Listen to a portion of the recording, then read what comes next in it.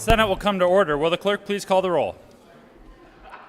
Senators Bridges, Buckner, Coleman, Cook, Coram, Danielson, Donovan, Fields, Gardner, Janal, Present. Gonzalez, Hanson, Henriksen, Heisey, Holbert, Jaquez Lewis, Kirkmeyer, Kolker, Lee, Liston, Lundin, Moreno, Pedersen, Priola, Rankin, Rodriguez, Scott, Simpson, Smallwood, Sonnenberg, Story, Here. Winter, Woodward, Zenzinger.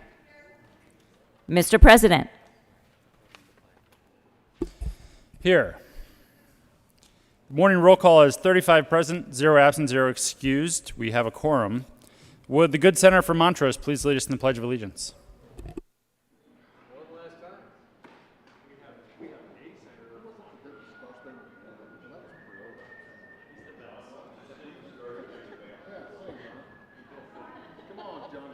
Thank you, Mr. President. I was expecting Senator Rankin to come down because he will be the new good senator representing Montrose. But please join me in the pledge.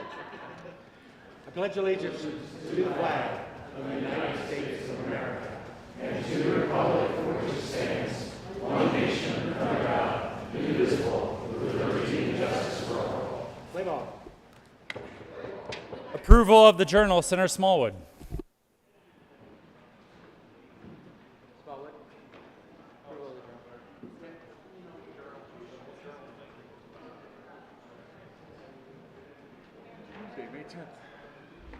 Thank you, Mr. President. I move that the reading of the journal for Tuesday, May 10th be dispensed with and the journal be approved as corrected by the Secretary. You have heard the motion. All those in favor say aye. Aye. All those opposed, no. The ayes have it, and that motion is adopted. Senate Services. May 11. Revised House Bill 1029, 1244, 1322, 1348, 1355, 1376, 1381, 1401, 1411, and 1418. Correctly re-revised House Bill 1001, 1026, 1050, 1061, 1107, 1132, 1223, 1230, 1248, 1274, 1321, 1328, 1358, 1361, 1388, 1391, 1400, 1412, 1413, 1414, 1415, and House Concurrent Resolution 1006 correctly enrolled. Senate Bills 612, 2740, 68, 69, 70, 141, 45, 151, 159, 65, 172, 165, 172, 183, 187, 188, 191, 195, 198, 200, 208, 211, 216, 217, 218, 227, and 237.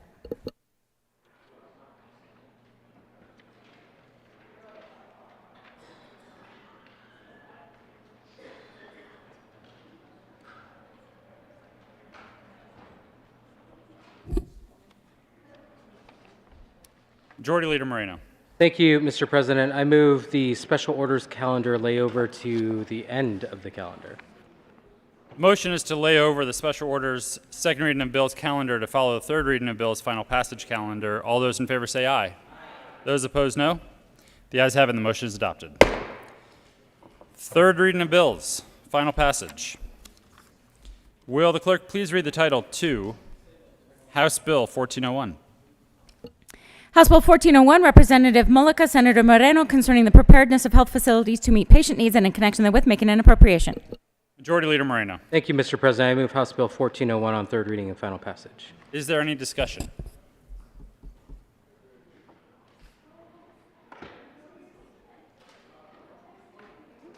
Senator Smallwood.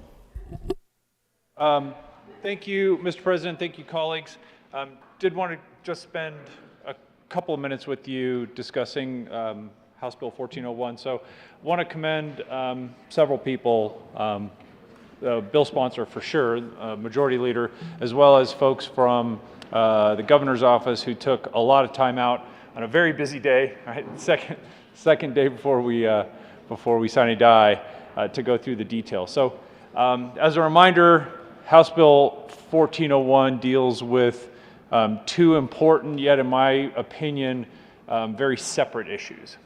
So I view this as kind of Section 1 and Section 2. So the first part of this bill really is creating a new committee that hospitals more or less have to institute, and it's a committee of nurses.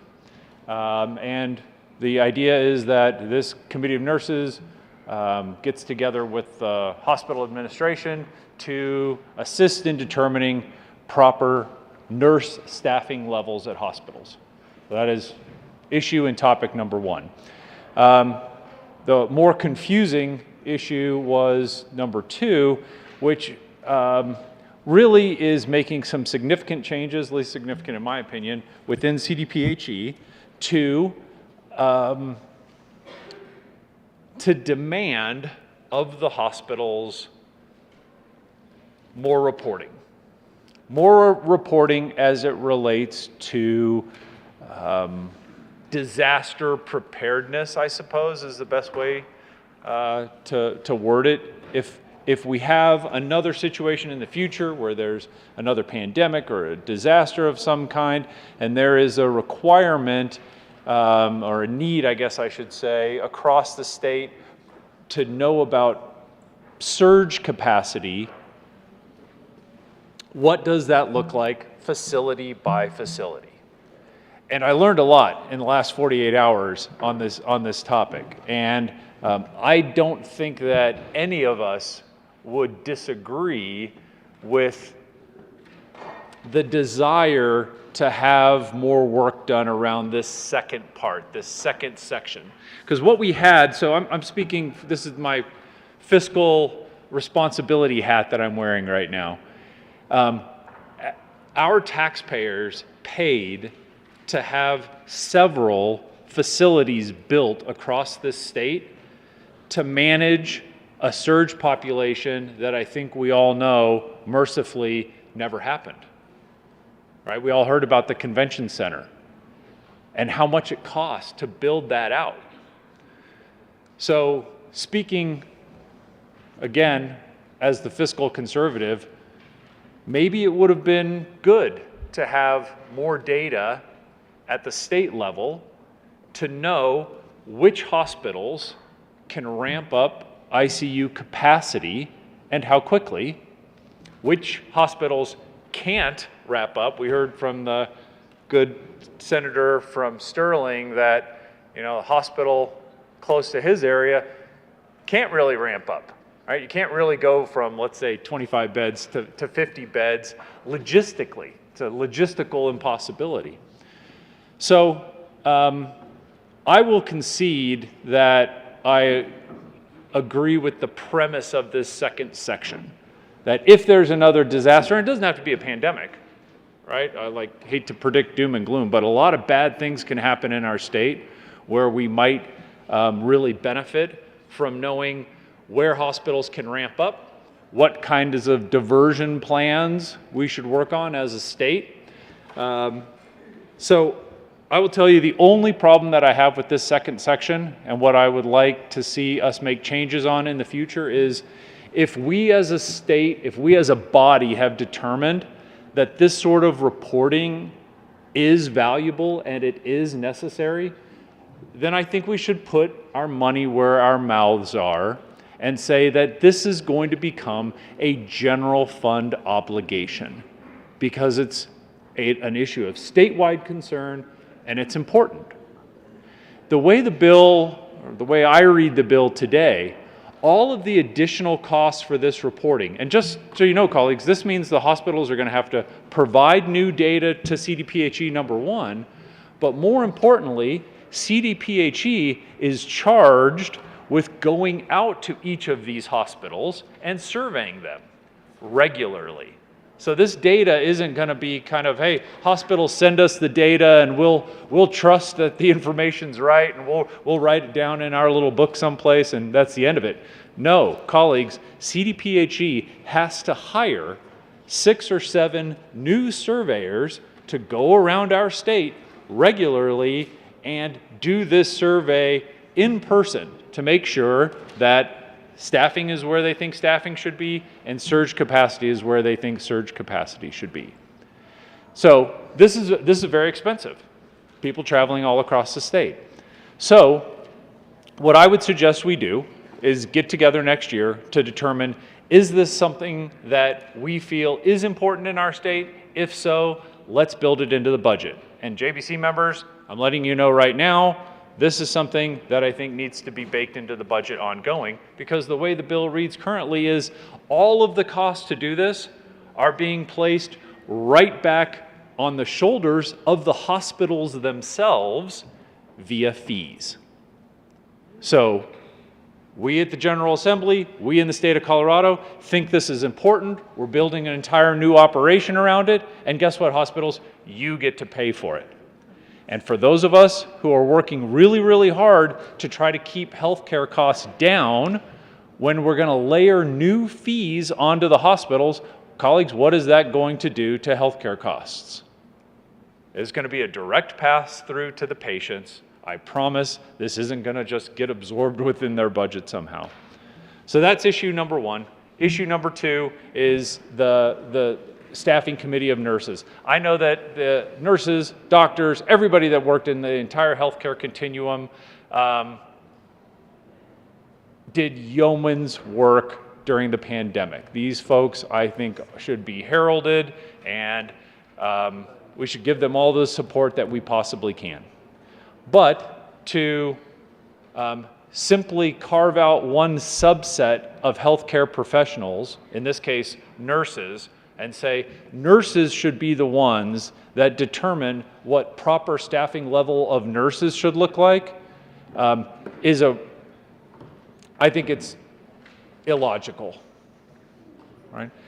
What group of nurses are going to get together with hospital administrators and say, you know what we really need? We really need fewer nurses. As us nurses all got together and talked about staffing, the conclusion we came to is there's just too darn many of us. We need to reduce the number of nurses on each floor. What are the odds, colleagues, that that is going to happen? Conversely, what are the odds that when nurses get together and create a committee and meet with hospital administrators, that maybe, just maybe, the conclusion that they come to is that 10 nurses is better than 5, and that 20 nurses is better than 10. I'm going to go out on a limb here and predict for you what the results of this first conclusion of the nurse committee is going to be after they meet with the hospital. I'm going to go way out on a limb on this one. Okay. So, on the mic, going out on a limb. Yeah. So, this is a foregone conclusion, colleagues. We're going to add nurses, and when we add nurses within a hospital, we're going to add staff. And when we add staff, it's going to cost more. And remember, we've passed bills here that have demanded of the hospitals, you have got to reduce costs. That is the demand that we have made with the bills that we have passed here. And colleagues, how are we going to, on one hand, demand that they reduce costs, and on the other hand, put them in a predicament where they are invariably going to need to add staff and have new fees layered on them.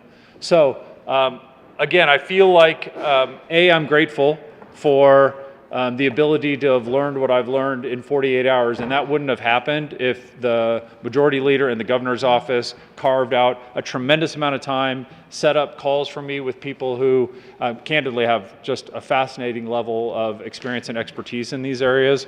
I really enjoyed the conversation and learned a ton. But it also created a little revelation for me that there's still work that needs to be done on this bill. I can't vote yes on this bill today. I understand those of you who can and will. But if it's something that we're going to pass, what I would ask is that we readdress this issue again next year. And I would readdress it in two ways. One, should nurses decide the level of nurse staffing? Should doctors decide the level of doctor staffing? Should janitors decide the level of janitor staffing? Or do we need to take another look at this committee and perhaps create a committee where the conclusion isn't so obvious even to the layperson? That's number one. And number two, I would really encourage us to take a look at the fees that we are now going to be levying on the hospitals and instead go back and say, you know what, we've thought about this and we don't think it's right to create and I don't want to be hyperbolic and say colossal enterprise or something like that. It's a couple $1 million and 7 people. Really, that's what we're talking about. But it doesn't advance the goal of lowering hospital prices. It's the opposite of that. So I would encourage us to come back and say, you know what, we decided this is important. It's important enough, issue of statewide concern for the health and safety of our population, or we are going to make it a general fund obligation. Colleagues, thank you for your attention. Mr. President, thank you very much. Majority Leader Moreno. Thank you, Mr. President. Well, colleagues, it's not the first time that the senator from Douglas County has eloquently eviscerated one of my bills. It won't be the last. Thank you for taking the time to have that conversation. We did bring in reinforcements because we knew we needed someone that could match the level of knowledge and experience that you have on this issue. So thank you for taking the time. The motion is the passage of House Bill 1401. Are there any no votes? Senators Sonnenberg, Heisey, Simpson, Lundin, Priola, Gardner, Liston, Kirkmeyer, Quorum, Rankin, Smallwood, Woodward, Scott, Cook. Minority Leader Holbert. With a vote of 20 ayes, 15 no, 0 absent, 0 excused, House Bill 1401 is passed.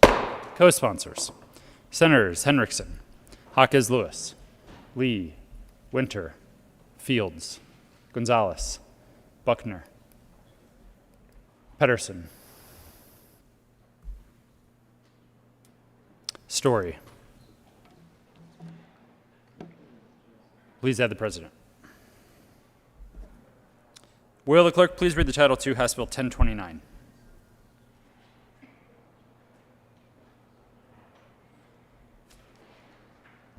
House Bill 1029, Representatives Byrd and Sandridge, Senators Coker and Priola, concerning a requirement that the state make an additional district direct distribution to the Public Employees Retirement Association to fully recompense the association for the cancellation of a previously scheduled July 1st, 2020 direct distribution. Senator Priola. Thank you, Mr. President. I move House Bill 1029 on third reading and final passage. Is there any discussion? Senator Colker. Thank you, Mr. President. This bill is a promise that has been made since 1931. It's a promise that's being kept to make sure that we are funding the pension for our state employees, for all of our members of PARA, which include our school districts, and I urge an aye vote. Minority Leader Holbert. Thank you, Mr. President. One of the more curious bills regarding PARA that I've seen in 12 years. The good senator from Adams County and I have disagreed on many different bills. We had a disagreement on a PARA-related bill this year that my friend from Sterling sponsored. But on this one, we stand united. I think it was just before the session began in Ledge Council or some executive committee meeting, we entertained this topic, and I had the perspective that, yes, the cut that was made in the first months of COVID was unfortunate, but it was understandable. The JBC had to cut some $3.8 billion, I think, out of a budget. And most people in Colorado don't know that that happened, and if they hear, they probably don't believe that government actually cut that much out of its budget. But we have to operate on a balanced budget. I have sponsored legislation that para-retirees, para-eligible employees in our state government have vigorously opposed. I was proud of former Senator Jack Tate and his negotiations. I think that was 200, if I remember correctly. And for those watching and listening online, those bill numbers are reused every year. It's the prefix. Senate Bill 200 doesn't always refer to one that was run by the House Majority Leader in either 2011 or 12, but we reuse those numbers.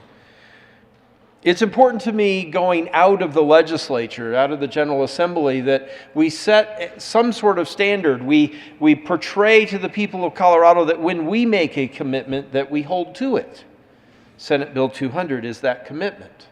That was a bipartisan bill that then Governor Hickenlooper came upstairs in a rather unusual effort to talk with colleagues in the other chambers how important it was that that bill happen. No one here caused COVID. The JBC worked hard in those early months of COVID to adapt to the projections that saw incredible downturn for our state budget, our economy, and para. I am grateful to the sponsors of 1029 because this not only restores the cut that was made to what we had committed to pay into para based on that grand negotiation of Senate Bill 200, but also helps to make up for the loss that the para board, the folks at para, experienced because we didn't send that payment. I'll be an aye vote because I think this is indicative of what government should do. We should be as trustworthy and accountable to our commitments as we expect the people of Colorado to be, based on the laws that we pass and we all must follow. I'll be an aye vote on House Bill 1029, and I will add my name as a co-sponsor because I think this is the right thing to do.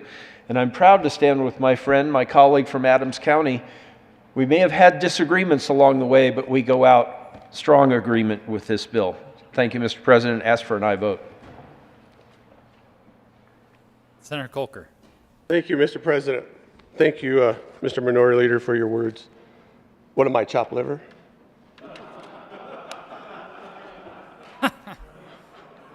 Minority Leader Holbert. Thank you, Mr. President. No, Senator, you are not chopped liver. If I hadn't have moved to Douglas County, you would be my senator. Thank you. Thank you. In eloquently going over what I did in, 2 sentences, and you were able to expand and I think do a more profound reasoning of why we need to do this. And I appreciate those words because it is about our history. And para being around since 1931 has been around since before Social Security was enacted, if you want to talk about history. And it's a promise that we have to keep on keeping on. We have to keep it. I studied Senate Bill 200. This is my area of expertise in the professional world. This bill will make up that 225 and then some early for the foreseeable future, but it is a subject that we need to revisit and make sure that next year and the years going forward that we're able to continue these promises. So thank you again for your words. Senator Liston. Thank you, Mr. President, and I want to thank the sponsors of this bill. It's very important that we keep para strong and vibrant. sorry to have to be Debbie Downer here today, but I'll just want to give us a dose of reality that as important as it is, which it is important, to fully fund para. Believe me, they're going to need it because the latest economic numbers are out, and inflation for April is up 8.3%. Natural gas prices have doubled over the last year. Diesel prices are now over $5.55 a gallon. That's up 87% from just 1 year ago. Interest rates, the bond market has most people don't follow the bond market, but the bond market has been a total debacle, which is para is heavily invested in. The Dow Jones Industrial Average year to date is down over 11%. NASDAQ is down over 25%. The S&P 500 is down over 16%. And para is going to need all the help it can get. And I just wanted to kind of highlight what Americans are struggling, because not all Americans have para. And para still has a huge unfunded liability of some $30+ billion. But I just wanted to give a dose of economic reality to all of us. Senator Lundin. Good morning, Mr. President. Thank you. I rise in support of 1029. And this is an interesting juxtaposition. It's one of those experiences we get in policymaking where you're uncomfortable, you don't quite, but it's the right thing to do. I have, and will take this opportunity to recite again some of the concerns I have around the governance structure of para. How it chooses to govern itself, I think that leads to some policies that are suspect or at least challenging. And we need to continue to look into para and how it governs itself, how it manages itself, how in some ways the fox is guarding the hen house. And we can have a big policy conversation about that. And I really would like to lean into that. But as somebody who has delved a little bit in the financial markets over time, there's a secret to investing. And that secret is this: buy low, sell high. And there is an opportunity right now. It bumps up against a conversation that I raised at the well when we were talking about what I perceive to be the excessive reserves that we are retaining in our general fund balances at a time when we will get a 2% bond rate return on that. And the things that we would buy are going to cost us 8%, 10%, 20% more in a year or two from now. And we should be investing in the hard infrastructure of Colorado instead of reserving money at 2%. Well, this is the flip side of that same conversation. If we take some of that excess general fund reserve, we put it into para at this time, it gives para, which has financial problems, an opportunity to buy low and potentially sell high. And so it is for that set of reasons, and for the opportunity to stand in the mic one more time and say, I think we need to look at the governance of how para manages itself, that I rise to support House Bill 1029. Thank you, Mr. President. Senator Kolker. Thank you, Mr. President. Thank you to the senator from Monument. Boy, we might be working together really hard next year, all right, because our views are very, very similar. And obviously, we must be in the same industry. So I appreciate your words. Again, good bill, everyone. Please vote aye. Thank you. The motion is the passage of House Bill 1029. Are there any no votes?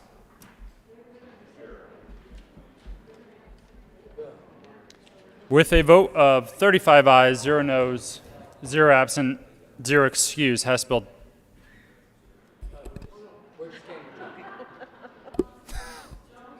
House Bill 1029 is passed. Co-sponsors: Minority Leader Holbert, Senators Scott, Rankin, Sonnenberg, Cook, Liston, Gardner, Jaquez Lewis, Simpson, Majority Leader Moreno, Fields, Henriksen, Hansen, Rodriguez, Gonzalez, Smallwood, Gonzalez, Buckner, Lee, Winter, Pedersen, Zenzinger, Story, Janal, Quorum, Lundin, Donovan, Woodward, Kirkmeyer,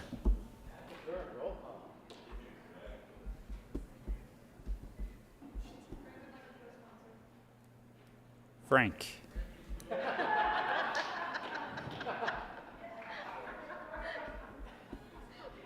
please have the president. Will the clerk please read the title to House Bill 1322?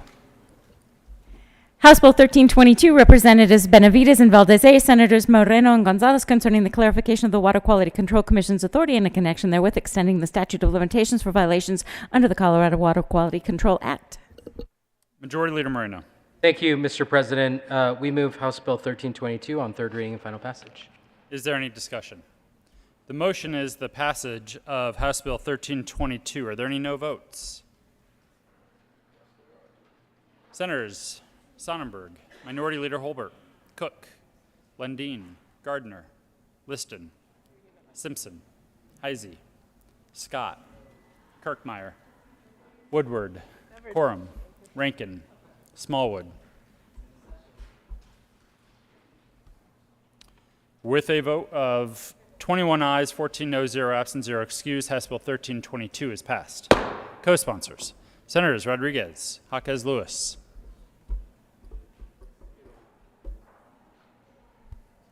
Winter, Story, Hanson, Pedersen, Buckner, Lee.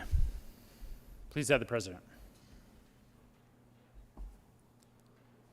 Will the clerk please read the title to House Bill 1348? House Bill 1348, Representatives Froelich and Caraveo, Senator Winter, concerning enhanced oversight of the chemicals used in oil and gas production and in connection therewith making an appropriation. Senator Winter. Thank you, Mr. President. I move House Bill 1348 on third reading and final passage, and I ask for a third reading amendment. Senator Winter, will you please explain the need for a third reading amendment? Well, we eliminated the trade secret piece of reporting chemicals to the COGC. We didn't mean to completely eliminate a definition in code, and this was caught by the American Chemistry Council, and so we want to make sure that the definition's still there, but it doesn't impact the impact of the bill. We just don't delete a definition.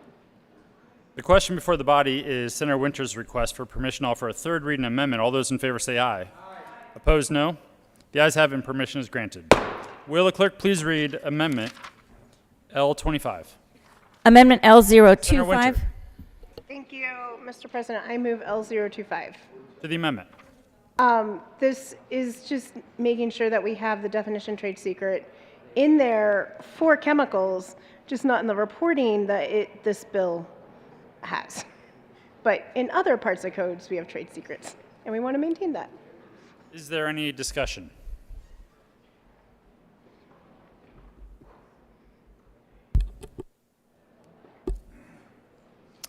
Seeing none, the motion is for the adoption of Amendment L25 to House Bill 1348. Are there any no votes?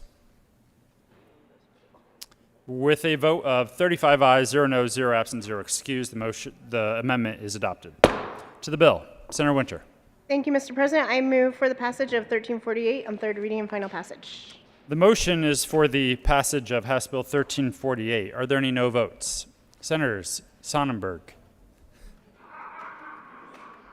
Heisey, Simpson, Lundin, Gardner, Liston, Kirkmeyer, Quorum, Rankin, Smallwood, Priola, Woodward, Scott, Cook, Minority Leader Holbert. With a vote of 20 ayes, 15 noes, 0 absent, 0 excused, House Bill 1348 is passed. Co-sponsors, Senators Gonzalez, Majority Leader Moreno, Jaquez Lewis, Hanson, Lee, Buckner, Story, Janal, Zenzinger, Pedersen, Donovan.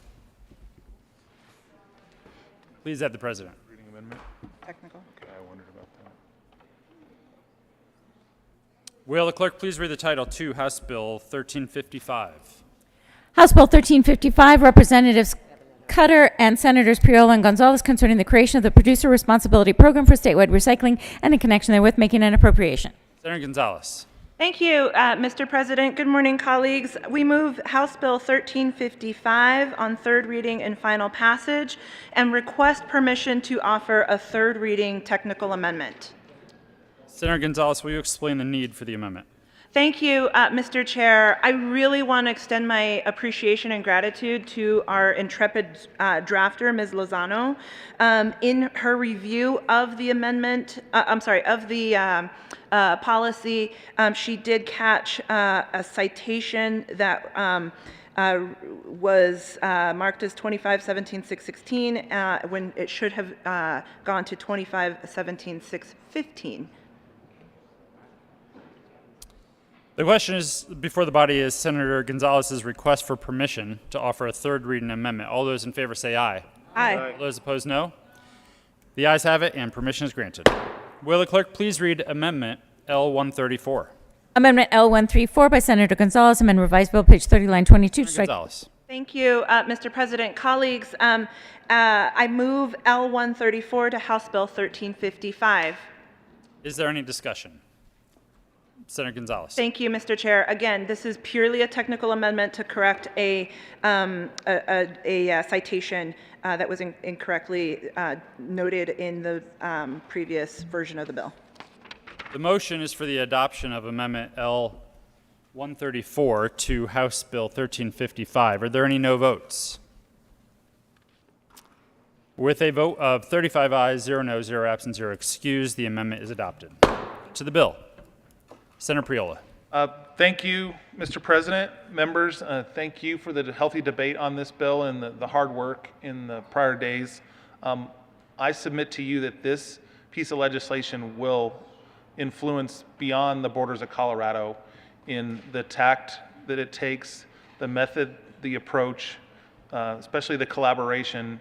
It takes the really good parts of what other states, countries, and continents have done, and it does it in a uniquely Colorado manner that I believe many of our neighboring states will copy very soon. And the benefits to our supply chain, to our healthy job market, plus the benefits to our environment, our children will benefit from. And I ask for an aye vote on House Bill 1355.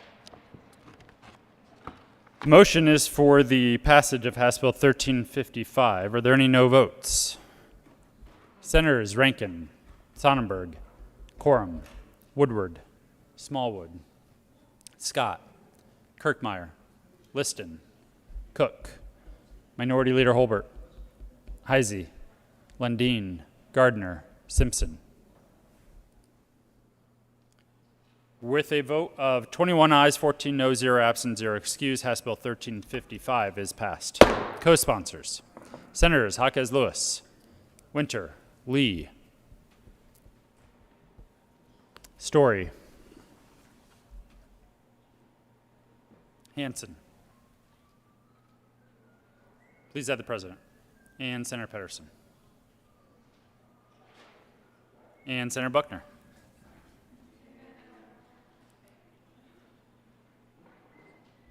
Will the clerk please read the title to House Bill 1376? House Bill 1376, Representatives Harrod and Young, Senators Priola and Winter concerning supportive learning environments for K through 12 students and in connection therewith making an appropriation. Majority Leader Moreno. Thank you, Mr. President. I move House Bill 1376 lay over to the bottom of the third reading calendar. The motion is for 1376 to lay over to the bottom of the third reading of bill's calendar. All those in favor say aye. Aye. All those opposed, no. The ayes have it. Motion is adopted. Will the clerk please read the title to House Bill 1411? House Bill 1411, Representatives McCluskey and Harrod, Senator Moreno, concerning measures to ensure the state's compliance with the requirements related to the federal coronavirus state fiscal recovery fund created in the Federal American Rescue Plan Act of 2021 in connection therewith, making an appropriation. Majority Leader Moreno. Thank you, Mr. President. I move House Bill 1411 on third reading and final passage and request permission to offer a third reading amendment. Will the Majority Leader please explain the need for a third reading amendment? Thank you, Mr. President. Colleagues, I don't like this as much as you do. You don't. But our amazing drafters did catch that there are some incorrect cross-references in the bill, so correcting those, and then just making sure that we have the dollar amounts in the bills exactly right. I ask for your forgiveness. The question before the body is the request for permission to offer a third reading amendment. All those in favor say aye. Aye. All those opposed, no. The ayes have it and permission is granted. Will the clerk please read Amendment L12 to House Bill 1411? Amendment L012, Senator Moreno. Majority Leader Moreno. Thank you, Mr. President. I move Amendment L012. To the amendment. Thank you, Mr. President. As I mentioned, corrects a cross-reference and just make sure that we have the right dollar amounts listed in the bill. The motion is for the adoption of Amendment 12 to House Bill 1411. Are there any no votes? With a vote of 35 ayes, 0 no, 0 absent, 0 excused, the amendment is adopted. To the bill. The motion before the body is the adoption of House Bill 1411. Are there any no votes? Senator Sonnenberg, Heisey, Lundin, Gardner, Liston, Kirkmeyer, Quorum, Smallwood, Woodward, Scott, Cook, Minority Leader Holbert. With a vote of 23 ayes, 12 no, 0 absent, 0 excused, House Bill 1411 is passed. Co-sponsors.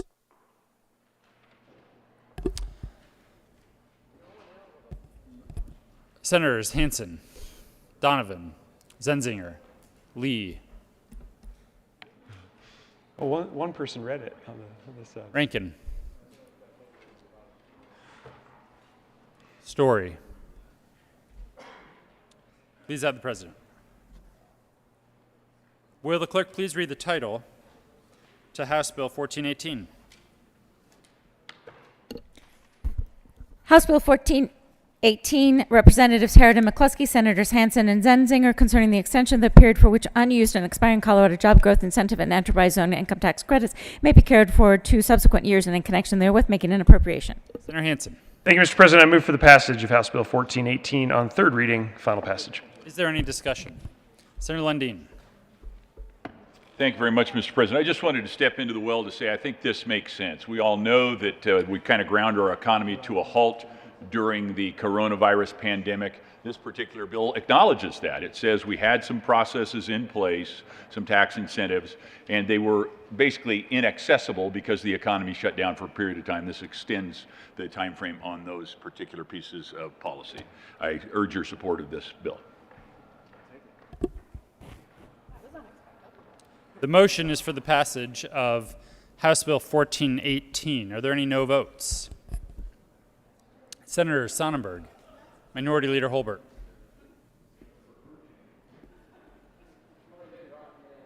With a vote of 33 ayes, 2 no, 0 absent, 0 excused, House Bill 1418 is passed. Co-sponsors. Senators Rankin,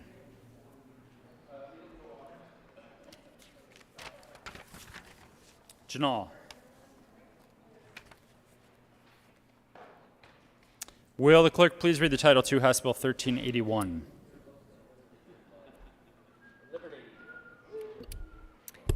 House Bill 1381, Representatives Satone and McKean, Senators Winter and Woodward, concerning the creation of a geothermal energy grant program to facilitate the development of geothermal energy resources.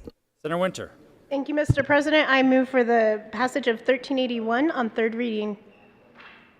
The motion is the passage of House Bill 1381. Are there any no votes? Look at this.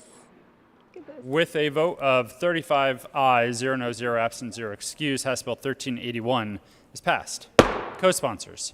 Senators Simpson, Rankin, Donovan, Colker, Hanson, Lee, Majority Leader Moreno, Buckner, Quorum, Pedersen, Danielson, Janal,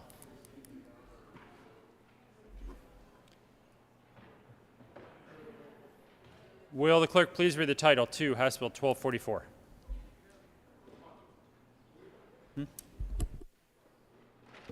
House Bill 1244, Representatives Kennedy and Gonzalez Gutierrez, Senator Gonzalez, concerning measures to increase public protection from toxic air contaminants and in connection therewith making an appropriation. Senator Gonzalez. Thank you, Mr. President. Colleagues, I move House Bill 1244 on third reading and final passage. Is there any discussion? Senator Lundin. Thank you, Mr. President. I request permission to offer a third reading amendment. Senator Lundin, will you please explain the need for a third reading amendment? Thank you very much, Mr. President. I appreciate the opportunity to do exactly that. This bill was subject to significant discussion and amendment on the move yesterday afternoon, starting about 4 o'clock and through the end of the day.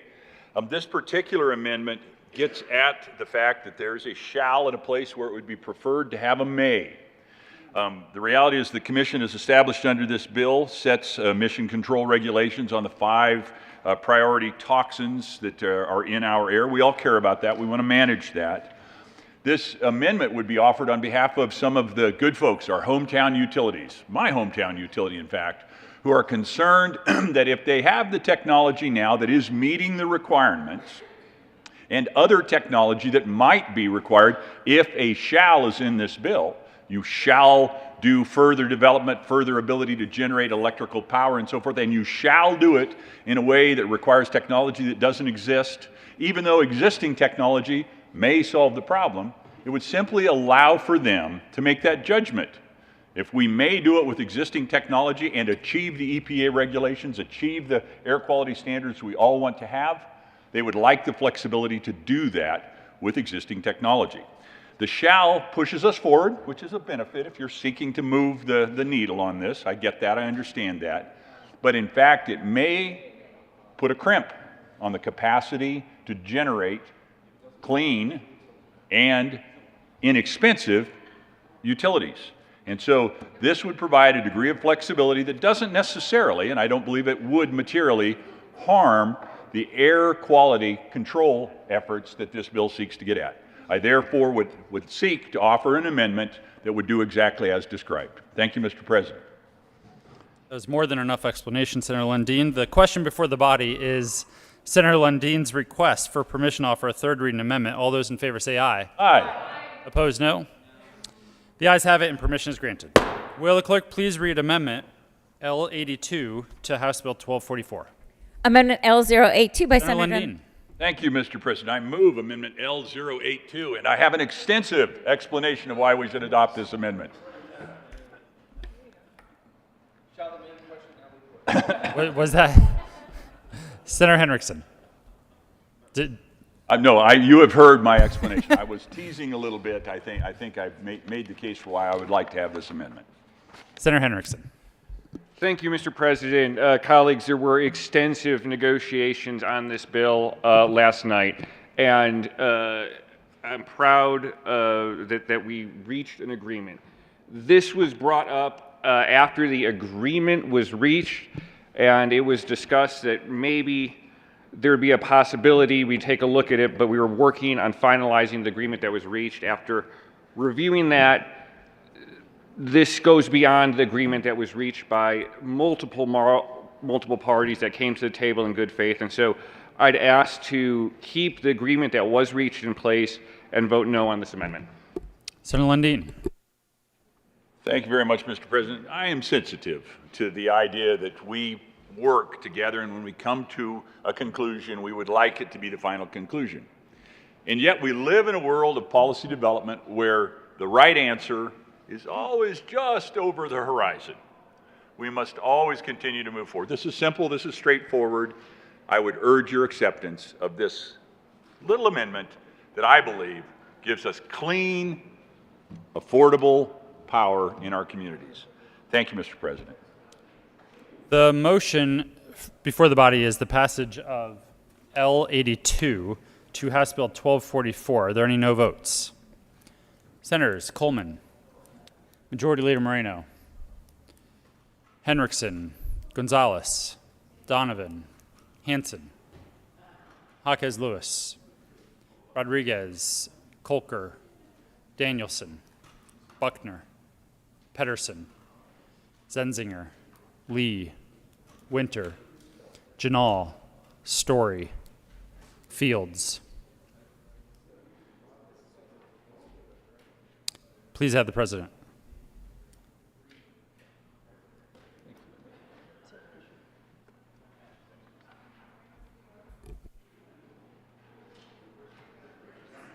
Where's Jeff?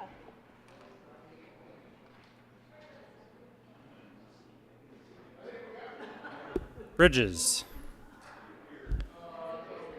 With a vote of 15 ayes, 20 noes, 0 absent, 0 excused, L82 fails. To the bill, Senator Gonzalez. Thank you, Mr. President. Colleagues, a couple of weeks ago, my husband got sick. And at first, he had to deal with all of the PTSD and anxiety from the fear of thinking that he might have gotten COVID. But he didn't. It was just a regular spring cold. But then as the days dragged on, he just wouldn't get better. It's that kind of rattling, wheezing that would wake him up from his sleep. And nothing freaks you out more than hearing the person you love not be able to breathe. He landed in urgent care, and the doctors told him that his pneumonia had been aggravated by his asthma. The asthma that he's had since he was a kid, growing up in the north side of Denver and in unincorporated Adams County. I have to admit that I haven't always taken asthma seriously, because I grew up on a ranch 30 miles from town, working with cattle and horses and dogs, and I didn't really know as a kid what asthma was. In my head, it was a thing that city kids got because they didn't have the benefit of ranch work. As it turns out, it's not the lack of ranch work. It's about too many Coloradans unknowingly living in the shadows of corporate toxic polluters who spew deadly chemicals and known carcinogens into our air, obliterating Colorado's air quality. There is an enormous amount of scientific research that points to the relationships between air quality and our health outcomes, our educational outcomes, our work performance, our life expectancy. And as anyone who has tried to breathe in the Denver metro area this past summer knows, Colorado is facing an air quality crisis. The EPA's recent downgrade of the Denver metro area to a severe ozone air quality violator is but further confirmation that our state has a lot of work to do to clean up our air. I want to name that ozone isn't the only problem, that communities across the state, in my district and across this state, Coloradans are exposed to high levels of these air toxics like benzene and hydrogen cyanide, that unlike with ozone pollution, the state does not have a plan to protect its citizens from the hazards of inhaling these toxic chemicals. In most instances, we don't even have a plan to notify Coloradans about what they might be breathing every day. And so when you mix this toxic pollution with ozone, it means even more dangerous and cumulative health impacts. The air quality crisis that we are navigating as a state impacts everyone. And it's the people who have been impacted most, who have done the work, built the coalition, in their communities and across this state that led to what you all are now considering before you, House Bill 1244.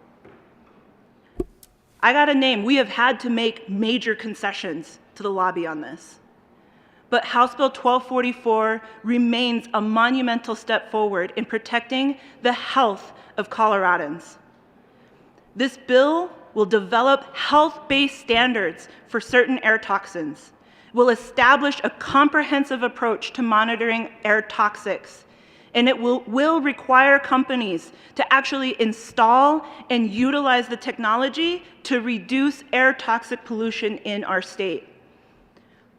We must pass legislation like the one before us today, House Bill 1244, to directly and swiftly reduce air pollutants and air toxins if we are going to truly call this legislative session a victory for air quality. It is in that spirit, colleagues, that I ask for an aye vote on House Bill 1244. The motion is for the passage of House Bill 1244. Are there any no votes? Senators Lundin, Simpson, Heisey, Sonnenberg, Rankin, Corum, Kirkmeyer, Liston, Minority Leader Holbert, Cook, Scott, Woodward, Smallwood, Gardner. With a vote of 21 ayes, 14 no, 0 absent, 0 excused, House Bill 1244 is passed. Co-sponsors, Senators Donovan, Winter, Majority Leader Moreno, Hansen, Danielson, Kolker, Pedersen, Buckner, Lee, Janal, Story, Jaquez Lewis.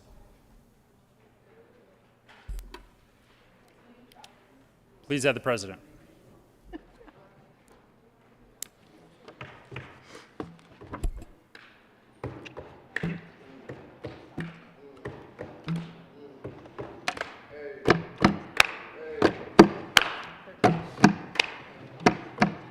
Last third reading. Will the clerk please?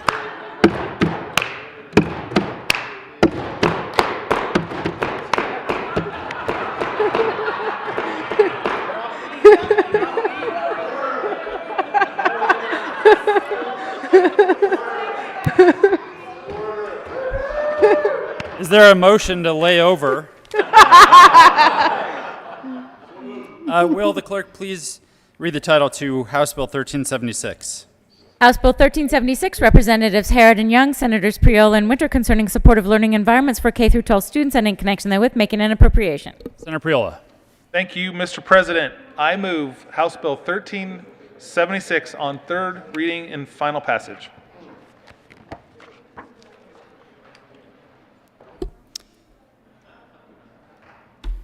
Is there any discussion?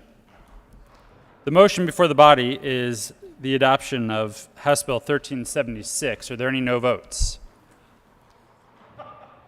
Senators Sonnenberg, Heisey, Simpson, Lundin, Gardner, Liston, Kirkmeyer, Rankin, Smallwood, Woodward, Scott, Cook, Minority Leader Holbert.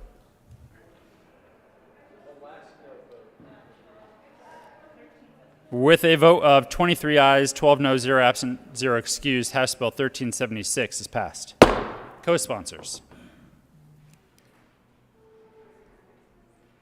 Senators Coleman, Jaquez Lewis, Bridges, Henriksen, Buckner, Lee, Majority Leader Moreno, Danielson, Gonzalez, Pedersen.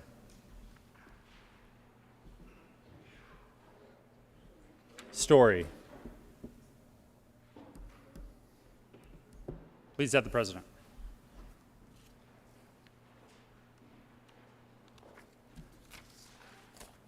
Members, there's a special person in the chamber.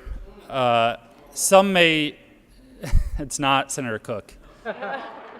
So some may remember him as the best senator from Senate District 33.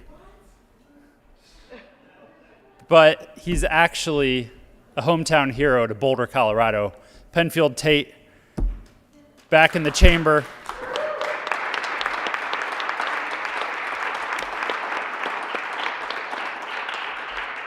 Good to see you, Senator, and thanks for joining us this morning. The following senators are appointed as members of the First Conference Committee on House Bill 1390. Senators Zenzinger, Chair, Bridges, and Lundin. And the following senators are appointed as members of the First Conference Committee on Senate Bill 120. Senators Janal as Chair, Lee, and Corum. Message from the House. May 11, 2022, Mr. President, the House has adopted and transmits herewith House Joint Resolution 1025 is printed in House Journal, May 11, 2022. Introduction and consideration of resolutions and memorials. Will the clerk please read the title to House Joint Resolution 1025?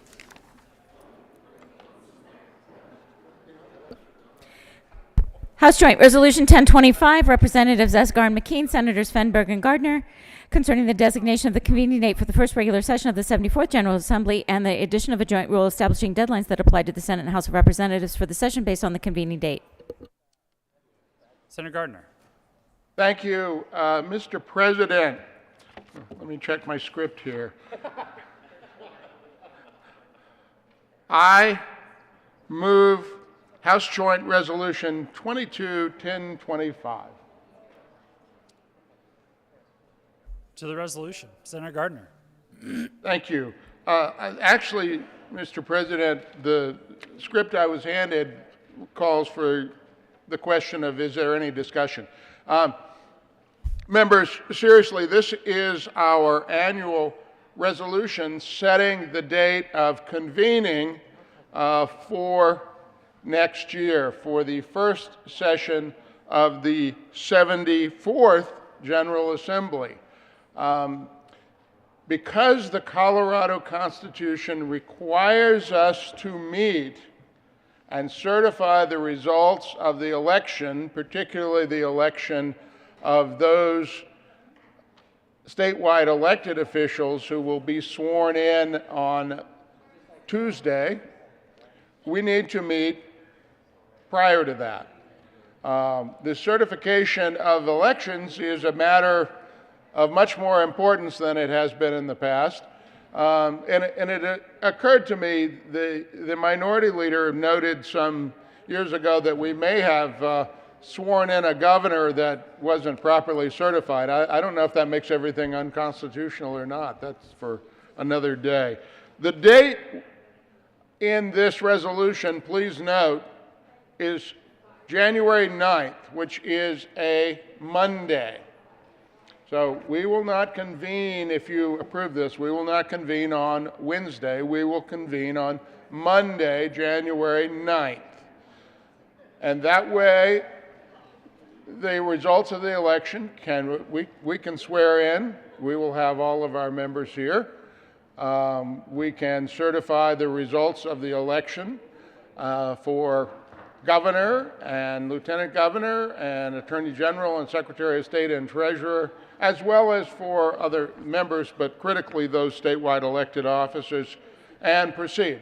That also means, if you follow how these things go, that the first session of the 74th General Assembly will end on Monday as well, which will make for an interesting last 3 days of the session, or the last 3 working days of the session. But that will be the responsibility of whoever might be running the calendar at the time. So, members, I'm used to being able to come down and complain about the date that has been chosen by leadership, but since they put me on the resolution this year, I will urge an aye vote for Joint Resolution 22, House Joint Resolution 22-1025.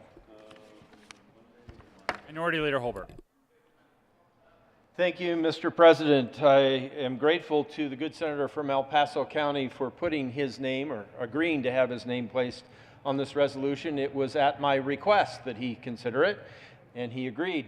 it does offer an ironic opportunity for me to come down and rail against the resolution, because there's no reason that you should come in as late as the 9th. You have the opportunity to do this on the 2nd, which is also a Monday and also before.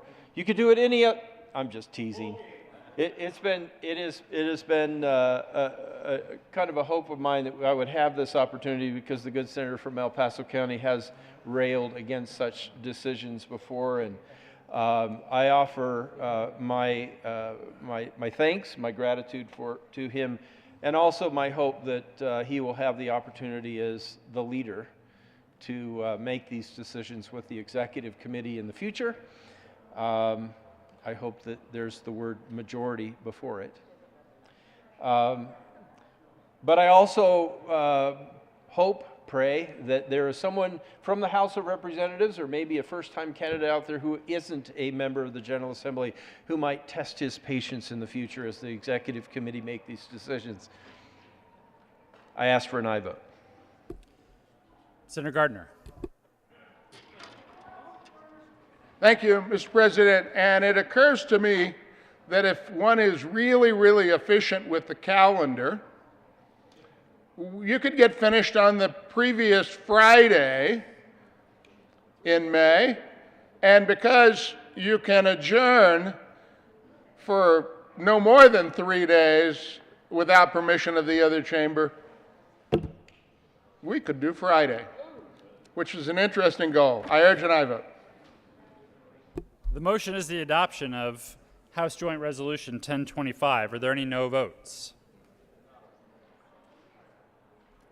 With a vote of 35 ayes, 0 no, 0 absent, 0 excused, the resolution is adopted. Co-sponsors. Senators Cook. You're not going to have to be here for it. Lundin.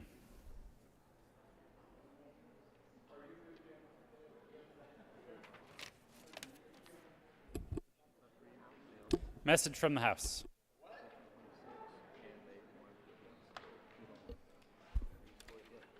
May 10th, 2022, the House has voted to concur in the Senate amendments to House Bills 1272, 1083, 1133, 1347, 1067, 1114, 1301, 1243, 1285, 1317, 1052, 1218, 1284, 1350, 1010, 1014, 1042, 1217, 1220, 1267, 1278, 1289, 1304, 1325, 1349, 1354, 1359, 1364, 1365, 1402, 1013, 1256, 1077, 1287, 1387, 1006, 1149, 1246, 1283, 1004, 1011, 1012, 1115, 1119, 1122, 1131, 1151, 1233, 1281, 1302, 1303, and 1308, and has repassed the bills as so amended. The House has voted not to concur in the Senate amendments to House Bill 1390 and request that a conference committee be appointed. The Speaker has appointed Representatives McCluskey, Chair, McLaughlin, and Geithner as House conferees on the first conference committee on House Bill 1319. The bill is transmitted herewith. The House has voted not to concur in the Senate amendments to House Bill 1326 and request that a conference committee be appointed. The House has granted authorization to go beyond the scope of the differences. The bill is transmitted herewith.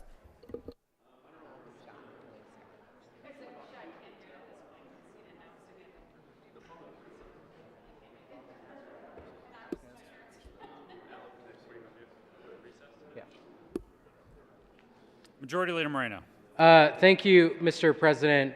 Colleagues, as usual, the Senate is the epitome of efficiency. So we actually can't do anything else until the House gets its act together and sends us more actions. So,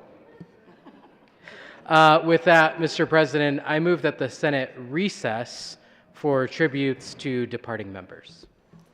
You have heard the motion. All those in favor say aye. Aye. Opposed, no. The ayes have it, and the Senate will stand in recess.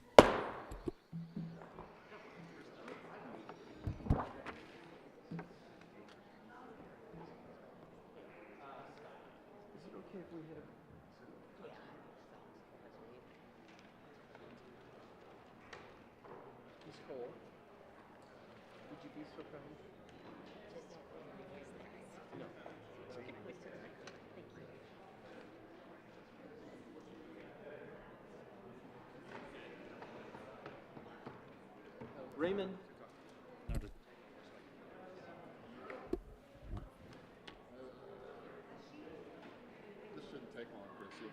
Minority Leader Holbert. Thank you, Mr. President. The third in this series of eulogies to the living is for a friend. I'll tell the stories in a bit, but it's our opportunity now to offer a friendly, maybe somewhat humorous farewell to Senator Ray Scott. I would ask the reader to please read the tribute to Senator Scott. The Senate of the Colorado Legislature convened in the second regular session of the 73rd General Assembly hereby extends our sincerest congratulations, commendation, and thanks to Ray Scott, Senate District 7. Senator Scott was elected to serve in the 68th, 69th, 70th, 71st, 72nd, and 73rd General Assemblies, where he represented his fellow citizens with dedication and honor. During his tenure with the Senate, he served with distinction as the Assistant Majority Leader and Minority Whip. Senator Scott was the chair of the State Veterans and Military Affairs Committee and the vice chair of the Transportation and Energy Committee. He also served on the Finance and the Agricultural, Natural Resources and Energy Committees, as well as served on the Legislative Council Committee. The citizens of Colorado and the members of the Senate express gratitude for Senator Scott's exemplary service to our great state and wish him well in his future endeavors. Given this 11th day of May 2022, State Capitol, Denver, Colorado, Steve Fenberg, President of the Senate. Minority Leader Holbert. Thank you, Madam President. I first heard from Ray Scott in 2010. Please be seated. You don't want to stand up for 7 or 8 whole minutes while we do this. In 2010, I ran for State House, and one day my phone rang, and there was this guy on the other line explaining that he was running for State House out in Mesa County. He talked with me about needing to secure support from endorsements from conservatives in the state legislature, and I wasn't a member, but because of my work in the prior 8-10 years, I had helped many of them get elected. We talked, and I asked my series of sort of litmus test questions, and he passed, and I started making calls, and pretty soon Ray Scott for State House started announcing endorsements from folks like Ted Harvey and Kent Lambert and others. We came into the House together and went to new legislator orientation. I think Ray mentioned it last night during my tribute, but we went through that new legislator orientation. I think it was in the second round of that Ray asked the question, well, when could he start drafting bills? And I said, about 3 weeks ago. And I came in having waited nearly 10 years to run, 8 years for a specific seat. I had my 5 bills already planned. I had 1, 2, 3, 4, 5. And as soon as I was eligible, the Wednesday after Election Day, I was drafting bills. Ray shared last night that during orientation, that Thursday that we came in to elect Speaker McNulty and House Majority Leader Amy Stevens, that was really his first trip to the state capitol. Baffling to me, not criticizing it, but just baffling to me as to how someone can come in and go through orientation and learn where everything is, how this process works, when they can start drafting bills. I had at least 7 years to prepare for all that. Ray and I came in together, and over these past 12 years, Ray and I had the opportunity to serve in the majority 6 years and the minority 6 years. Senator Coram came in that same class and came over to the Senate with a vacancy of Ellen Roberts, just slightly behind us. I don't mean to discount that. But Ray and I, obviously, are the political geniuses in this chamber, because after a long drought in the State House, we ran in 2010 and Republicans took the majority.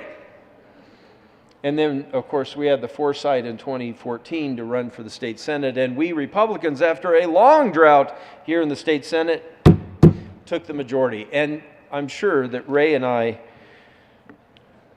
deserve all the credit for that happening. Actually, no. We benefited from people who worked really hard, like Frank McNulty and Amy Stevens, and over here, Bill Cadman and Mark Scheffel. We were the beneficiaries of that. But Ray also shared that in 2016, he and I were elected as majority leader and assistant majority leader. And we had these two offices, I think the best two offices, at least in the legislative branch, maybe in the state capitol. And we spent a lot of time getting to know each other. And I just want to say thank you to my friend Ray, Senator Scott, because majority leader is a big job. I've described it before as juggling BBs and bowling balls. There's 100 BBs and 10 bowling balls in the air, and you can't let any one of them drop. And Ray was consistently my eyes and ears. He would come in and say, hey, I need to let you know what's going on, what the talk is out there, what's happening in this committee, what's happening with these bills between the two chambers. That's incredibly valuable. But even more so is that he was almost always here in the morning before me, and when you're the majority leader, you're needed here on the floor early on, and as he noted, I would very often call ahead and say, hey, can you do my job for me? Can you step in and make these motions, get this organized? And I truly don't remember a day where Ray said, no, I'm not there, I can't do it. We were a great team those 2 years. And those are some of my most fond memories of my time here in the Senate. What matters most, what helps the most, is a sense of humor. Laughing in times of stress, turmoil. There wasn't a lot of turmoil, but there was some. And Ray's sense of humor is something that I relied on. My mom taught me at an early age, in times of stress and struggle, remember to laugh at yourself. Be able to laugh at your circumstances. And Ray knows that gift very, very well. It's hard, as I've shared in my closing comments on my tribute, it's hard to leave this place because it is so important to me. It has been such a big part of my life for nearly 20 years. There were a couple of years for me that I was away in between the lobby and being a candidate. But it's also hard because there are friendships that have been built here. People I didn't know before I ran. This place was new to Ray. Ray was new to me when we got to this place as elected members. But I hope that Ray Scott and Chris Holbert will remain friends. Not just saying that, not just cordial, but maybe in times of stress, he'll text me or I'll text him, or if I'm in western Colorado, which I plan to be, my sons and I love to hunt and fish and hang our hammocks between trees, and there's hardly a better place than Mesa County. But I'll miss seeing Ray on a day-to-day basis because Ray Scott is my friend. We share a sense of humor. Sometimes it might get a little dark. But all the time, I appreciate Ray because he's not afraid to make fun of himself. And if self-deprecation is outlawed, then only we outlaws will self-deprecate. Never get too proud of yourself that you can't laugh at yourself. And, well, today is our last general session day, and it's time to say goodbye to this magnificent place. I'm not going to say goodbye to Ray Scott, because I know and I look forward to spending time with him, maybe over margaritas in Florida or maybe over a cold beer in Mesa County. But I'm going to step aside now and let others come down and talk about Senator Ray Scott. But, buddy, thank you for the past 12 years. Thank you for your support when we sat in those two offices over there. And I look forward to spending time with you after this adventure is over. God bless you, Ray Scott. Senator Cook. Thank you. Thank you, Madam President. What can you say about Ray that hasn't already been said? But I first met Ray in baby legislator training. You know, after you get elected, they have breakfast for you, and you come down and you learn about how this place operates. And we came in together at the Senate at the same time, and he was already in the House, but he came over to see how things were done in the Senate. And I'm meeting him over, like you said, the baby legislative training, having breakfast, and my first impression is like, hey, this guy's pretty funny, and you know, this guy's going to be a hoot to work with. And overall, I wasn't wrong, but you know, and it proved me out over the years. You know, it's like when I think of government, how it should be, I believe in laissez-faire. And I think that's what Ray is.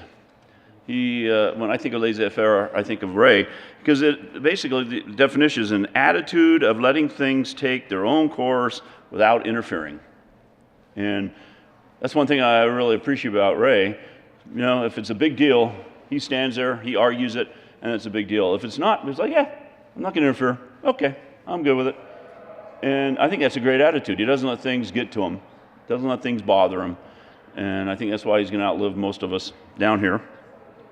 You know, the beauty of this place is you get to meet all different kinds of people. You know, in law enforcement, they're pretty much all the same. You know, and pretty much the same ideas, same values. And here you get to hear different kinds of, you meet all different kinds of people with different views and values. And like I said, that's the beauty of this place. And you know, Ray brings a different perspective and expertise to this building that I think is going to be missed. Certainly there are going to be people to backfill some of his knowledge, but you know, he has the expertise in oil and gas issues, a staunch defender of oil and gas on the Western Slope. Construction, has an expertise on construction, and he comes down here and he talks and defends those things. And so I know he's going to be missed there. You know, and the 99% of the time we've had a good time and had fun. And the beauty also is you can disagree on something, get mad at somebody, and the next day you're joking around and having fun again. And one of my kind of favorite, I hope I'm not opening up old wounds here. When we were in the majority, Ray had a water bill up in in committee, and we didn't like it. The Dems didn't like it. And Ray didn't know that. I think he thought that it was going to pass, and he thought he had the Dems and maybe one other member from us. And Ray comes to me and asks me, I go, well, Ray, I can't support this bill. And he goes, well, all right, well, fine, that's fine. It'll pass, don't worry.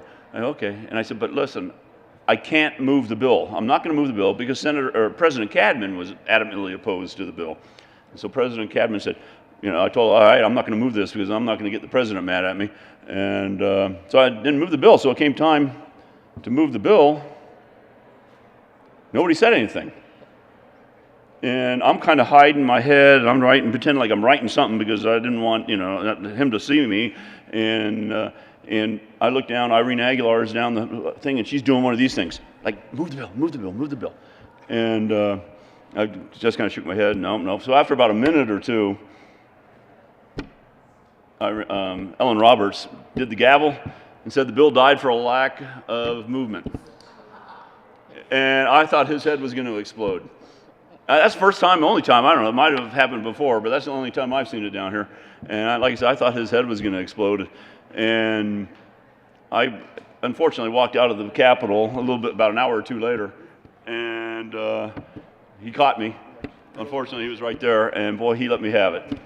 And I tried to explain to him that, hey, dude, I told you I couldn't move the bill. But he just was ranting and raving, and like I thought he might have punched me. But in between time, he went down to the bill drafter and pulled the bill for that very next year.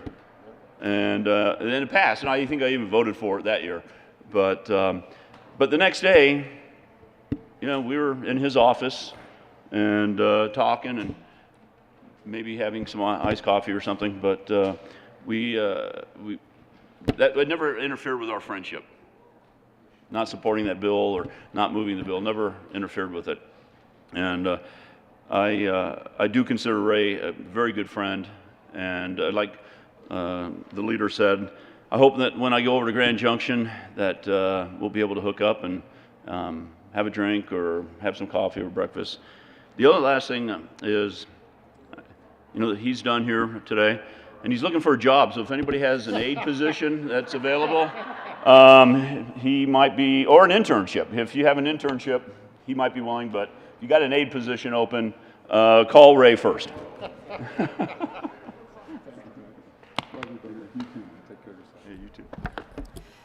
Senator Lundin. Thank you very much, Madam President Pro Tem. Can you hear me? Is my audio coming through okay? Yeah, Senator Lundin, thank you for joining us remotely. Please go ahead. Yes, I just wanted to say that no tribute of Ray Scott would be appropriate if delivered in person, and I prefer to do this remotely in acknowledgement of the great skills and strategy and style of Senator Ray Scott.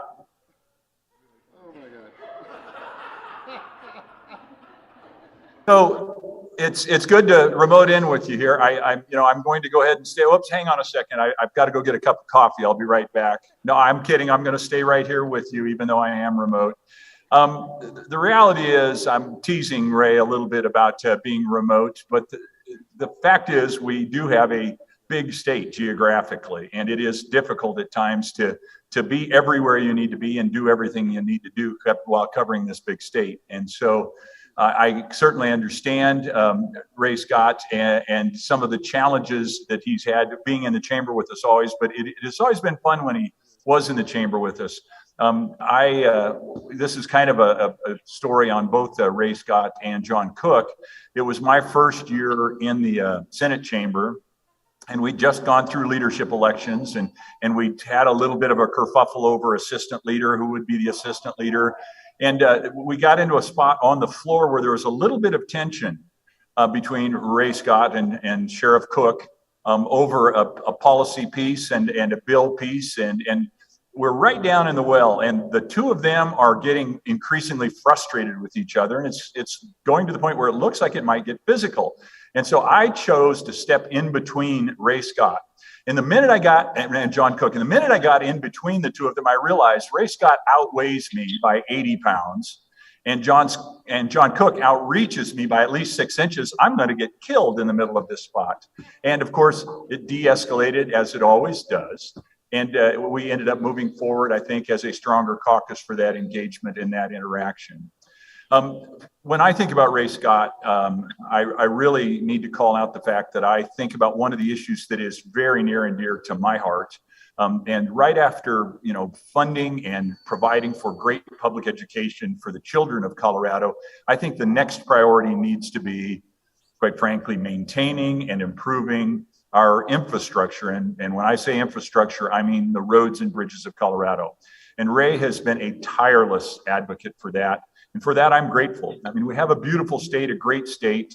And I spend a fair amount of time when not in session on the road, not only in Colorado, but in other states. And quite frankly, at times I'm a little bit jealous of the condition of the roads in some of our neighboring states and wish that we could do a better job here in Colorado. And I know that's something that Ray has worked continuously and tirelessly on behalf of the people of Colorado. And so Ray, when I think of you, I think of not only a remote legislator part of the time, but I think of someone who has fought tirelessly for the roads and bridges. And quite frankly, I think of you as quite frankly, an element who is an anchor of our caucus. You bring to us kind of a connection, both the past, the present, and the future of who we are as Coloradans. And I am so grateful for that. So, Ray Scott, it's been an honor serving with you, whether remotely or in person. I'm grateful for who you are, and I count you as a friend. You're always welcome in my home, and I hope you would return that favor to me sometime when I stop over to Grand Junction. Senator Bridges? Thank you, Madam President. Full stop. So Senator Ray Scott and I did something that was tried for more than a dozen years, unsuccessfully, and this year we did it. And I'll tell you about it in an hour. I'm just kidding. Just kidding.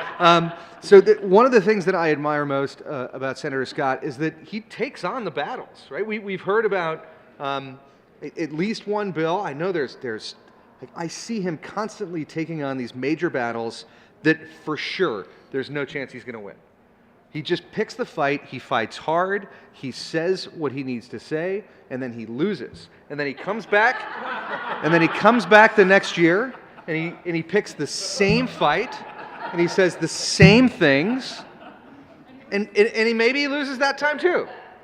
But here we are, after working on this together for 4 years.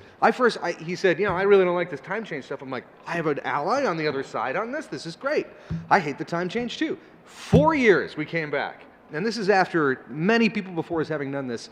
And we came back, we ran the same policy, we said the same things, and this time we won.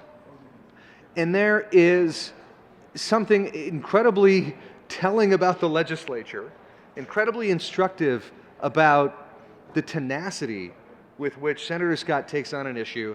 I think CDOT is probably happier than anyone else in the building that this is your last day here today. But the changes that you brought to CDOT, from insisting year over year over year on having these conversations, they are a better department, they have stronger policies.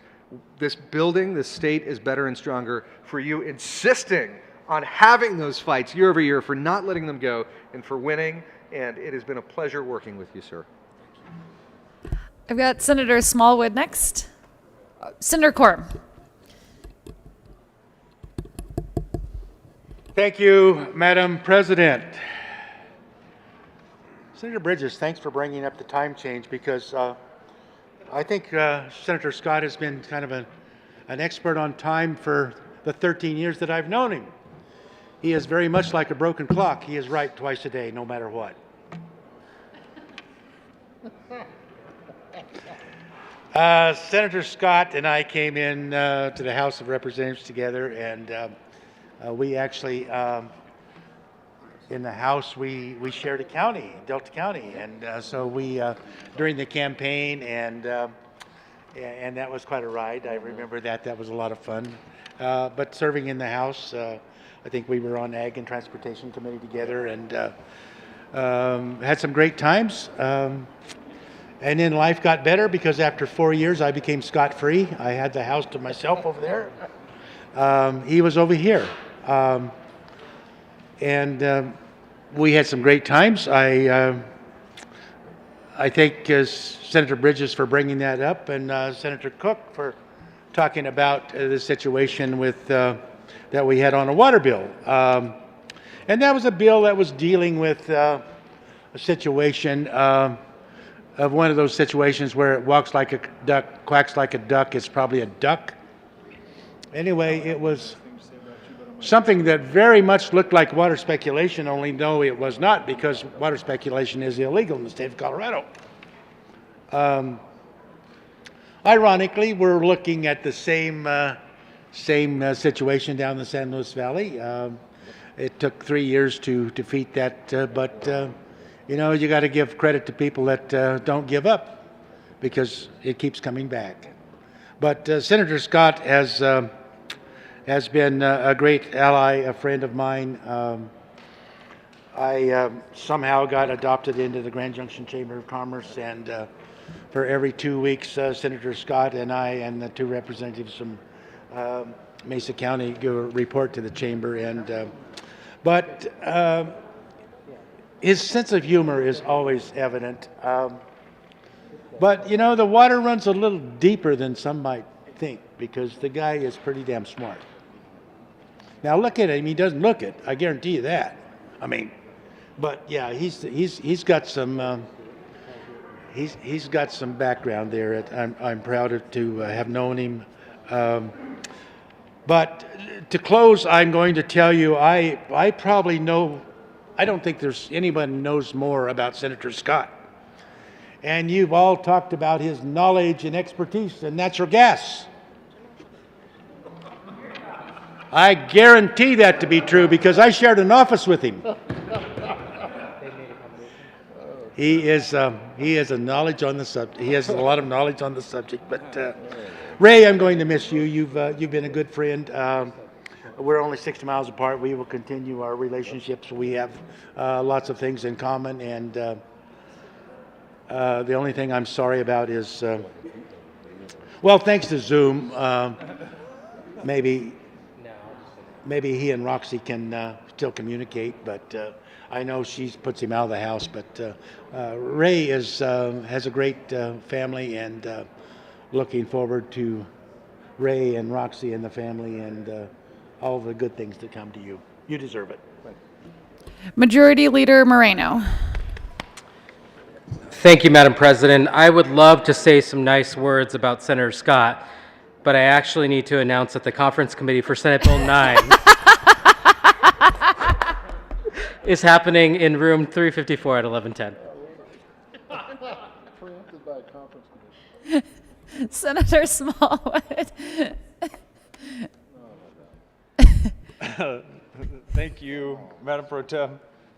Health and Human Services will not be meeting today. Just kidding.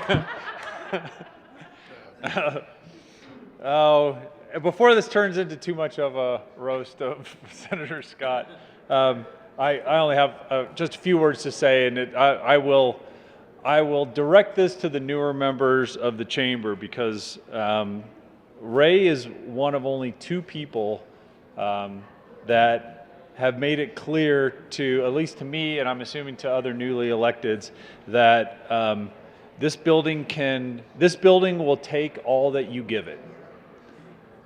It will take you 24 hours a day, 7 days a week, 365 days a year if you allow it. And I remember clearly one of the very first meetings I had with Ray, he echoed more loudly what Senator Greg Brophy had told me right after I got elected as well, which is you have got to find a balance in your life when you're unelected. Now, I think we can all agree Ray takes it a little too far, but I think for a lot of us when we get here, it's very easy to get carried away. It's very easy to get carried away with the pomp and circumstance. It's easy to get carried away with the position, with the policy. You know, you can bury yourself in the policy.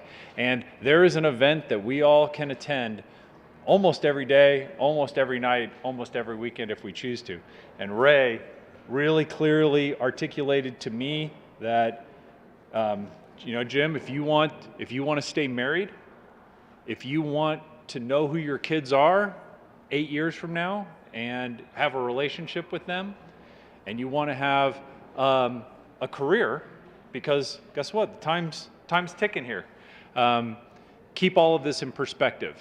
And Ray was, again, an example of somebody where if he doesn't have to be here, if he can spend time with his family, spend time with his friends, still responding to constituents and being a good representative for Mesa County, you can do both and not have your life ruined.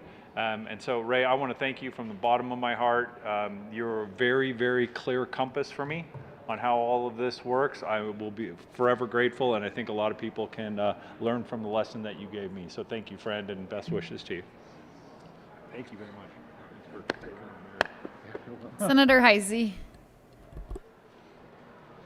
Thank you, Madam President. You know, I showed up at my first Transportation and Energy Commission meeting, and I'd been told to sit by somebody that knew what they were doing. Instead, I sat by Ray.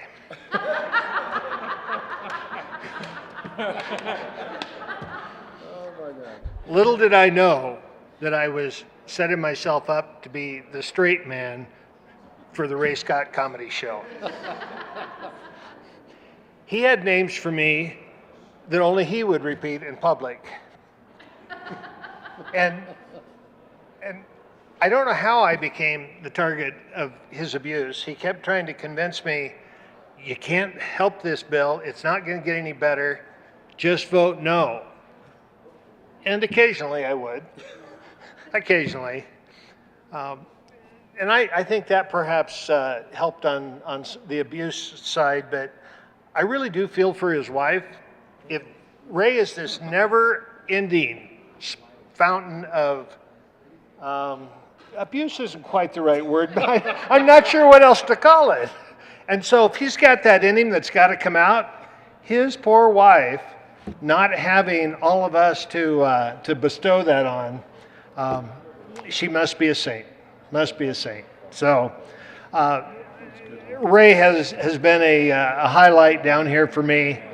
He's been a bright spot, never takes himself too seriously, never takes me too seriously, and I just wish you the best as you head back west. Thanks, buddy. Sorry. Senator Liston. Thank you, Madam President. Well, members, I first had the pleasure or displeasure, all of the above, of meeting Representative Scott back in 2010 when he came to the House, and I got to know him, and even though we were not on the same committees, I saw him sporadically those 2 years, and then I was out of the legislature, and then I came back to the House and came to the Senate, and until this year, until really about 2 weeks ago, I had never seen Ray Scott. I didn't know, Ray, I'd forgotten what you looked like. So I'm really glad you're here because you've gotten a little grayer, maybe a pound or two heavier. I'm not sure about, but I'm really glad to see you because I wasn't sure if the real Ray Scott was still around. But it's over the last 2 weeks, or maybe 3. I'll give you credit for 3. It's been great to have you back in the chamber and enjoy your sense of humor and your passion for the issues that you've worked for, especially on the oil and gas. And I know that no matter where you've been, whether it's been back at your office or back at home, you have been a great representative for the people of Mesa County. And we will miss you. I'm sure you probably have a room set up somewhere where you'll be able to zoom in no matter where you are, and that could be good or bad. But you'll always be welcome back here. I consider you a friend, and I wish you well, and God bless you. It's been my privilege and honor to serve with you.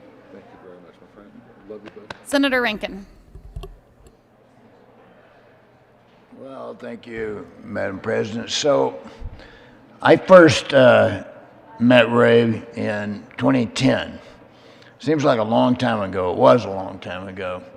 We were sitting together in a room out in Delta, as I recall. It might have been in Grand Junction, but we were both running for office, and we got up and gave our speeches, and I said to myself, you know, there's 2 people in this room that are going to have a hard time getting elected.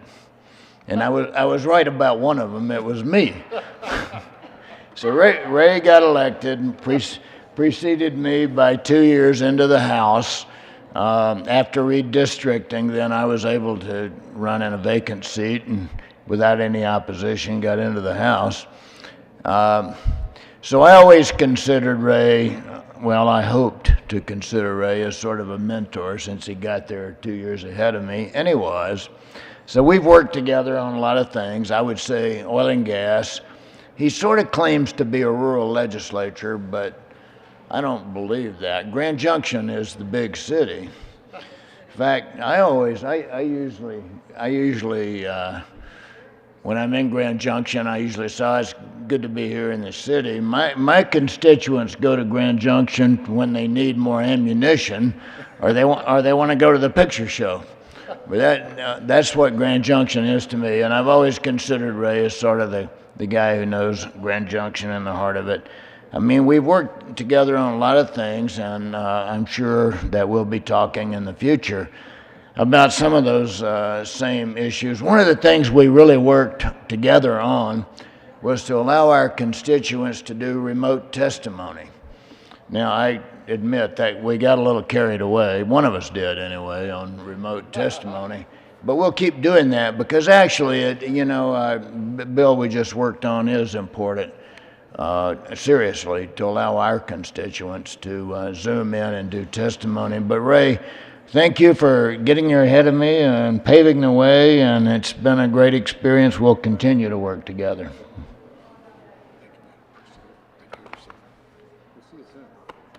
Senator Kirkmeyer? Nice to see you again. How you doing? Thank you, Madam President. So I was trying to think how long I've known Ray, and I would say it's been quite a while. I just remember talking to your county commissioners about you, and they told me, you just need to go down there and tell Ray this is what we think and that he's basically full of it. And when I came down and met Ray for the first time, I thought, they're right. Yeah. They are right. But, I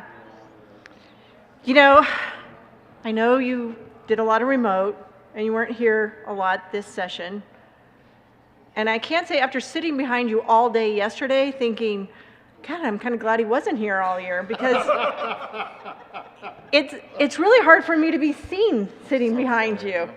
And I told him and said, Ray, you've got a really big head. And I have to like jump up so that, the president can see me when I raise my hand. I'm like moving all around back there. And then we started comparing who had even bigger heads, like in size. But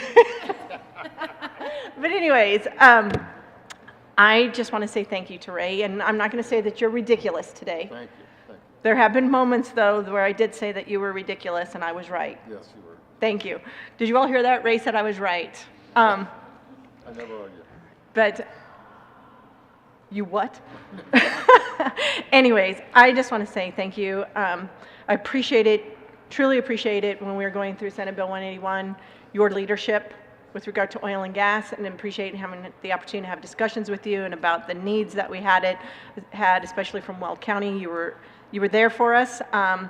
Greatly appreciated that. Appreciate the conversations and your leadership on transportation, because for me, those are the two issues that you really have led on, and you're a very strong voice.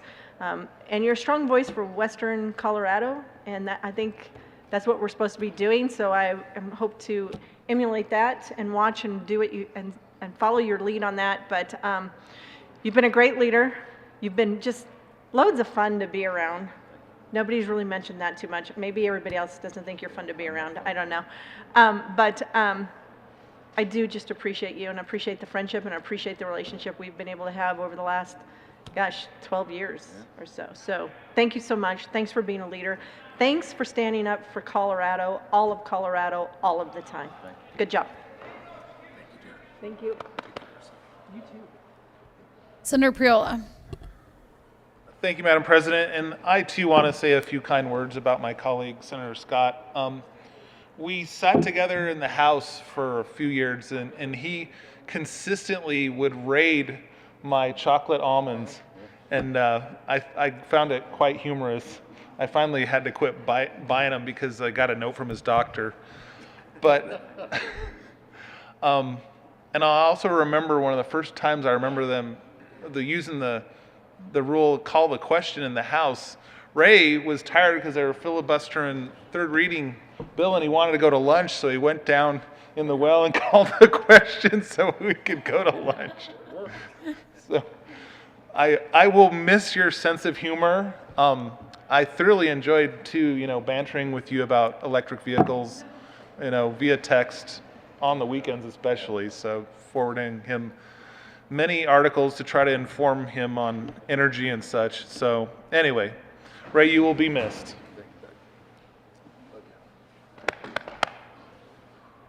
Senator Woodward. Thank you, Madam President. And I too wanted to say just a few words about my friend Ray Scott.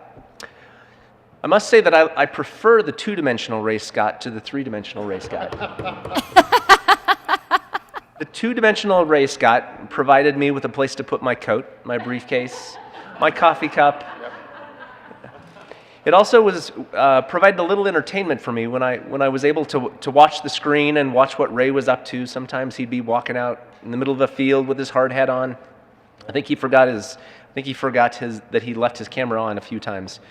Fortunately, there were no inappropriate moments on that camera, so that I appreciate. But Ray, the first conversation that you and I had was really the day after I got elected, and you saw the opportunity to begin to pitch your bills, and it didn't take you too long before you were trying to tell me, we need to do this and we need to do that, and you need to support my bill and pass this, and you know, nobody had lobbied me yet, so you were the first, and you were persistent. Year in and year out, middle of summer, I would get these hour-long phone calls as I'm trying to just, you know, do my own thing, and he would be pitching his bills to me and trying to earn those votes when most of us are not paying a lot of attention to what's happening in the legislature. So I appreciate your dedication and your hard work to the friends that you've made and to the folks that you have back on the Western Slope. Ray, I appreciate you. Senator Pedersen. Thank you, Madam President. Happy to get to come up and say a couple words on behalf of my friend and colleague here, Ray Scott. He did offer to pay me to do so, though, just so you know. When I was first elected after I first won my election in 2012 and showed up to the Capitol in 2013, I went through a really tough race. And I think it sets it up to feel adversarial as you show up to the chamber and see all the people who are working really hard against you. And I remember how kind Ray was immediately. It didn't matter. We put the election aside, the House majority aside, and he always treated me with kindness and respect. He left quickly after to come to the Senate, and I'm happy I was able to come join you over here. But when I look back at you, Ray, you've just always been such a kind person, and really wish you the best. And I hope that you let me know when you're in town, and so that I can say hello, visit you on the Western Slope. Really appreciate the person that you are, and it's been a pleasure to work with you. And you don't have to pay me either.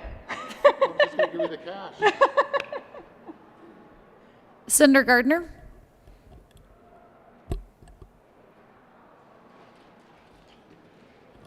Thank you, Madam President. Well, I wanted one more Ray hug is the reason I came down here. I actually came down because I needed to get a message to you. I had a call from CDOT asking if you're gone yet. And I said, I hope never. When I first came to the legislature, and it was before Senator Scott was there, I was given some advice that I didn't take, and that was, you know, concentrate in one area and do that. And it was from a Senator Ron May, who was an expert in transportation. And it doesn't fit my personality, but it would have been advice well taken. And Ray, you have done that and become the go-to guy for transportation and energy. And I have relied upon you for those topics and known that you were a stand-up guy. Now, I also confess that when Ray asked me to sign on to a letter, I don't just say, oh yeah, hey, just put me on anymore, because I did that last summer, and it was the right thing to do to be on the letter, but you should have warned me that I was going to get all those phone calls from the Transportation Commission. If the mic didn't pick that up, Ray said they deserve it. So, you know, Senator Scott is a guy who has always been someone that when he signed onto your bill or he opposed your bill or there was some kind of arrangement that was made, you could take it to the bank. And that's all too rare here anymore, that you can take it to the bank. So, Ray, I appreciate it that when you made a deal, we could take it to the bank. When you said you were there, you were there, and if you told me you weren't, you weren't. Makes life a lot more straightforward. Ray, I particularly, when I think of you, it won't be for the Senate, it will be those days that you sat behind me in the House and looked over my shoulder, and I was always like, well, Ray's watching me. I don't know what's going on back there. And you sat next to Representative Kathleen Conti, and so the two of you together, having that over your shoulders that'll make you nervous any day. Your sense of humor, Ray, about what is a serious, serious process always reminded me that we have hard and tough decisions to make, but we shouldn't take ourselves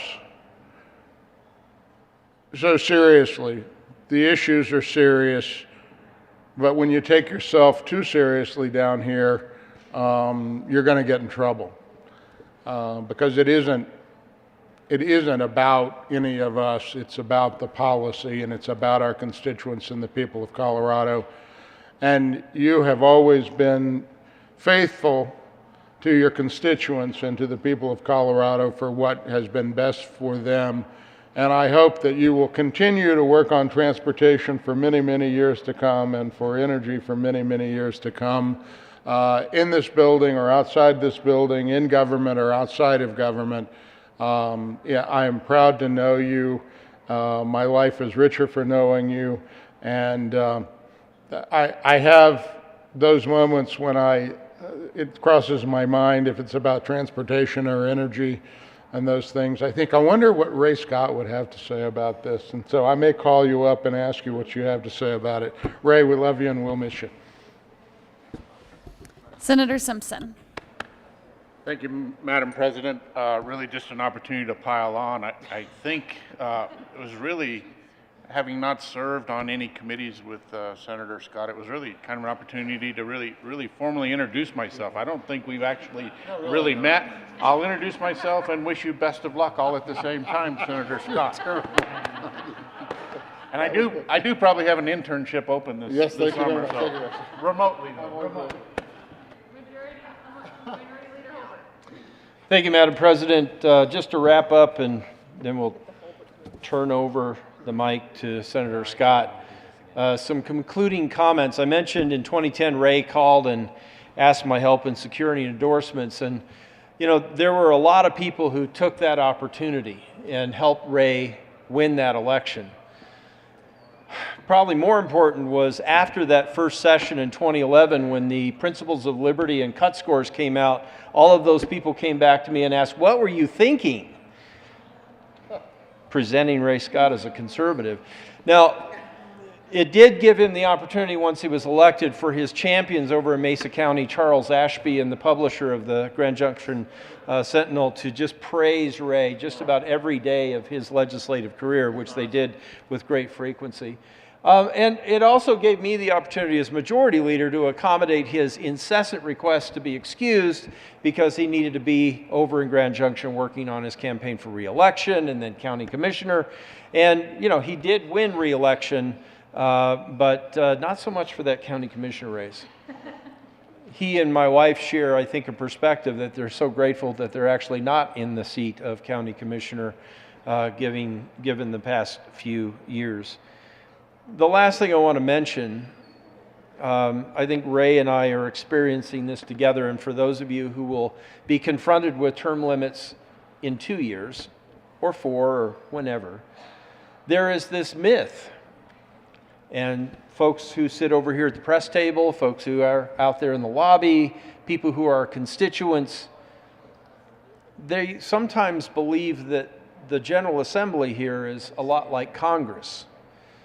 And people come out of Congress, the U.S. House and the U.S. Senate, and representatives of K Street, where big lobbying firms are located, are known to provide employment for people who do not get reelected or do not run for office again. Senator Holbert, I am so sorry. It's that time of session. Would you mind taking a brief pause for... I would be happy to, Madam President. Thank you for understanding. Majority Leader Moreno. Thank you, Madam President. I am back for a second turn at the mic to say nice things about Senator Scott and to announce that House Bill 1390 School Finance Conference Committee is meeting in Senate Committee Room 354 right now. Thank you for your grace, Minority Leader. Please keep going. Yes, Madam President.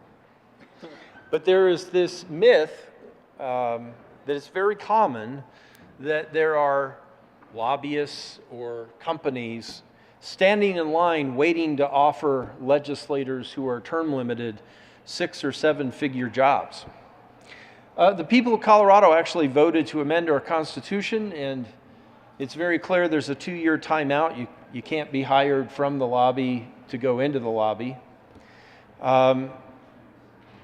And frankly, I think the employers of Colorado understand that this is a part-time citizen legislature and that we have lives outside of this General Assembly, that we don't earn 6-figure salaries, we don't have lifetime pensions, we don't have that mythical congressional health care. But it has been interesting over the past year to talk with my friend Ray as he is attempting to find employment, secure his next adventure after the General Assembly is over. And as I've admitted, I was interviewed by Colorado Politics and admitted I'm applying for jobs for the first time in 30 years. The public believes that we get rich while we serve here, and we certainly do not. Not complaining, not asking for more, just explaining.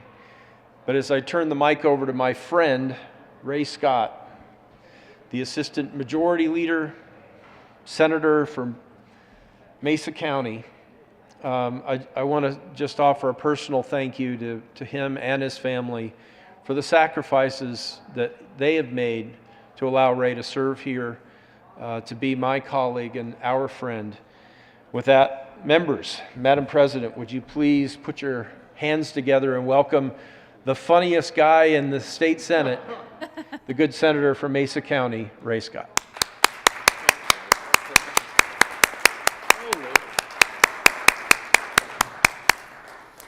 The Senate will stand in a brief recess to allow Senator Scott to drive to a remote location. Thank you very much. Senator Scott, my friend. Well, thank you so much for all the kind comments. That was really nice of you. Bob, I'm a little concerned I'm going to get a bill for billable hours, so thank you for keeping it a little short. Okay, is it pro bono this time? You're a good man. Thank you. Wow, you sit there and you listen to all these comments about yourself, and it's a little odd. And it makes you be reflective while you're sitting here waiting to have your chance at the mic. And I was sitting here thinking about how the heck did I get here? I think I was in a bar and I lost a bet, as I recall. It was something about, you do it, and here I am. But actually, it was kind of a funny trip because I never intended to run for office. A lot of folks in this room, I've learned over the years, kind of prepared for this. They got involved in school, and then they got involved with a party, and then they got involved with the caucus process, and then all of a sudden they wanted to be an elected official, and here they are. And that's a very cool path. Me, on the other hand, honest to gosh, it was almost losing a bet. I was arguing with my attorney at the time over what was happening with the housing market. We had developments in Montrose and Delta and Telluride, and we were getting slammed. The banks were coming after us. It was a horrific time. And I could not understand for the life of me why the bank wouldn't just sit down and talk to me. It was just the craziest thing. It's like, well, we can work this out, but we just need time. Every financial problem just needs time to be fixed. I learned that. And he kept saying, well, they don't have to because the bank examiners can do this and that and this, and you can just be done in a heartbeat. Well, thank God I was with a community bank who actually did work with me. We worked out, I won't get into how many zeros were on the end, but it was unbelievable. But my attorney told me in a meeting, if you're mad about this, why don't you do something about it? Why don't you go run for public office? Why don't you go do something? Instead of mouthing off all the time, why don't you go do it? And believe it or not, I was actually going to run for the 3rd CD. That's a little scary, looking back. And there was a guy by the name of John Salazar who was our sitting congressman. And I traveled around. We had listening tours throughout the 3rd CD. And I don't remember who it was, but somebody talked me out of it because there was this guy named Scott Tipton who was selected to be our guy. And they said, well, why don't you run for that state house thing? And I'm like, what's that? I didn't know what it was. So they explained it to me, and I thought, well, maybe that's a good idea. Maybe cut your teeth in the state house and then decide what you want to do in the future. But I learned later, and I think all of us may have learned this lesson, or some of us, you never listen to those people because they're never going to let you get that seat anyhow, right? They're always going to have somebody else. So I learned the hard way, but it happens. So I did. I ran for this. I didn't even understand the process. I'm telling you the truth. I didn't even know what I was supposed to do. I went to my first Republican luncheon. I had to go to JCPenney's and buy a jacket. And I walked in this room, and here's a cardboard cutout of Ronald Reagan on this little stage. And at that time, Scott McGinnis had come up to speak. And I'm in the back of the room thinking, what in the world have I gotten myself into? This is the craziest bunch of human beings I've ever seen. They're praising a cardboard cutout, for God's sake. But I hung in there. Then I got phone calls from over here in this big Front Range, Denver, Colorado, from people telling me I shouldn't run. I didn't know who they were. I didn't know who these people were. And I found out about these organizations that I wasn't a part of. Chris mentioned a couple of them.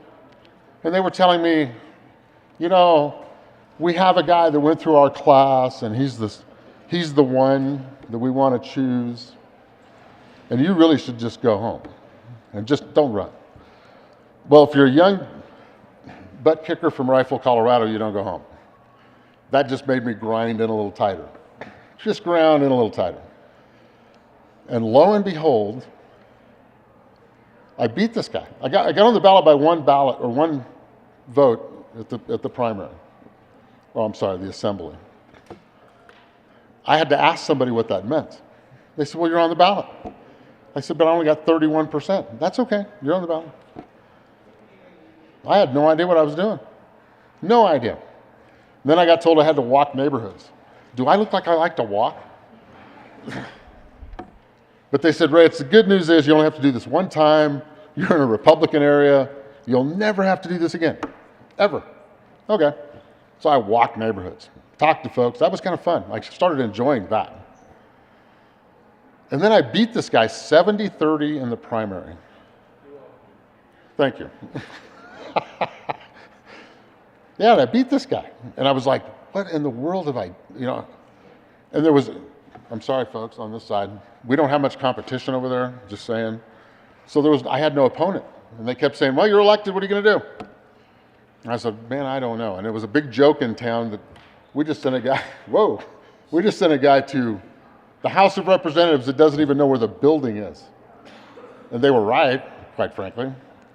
And this is another true story. I came here on a Sunday afternoon, and I peeked through the windows to see what it looked like inside. And I thought, wow, that's a cool building. That is really cool. And of course, the rest is kind of history, but yeah, then you get reelected, and that's even crazier because you kind of know what you're doing, but you're not sure. And in Mesa County, just to put this in clarity, they hate you before they elect you. Okay? They hate your guts. Yeah, I was going to say, once you're elected, they threaten to kill you if you leave. So it's like, okay, I don't want to do 2 years. No, no, you're staying. Well, I don't want to. No, you're staying. So here I am. And that's good. This has been a hell of a ride. Learned so much. It was like going back to school. And when you've only been through the 3rd grade, it was a great experience because I got to continue that education. You didn't even get that, Cook. Jeez. But it's a heck of an education. I've got so many stories we could take hours and hours. Do we need to filibuster today? Oh, sorry. Jerry didn't give me the whole scoop. I thought I was supposed to filibuster. I'd be remote. But it's been a fantastic time. You guys have been great. You build these friendships. You never forget things. And, memories are an interesting thing because you can't remember everything, but you remember moments, right? A moment with this person or a moment with that person. Senator Pedersen, wherever she went to, oh, there she is. It was so interesting that you brought that up about us meeting in the House. And I'll tell you the backstory now, okay? We're sitting in the chamber, and there's this blonde, blue-eyed little gal walking through. We don't even know you're elected, to be honest with you, right? We don't know what's going on. And she's walking up and down the aisles. And it was kind of like, what is she doing? And somebody said, well, she's Representative Pedersen. She was just elected. Oh, okay. And she keeps working her way back, and I was kind of in the back. And as she came up to me, I thought, what in the world? So I sat and I talked to her. And I said, would you please explain what you are doing? Because she was walking up to every desk, to every person. I'll never forget this. And she looked at me and she said, I just went through a terrible election. Terrible election. And I just wanted to understand who I was working with, and are they really that bad? Are these people that bad? And she kept saying, you guys are all nice and friendly. But we all learned something that day, didn't we? We really did. We could always work together forever. The sad part is the money and the people outside this building put us against each other, don't they? So sad, but it's just politics today. Anyhow, with that, since I now found out I'm not supposed to filibuster, again, thank you all for the friendship, the time, the education. You've educated me. Thank you. And I look forward to seeing you again. I'll be back. Not sure what I'll be doing. And yes, my resume is available. No, I'm just kidding. I got plenty to do, trust me. Thank you. God bless all of you. Thank you. Very nice. Thanks. Oh, good grief. All kinds of goodies. Is this Amendment 41 compliant? It's probably a setup. Yeah, sure. The Senate will continue to stand in recess for us to show appreciation for Senator Cook.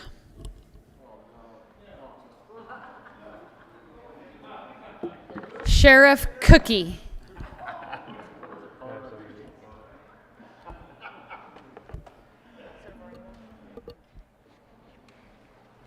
Minority Leader Holbert.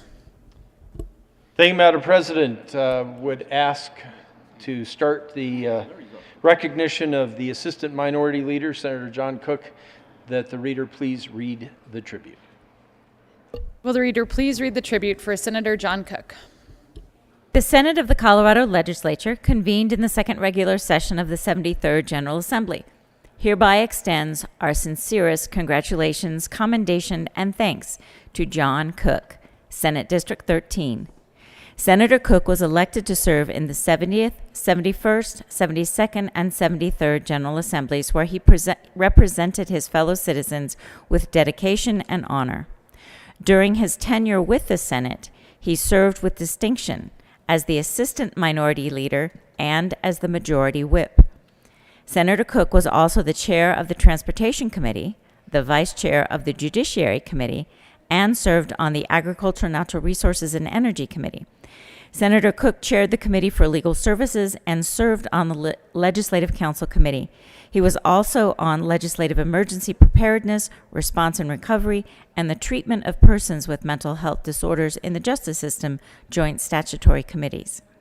The citizens of Colorado and the members of the Senate express gratitude for Senator Cook's exemplary service to our great state and wish him well in his future endeavors. Given this 11th day of May 2022, State Capital Denver, Colorado, Steve Fenberg, President of the Senate.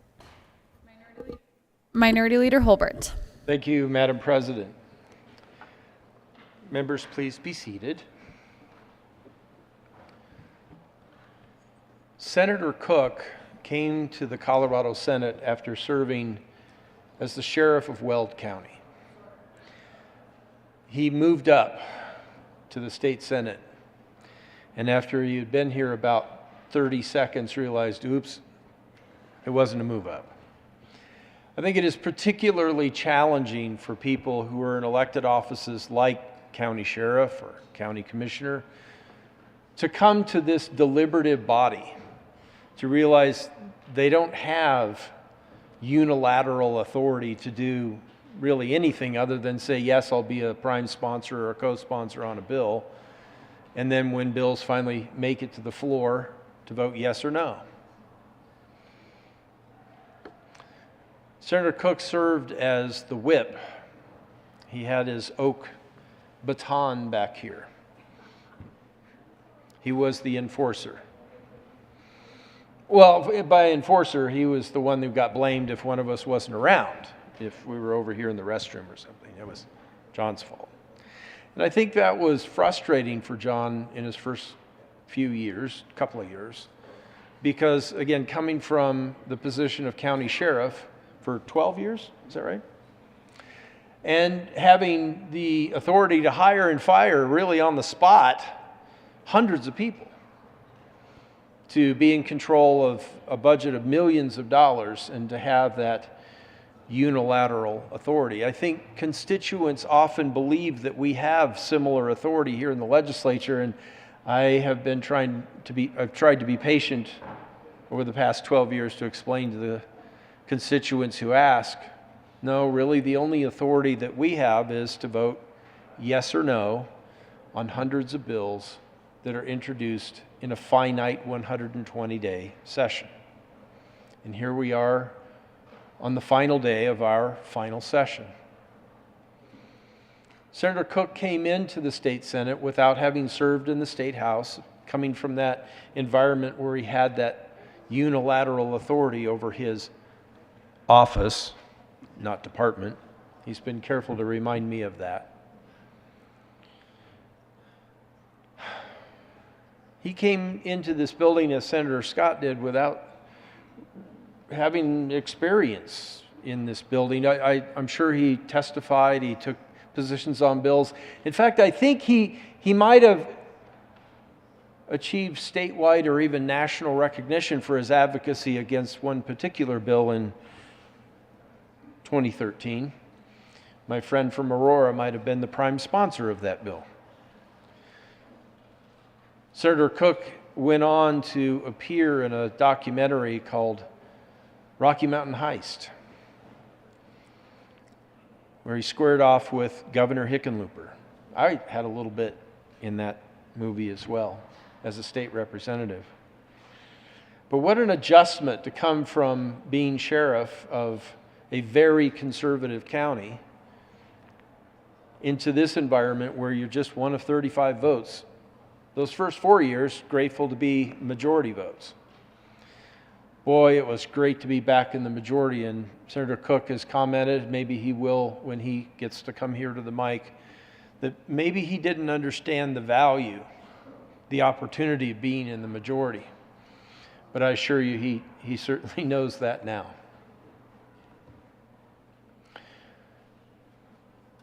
Senator Cook mentioned in my tribute that he has voted no on bills regarding cannabis, marijuana.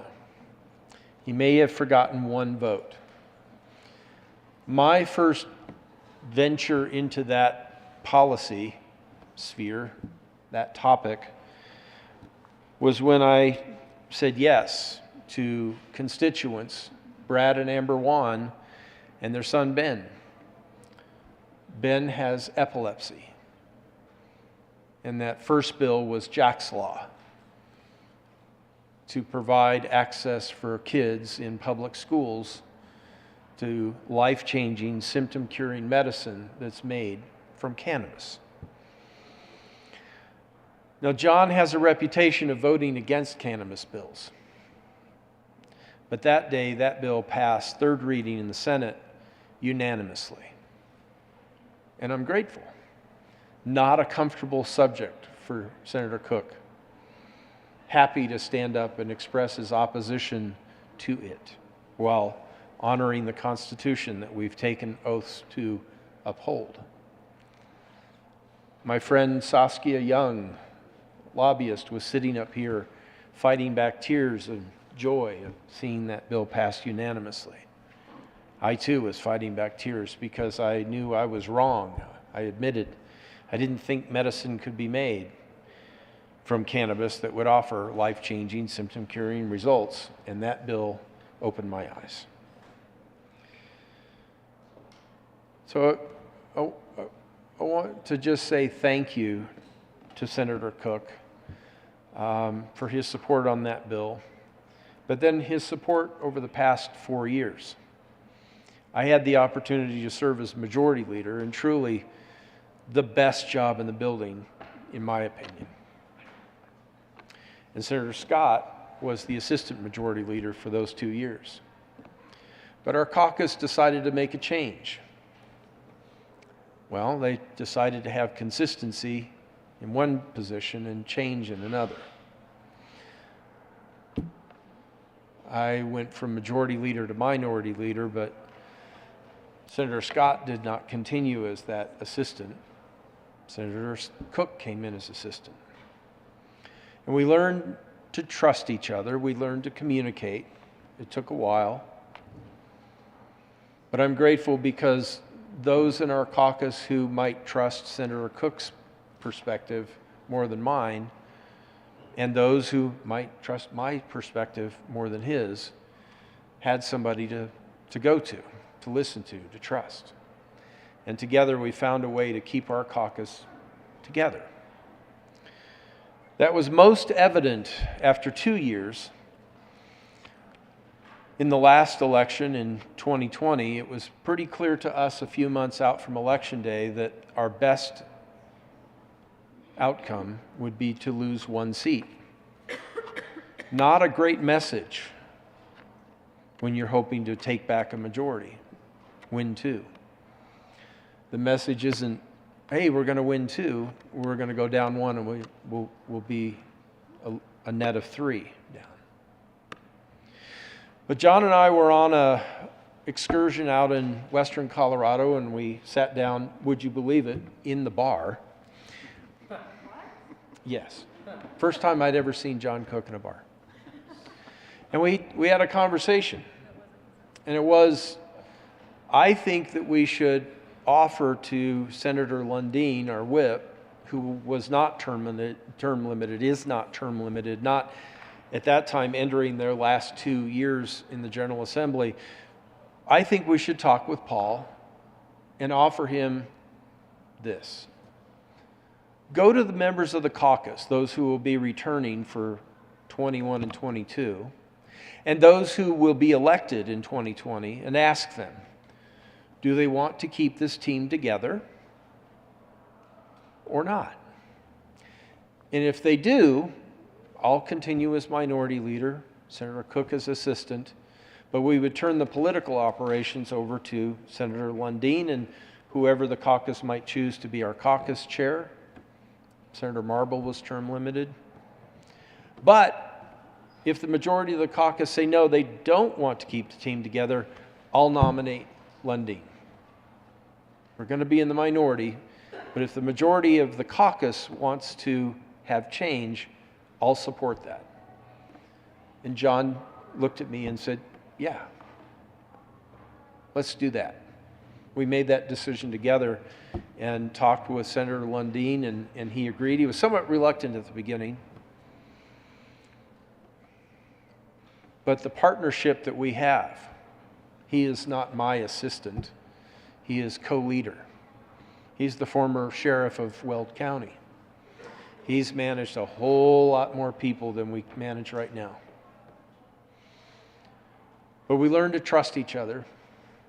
We learned to be, I think, good stewards of our caucus and our political operation. And it's inappropriate that we get overtly political at the mic, but I have a very high level of confidence that our caucus is better positioned and working together than we ever have been in our efforts to regain a majority. And that wouldn't be possible if it wasn't for my friend and my peer leader, Senator John Cook. I don't have a lot of funny stories to tell about John. Maybe that will come later. It's a bit solemn for me because we've put it all out there and gave it our best, and we spent our last 4 years in this chamber in the minority, which it's not fun. But we've also learned through suing the Senate President and the Secretary. Sorry, Cindy. Sort of. We learned through that to build a really effective working relationship with the former president, President Garcia, and the current president, then Majority Leader Fenberg, and the current Majority Leader Moreno. We've learned together the importance that even in the harshest times, the most confrontational times, or especially in those times, that the most effective thing that we can do is talk to each other.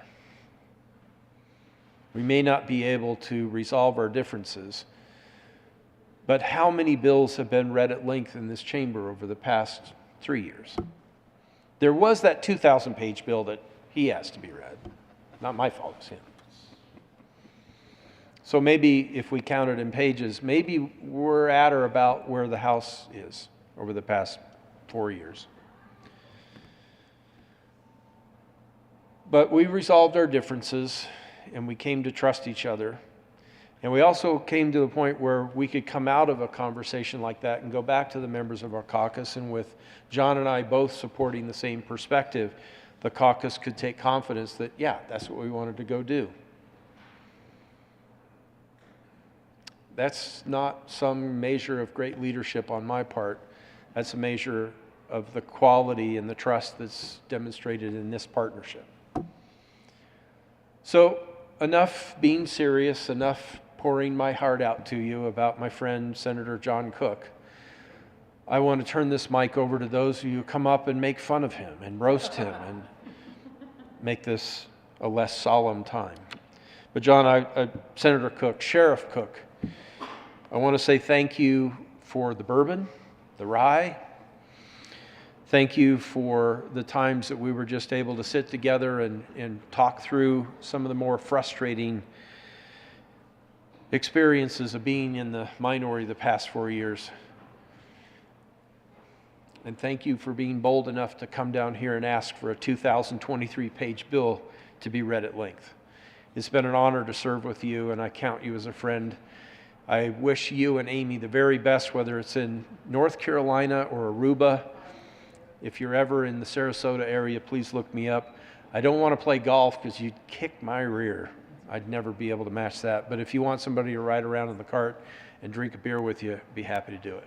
God bless you, man.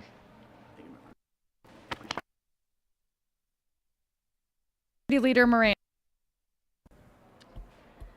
Thank you, Madam President. And I take a little bit of an issue with the tribute to Senator Cook because it, in my opinion, doesn't reflect his crowning legislative achievement, which is the founder of the Fun Caucus.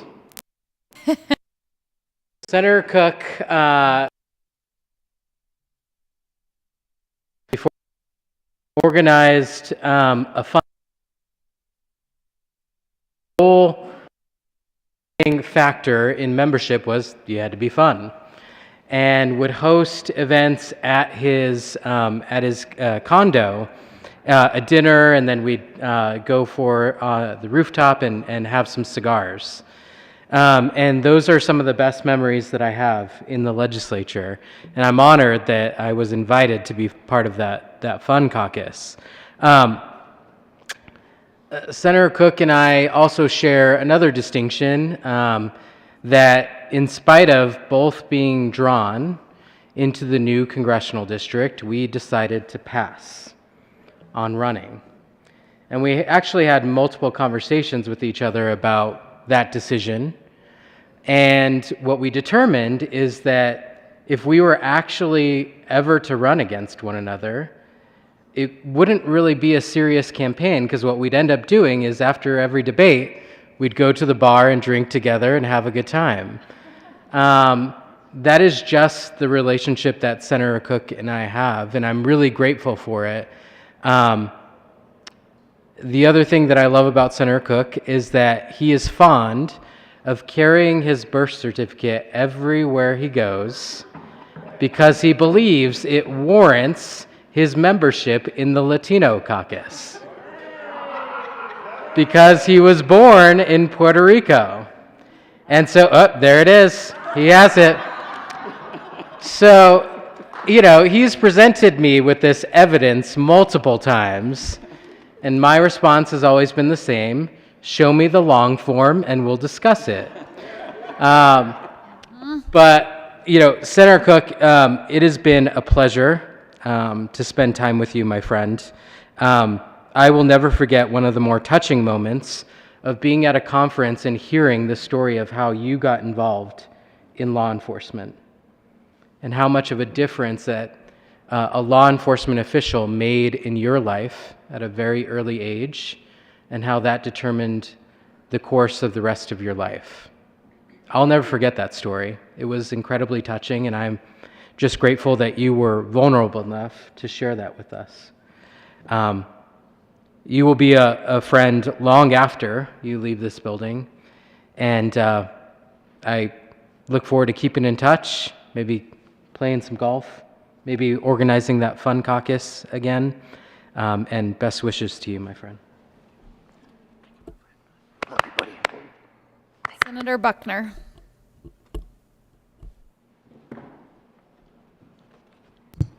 I don't have to ask permission to speak, right? No, ma'am. Well, I am so excited that I get to say something about Senator Cook. I really didn't get to know him. Am I supposed to? No. I really didn't get to know him until this year. And I think we are an unlikely pair. We're an unlikely combo. Senator Cook is from Weld County. I'm from Aurora. Senator Cook is a Republican. I'm a Democrat. Senator Cook is tall. I'm short. Senator Cook is white. I'm not.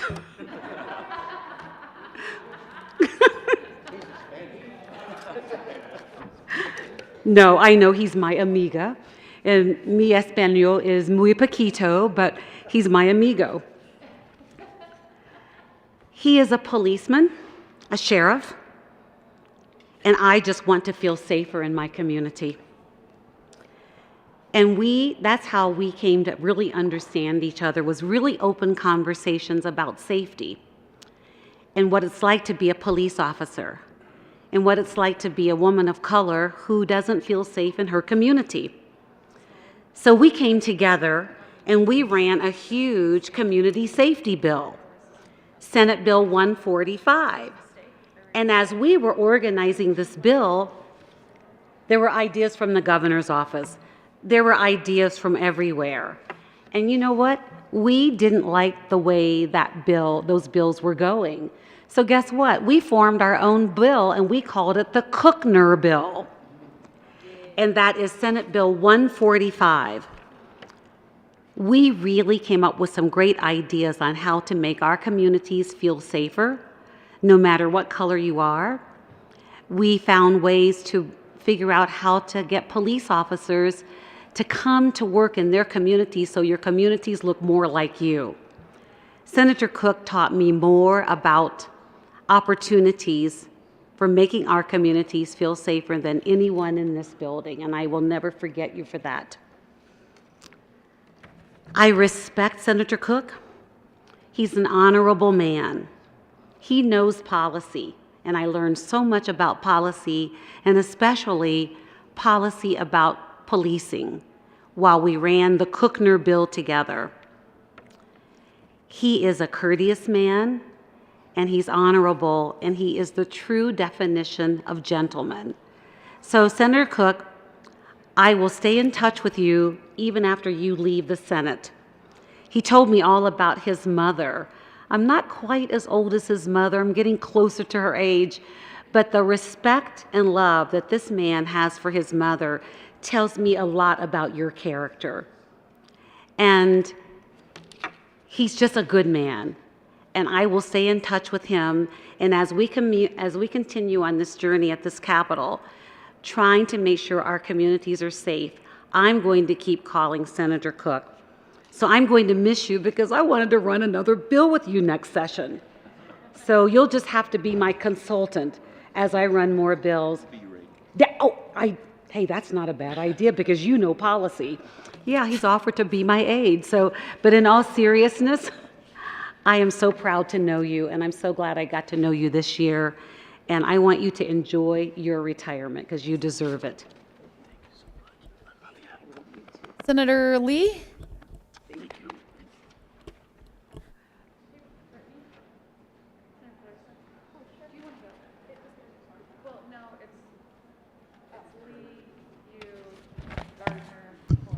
Thank you, Madam President. I was a little bit distracted there because I was actually reading about the Brookner bill, or whatever she called it. Legislators give Cookner. Legislators give $30.5 million to boost law enforcement. So read your story. As Senator Buckner said, Senator Cook and I are also somewhat unlikely allies. He coming to the Judiciary Committee and us spending hours and hours together on a weekly basis, he believing that I have an inability to control a clock and he anxious to move out of the committee at some reasonable hour of the day or early evening, as it turned out to be. But he brings a law enforcement perspective, and I very much appreciate the time he has spent with me in committee and outside of committee, providing insights into that perspective. I come to this table as a defense lawyer, having worked in the criminal justice world for some 30 years. I've known a lot of police, had them over to my house, have had some conversations, but none as deep, robust, and thoughtful as I've had with Senator Cook.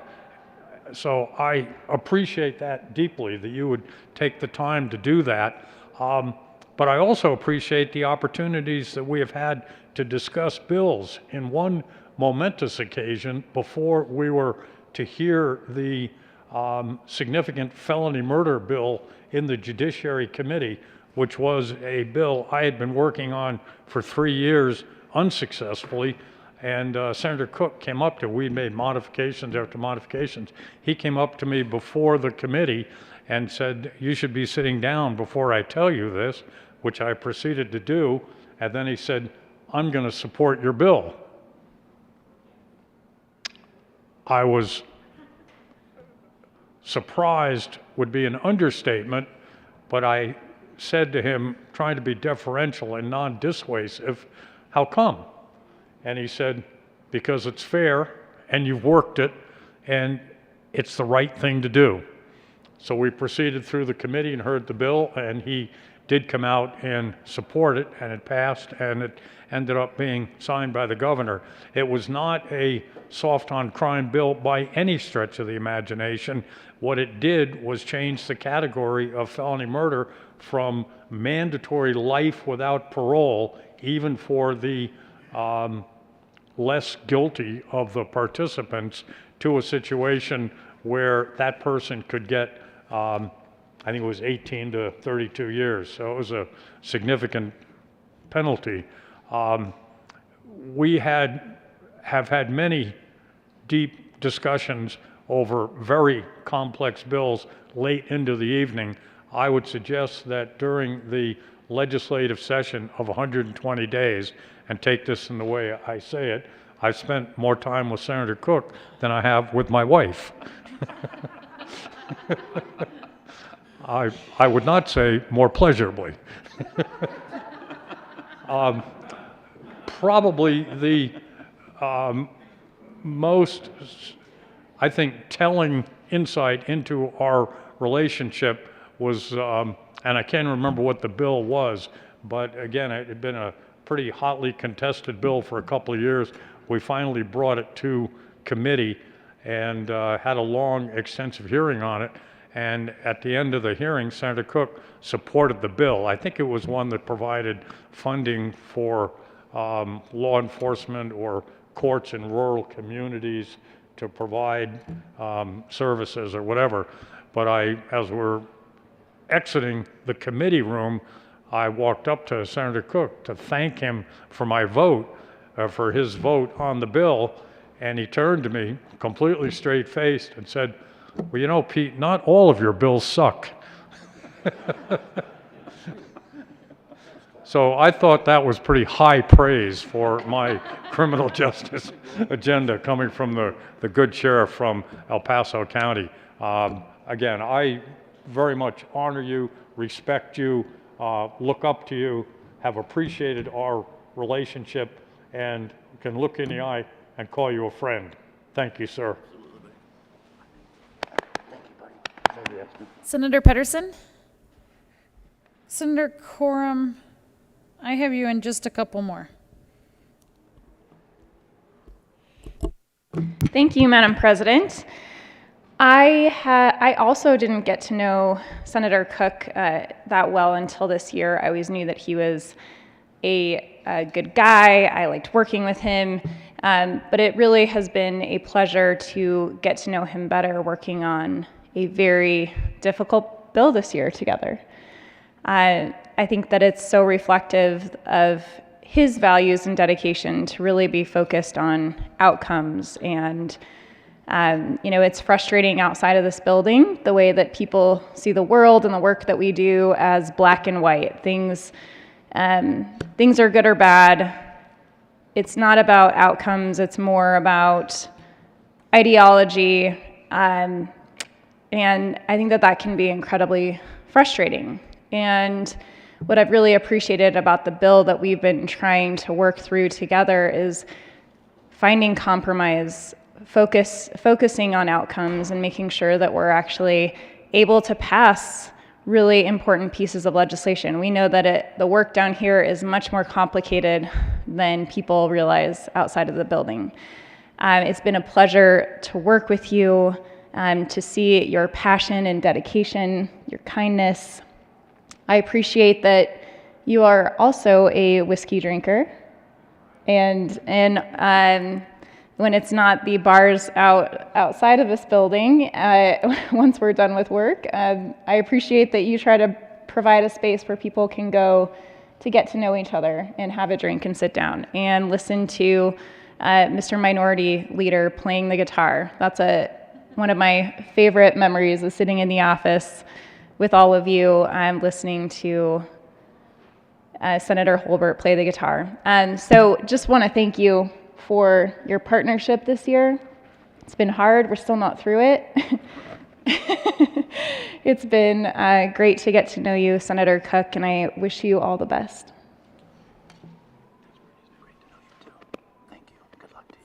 Senator Coram, why don't you jump in?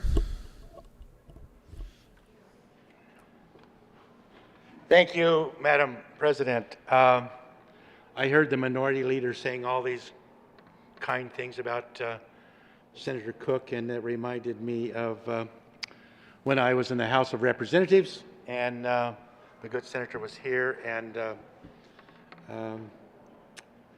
it's not the guy I knew. I didn't like him. You know that bill you talked about earlier, that water bill? That was my bill. Came out of the House 64-1. He killed it. I didn't like him. Took a while to get over that. But I got to tell you that when I got into the General Assembly, I came to the House, my first campaign. I was out campaigning and traveling hard, and had to go sell some cattle over in La Junta one day, and was in there. And ironically, I had gotten an email from a girl that I went to school with. We've stayed in contact with over the years. She's good friends of Diana and I. And anyway, I read the email, and it was what to do about the when people have heart attacks. And so I read this, and lo and behold, 4 days later, I'm in La Junta, and they turn a bull into the ring. The bull's on the fight. The ringman gets out. He gets out. My brother said to me, that bull really scared that guy. And all of a sudden, he collapsed, went over backwards, and amazingly, everybody sat there. But because of that email, I ran across and checked, and he had no pulse. He was blue as blue, and I provided CPR and did the chest compressions. I waited what I thought was too long and went to mouth, and he instantly took a breath. And reading the whole thing, I rolled him over knowing that he was going to vomit, and he did. And anyway, the gentleman survived, and but I remember I went outside. That was just such a great feeling. I went outside, and the first thing I did is I called my wife, and I said, Diana, I think I just had the greatest feeling of my life. And she said, what did you do? I said, I just kissed a man. She said, do we need to talk? So going back to really not caring for Cook, it wasn't total dislike. I just didn't care for him. You know, he hadn't grown on me yet. But I got into the Senate, and you know, it was we were in the majority, and I got acquainted with John, and the tarnish began to wear a little bit off of him, and he became tolerable. And you've talked about his room with sharing his alcohol. He is very generous with my rye, I can tell you that.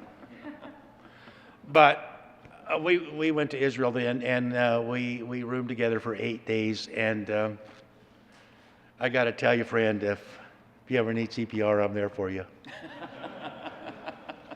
But I've learned so much from John. You know, he has been my go-to guy on law enforcement, and I don't think there's anybody in the state that I trust their opinion more than Sheriff John Cook, because he's been in the trenches, he's been in this building, and he understands both sides of it. And he is truly one hell of a guy. I'm proud that my dislike for him has turned into love for him, and I truly love the man. He is like a brother to me, and very proud to call him that. Thank you.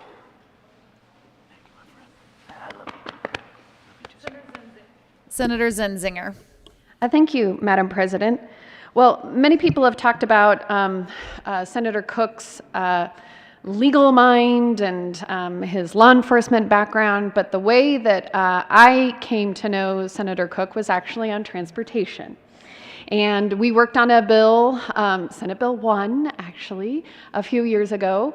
And I remember sitting in his office, and I told him to his face that I don't lie, that if I say I'm going to do something, I'm going to do it, and I'm not going to waver. And I think he didn't know me very well, and I think he kind of thought, yeah, sure, we'll see. And he said to me, well, I operate the same way. And it turns out that the both of us came together and found a compromise, and I learned that to be true about Senator Cook. He doesn't lie, and he does what he says he's going to do. And so I really appreciated that opportunity, because because of that relationship and because of that trust in one another, we were able to find a compromise, and it was pretty exciting, particularly for somebody who was serving in the minority. So I also, I don't know if people know that his mother is my constituent, and I knew your mother before I knew that she was your mother. And I used to serve on the city council, and so she used to watch the council on Channel 8 and had lots of comments. And I came to find out that in 2016, I was in a highly targeted seat, and I think I was #1 on at that time, majority's list to take out and to prevent from coming down here. And much to Senator Cook's chagrin, his mother liked me, and she supported me. And she was even willing to put my yard sign in her yard.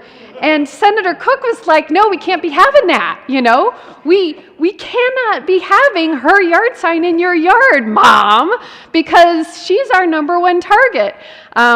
But I'm very proud that she kept it, and I truly believe it's what put me over the top in 2016. So thank you very much for that support, because it did give us an opportunity to continue working together down here. And so I very much appreciate that. And congratulations, and thank you for being the kind of man that does not lie and does what he says he's going to do. The power of a yard sign. Senator Gardner.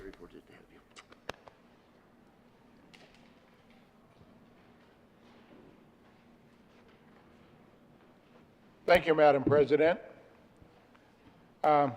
Sheriff, you know, there are many senators in this chamber, but there's only one sheriff. And while it is impressive to be a senator in the state of Colorado, to be and to have the responsibility that you had to be the sheriff uniquely qualifies you to be a senator in the state of Colorado. I was thinking even before Senator, the other senator from El Paso County's remarks, I have spent more time with you. I have probably spent more time with you in the well than I've spent with my significant other and family, and am going to miss you. We spend an awful lot of time at one end of the dais looking at each other like, is that really what they're going to do?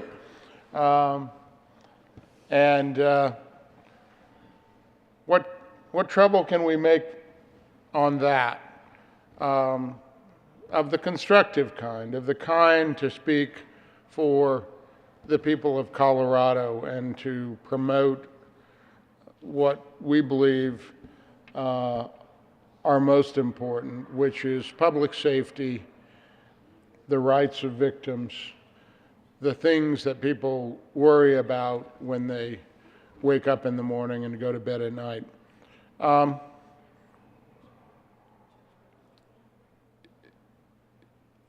John, you really have been the go-to guy for everything law enforcement, and it's impressive to hear our colleagues that may not totally agree with us say that they've learned from you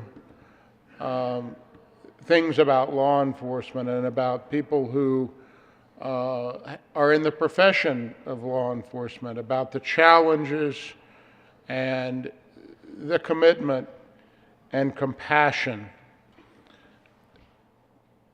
I think that one of the strengths of citizen legislators is epitomized by what you have brought to the Colorado General Assembly, to the Senate, in your service here. The sincere concern for crime victims, for communities, for ensuring that those who get up in the morning and are get up at night and put a badge on and go on duty, and their families have very unique challenges, stresses, and again, there have been significant opportunities for you that you have taken, that I've seen you work across the aisle to make law enforcement more effective, to support our law enforcement officers in Colorado. And I've learned a lot. For instance, I've learned it isn't an office, it's a department.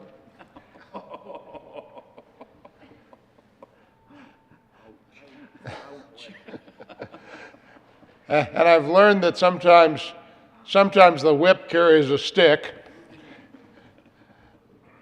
And most of all, as I said about one of our colleagues earlier, I have learned that over and over again, as we've stood shoulder to shoulder and side by side on so many legislative issues, the issues are serious. Let's not take ourselves too seriously. And yeah, as the founder of the Fun Caucus, you have been an example of that as well, that the issues are what's important, not each of us individually, because the public policy and the good of the people of Colorado and our districts goes beyond anything that any of us individually are. And so that is what I will always remember about you, that you are a solid ally when you're an advocate on the other side, and we've been on the other side a few times, that you have been a worthy opponent, one with integrity, one with principle, that we can always rely on to be who you are, what you are, and to do what you say you will do. And I'm going to miss you. Don't go to Florida, by the way, to see our friend, not because he's not wonderful to see and all, but I have this vision of his pool down there with a bunch of out-of-work senators dressed in really bizarre ways, sitting around in lounge chairs. I'm going to gavel you down for that visual. So, John, the toughest part for me is looking into next year and saying, who's going to be there for law enforcement on judiciary? I don't know, and I hope God will answer that question, because you've been God's answer to that question in my service here. Thank you. Senator Fields.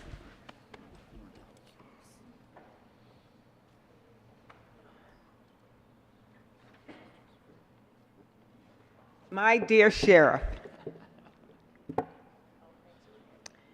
you know, when I think about Senator John Cook, I think about law enforcement.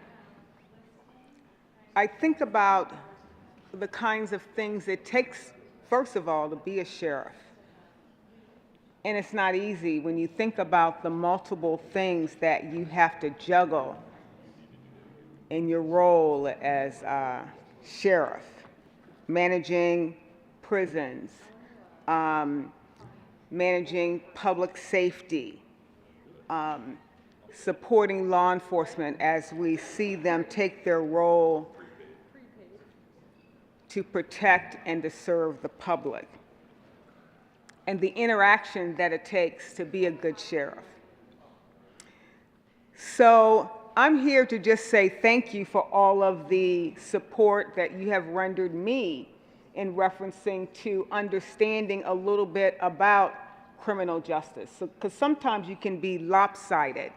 And what I've learned from you is the role of sheriff and the role that it plays in law enforcement as it relates to criminal justice. And I only saw things from the line of being a victim, and you've been so on the side of law enforcement and also for the causes of victims, because you've seen the impact that crime has on people who have been impacted by crime. You've seen both sides. And you've seen those that are prosecuted and those who have been, those who are defended or represented by public defenders. So you've seen both sides. But what I know about Senator Cook is he is a man of his word. He is well-versed. I've been in his office at several times. I don't know if it's Andy Griffin or John Wayne that in your office. Both. It's both. They're both in there. But he is proud of his work in law enforcement. He doesn't try to hide it, and it's evidence as when you go into his office. He's proud of the work that he's done. And I think that's important, that you don't try to, or any of us, try to shrink who we are and try to push aside the experience that we bring into this chambers. Your experience and your ability to talk on it has been significant and should not be understated. And without having that balance, let's say in judiciary, to influence votes or to shape public policy in the best interests of the state of Colorado, then that was very, very important. We needed you there at that time. You were in the right place at the right time for the right policy that needed to be debated. And I appreciate the support that you've lended me and the support that you've provided to the state of Colorado and to the state Senate. Thank you. Senator Liston.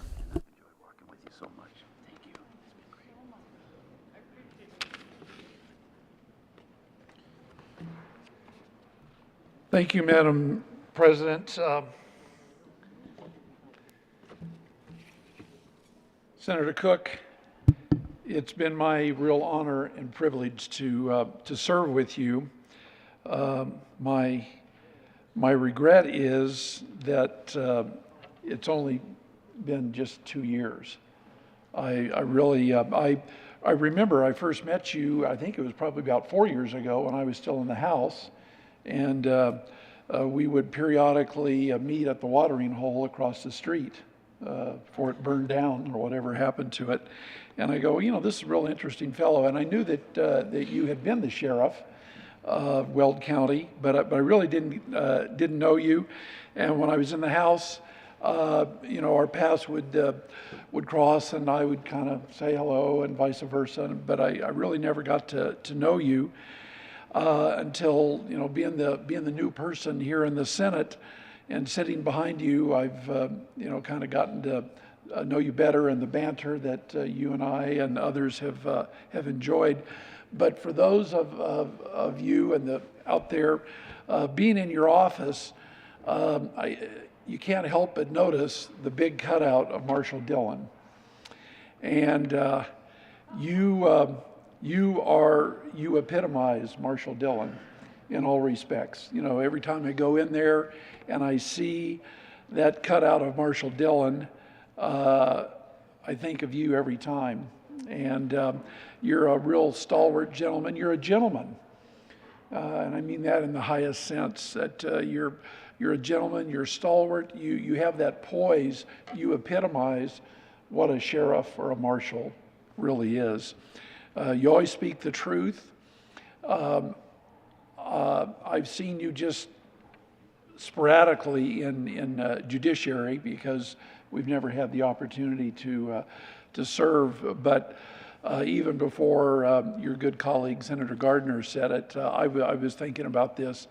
I have no idea of who we're going to have to replace you on judiciary, and for that matter here in this body, because you have filled such a huge space and spoken on behalf of the victims and law enforcement, and what is really good about this country, and you've represented your county so well. You've been extremely respectful to everybody. I say this sort of tongue in cheek. You're the Marshall Dillon. I would be honored to be your Chester. I'll have to get the walk down, but and then there's that other cutout that you have of Andy of Mayberry, which you're the Andy of Mayberry. You're wise, and I think going back to Marshall Dillon, for those of us who remember Gunsmoke, of that generation, so much of the business of Gunsmoke was done at the bar. And, I think of all the scenes that where Marshall Dillon was there with Doc and Chester and Miss Kitty, and Marshall Dillon could solve half the world's problems at the bar. And I think that's what was settled at the bar in your office. So, and then Andy of Mayberry, there's that good streak there of Andy of Mayberry. You're really easygoing. You have a great sense of humor. Like I say, the banter that you and I could always enjoy. A couple other things that I can relate to you so well, besides that we're tall and good looking. And smart. Is that we both have that English heritage, and that we're both proud. We're Orangemen, where we have that Englishman. I'm a proud Englishman. I can't claim that. I'm not Puerto Rican. I've been to Puerto Rico, but I wasn't born there. I was actually born in England, as you know. Like I say, it's been a real honor and privilege to serve with you. As we talked about this, you were saying how much you would have to pay me to say something about you. Well, you don't have to pay me anything. I would gladly pay you to say everything, and it's just been a real honor. Thank you. It's been a pleasure. Senator Heisey.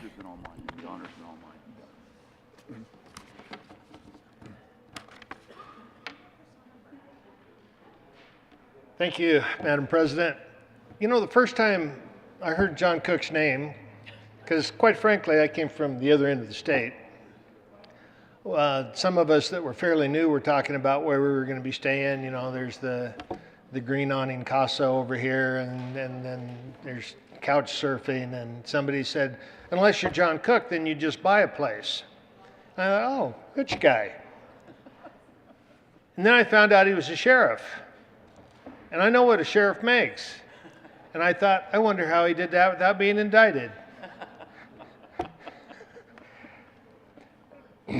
But then I realized, oh, sheriff, mental note, speak slowly.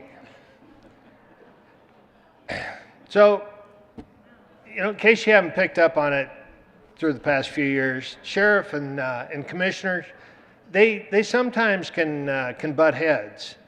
The sheriff controls the budget, even the sheriff's budget. The commissioners control the budget. However, the sheriff carries a gun.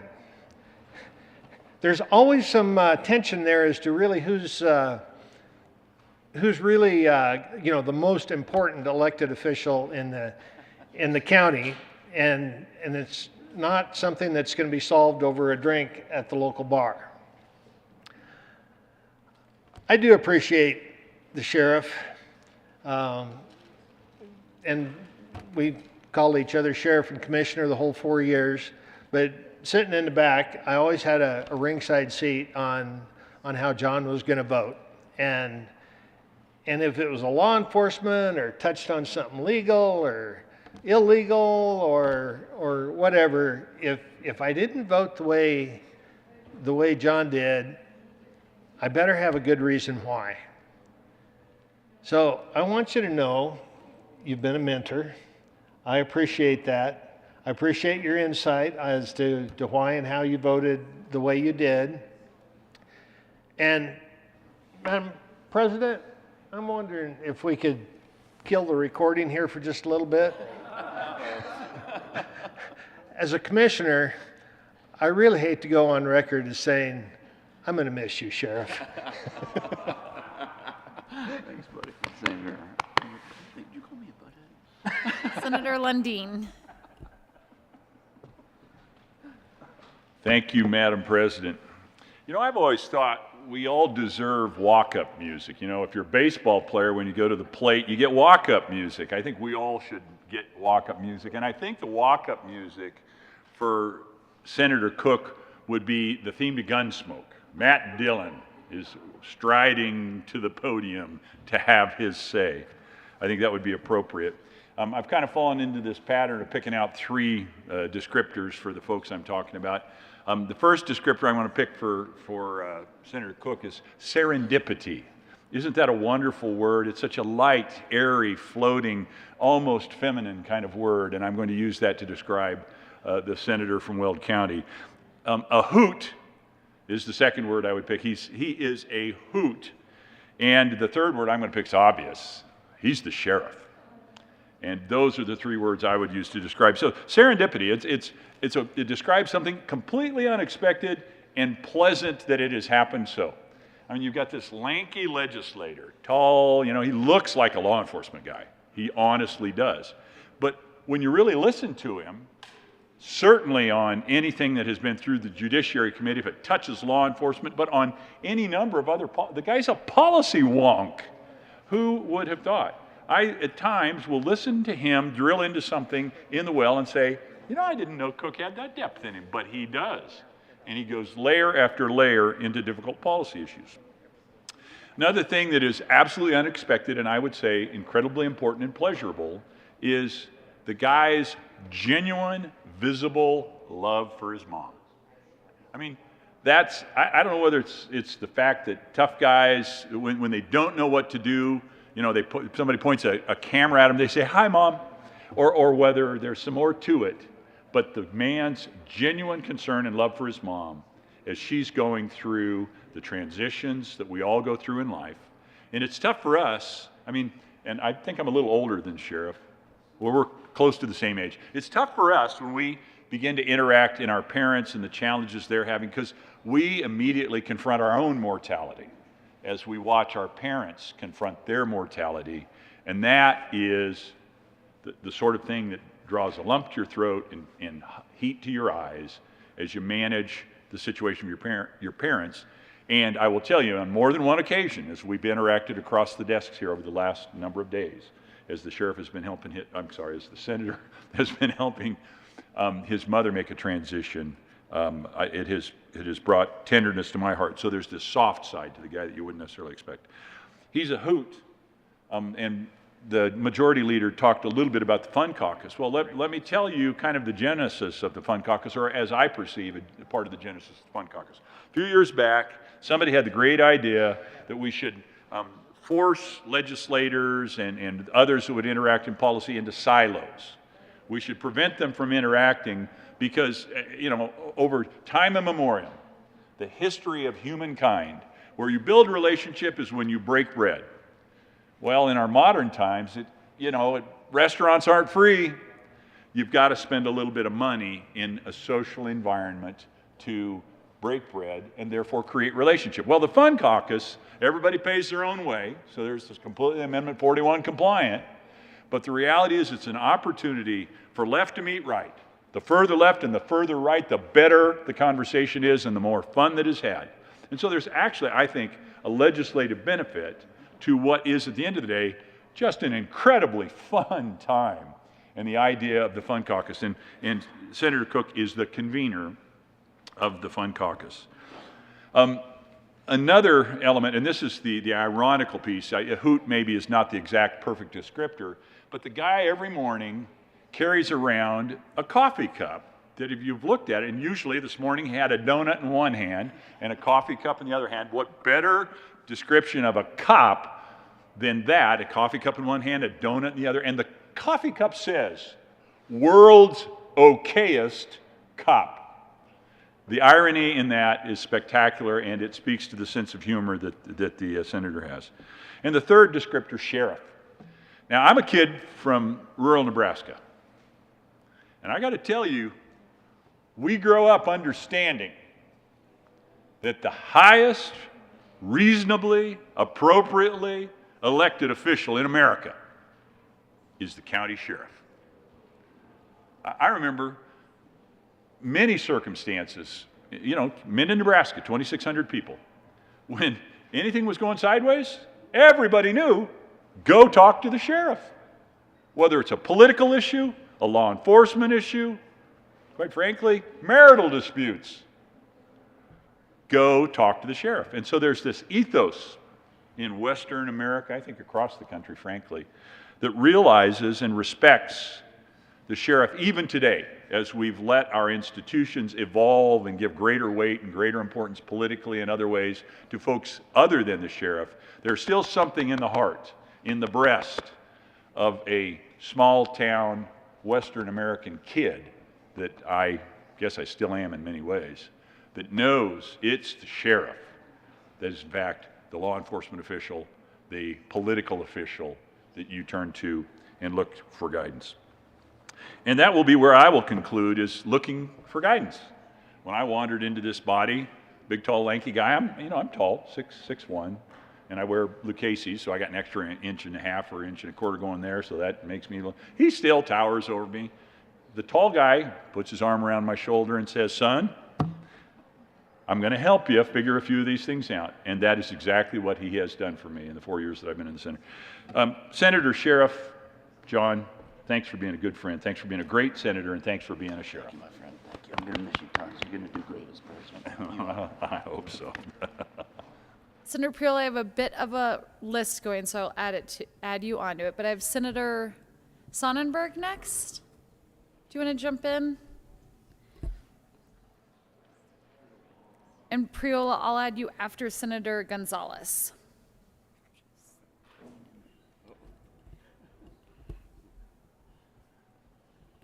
Senator. Well, thank you, Madam President. Fun caucus, I wasn't invited. Were you invited? And you know what? He told the good senator over here that not all his bills suck. He's never told that to me. You know, I know Senator Cook as a complainer.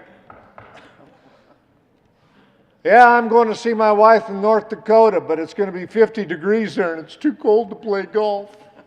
So seriously, it was 20 below here. He says, oh, the humidity's too high.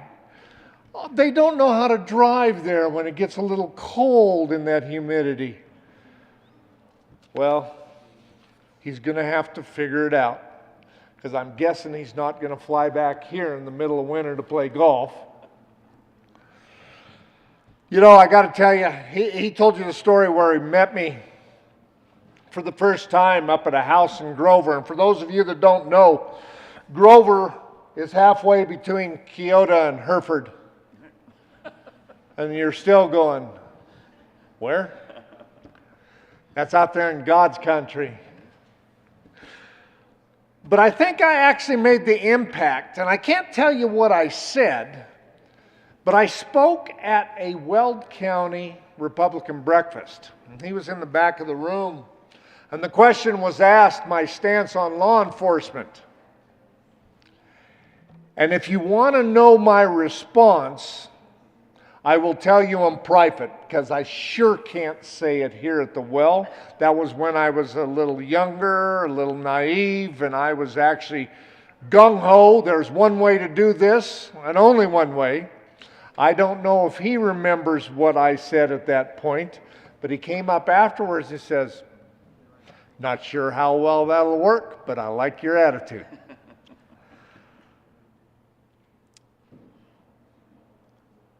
I also remember another time that one of his deputies stopped me on the campaign trail.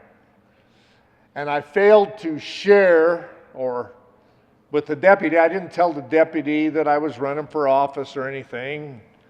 The deputy was actually very nice. And I got to the event and I told the good sheriff that I had been stopped by one of his deputies for speeding, but he didn't write me a ticket. And he immediately, what is his name? He wanted to know who would have possibly let me off. I have learned since to make sure and drive the speed limit in Weld County, though especially those 8 years when I was in the House and he was still sheriff, that he couldn't target me. So with that said, I have thoroughly enjoyed serving with the good senator from Weld County. I actually enjoyed working with him when he was sheriff. There were a number of times I sought his counsel. And quite honestly, even when I'm done here, I'm guessing there'll still be a number of times that I will continue to seek his counsel. We sometimes are a little, I probably shouldn't say this, Noel, either, but he and I are sometimes inappropriate with each other. But it's with each other, and I'm not going to file a complaint against him, and maybe he will against me, whatever. But no. But we have a wonderful relationship, and a relationship that I will treasure, quite frankly, forever. And quite honestly, I'm not sure I'll be welcome in your home in North Carolina with your wife there, as we've had our issues at times, but I will come see you. I look forward to coming seeing you. I might even play golf with you. We'll have Holbert drive around, have the beer. We'll do a scramble so I don't have to hunt for my balls all the time, and we can just do your balls that are in the middle of the fairway and a lot farther down the road. With that said, I am truly honored to call you my friend, even when we disagree on policy. We have remained good friends, I would say excellent friends, someone that if I ended up in trouble or needed something, right or wrong, you would be there. And I would do the same for you, my friend. God bless you. Look forward to staying in touch. Love you, my man. You've been my light down here, seriously. You've been my light down here, seriously. Aww. Senator Smallwood. That was cute. Thank you, Madam Pro Tem, and I will keep my comments brief. I'm here mostly because I'm smart enough to know that if I don't, Senator Cook will remember this forever. At 20 years from now, I'll be somewhere and he will remind me that I did not come up and speak about his last day in the session. So I'm doing this a little bit out of terror. But John, I want to thank you for a great 6 years. Very much like the leader and Ray. I mean, Senator Sonnenberg, folks that really welcomed me in as a rookie, took me in as one of your own, even though I didn't know anything about anything. Probably still don't. And when you hear your colleagues talk about a void that is going to be in this building and a void that is most likely going to happen as legislation is crafted, that's the truth.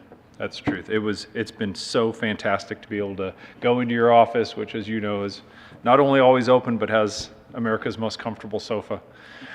To be able to talk about things from a law enforcement perspective, from a DA's perspective, a prosecutor's perspective, a defender's perspective. I mean, that kind of knowledge is just not something that we come across every day, and that is going to be really sorely lacking in this building. So I want to thank you for being a friend. Thank you for always having your door open, like you've heard everybody else mention.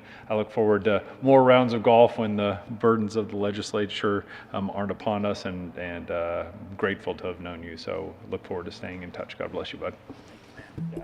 Senator Rodriguez. Thank you, Madam President. Colleagues, I want you to know I have served with Senator Cook on the Judiciary Committee since my first year here in 4 years. And this is the first time he has not texted me about complaining about the clock.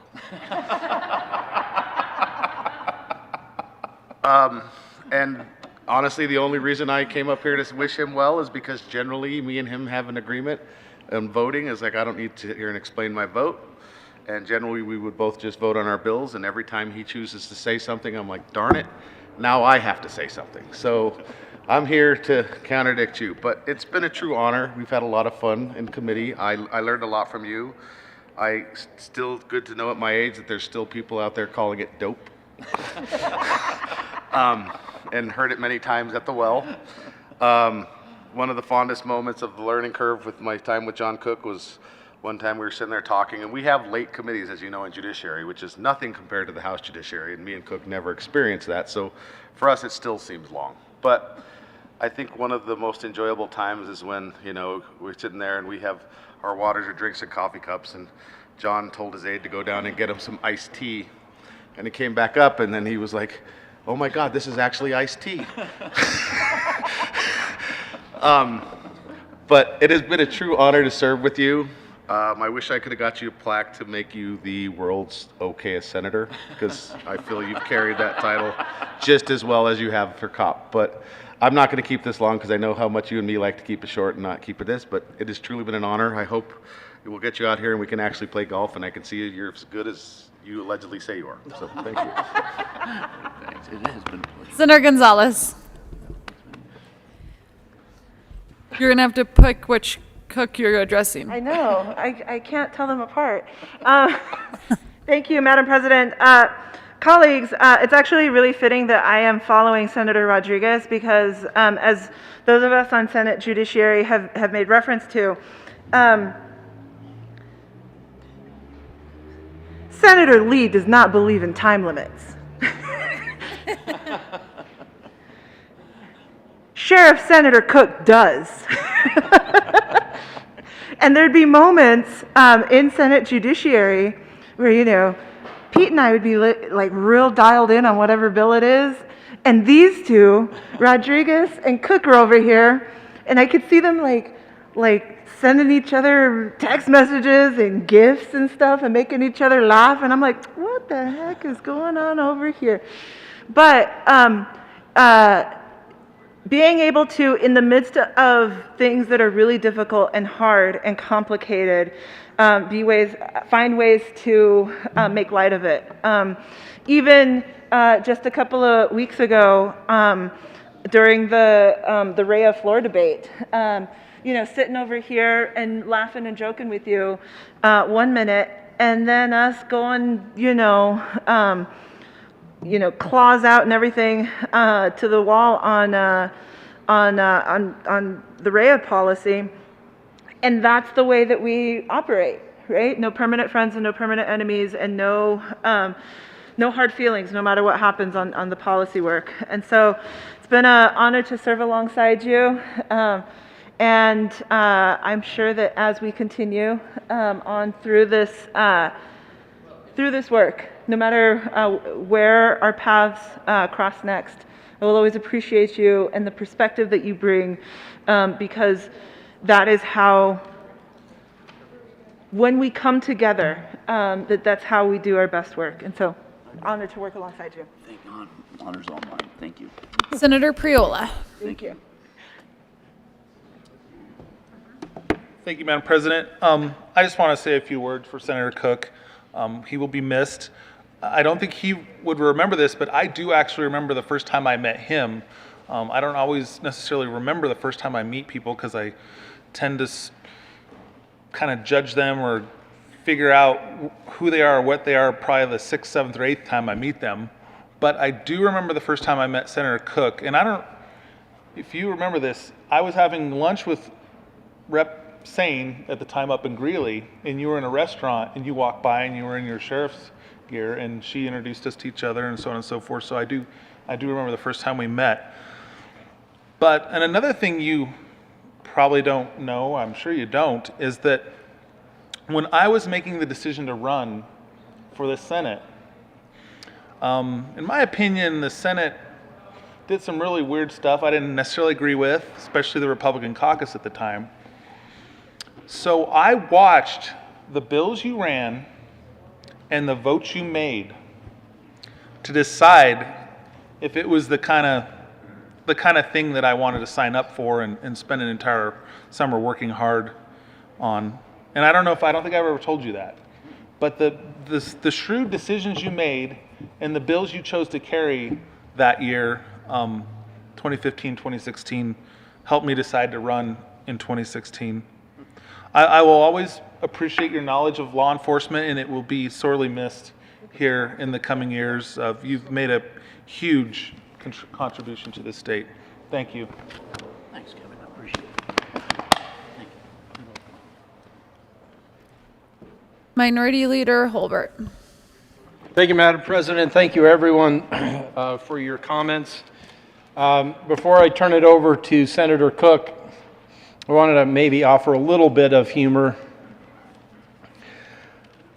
One time, before I get there, John and I became the kind of go-to chairs of the committee of the whole. Our friend Senator Coleman seems to have adopted that role for his caucus. When we were in the majority, Majority Leader Scheffel would often tap either John or me to chair the committee of the whole because we both enjoyed it. When I was Majority Leader, the most alarming incident of my 2 years in that position occurred when John was in the chair.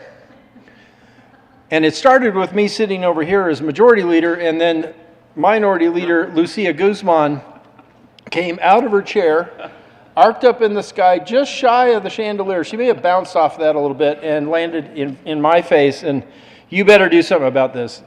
John ruled against a division. President Grantham came out of his office and was asking, what happened? And Senator Cook had explained that maybe a colleague had convinced him that that was all entirely okay. I looked at the president and said, the rules are clear. If there's any question in the rules, you decide the outcome. It was decided that we would go back and honor the division, and that was resolved fairly quickly, but my goodness, was Leader Guzman and Assistant Leader Garcia, and I think everyone over on this side of the aisle, there was a tsunami of outrage and fury. And thank you, John, that was wonderful. I'll never forget that experience.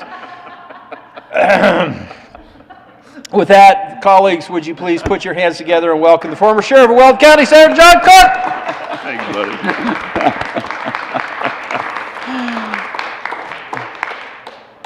All right. You got anything to say? But I want you to know this is not Marshal Dillon. It is Deputy Dillon. I deputized him. You probably can't see, but he has a Weld County, well, kind of a Weld County Sheriff's badge here. So he's not Marshal Dillon. He's my deputy. But anywho, whoa, I think I have to defend a few things. It's like all the talk about meeting in the bars and the alcohol in my office and all this. I'm thinking I need to check into AA tomorrow because I'm thinking, man, am I an alcoholic or what? But it is fun. And the Fun Caucus, that was, I have to comment on that. That was fun. I have a loft down here that's 885 square feet, and we usually had 35 people from the House, Senate, Republicans, Democrats in that loft. And then we go down to Ruth Chris, because it was in that building, and had dinner. And the very first year, it got a little bit too much fun. Because after dinner, then we went up to the rooftop at about midnight, and there was probably about 8, 9 of us left, and we all started drinking again. So we started at 6 in the cocktail party, went down to dinner. Bill Cadman was there, and he bought like 6, 8 bottles of wine on top of everything else that we had, and then we went up to the rooftop and drank some more. Though somebody had a wise idea of, hey, let's go down to Tarantulas and play pool. So about 6, 8 of us did that at about midnight.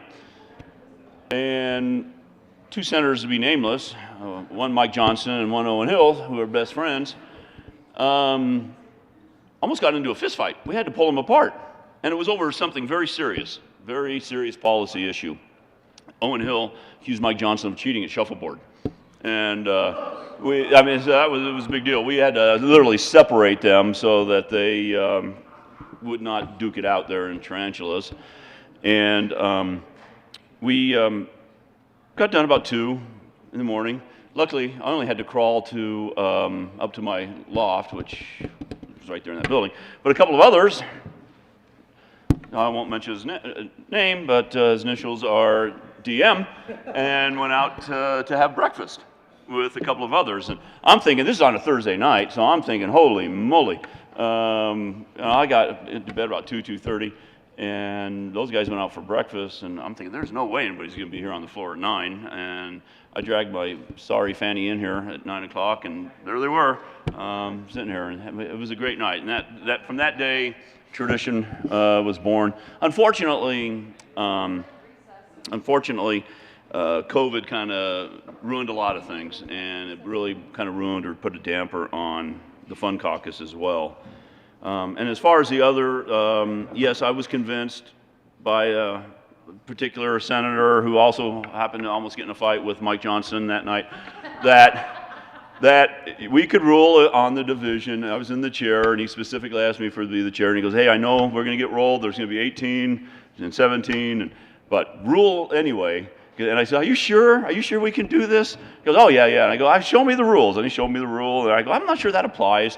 And I said, have you talked to leadership? Have you talked to Senator Holbert and the president and Effie at the time? I said, have you talked to them?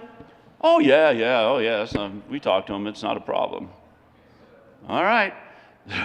Just like he said, I ruled against the division. Oh my God! Lucia and I have been like best buds for her time, my first time here, and I thought she was going to kill me. It was quite the event. So I'm just trying to pass the buck and pass the blame on why I did what I did. I got to tell you, this is a little bit harder than I thought it was going to be, and I want to thank everybody that came down and spoke. It's when you have a badge and a nightstick and a threat, it's amazing how many people you can get down here to say nice things about you. So I appreciated all those words. But this is really a lot tougher than I thought it was going to be. It is bittersweet. Everybody says it goes by so quickly, and it does. I mean, after my first 4 years, I'm thinking, my God, this thing is like a lifetime. And do I want to do this again for another 4 years? Because that just seems like an eternity. And looking back, I can remember my first day here. The Greeley Tribune, when they actually kind of covered the Capitol a little bit, did a front page story, and the headline was, we're going to get things done, because that's what I told them, we're going to get things done. I was a little optimistic at the time. And I can remember it like it was yesterday. Like it was yesterday. So for those that are just new or going to be around for a little bit, appreciate it, because it will go in a blink of an eye. And, people ask, am I going to miss it? I go, I'm not going to miss sitting here till 2 in the morning or in judiciary, that kind of stuff, but I'm going to miss the people. Our policy analyst the other day, Jason, said, what made you the happiest here? And, it's like I'm thinking, what did make me the happiest here? It was a great question. It was like I realized it's not one thing. It wasn't like this one particular deal made me happy. It was the people I got to know. And mentor gets thrown around pretty loosely, but it is actually true. My first 4 years, I was telling the leader the other day, we were in the majority, and I didn't appreciate it. I didn't know what it was like, because I never served in the minority my first 4 years. And I did not appreciate what that meant to be in the majority. And so, looking back, I wish I would have appreciated it a little bit more, because being in the minority, believe me, I don't really appreciate that too much. But if you do, like I said, look back favorably, because it's a great time. There's only 35 of us in this entire state, 35 that represent 6 million people. So I don't look at it as an exclusive club or a special club, but there's 14,000 cops throughout the state, but only 35 senators. And so it does make it a special time to be here. And I agreed with a lot of what Senator Scott said. I'm looking back, how did I get here? It's like, man, my life dream wasn't to get into state politics. My life dream was to be in law enforcement. Ever since high school, I shared that story with Senator Moreno. That was my life dream. And I was so looking forward, actually, when I was done sheriffing. And after I got elected for the third time, I was term limited after the third time, and it was, hey, what are you going to do next? Literally, the day after, I got elected for the third time. What are you going to do next? I go, hey, I don't know. I just got elected. Let me figure it out. And I'm flying back from Chicago on Southwest, and I figured it out. It was like 2 years later. And so when people ask, hey, what are you going to do next? I said, I'm going to be a flight attendant. And they look at me like, you know, they didn't know if I was serious or joking. And I was kind of half both serious and joking. I figured, I can do this. You know, here are the exits. You know, I was going to say gas mask, but oxygen mask if it falls. I mean, I could do that. And so I was looking forward to being a flight attendant. And sort of. And people came up with a whole bunch of reasons why I couldn't. And then Scott Renfro was term limited. And people came to me and said, hey, we want to keep this seat. You've got name recognition. You do a great job. Why don't you consider running for state senate? And I said, well, I don't know. I'm kind of thinking of being a flight attendant. In the end, I decided, okay, I'll run for state senate. And then after I got elected, I mean, it was a pretty big margin. It was Weld County, and that was a pretty big margin. And much like Senator Scott, I got elected, and I'm thinking, wow, now what do I do? Am I qualified? Am I smart enough to do this job? I didn't know really much about it. I mean, the inner workings. And I'm thinking, man, am I qualified? Am I smart enough? I got down here, and within the first few days, I figured, man, I'm more than qualified. Maybe not smart enough, but I'm thinking, man, I'm more than qualified to do this job. But it's been a great run for me. I mean, personally, you know, I don't mean that as bragging or anything like that. I mean, as a matter of fact, I think one of my best bills or legislation is when I wasn't even here, was when I was the sheriff. One of my campaign promises back in '02 was I'm going to put sex offenders on the webpage. And wasn't sure if it was legal or not, but I said, I'm going to put sex offenders on the webpage. And I got elected, so now I got to live up to my campaign promise. So we did it. My wonderful staff at the sheriff's office, we did it in a matter of months. And it probably, technically, maybe possibly not legal or following statute at the time. And so nobody else would do it. Weld County was the only one that did it for over 2 years because everybody was afraid they were going to get sued. And I didn't care. I've been sued before. And it was like, won't be the last, won't be the first. And so I came down here and worked with the House Rep, Dale Hall, and got my first taste of the sausage because I'm thinking, man, this is a great idea. Everybody's going to love it. Everybody's going to love putting sex offenders on the webpage. 2 senators killed it that first year, conservative Norma Anderson and liberal Senator Gordon. They hated it. And so came back the second year, and it passed with some compromises. And that's when I learned what this place is really about. It is about compromising. We had to make a lot of compromises on that bill. And now every single agency in the state has their sex offenders on the web page. You know, talking about compromise, as the good senator said about being sheriff, you say, hey, do this, and it gets done. Here, it's not quite so. And it's like, do this, and it's like, well, who are you? What do you want? You don't have that stick down here. But, you know, I look back, and like I said, mentors is a term used loosely, but it really is true in my case. I look at my first 4 years, Cadman and Ellen Roberts and Mark Scheffel. Some of the best times I had were with them and Kevin Grantham. We'd go down on 16th Street Mall and go bowling down at Lucky Street, or Lucky Strike. We'd go down there and go bowling. And, you know, we had that camaraderie, but yet, you know, Ellen Roberts was a good friend of mine, and she...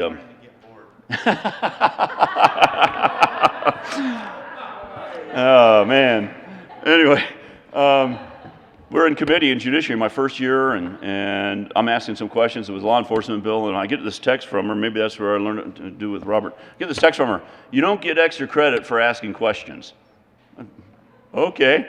So I didn't ask that many questions. A couple days later, man, she's asking questions right and left, so I returned the favor on that text. Mark Scheffel, my first year hearing the budget. You know, we're at our caucus meeting, and Kent Lambert is down there in the circle, and I'm sitting next to the majority leader. And he leans over and he goes, hey, I got the best question ever for you to ask when it comes to the budget, and ask our JBC member. I go, oh, wow, great. I go, here is the majority leader telling me, a brand new guy, this awesome question. I can't believe he's going to let me ask it. And I go, what is it? What is it? And he goes, first you got to do this. You got to stroke your chin, do this a little bit, nod your head some, rub your temple, do this again. And then you ask this, the best question, the most important question of this whole budget cycle. And now I'm on the edge of my seat. Yeah. Tell me, because I'm going to look smart. I'm going to look like, I got the greatest question in the world, and everybody's going to carry me off on their shoulders because of this wonderful question. He looks at me and goes, this is what you need to ask. How much wood would a woodchuck chuck if a woodchuck could chuck wood? Wow, all right, I didn't ask. But those are the kind of memories that you have down here, and that's what makes this place fun. What makes it fun is arguing over policy, getting down here in the well, and then going to Lucia's office. We had, Senator Holbert and I ran the magazine repeal our first year, and during committee went from 1:30 to almost midnight on that one bill. And Lucia, I could tell she was a little upset, and she leaves to go into her office. I follow her. We sat down and had a drink and just had a wonderful time. And those are the kind of memories that you have down here.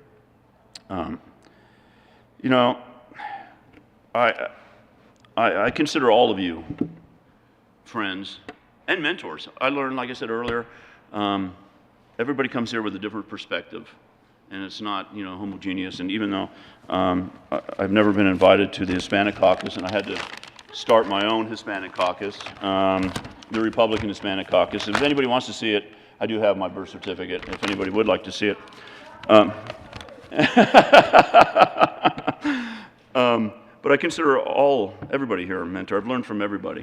And Senator Holbert, I appreciate, your 4 years and that I've been able to be the assistant, and every one of you is a mentor. I'm going to miss you all.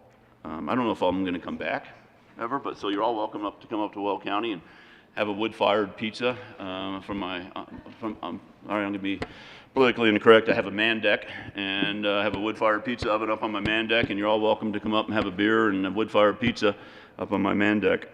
And I guess I just want to say, lastly, it's like. I'm going to steal a line from Douglas MacArthur, and I think it's so true. Old legislators never die, they just fade away. And I think that is so true. And that's not a bad thing. It's not a bad thing. You become a has-been once you leave this place, and that's not a bad thing either. It's a good thing because you're going to get new people, new ideas, new policy, and it's going to make Colorado a better and stronger place. And so I want to thank you all for your kindness and for your love and for my 8 years with most of you. Thank you. Thanks.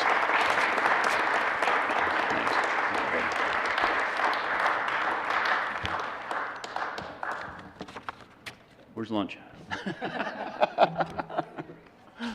The coat rule is relaxed for everyone in the chamber, including sergeants, guests, and press. The Senate will remain in recess to observe moments of appreciation for Senator Coram.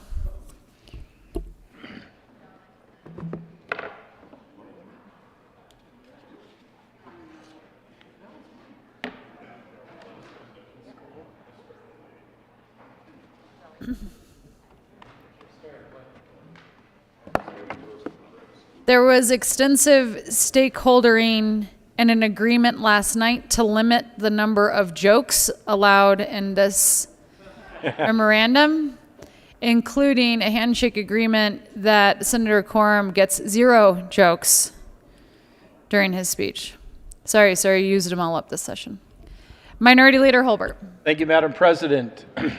Members, we continue to pay tribute to departing members. I would ask that the reader read the tribute for Senator Don Coram. Please read the tribute for Senator Don Coram. The Senate of the Colorado Legislature, convened in the second regular session of the 73rd General Assembly, hereby extends our sincerest congratulations, commendation, and thanks to Don Coram, Senate District 6. Senator Coram was elected to serve in the 69th, 70th, 71st, 72nd, and 73rd General Assemblies, where he represented his fellow citizens with dedication and honor. During his tenure, Senator Quorum served on the Agricultural, Natural Resources, and Energy Committee and the Judiciary, Local Government, and Transportation and Energy Committees. He also chaired the County Courthouse and County Jail Funding and Overcrowding Solutions Committee, while serving on a wide variety of other interim committees, including on the Transportation Legislation Review, the Water Resources Review, the Wildfire Matters Review, and the Colorado Youth Advisory Council Review committees. The citizens of Colorado and the members of the Senate express gratitude for Senator Quorum's exemplary service to our great state and wish him well in his future endeavors. Given this 11th day of May, 2022, State Capitol, Denver, Colorado, Steve Fenberg, President of the Senate. Colleagues, take a seat. We're going to be here for a while on this one, I think. As I've shared before, elected in 2010, Senator Scott, Senator Quorum, and I were in that class together. And Speaker McNulty assigned Don and I to be in adjacent seats in the State House. It was a challenge because, as we all know, Senator Quorum has an amazing ability to remember jokes. I think it's probably true that he can't forget one. I gave you a little insight about my unique dyslexic brain. For some reason, I can't remember a joke. I mean, why did the chicken cross the road is about as far as I can get. But Don, Senator Quorum, it doesn't matter what the circumstance is, who's done what, he's got a joke that fits those circumstances. It's incredible. So there is one particular stained glass window in the house that I use as my crutch. And Don knows my look. Don would lean over and tell a joke in my ear. And the only way that I found to not just burst out laughing and interrupt the house is to just focus on that stained glass window. So there were times where colleagues would ask, what are you looking at? And I'm just like, I'm just trying to maintain composure because I got to sit next to Quorum. Senator Quorum exemplifies what it means to be a state representative or a state senator. Our districts are different. The district that I represent, the district that I represented in the House, it's probably different than where you live. The majority of voters might agree or disagree on a given topic, but the accumulation of all of the topics and then figuring out where the majority is in your district, that's something that each legislator needs to pay close attention to. When Don was in the House, I think his district was maybe a little bit further right than when he came to the Senate. Now he's got a district that's a little bit further right than his old Senate district. But because of this process that we no longer have really any control over redistricting, he can't run again. And I think that's unfortunate, or not I think, it is unfortunate. Because the people of Western Colorado, Southwestern Colorado, have had a champion. And I've been proud to be here on, say, transportation amendments or bills to support him when he talks about Highway 141. We've talked about it together. Highway 141 runs from Whitewater down to Gateway, down to Nucla, down to Natarita, along the Dolores River. And if you haven't been there, I promise you, it's the most beautiful part of Colorado you haven't seen. We can argue about where the most beautiful place in Colorado is. My friend, Madam President, might argue the Gore Range or the Maroon Bells. I'm pretty partial to Blue Mesa Reservoir. But let me tell you, you might have your favorite, most beautiful spot in Colorado, but if you haven't been down Highway 141, I promise you, it's the most beautiful place you haven't seen. Whether you're on 2 wheels, Tiger, good to see you, or 4 or more, go check it out. But redistricting has, unfortunately, made it impossible for Senator Quorum to run for re-election. So we're missing someone who represented western, southwestern Colorado very well. There are parts of that district that aren't deep red. Durango.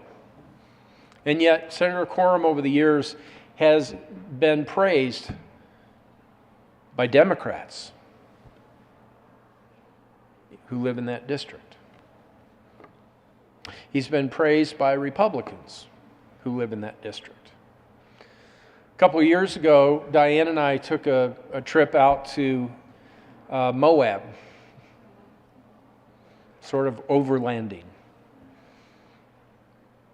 And we came back through Nucla and a new paved road that runs out of Nucla up onto the Uncompahgre Plateau, the forest there. Beautiful part of the state if you haven't been there. And then we rolled down through Montrose. And we were driving along the main street there, and I thought, I need coffee. It's been a long drive. I need coffee. And I remembered, wait, Don's son owns a coffee shop. Where is that? And I'm kind of looking along the street, left and right, looking for the coffee shop. And all of a sudden, it's like, wait a minute. That was Don. So I took 3 rights, went around the block, came up, and there were the Quorums. His red SUV that we see parked outside. And I pulled up really close behind him, and he's talking to his wife through the passenger door, and I pulled up even a little closer. I was trying to be obnoxious and waiting for Don to pick his head up and, what the H you doing here, cowboy? And then he finally saw me. I think I might have had to get out the truck and say, hey. And there was a warm embrace to meet the senator in his district. We got to tour the county party headquarters in an old Victorian home. And there was such pride there. I remember serving with Senator Quorum in our early years in the House. And there was a bill about civil unions. We came to learn about his son, and the love that he and his wife have for their son, and the support. If you want to see examples of unconditional love, look no further than Don Quorum.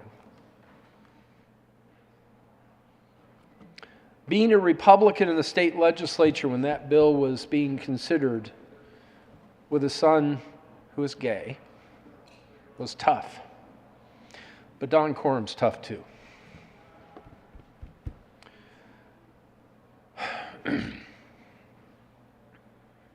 I could give you 9 reasons why he's a great representative of his Senate district. That was cool. Don shows up a few years ago and says, yeah, I had a little accident. They're going to have to cut off one of my fingers. We call him number 9 in our caucus. We ought to get him a jersey. But even that, he wasn't bitter.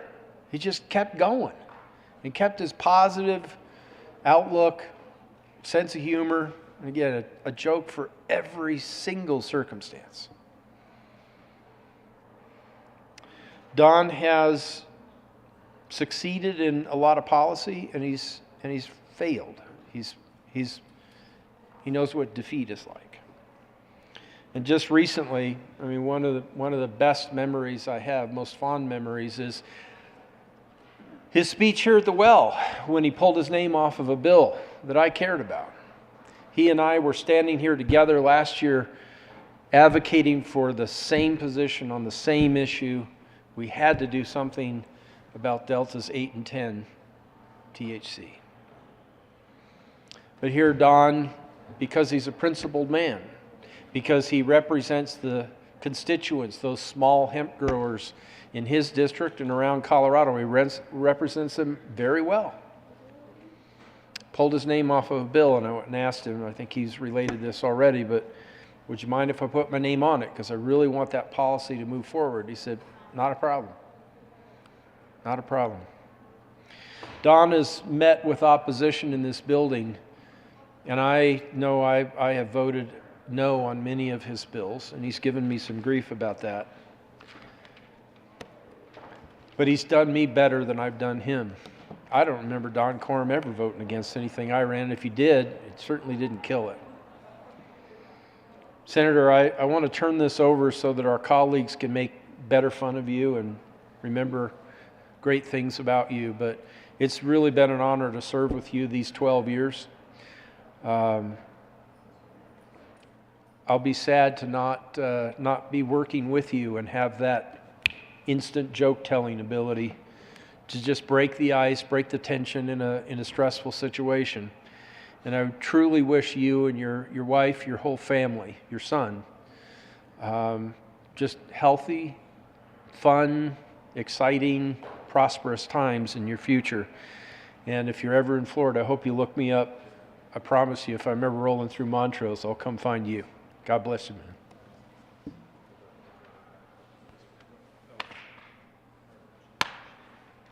Right here.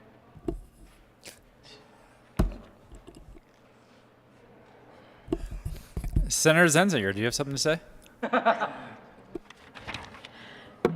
Thank you, Mr. President.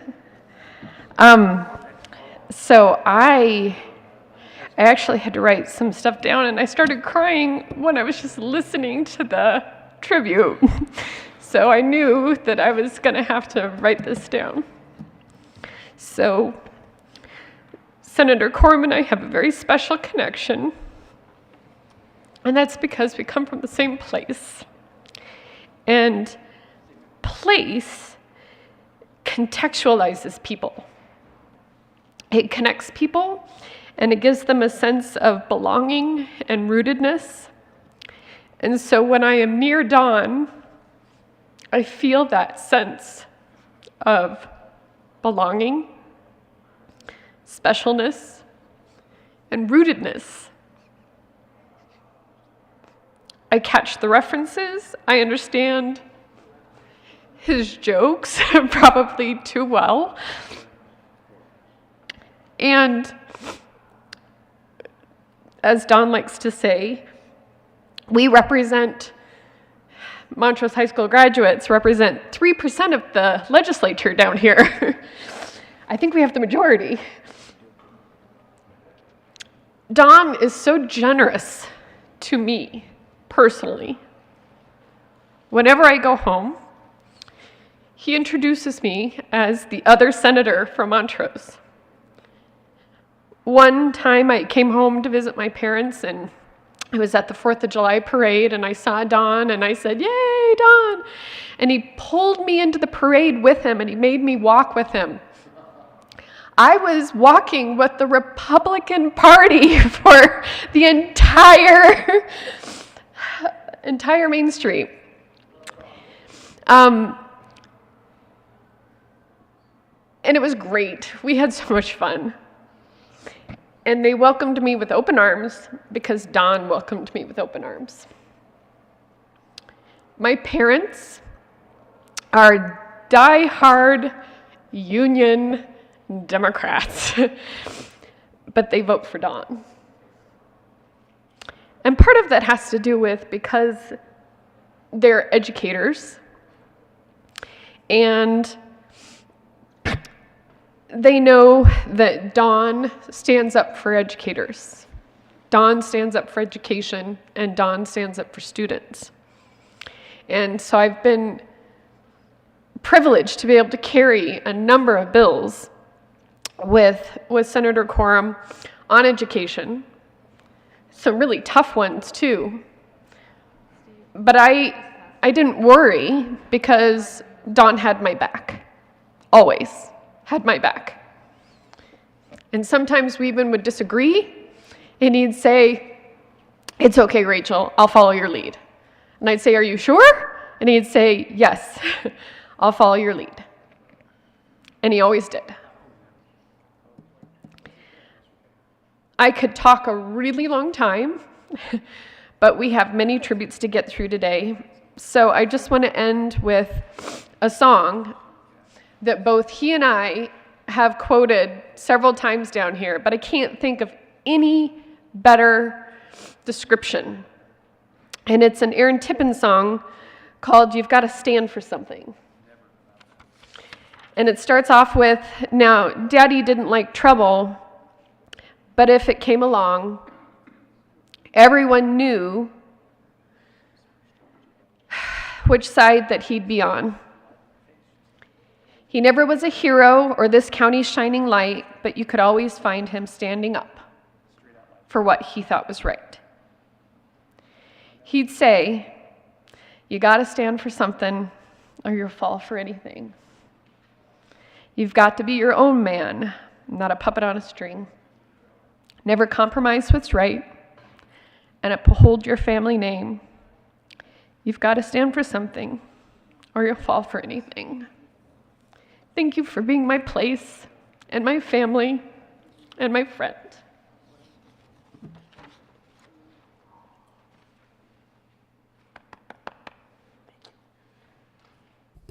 Senator Hansen. Thank you, Mr. President. I have 3 ideas I want to share. I've had a chance, the pleasure of working on some pretty tough bills with Don Quorum. And as each of us know in the chamber, it can be hard to do bipartisan legislation sometimes. Sometimes it's easier to do bipartisan legislation, sometimes it's harder.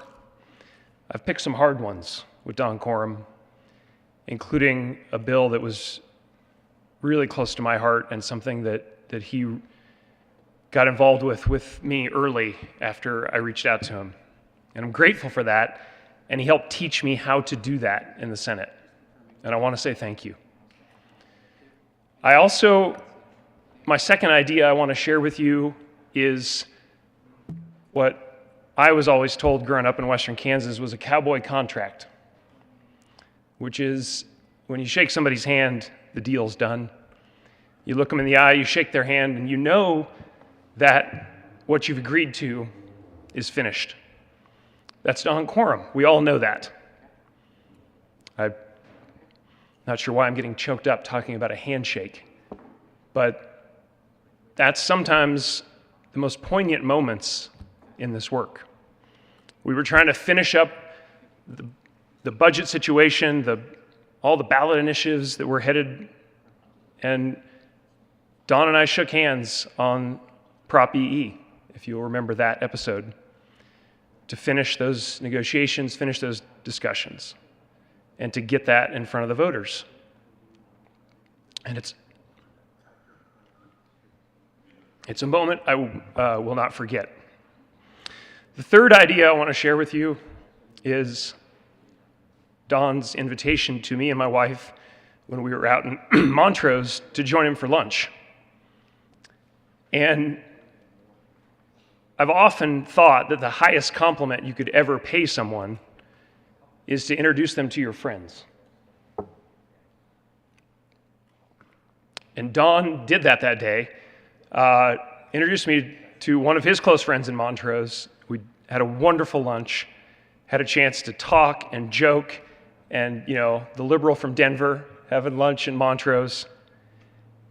But it was a compliment I will never forget. So I thank you for teaching me how to be a senator.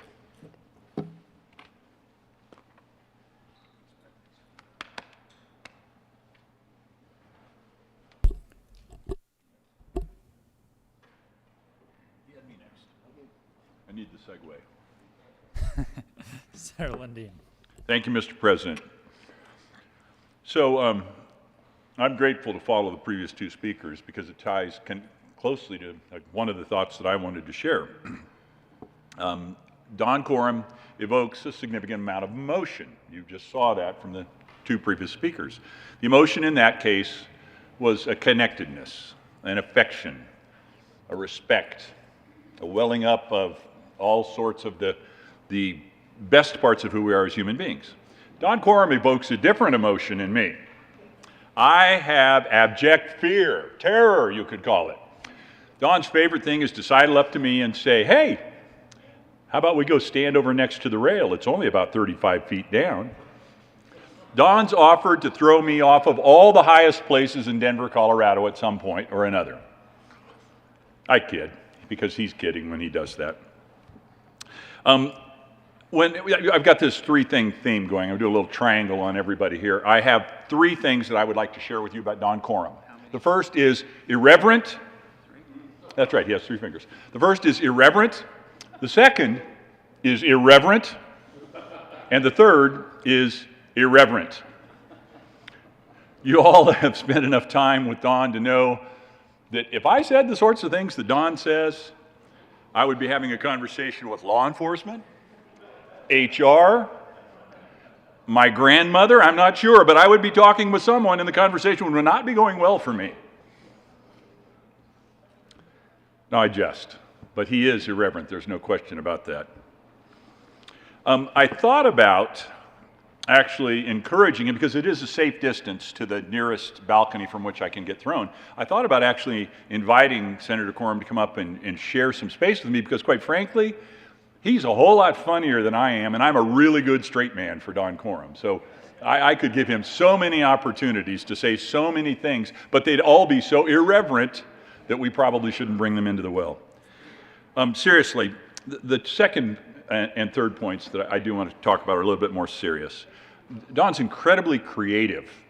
If you've watched him as a policymaker, as a legislator, the creativity just bubbles forth. It's obvious to see. He's working at things from a different way, a different angle than you might conventionally think would be the way to go after it. And Don and I have had a couple opportunities to sit down and actually just break bread, interact, and hear a little bit more about his life. And he is incredibly creative as an entrepreneur, and he has all sorts of different things going on over the course of his life. Even now, even though he's an old, worn-out cowboy, he's still got a lot of stuff going on. The third point that I really think about when I think about Don, and it goes back to where we kind of started this conversation, is he's connected. He just connects in a visceral way, and you experience that from the two previous speakers on an emotional level. But he's also incredibly connected to his community. The most powerful things and speeches I've heard in the well tend to be when we're really bringing home to this well, to this chamber, to this building, the people whom we represent. And that's something that Don Coram does incredibly well. He is so connected to the people and the situations and the circumstances in his district, and he has delivered that so many, many times. He's also connected to, and I don't quite understand what the woman sees in him, he's also incredibly connected to Diana, and she's gone through a couple health tumbles here in the recent year, and his love and connection and concern for her has been obvious in some of the conversations we've had and some of the actions he's taken and some of the times he's been gone from here, quite frankly, when he needed to be gone from here on behalf of his lovely wife, Diana. I think of her as Saint Diana, quite frankly. Don can be a little bit irascible, on the edge of containable, manageable. And so I got assigned this job, I actually campaigned for it like for about 35 seconds, of whip a little while back. And we had a circumstance where, no, Don, no, Don, no, Don. And so he and I had a conversation afterwards. And this is part of the connection. He said, okay, yeah, fair enough. I'm always going to be who I am. And I said, bless you, thank you, yes. But you know, we need to have some degree of organization. He said, you know what, I will do. And for most people, you think in politics, of course, that's an easy give. Not for Don Coram. The man is his own man. He said, here's what I'll do, Lundeen. I will always be with you on the procedural things. And he always has been. Dead solid to his word on that. Even when he disagreed with what we might be trying to do beyond that. But, back to the cowboy contract, he said to me, he volunteered it to me. I didn't extract it from him. I'll always be with you on that. So, I guess I'm going to throw one more little triangle of ideas at you. Honestly, sincerely, truly, when I think of Don Coram, the first thing I do is I roll my eyes. The second thing I do is I groan. And the third thing I do is I shake my head.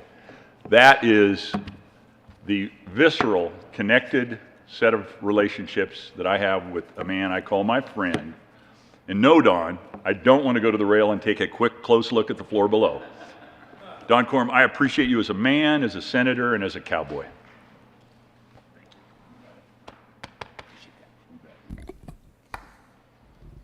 Majority Leader Moreno. Thank you, Mr. President.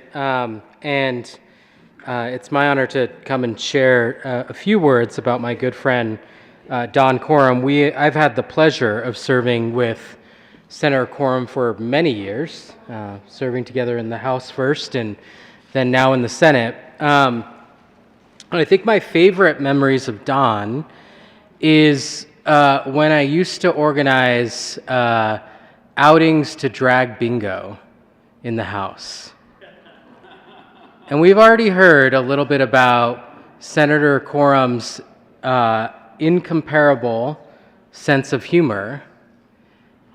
But Senator Coram managed to achieve something that I've rarely seen from anyone else, and that is being able to outwit a drag queen.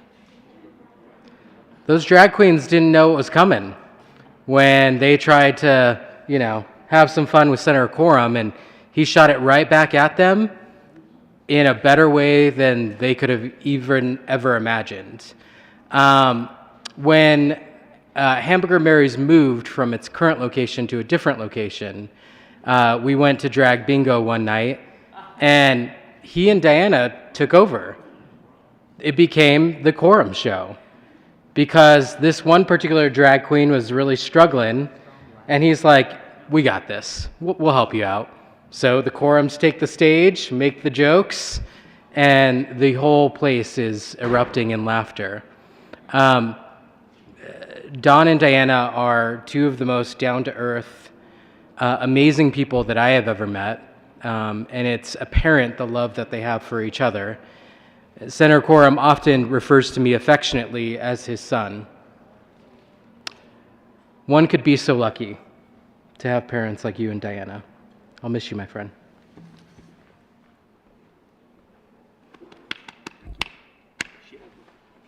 Senator Fields.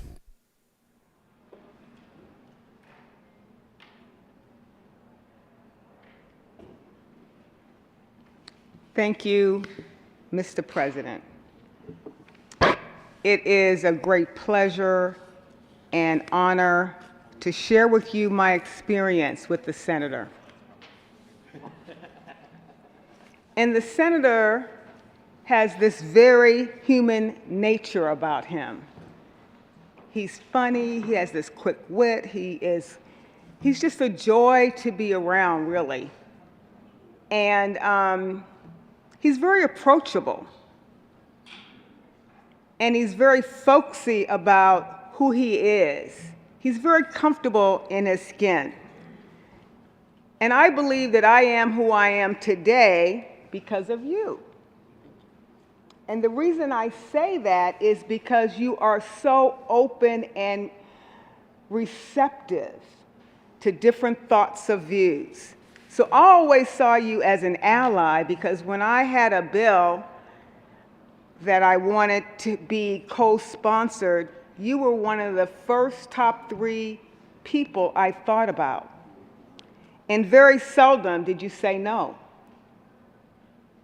And I think the reason for that is because there was some type of alignment or connectivity between what I was trying to do for my constituents and what you were trying to do for the state and for your constituents. So if you know Senator Coram, you know that he always stands for who he is serving, always. So his framework and the tone of his message is always going to be about the principles that he stands for and that he speaks about. I'm not a rancher. I tried to have a small garden. That didn't work out. The weeds just took over. But when you think about the hard work that it takes to be a rancher and then to do this work here, it's not easy. I can tell you, Senator, that I really miss seeing your wife around here because seeing you guys together helps me to appreciate the importance of relationships and family, and you guys demonstrated that as a couple, and I appreciate that. Also, Senator Coram, was never startled. Like when I would have black students here, if I would have black people here, he never gave the impression that they were out of place. Or he was shocked to see them. He would strike up a conversation, he would engage people to the point that it made them feel comfortable in this place instead of feeling like they didn't belong here. And I thank you for that. We have sponsored several bills together. I can't remember all of them, but the one that he sponsored that this session was the one that created a license tag for Delta Sigma Theta Sorority Incorporated. This man did that. It wasn't my sorority. It's a black sorority based on one of the founding chapter members in his district. Now, he could have chose not to celebrate her legacy and just say, well, I don't do license plate bills, and I don't know much about your sorority. But because he knew this woman and her legacy, and he did his own research, because he doesn't just sign up for a bill just to be signing up for it. He has to really believe in it. This man here in the state of Colorado has passed the Delta Sigma Theta Incorporated license plates. And I can't tell you how many Delta Sigma Theta sorority women that are in the state of Colorado or in this nation, but there's hundreds and thousands of them. And I'm here to say thank you for celebrating black women, for that organization that dates back, and my sorority is 1908. I don't know what that, they might be 1910 or something like that. It's just been a joy to watch you, to see how insightful you are, and I just like who you are. You're just a very kind, approachable man, and for that, I am so grateful I had the opportunity to work with you. Thank you.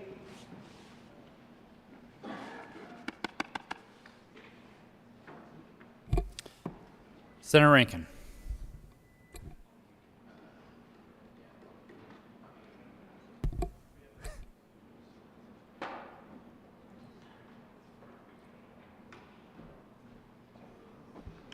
Thank you, Mr. President. Sorry to step out. Well, Don Coram, I mean, look, it's been said, but I'll say some of it again. Thank you for being who you are. Thank you for knowing what your principles are. Thank you for knowing what your conscience is and sticking with it. I mean, that's a trait that's so valuable in this chamber. And thank you for doing the work. I mean, if I just look at the volume of bills over the years and the things you've been willing to champion and step into, you know, just that volume of work deserves an awful lot of respect. You know, I'm sorry about the districting. I just feel like there are big shoes to fill. And for all of you who may not know, I mean, Don Coram presents a very special challenge to me, because I have to take over a number of counties. Basically, I have only my own home county left and pick up counties that Don has represented for years. And Joyce and I have spent a lot of time with the Corums because, as you may know, most of you know, my wife is also a politician on the State Board of Education, and we have spent a lot of time in Montrose and down that way campaigning over the years, because it has been years. So I'll tell you, and I think somebody else mentioned this, you can judge a politician and how much they're loved if you go to meals with them. You go to lunch at the local eateries, and people come up and talk, and you see the kind of interaction, the kind of people that the hometown boy deals with. And, you know, Don and Dinah go home almost every weekend, so they love their town, and people there know them. So the Corums are really a legend in that part of the state. They really are, and it goes back a while. So when I think about, having to replace a legend, so Don will be my constituent. I think I'll be his.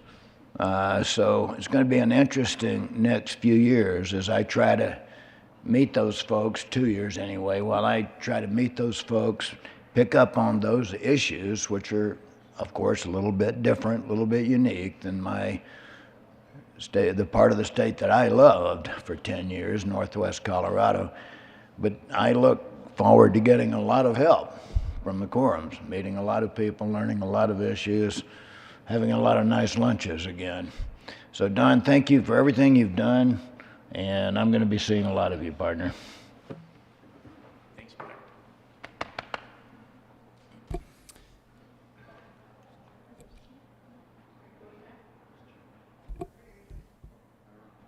Senator Scott.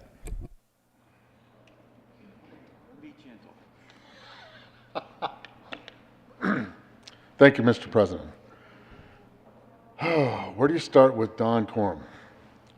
With me, with me, as I told a little story before about me getting into politics and running for office.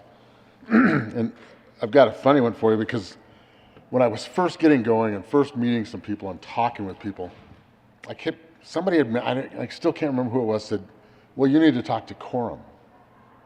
I'm like, what the hell's a quorum? Who's a quorum? They kept saying, well, you got to talk to Corum. We think he's supporting your opponent. I was like, well, where is this guy? I mean, where does he live? And they said, well, he's in Montrose. And I was like, well, we're 60, 70 miles away. He's in Montrose County. I'm in I didn't get the connection, right? I just was like, is this like the Montrose Mafia? I mean, what the hell was it? So I called this Corum guy, and he was kind of, as he normally is, a little short, kind of snotty on the phone. And I said, well, I'd like to meet you, Corum. He's like, sure, meet me at this coffee shop. What's that one called on Main Street? Coffee Trader. He said, whenever the heck date we set. So I drove to Montrose, all the way to Montrose. Now keep in mind, if you haven't been out there, there's nothing between Grand Junction and Montrose, basically, other than poor little Delta. Poor little Delta. And the whole drive down there, I'm thinking, what the hell am I doing down? I should be talking to somebody in Grand Junction. This is dumb. So anyway, I get to Montrose, get to the coffee shop, and he was very nice. He introduced himself. So we started talking, and I was like, okay, I just got to put all this on the table. What the hell do you have to do with my election in Grand Junction? And of course, he's pretty proud of himself, as we know Don. He rears back in his chair and he goes, well, we've been involved in politics down here for whatever, 100 years. I don't know what And he goes, you don't have to worry about me. You got to worry about her. And I thought, who? And here comes Diana in the door. The Queen of Montrose comes wandering in the door, and I'm thinking, this is getting creepy. But she was so sweet. We sat down and had a chat.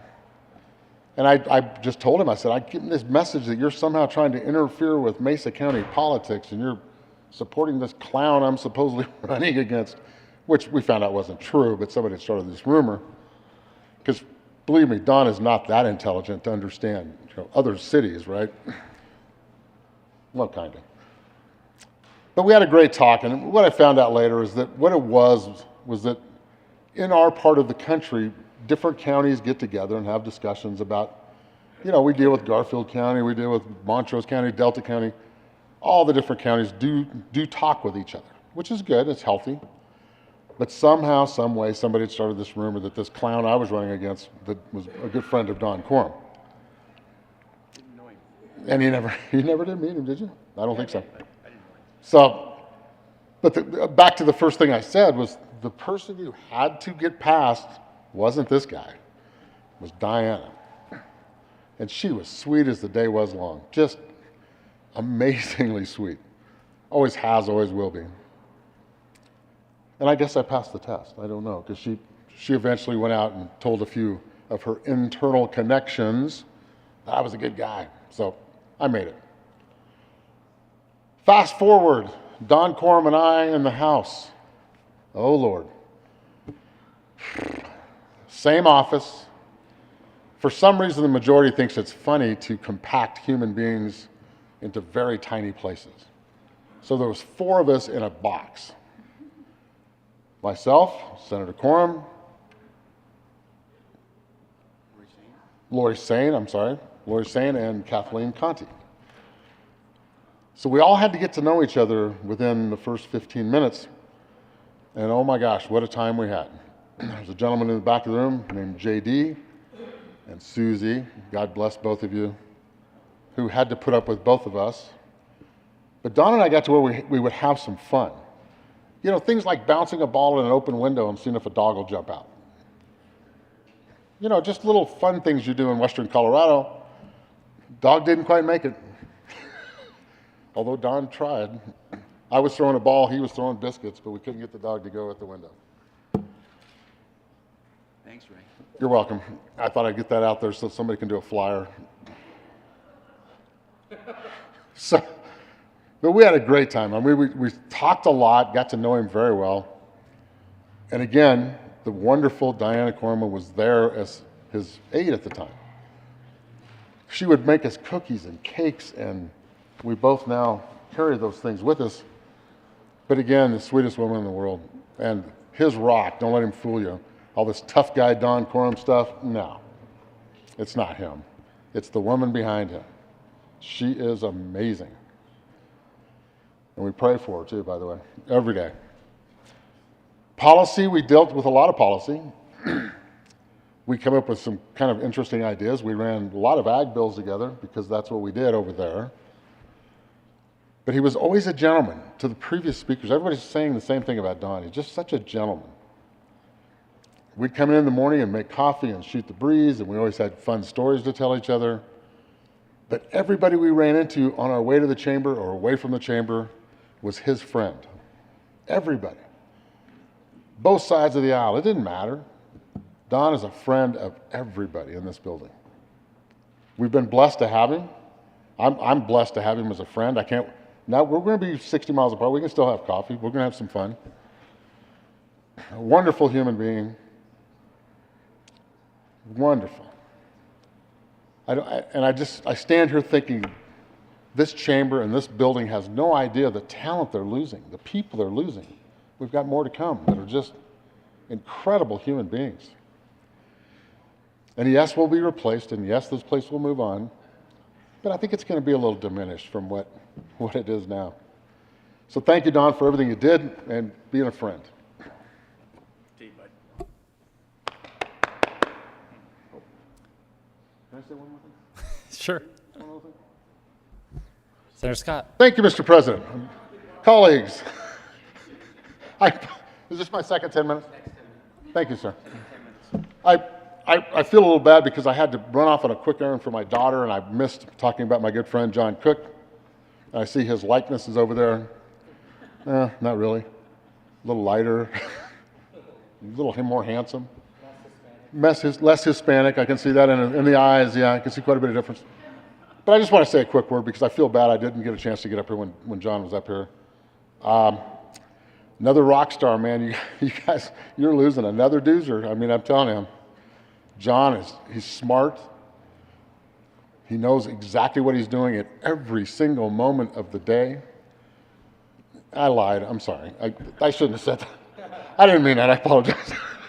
Half of every day. But he's just been such a rock star. He's been so good to me. Our caucus members dearly love the man. And we're going to miss you terribly as well. You always have a component in this building of somebody that's done something, right? We talk about ag, we talk about oil and gas, we talk about construction, law. Then we have a lawman. Sounds like we should be playing a song right now. Giddy up, go, or something. But his lawman experience has been invaluable to us to understand what the gentleman behind him talks about.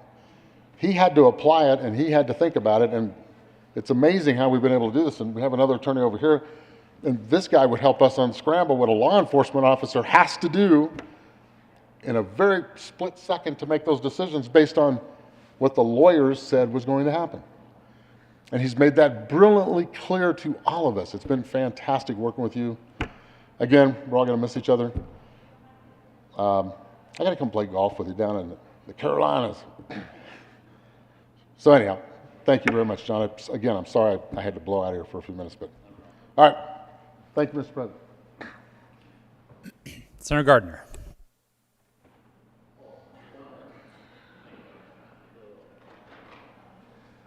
Thank you, Mr. President. Well, there's several of my colleagues here that I would like to say a few words about, but I'm going to speak about Don Coram. First of all, I don't know what it will be like next year to not have a quorum. We won't be able to start the session. Somehow it'll start, but it'll be without a quorum. So many wonderful things have already been said about you, and I was thinking earlier today, what would I say about Don that would really speak to my love and regard for him and respect. And I remembered that in a time past when it was Camelot and we were in the majority in this chamber, I chaired Senate Judiciary, and that means you get 3 votes, Senator Lee, and others only have 2. And I was chair, and the sheriff was the vice chair, and we needed a 3rd member. And I looked around here and I said, look at these. Well, I won't say this is my caucus, I want to say that. But, you know, it is harder in the Senate to build a committee than it is in the House because of our numbers, and the committee numbers are still the same. And I didn't have another lawman, I didn't have another lawyer. And I thought, who is thoughtful, can grasp the issues, will, on the one hand,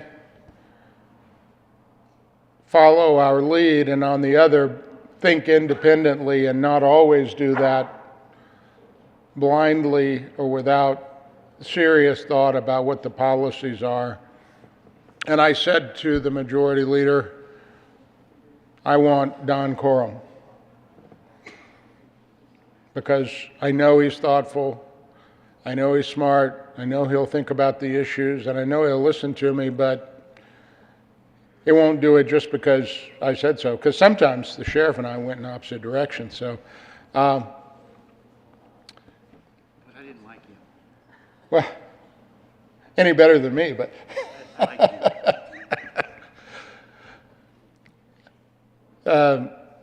we had some great bills in those days. We had they all came from the other side of the mountains. Things like selling bodies, and I mean really interesting issues. And you were able to and did. It was obviously we're studying the bills and dealing with all new subject matter for you, and I have always admired and respected the way that you took to that task of going to that committee that is like, people dread going there. I don't know, I think it's the current chair that might make that the case.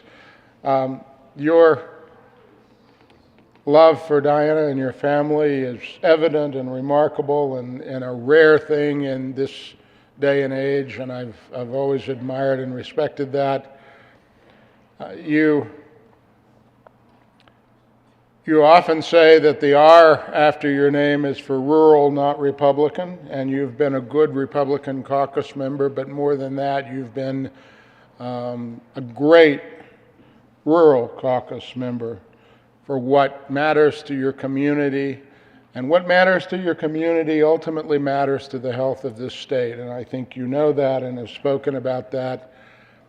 And have always, I don't know of a single time. We talk about disagreeing without being disagreeable, but I don't know of a single time we've disagreed that it's ever been disagreeable. It has always been respectful, and we've always understood each other's viewpoint. And, you know, sometimes El Paso County isn't Montrose.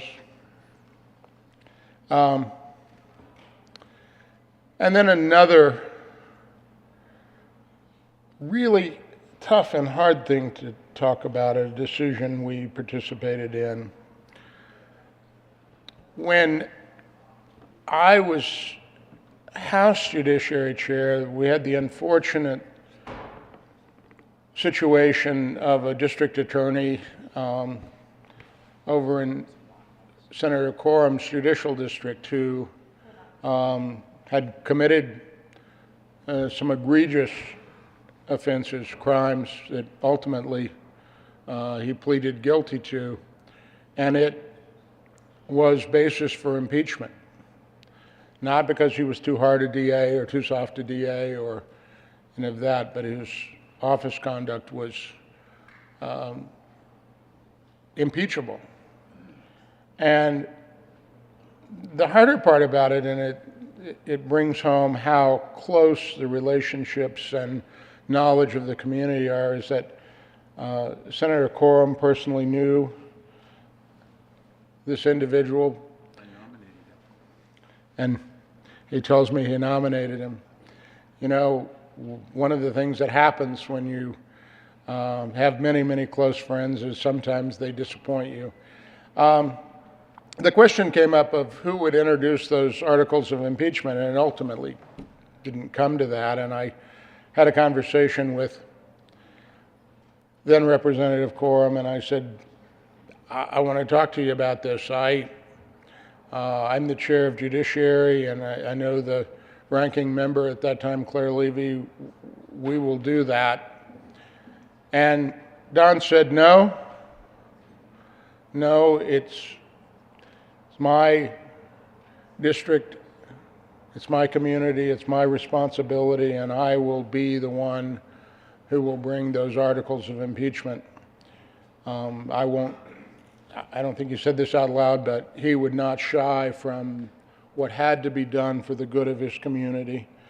And as it turned out, the resolve that both he and I and others showed with respect to that situation, I received a phone call the day before we convened from the DA's counsel saying that he would be resigning effective the next day. But that was a tough and hard and difficult thing, and that's when you find out what people are made of. And I found out that Don Corum is made of integrity and respect, and even care for that individual who had done terrible things, but at the same time caring for him because he was part of that community. And that's what I will always remember about you, Don, that you're kind, respectful, caring, and always will do what you believe to be the best without compromise about what you believe to be the best. And that's a different thing than compromising your values. That's not compromising your values, but finding compromise that will move the state forward and move the community forward. I'm going to miss you.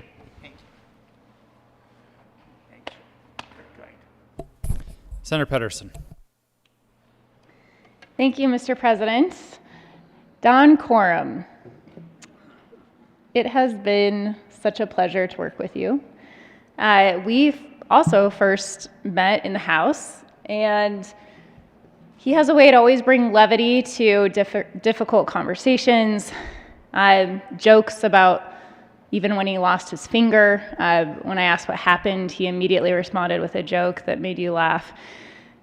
And one of my best memories, though, is in the House.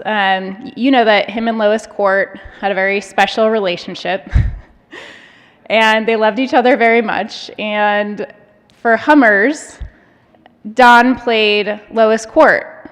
And for all of you who didn't get to see this, you can visualize he had big balloons up here in front, wig on, glasses. Half a football, actually, is what it was. Nerf footballs. But that was one of the funniest skits that we had for Hummers and made me laugh. I think all of us, one of the best memories that I have. But Don, I didn't want to miss the opportunity just to tell you how wonderful it's been to know you. The couple times a year that we're driving through your community, I wish that we would have told Don that we were in town so we could schedule something, but I always knew that I would see you. And now we have to actually make that effort. And I hope that you keep in touch. You're such a wonderful person.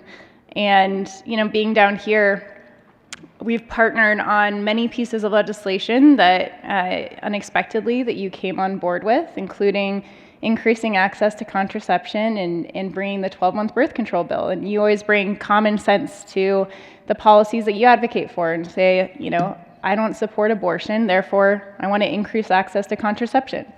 And it was because of your partnership that we were able to get that done in split chambers.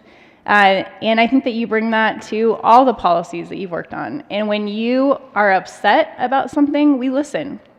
Because we trust you, your values, we trust who you are, and the reasons that you're here fighting. And so it really has been a pleasure. Now we have to make an effort. I hope that you'll let me know when you're in town, and I hope to see you in Moffat County.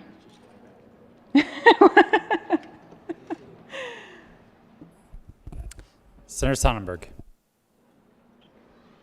Thank you, Mr. President. I'm sorry I wasn't able to hear all the other jabs. Are we running short on time? Yes, we're running short on time. Honestly, I'll say that Senator Coram has been my hero down here. There has never been an issue he shied away from, never been an issue he has not stayed true to, and he represents his district as well or better than anybody I have ever seen in my 16 years down here. And then there's some other things about him that, well, quite frankly, let's just be honest, start right off with, he's one of the few senators or elected officials that's been sleeping with his aides since he's been down here. There's more. Well, and then I say, and of course, Diana, for those of you that don't know, as I threw him under the bus, Diana would tell you the key word is sleeping.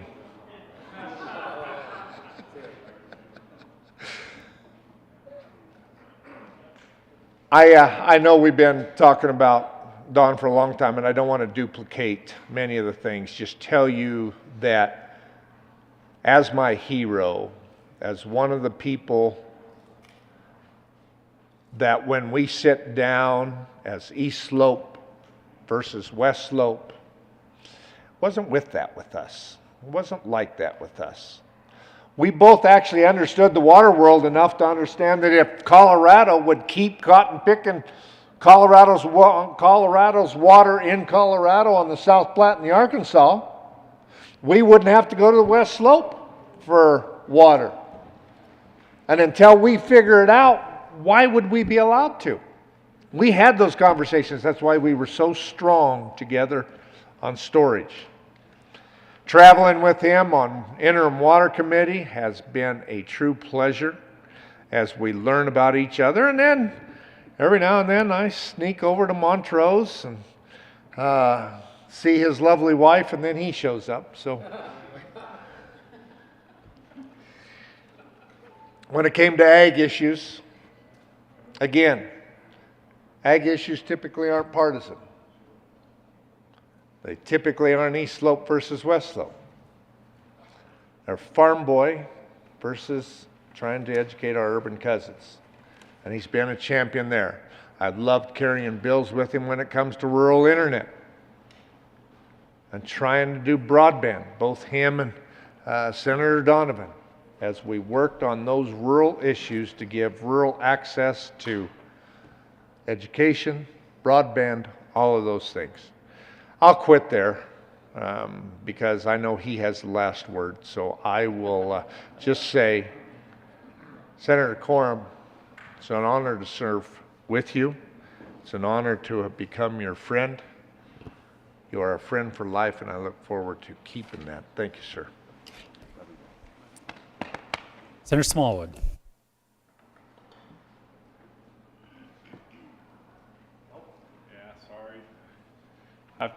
Thank you, Mr. President.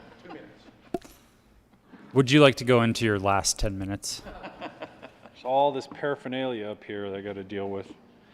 You know, I made a promise to Senator Quorum to keep something private just between us. Get probably a little choked up here. So, it wasn't very long ago when my family and I were in Lake Powell, and mostly due to stupidity, probably, I had a tragic blender accident. I nearly severed my finger, my left hand, and I developed what is called necrotizing fasciitis, basically flesh-eating bacteria that was threatening my hand. And the doctor said, look, we're in the middle of nowhere in Utah here. Do you know anyone who might donate a finger to you? I'm giving you the finger more than once. And I thought, who do I know who's within driving distance of Lake Powell who might be willing to once again give me the finger? And so I called Ray Scott. And he said no.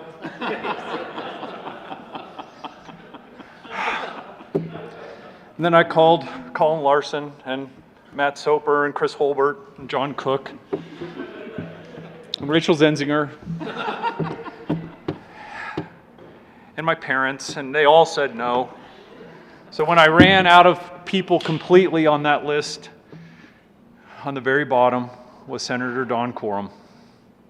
And I called Don, and together we crafted this story about how he really lost his finger and how it just got thrown away. But Don, a part of you will always be a part of me.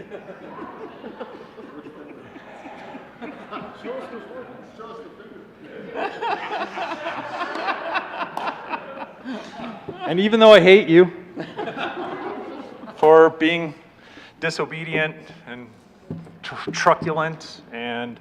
It's a big word, I know. Thank you. And not a team player when I want you to be. And irreverent. And the only person in the chamber that can get away with stuff, as the senator from El Paso County said, that would get me recalled or arrested or sent to HR.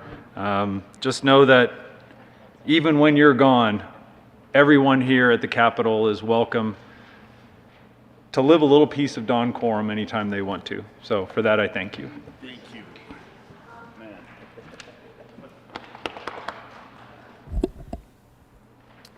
Senator Cook. Thank you, Mr. President. I don't know if I want to follow that or not, but that made it really tough. Well, sweetheart. Yeah. If those that don't know, he's my sweetheart, and and I'm his precious, because we went to Israel together, and I'll get to that in a little bit. But sweetheart, I'm going to miss you. It's been a hell of a ride, and we heard Senator Lundeen say there are 3 things about him: irreverent, irreverent, irreverent, and that's so true. And I would say irreverent, as we all know. As we've all said, if any of us would say what he says, we'd be out of here in a heartbeat. But I think it's in the delivery, and I think it's because we all know him. We know him so well. He's like, they say he's like an older brother to us, or like a crazy uncle. Crazy uncle to us. And but what he says is so darn funny that you can't help but laugh and not get upset. And we know it's good-natured and from the heart. So definitely irreverent and passionate. I think we've heard that how passionate he is.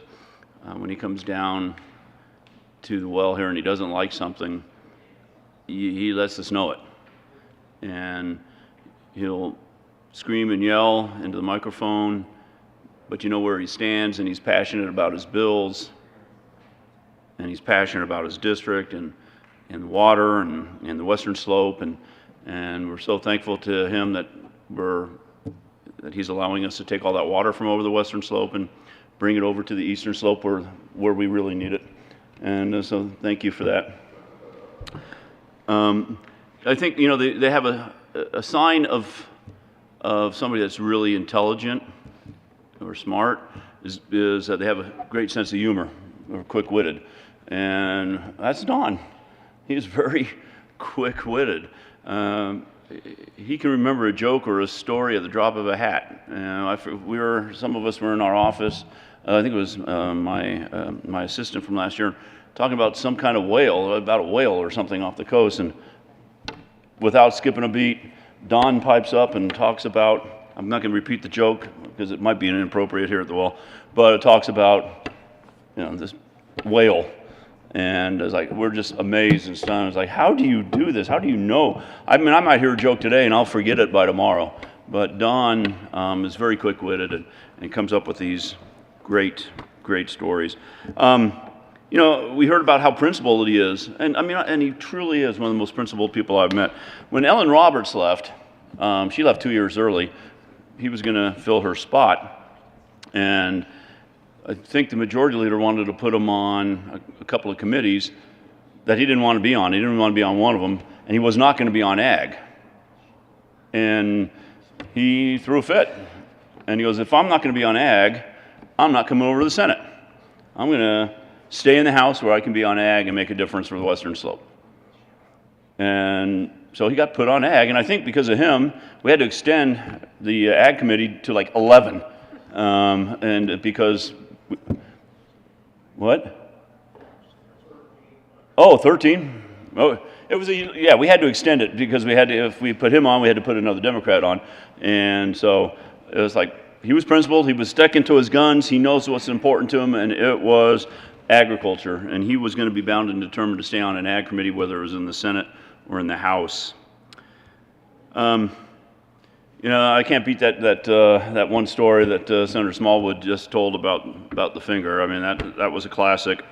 And I was thinking before he even started talking about that, but the real reason that I think he cut it off intentionally so he could flip people off with impunity. And, you know, he's just, hey, I'm just saying hi to you. And so that's why I really think he got it. But we call each other sweetheart and precious because we spent 8 close personal days together in Israel.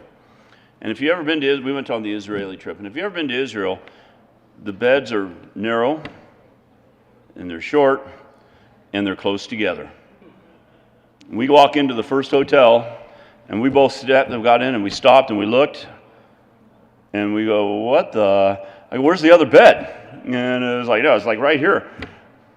And it's like, okay, Don, I said, look, I know you're old, so when you get up in the middle of the night to go pee, you walk around the bed. You don't roll over.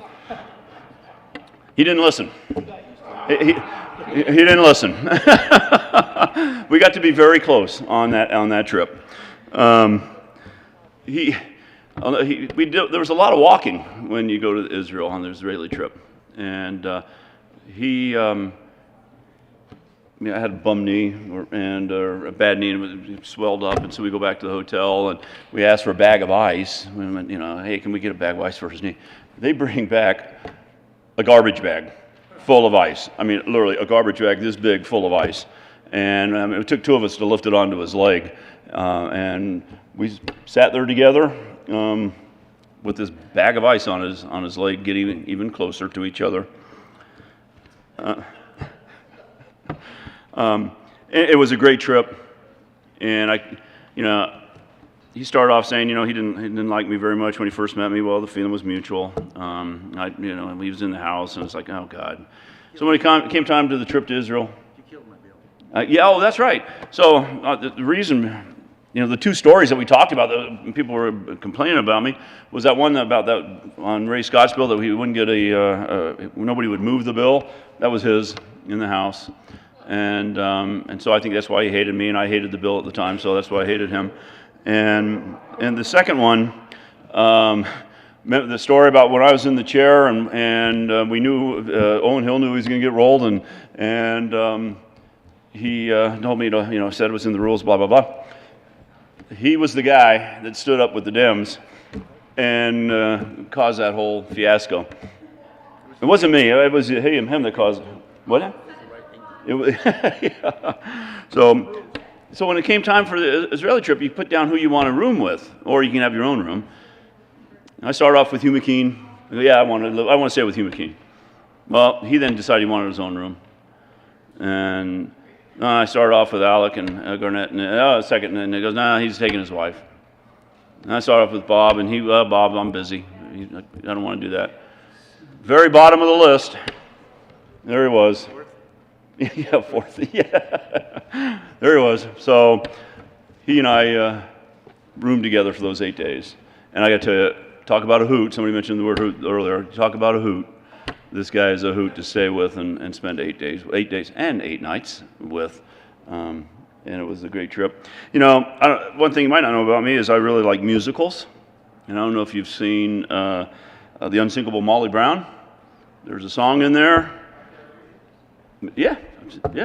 No, My Fair Lady here, yeah. But there's a song in there about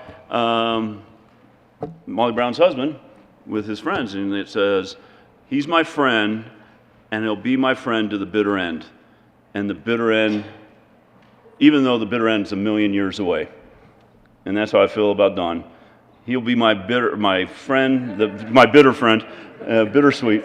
He'll be my friend to the bitter end of this earth, and until the day I die. And Don, love you, man, and sweetheart, it's been a great run. Thank you, Precious.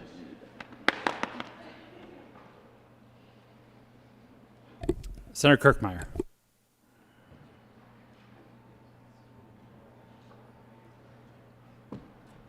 Thank you, Mr. President. Before I begin, I would just like to know who selects seat assignments on the floor.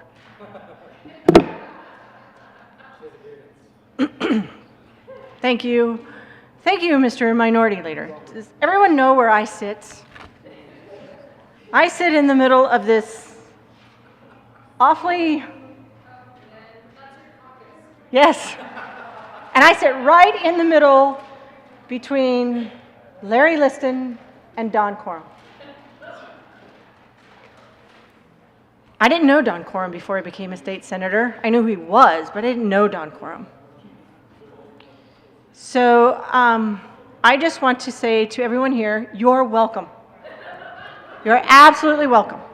You think that the only jokes he says are at the microphone in the well? No. No. I start my day off with limericks from Larry and some pretty wild, raunchy, inappropriate, sometimes funny, mostly not, jokes. I start my day off by saying, don't ever say that in public. Please don't ever refer to them like that in public. You can only say that to me. You do understand that. In this room, you can only say that to me. In fact, anywhere in the world, you should only say that saying to me. Do not go say that out loud. You'll get us sued. You'll make us look bad. Please, please do not go say that to them. Ever. Don't do it. That's pretty much how I start out my day. In fact, one day, Don came in and he called me a name. It was an acronym. I'm not going to say what the name was, but I will tell you what the acronym stands for. Babe in total control of herself. there. And I started off my day by saying, and I am the only woman in this room that you can say that to. But, well, there you go. You should not have done that.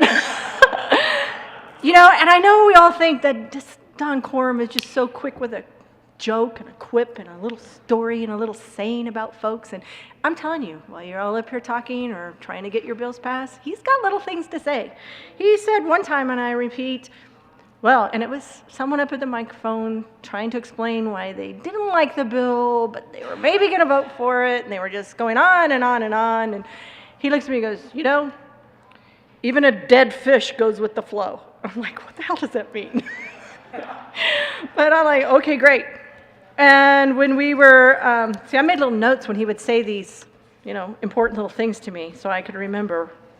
So if he went to repeat them to me, because, you know, Don is old. Like, you bring the median age in our group way up. But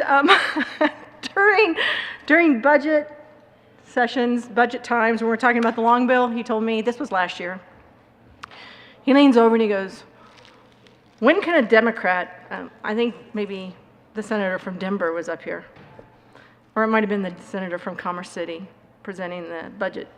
He said, when can a Democrat make you a millionaire? And I'm looking at him thinking, never? You know, I'm like, I don't know when. And he goes, when you're a billionaire. I'm not, oh, thank you.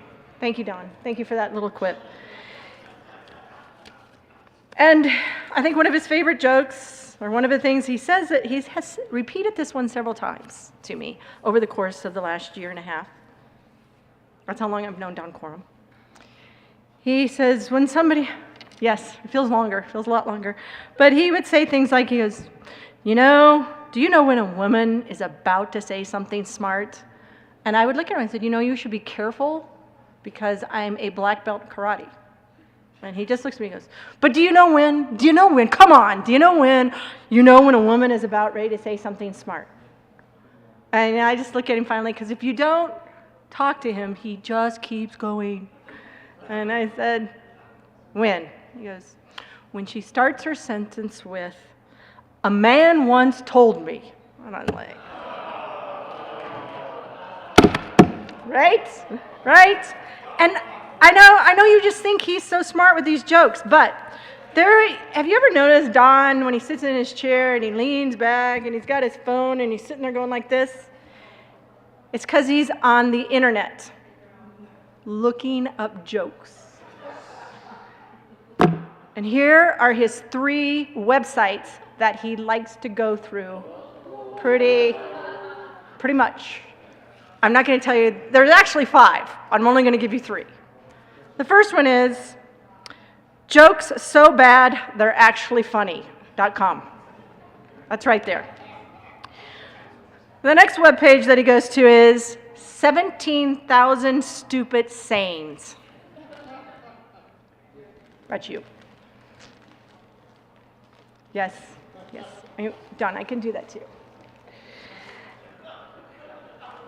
And the last webpage that I'm going to repeat or mention, because I'm not going to repeat them, I'm not going to say them all, but the last one I'm going to mention is, he goes to this website that's called Jokes That Should Never, Ever Be Repeated. And of course, he repeats those jokes, but pretty much only to me. You own that website? I am not surprised. In all seriousness, he does say all those jokes in the morning. Every morning when I'm in the session starts off with a joke, and he's either telling it to me or to Sonnenberg, who sits right behind us. Which, when he turns, you would think he'd maybe turn the other way so I don't have to hear it, but he turns where he's facing me, and then he starts speaking to Sonnenberg, and so I hear all the jokes. And then that's when you hear Jerry go, whoa, kind of laugh, and I'm like, it was not funny. That was not a funny joke. And neither of you should say that ever again. But I will say this about Don Quorum, and you heard about the things where he's kind and he's respectful and he's thoughtful and he cares about kids. He fights with everything in his fiber for things that he is extremely passionate about, which include rural Colorado and kids. You do a lot of bills on kids. But he is just truly one of the good guys. He is just a good guy in his heart, all the way through, down to the bone, all the way down to all 9 fingers. He is just really, truly one of the good guys. And it is a highlight, even though I just teased you about it. It is a highlight when I come in and we talk about our weekends and talk about what's going on, and he starts off with a joke, starts off with something somewhat funny, but it's a highlight of the day. I have really, really enjoyed sitting next to you. And yes, I'm not going to thank Chris. You should be thanking me. I'm pretty sure I kept us out of some lawsuits. But I just really appreciate you. And I love you, man. Thank you. He said I was funny. I just want you to know he said it. Minority Leader Holder. Thank you, Mr. President. For the good senator from Broomfield, or excuse me, Brighton, I've done that before. Good senator from Brighton, I only assigned you that seat because I knew how much fun it was to sit next to Don. Yeah. There is a chance, we don't know, the voters will decide, but there's a chance that 3 of our colleagues, or 2, or 1, or maybe none, but there's a chance that 3 of them might be in Congress together. We'll see. I'm disappointed that Senator Corum won't have a chance to run for re-election in the state Senate. As I said before, he represents his district very, very well. The district's changed. Senator Simpson now gets a bit different district. But Senator, my family moved to Glenwood Springs when I was 6 months old, and my heart is in western Colorado. I truly hope that more people will go visit your part of the state. Thank you for your service. Thank you for the jokes. And now, colleagues, would you please welcome Senator Don Corum.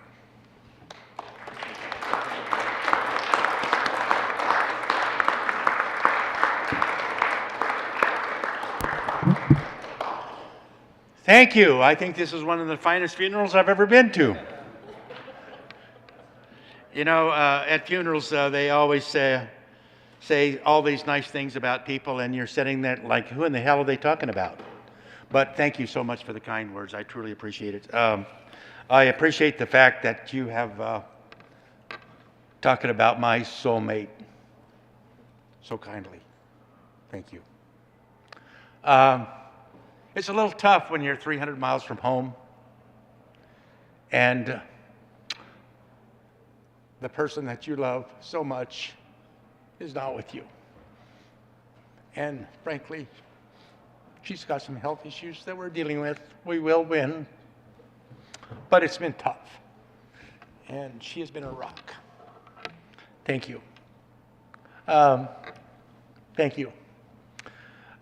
Chris, I truly remember when we came in together, and you may recall that I told Speaker McNulty in our first caucus meeting that frankly I had opted for cremation. I wasn't there to make friends. And but you know, the amazing thing is you have allowed me to stay true to my principles and make friends. And that's been incredible. It's been absolutely incredible. I do stand for what I believe. I will take on a buzzsaw if that's necessary. But one of the bills that first came out that Chris talked about civil unions. Speaker McNulty came to me and said, I understand your situation, and you know, we're coming back, and if you want to be taken off that committee, I understand. And my comment was, no, I will stay on the committee. The fact is, I was not against civil unions.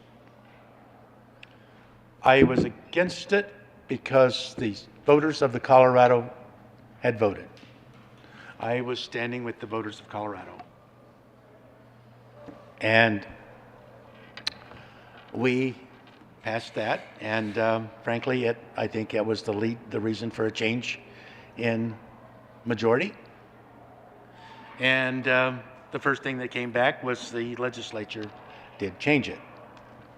And I remember after it passed, I walked up to Speaker Ferrandino and I put my arm around him.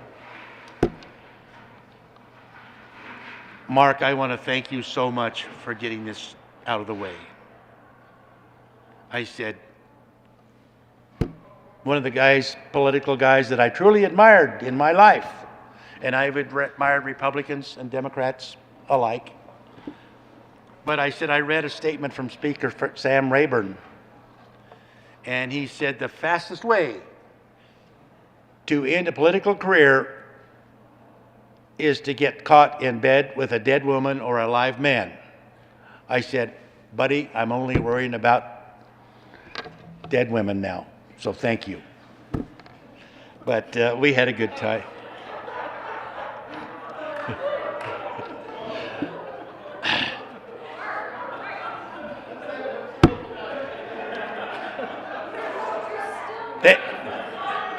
And then there was a trip to Israel.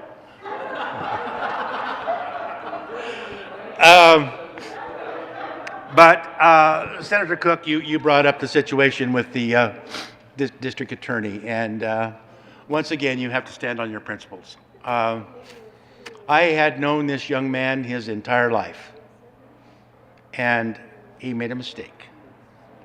And the story was that, yes, that is impeachable, and I said to them, Senator Gardner, Senator Cook, I'm an old rancher. I never ask anybody to put my horse down for me. It's my job, and I will do the job. And that's basically how I have tried to lead my life in this chamber. I'm the same guy that came in 12 years ago, and I'm leaving the same. I will stand on my principles. I will disagree with you. And there's probably not very many of you in this room that we haven't disagreed at one time or another on. But I hope I have never been disagreeable. And I think that's how I will continue to live my life. I believe that if you work hard enough, there are solutions. Compromise is not a bad word. I've been criticized for compromise. My comment back to them is, do you think the founders of our nation sat down with the Declaration of Independence in 45 minutes, had an agreement? It took 56 days of compromise. And so I have tried to operate on being respectful, listening, and offer solutions. And I will continue that in my life no matter what my role is. I am frustrated with politics of our nation. I am sick and tired of extreme left. I am sick and tired of extreme right dictating the messages to America. And we in the Colorado General Assembly are prime examples that with respect and dignity, we can make a difference. Mr. President, I want to thank you. We talked about our trip to Israel, but for whatever reason, the rest of the group tried to leave me there. I went to the airport all excited to head home, and I find my flight is the next day.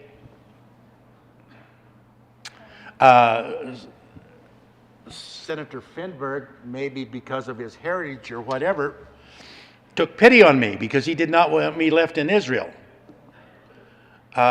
Because I know in his own mind, he knows that I would have settled the conflict in the Middle East if I could have just stayed that extra day. So, thank you. It's truly, it's been a great ride. You know, life brings you what you have, and if you believe in God and country, it all works out. And the first thing we all need to learn here is we are not the ones in charge. With that, I thank you, and I appreciate my time with you, and you have not heard the last of me. Thank you.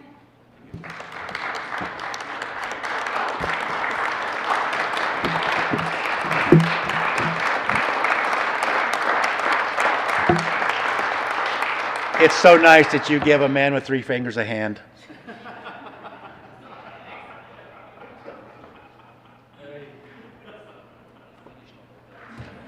What's that? I don't know that we have them though. Right? We don't have all the house rules yet? I just got four right now. Do you want to wait?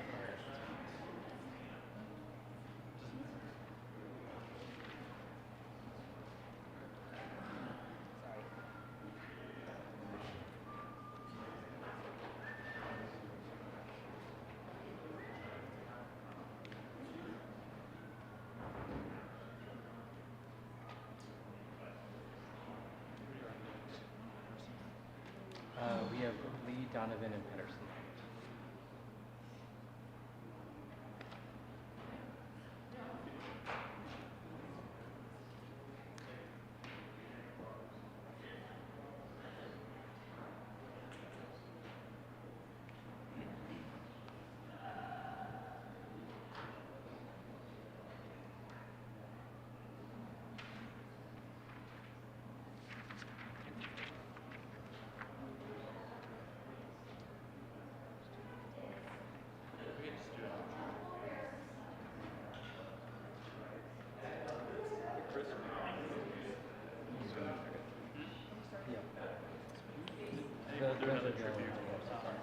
Just the ones that are close to the house. We don't quite have enough. Did you want to go into the next street? Sure. How many do we not have? I just think by time why don't we just do? Yeah. Kind of Lee. Or actually, so you can start by reading.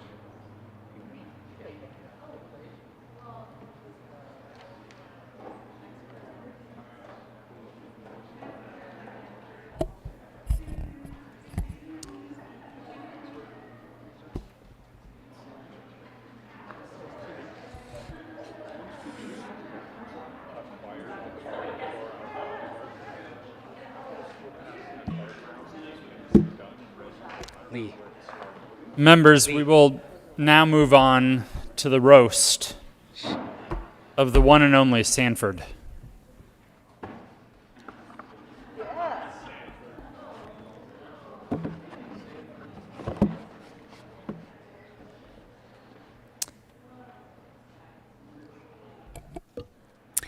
The Senate of the Colorado Legislature, convened in the second regular session of the 73rd General Assembly, hereby extends our sincerest congratulations, commendation, and thanks to Sanford E.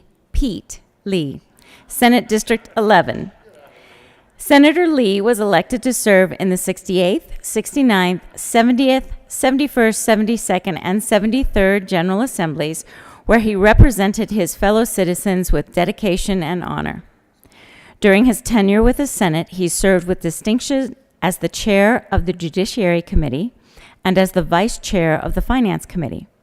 Senator Lee also chaired the Legal Services Committee and served on the Committee for the Examination of the Treatment of Persons with Mental Illness who are involved in the criminal and juvenile justice system, and the Wildfire Matters Review Committee.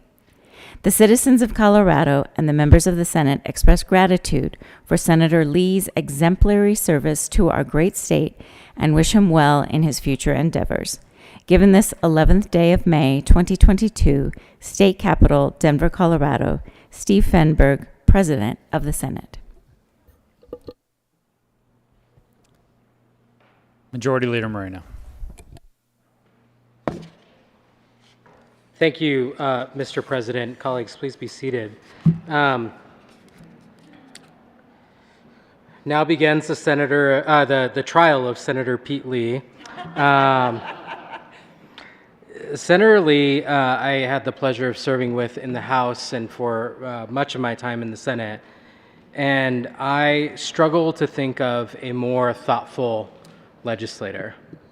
I think my favorite thing in committee, because sometimes we present bills in committee and we're actually not looking forward to people asking questions about our bills in committee, but I always look forward to it with Senator Lee because it comes from such a place of intellectual curiosity.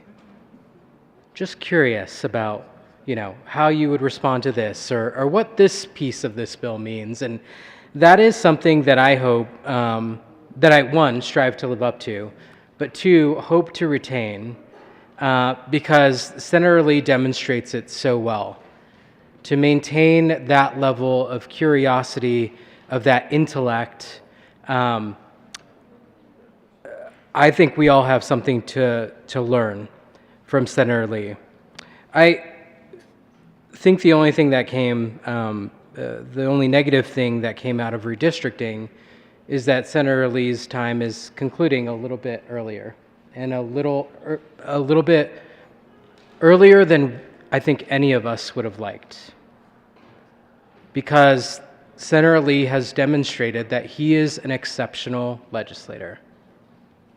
He has led the Judiciary Committee through some monumental policy changes and has done it with grace and making sure that both proponents and opponents of any given policy feel heard, respected, and listened to. I have learned so much from you, Senator Lee. I think at one point when we came into the Senate, I sort of served as your mentor, but to be honest, I've learned way more from you than I think you could have ever gleaned from me. I've learned how to be a better legislator, better statesman, and how to treat everyone that I encounter with kindness and respect. Thank you for all that you've given over the years, Senator Lee. We're going to miss you deeply.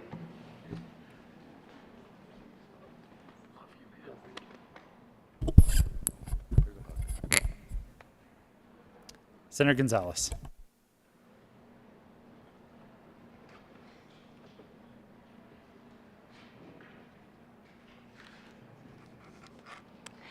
Thank you, Mr. President. Mr. Chair,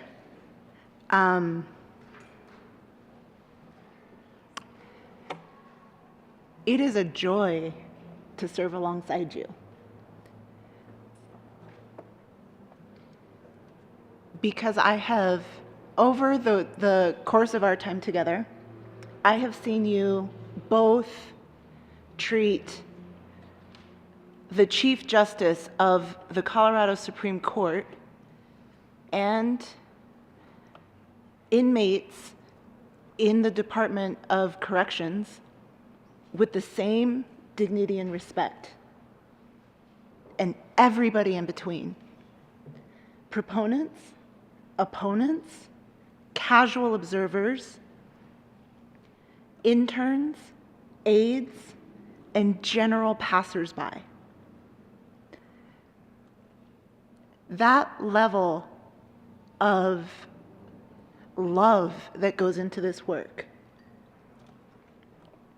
is rare, too rare in this business.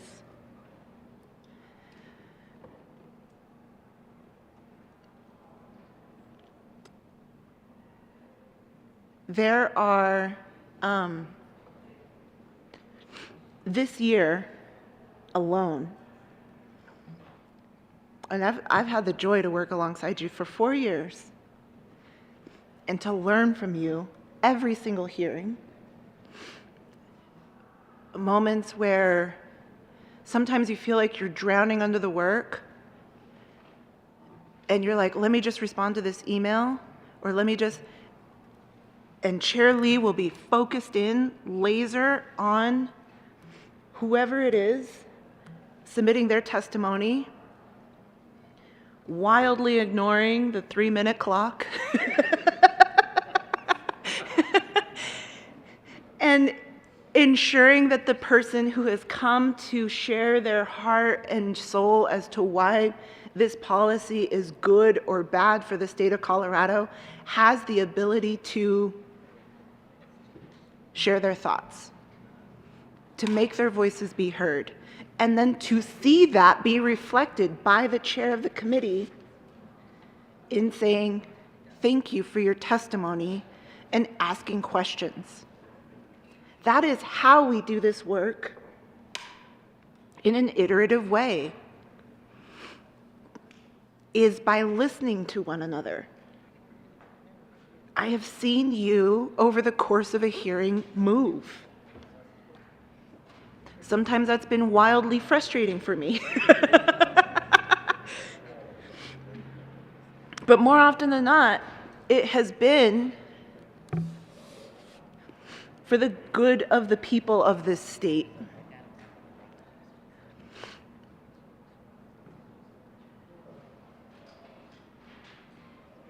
I have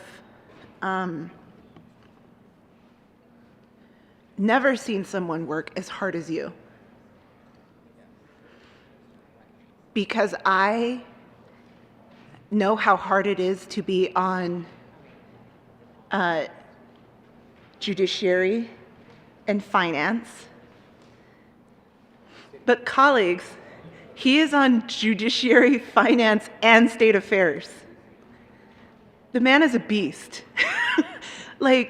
And he is relentless in terms of being ever prepared, of in the mornings in our check-ins to say, well, I just had this question about page 17, line 34.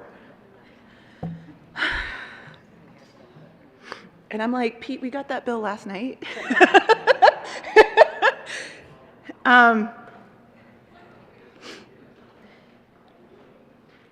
And what he will then say as a follow-up is saying, well, you know, I was just reading this book about this issue, and we'll talk about conversations that he had that piqued a curiosity and an interest 8 years ago when he was in the House, that he then has now developed and broadened out into a lifelong both relationship with the person who testified on that issue, and then also now a learning and a deepening interest. And I just want to say that that is powerful and rare, and we should do more of that. Part of the reason that I think that the lobby has as much power as it does is institutional memory. And the fact that you can recall with encyclopedic memory policies that the Judiciary Committee debated a decade ago that now inform our policy debate and conversation today is extraordinary. I have seen the way, as hard as you work, I have also seen your dedication to skiing and your dedication to this idea of work hard, play hard, you know?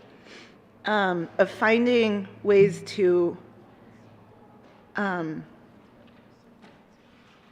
decompress and to remember what it is that you love about this state.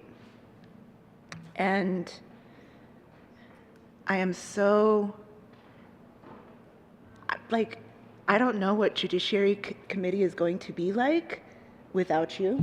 I don't know what this chamber is going to be like without you. And I just want to take a moment to thank Lynn as well.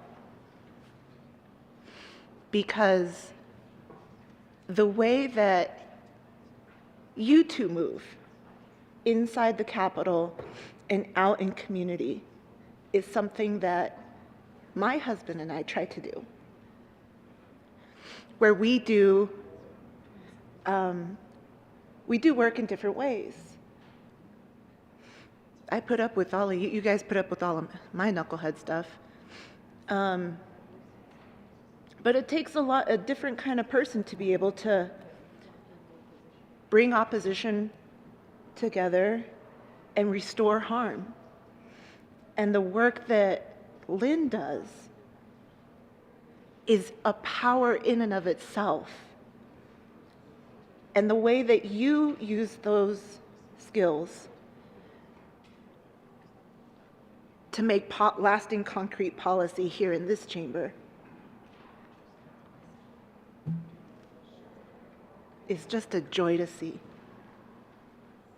And so I'm like really just so happy to have worked alongside you. And so I got this thing because to me, Pete Lee is always going to be the chair of the Senate Judiciary Committee. And so I got you a gavel that is engraved. And I think on behalf of all of us, we're just really proud and honored to call you a friend. Thank you. Minority Leader Holbert.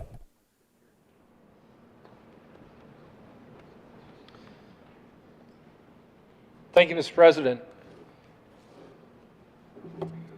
It's hard to say goodbye to friends. And Senator Lee is a friend.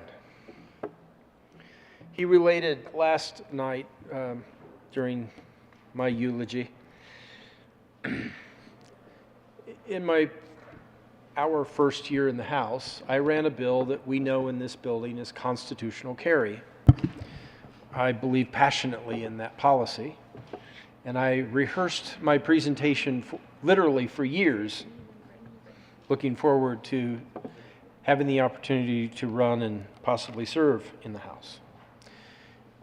In House Judiciary that year, Senator Gardner was the chair, and that bill passed out of committee with bipartisan support.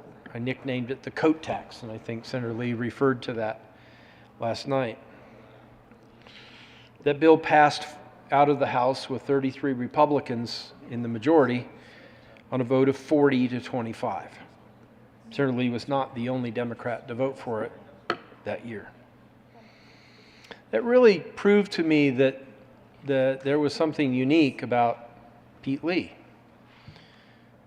He was willing to listen to the arguments, as our friend from Denver just described about his ability to chair a committee hearing and be so respectful.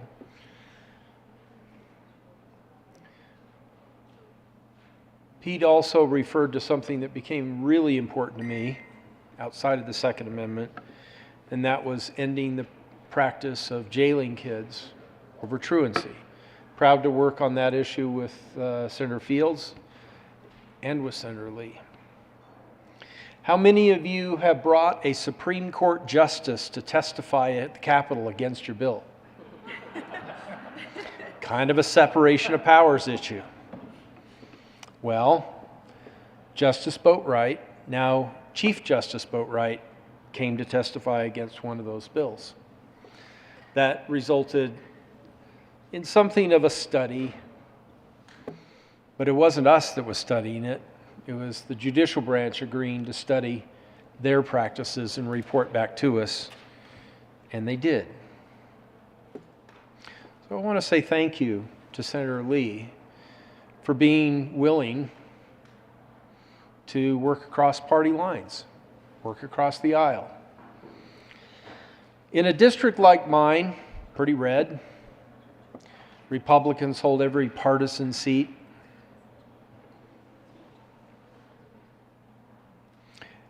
Sometimes we have discussions at home about working across party lines, and it's looked down upon, maybe even condemned. You want a majority, you want to get done what you want to get done, and who cares what the other side wants? It's pretty easy to have that perspective when you're not here. Passing bills on party lines is frankly easy. Passing legislation with bipartisan support is a greater challenge. And I have learned from colleagues like Senator Lee that compromise doesn't necessarily mean you give up half of what you want and I'll give up half of what I want. We'll meet in the middle, and it's like dancing around in a circle and pretending like you're getting somewhere. No offense, but sometimes the sort of high-low negotiations and JBC and appropriations, maybe that's a little easier to do with numbers. When we're talking about words and policy and how it affects people like kids who might go to jail, there's a better way to do it. How can we craft these sentences? How can we compose these paragraphs and build this page differently so that you can support what I support and I can support what you support? Not necessarily giving up half of what you want and half of what I want, meeting in the middle, but finding a better way to do it. Senator Lee knows how to do that.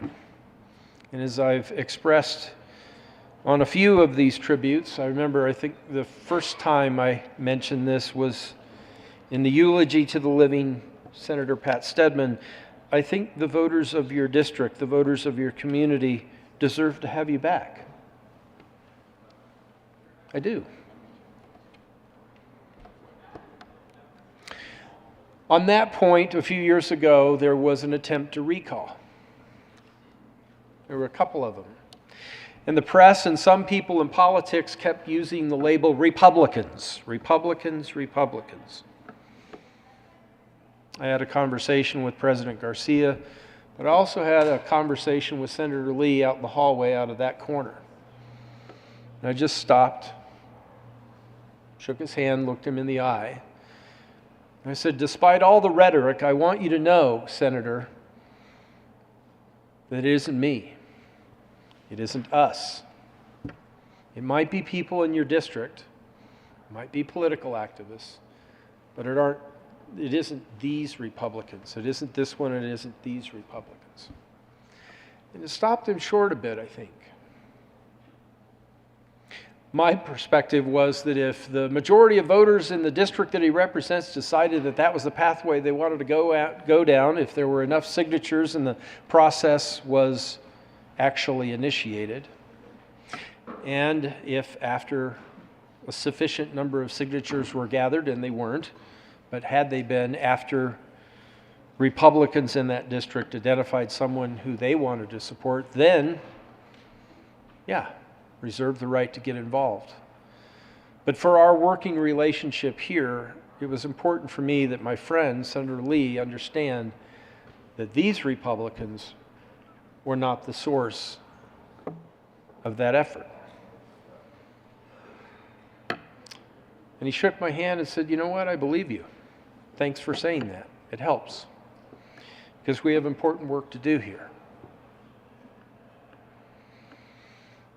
It is expected by many on the political left and right outside of this Capitol that we hate each other, that we are here to fight and destroy the other side, and that is fiction. That's nonsense. At least in this chamber, we find better ways to get the work done. We find ways to respect each other. I said last night that I'm grateful for the opportunity to learn from all of you, and I am particularly grateful to Senator Pete Lee because he's been daring to vote for things that I care about, and he's been willing to come and have one-on-one conversations with me, not just speaking from the well, but to talk to me about things like restorative justice. And we've talked to each other about truancy. Does it help a young man or woman to put him or her in jail for not being in school? Turns out that today it isn't just rebels without a cause, kids proving that they can skip school and set their own course. No, sometimes it's a young man or woman in a single parent household, and that parent is addicted to drugs. Sometimes it's a young lady who doesn't go to school because she works at a fast food restaurant to support herself because her single parent household can't and doesn't do that. Sometimes it's a story like that, a young lady who has a vision of enlisting in the military and coming back and working for her local police department. Sometimes it's a young lady or a young man who's screaming for help and has gone to counselors at the school to ask, is there any way that I can graduate early, that I can get out of this hell that is my life sooner? And sometimes that young lady is told by the school counselors, no, you have to keep coming here every day, and if you don't, we'll put you in jail. Doesn't make sense. Senator Lee stood with me on that, or I stood with him, we stood together. And it wasn't about compromise. It was about a Republican and a Democrat coming together to say, this is wrong. We need to find a way to solve this. And together we did. Even bringing one of the Supreme Court justices to the Capitol to testify against what we were trying to accomplish. Senator Lee, I'll miss serving with you. I will miss your sincerity, your honesty, your integrity, your willingness to have tough conversations with people who might view the world slightly different than you, or very different. Selfishly, I'm most proud of your vote for constitutional carry. And you stuck with me on the floor. There was another colleague who isn't here anymore who voted yes in committee and then decided no on the floor. You stand in a rare company. Wes McKinley and Sal Pace were two others.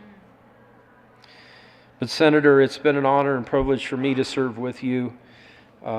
This assembly will be, it'll be hard to find someone to fill your shoes and set the example that you have. And as we move off into the sunset to enjoy the rest of our lives, I hope that, again, if you're in my area, you'll look me up. And if I'm ever in Colorado Springs, I will try to hook up with you and maybe we can go have a beer at a good craft brewery in your district. God bless you and thank you for your time here for the people of Colorado. Senator Donovan. Thank you, Mr. President. Senator Lee, I've said this to many other people in the chamber, but haven't said it to you. And that is that you are someone who every time you speak, I end up respecting you more. And so it is sad for this phase of your paying it forward to end, because I suspect that I would have respected you even more than I already do. So thank you for your unwavering commitment to social justice, even when it meant standing in some of the hardest positions that you can stand in this Capitol. You oftentimes faced the world and your caucus and had very few friends on the issues that you battled for, but you were standing for people who sometimes aren't even enfranchised to vote, so literally don't have a representative, and perhaps are the people that are most marginalized in our communities. And you, time and time again, made their voice yours. Thank you.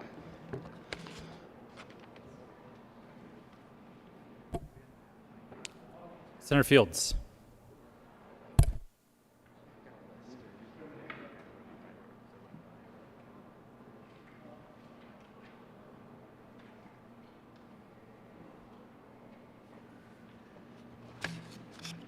Thank you, Mr. President. My dear friend, Pete Lee. We go back a long, long way.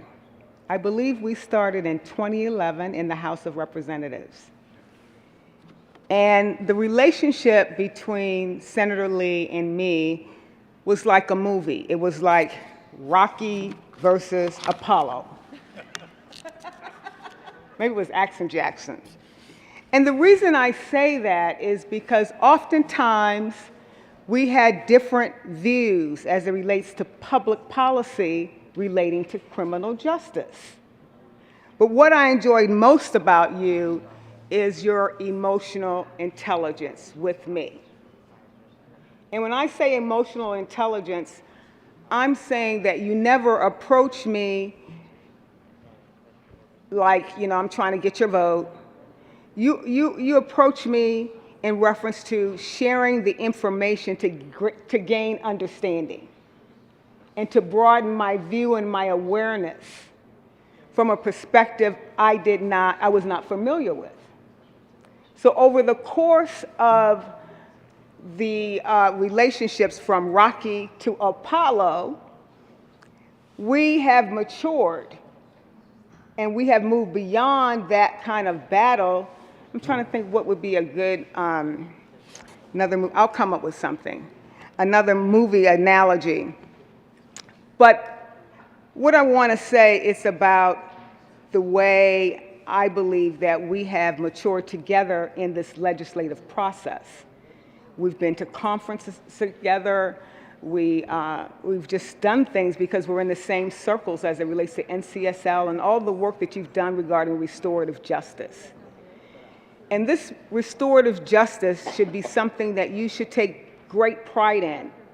Because I remember when the concept was just introduced in the House, there was a lot of pushback to that. And so when I look over my shoulder and I see the acceptance of restorative justice, it has taken you all that time. You've never given up in reference to making sure that people understand what restorative justice is. And it's not a mandate. It's just an opportunity for people to exchange dialogue and experiences as relates to those who've been harmed by crime. You have touched me that way. And you've touched other people to allow them to have that dialogue with the offender. And it really is a powerful thing for people who want to enter into that kind of arrangement. So I want to thank you for doing that work, because I think it's important that you didn't give up when it was hard. It was really hard work. And I saw, at least in the House, the way there was direct and swift opposition to restorative justice.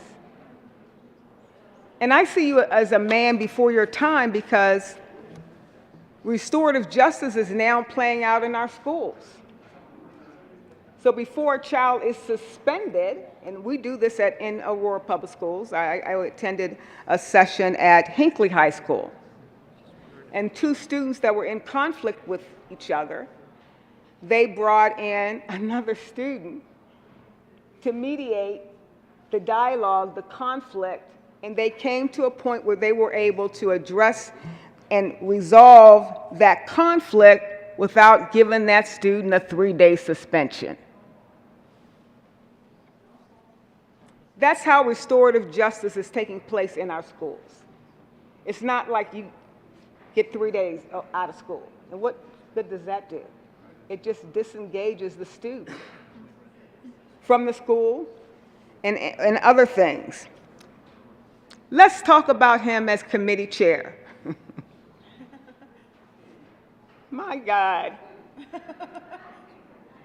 I just love the way you facilitate, because you are going to ask thoughtful questions. I might be doing this. What is it, my turn? But you're going to ask the thoughtful question, no matter how much time it might take to get clarity regarding the public policies, you were going to ask the question.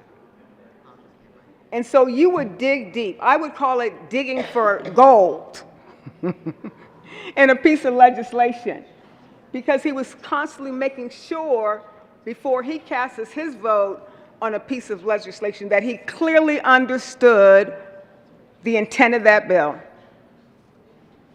So you were never in a rush to pass good policy or bad policy.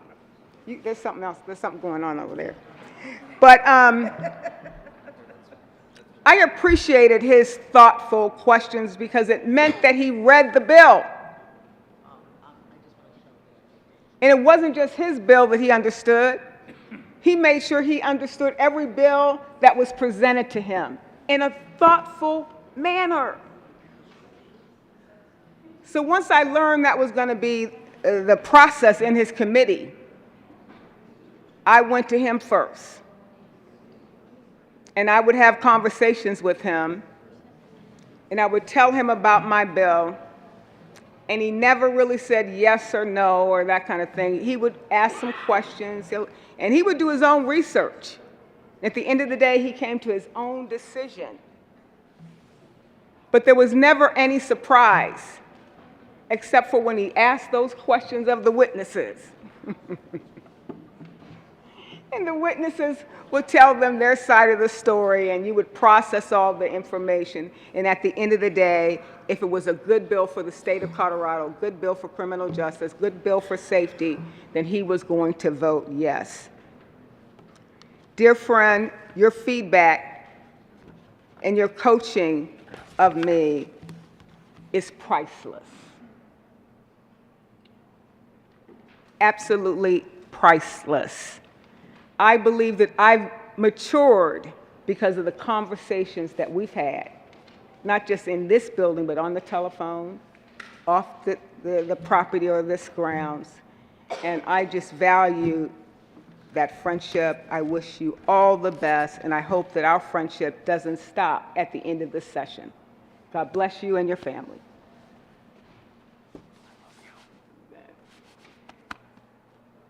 Senator Hansen.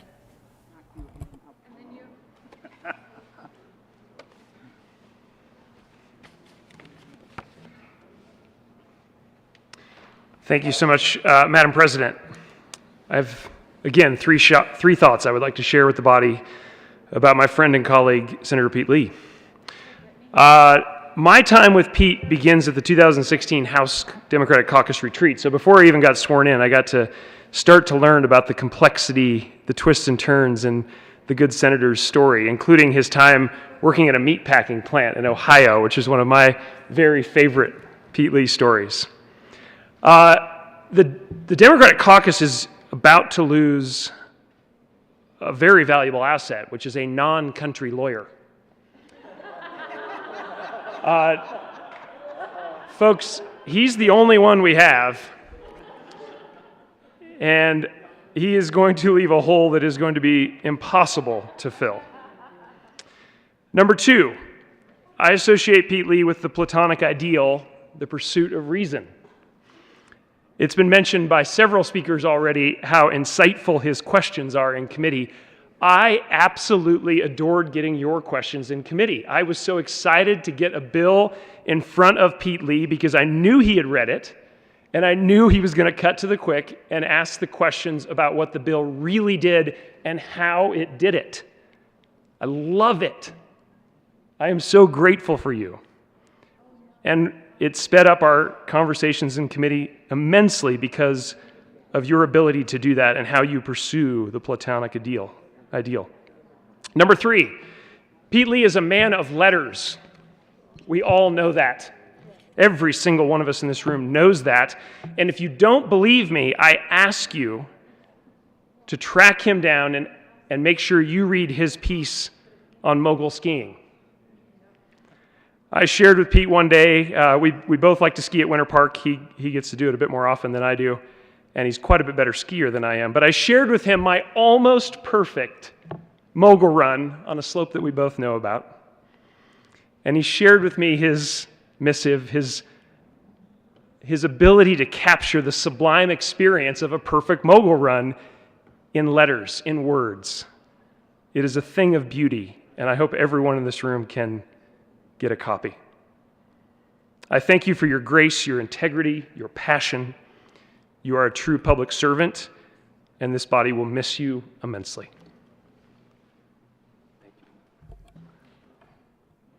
Senator Buckner. Thank you, Madam President. When I came to the state capitol in 2015, I came because a vacancy committee chose me when my husband passed away.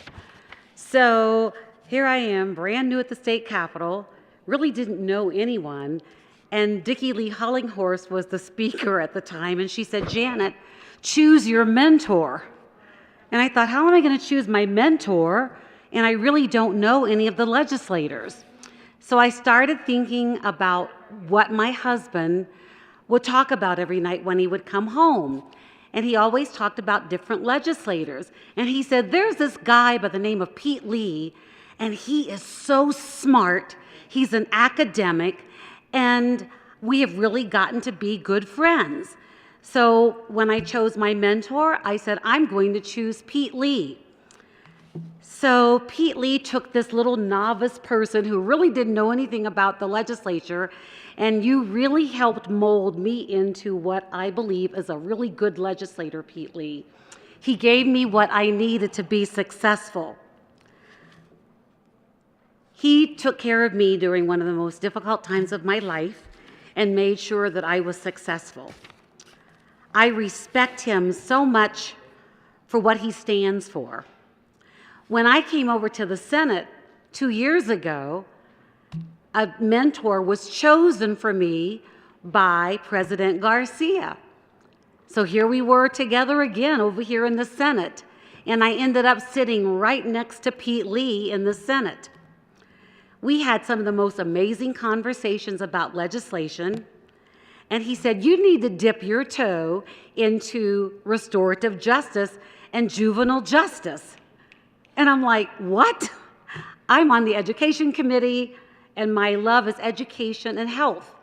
Pete Lee said, no, you really need to dip your toe into restorative justice and juvenile justice. I dipped my toe. I had no idea what I was getting into. But Pete Lee guided me all the way. Some of the bills I ran for restorative justice are so deep in my heart because of Pete Lee. And thank you for making sure that I dipped my toe in the right place. I'm going to miss him so much because we sit over there together. We talk about articles in the New York Times. We talk about food. We talk about policy. We talk about jewelry. We talk about just about anything. But we have that type of relationship that is so deep to the core, and we really care about each other deeply. Pete Lee is not just a master for everyone down here at the state capitol. He's always out in the community doing what he needs to do. He handed me this flyer today because he knows how much I care about restorative justice. And he's going to be a guest speaker at a restorative justice high impact celebration because he cares. There's a young man there's a woman whose son was killed when he was 3 years old, and he was killed by a juvenile in a drive-by shooting.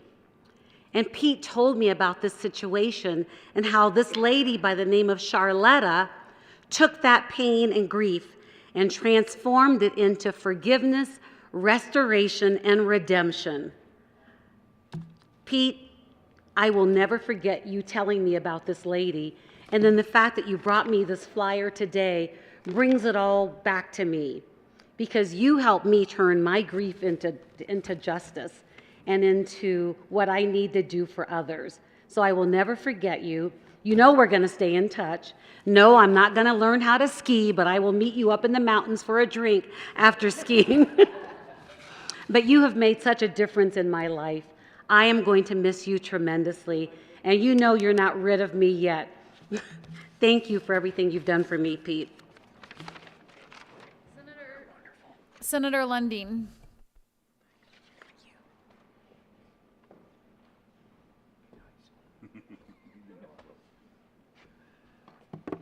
Thank you, Madam President. Pete, you know politics is a contact sport, and I'm in many, many ways grateful that you and I will not be in full contact in this next election cycle. As sad as I am to see you go, I'm glad that you and I won't be at loggerheads over a political race. And I'm hoping that we can actually make good on the promise that we will ski together at Winter Park. That's something we have had shared real estate up there, shared interests up there, and we need to get on a slope together. I will look forward to that kind of sport, less contact, but good sport nonetheless.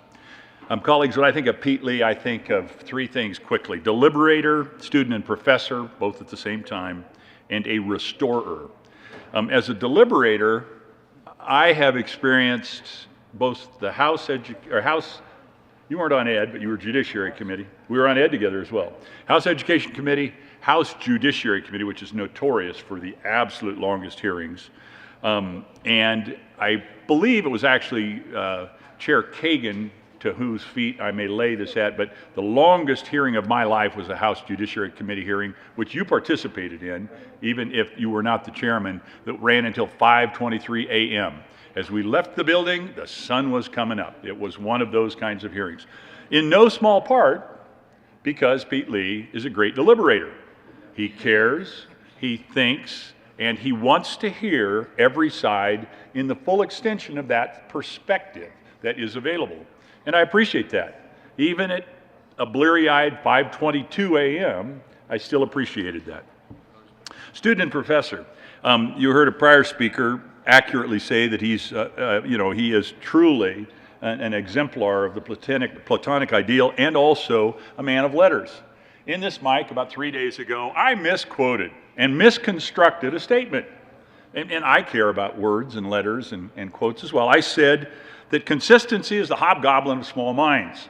And I attributed it to John Maynard Keynes. Well, in about 13 seconds, I got a text from a friend, and this is a friendly text because we interact on this kind of stuff all the time, and said, not only did you misquote, but you misconstructed. It's actually a foolish consistency is the hobgoblin of small minds.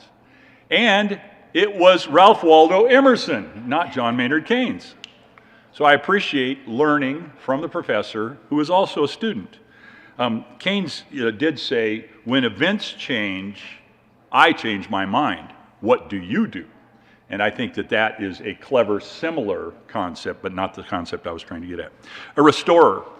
Now, Senator, we're in recess, right? Senator Buckner, you are not the only person whom Pete Lee has said you should tip your toe in the pool of, help me here, restorative justice. That's not, I'm just trying to fight with my technology here to get it where I can actually see what I want to do. Colleagues, if you pull open your phone and fight with it like I'm fighting with mine right now, you will see the definition of, doggone it, why is this giving me so much static? Because it's a picture, that's why. Restore. Now, it's worth it. I typically wouldn't fight with technology that long if it weren't worth it. It's actually worth it. To restore. To bring back into existence or use. Re-establish. That's the primary definition. To bring back into existence. Reborn. New life. Now I'm starting to tear up here. To bring back to an original or normal condition. That's the second entry. It's the way it was. It's the way it should have been. The third entry has two pieces. To place in a former position or location. To put someone back in a former position or role. And then the fourth definition doesn't speak as clearly to the human condition, so I will let that go. But the point is, the human elements of restoration, redemption, I think it's what we all seek to find. We all want to be loved. We all want to love. We all want to be restored when we make it wrong. What a beautiful honorable thing to continuously fight for. So, I'll miss you in the chamber. I won't miss you when I'm losing debates with you. I will miss you when I'm misquoted and nobody calls me on it, or when I misquote and nobody calls me on it. But let's not miss each other. Let's stay in contact. Pete Lee, I appreciate you.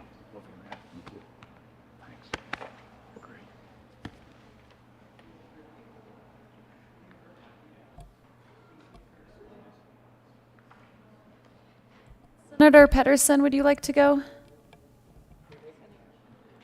Senator Pedersen, would you like to go? You are. Thank you, Madam President. Oh, Pete Lee, sweet Pete. I wish Davis and Ian are on their way, and I wish that they were here because my husband and I are big fans of Pete. I served on the Judiciary Committee my first year as a freshman. I was with Daniel Kagan as chair and Pete Lee as vice chair. And I got mixed responses as, wow, they're really impressed with you, or they're trying to, that you must have done something very wrong. I don't know which one it was, but we had some of the most lengthy, contentious bills when I look back at 2013. Sitting in Judiciary with John Buckner and Mike McLaughlin on a memory while we were hearing a divorce bill on Valentine's Day. I think it was 11 o'clock at night, and Ian brought me my favorite salad into committee. But I learned so much from Pete Lee sitting on his committee, and have had the opportunity to really get to know him outside of the building as well. So you all know that Pete Lee loves cookies. He has a huge sweet tooth. I'm glad that you're very active. And he's also an amazing skier. So he started out his life after college as a ski bum, and he was up at Mary Jane. And he is just an incredible skier and instructor. He actually taught Ian how to ski. My husband moved here from New Jersey, and so he was not a skier. My brothers jokingly called him an indoor cat. We've been working on that, trying to train him to be Colorado ready for a long time. But Pete Lee took the time for numerous days to take Ian up on the slopes and teach him how to ski. I think you also brought him into a black diamond one of his first days, but he survived, so you did a good job. But Pete Lee is one of the best people that I know. Just truly, what an amazing human being you are. I know you'll always be my friend. I know we'll always keep in touch. You'll also still pick Ian up for skiing when I ask when he's in need of a break. And I look forward to the day that you get to take Davis up on the slopes and teach him as well. So you are one of my great friends, Pete. I love and admire you, and thank you for your service. You really are an asset. We are going to, this building is going to miss you, even though I know I won't be here either. It's been an honor. Senator Cook?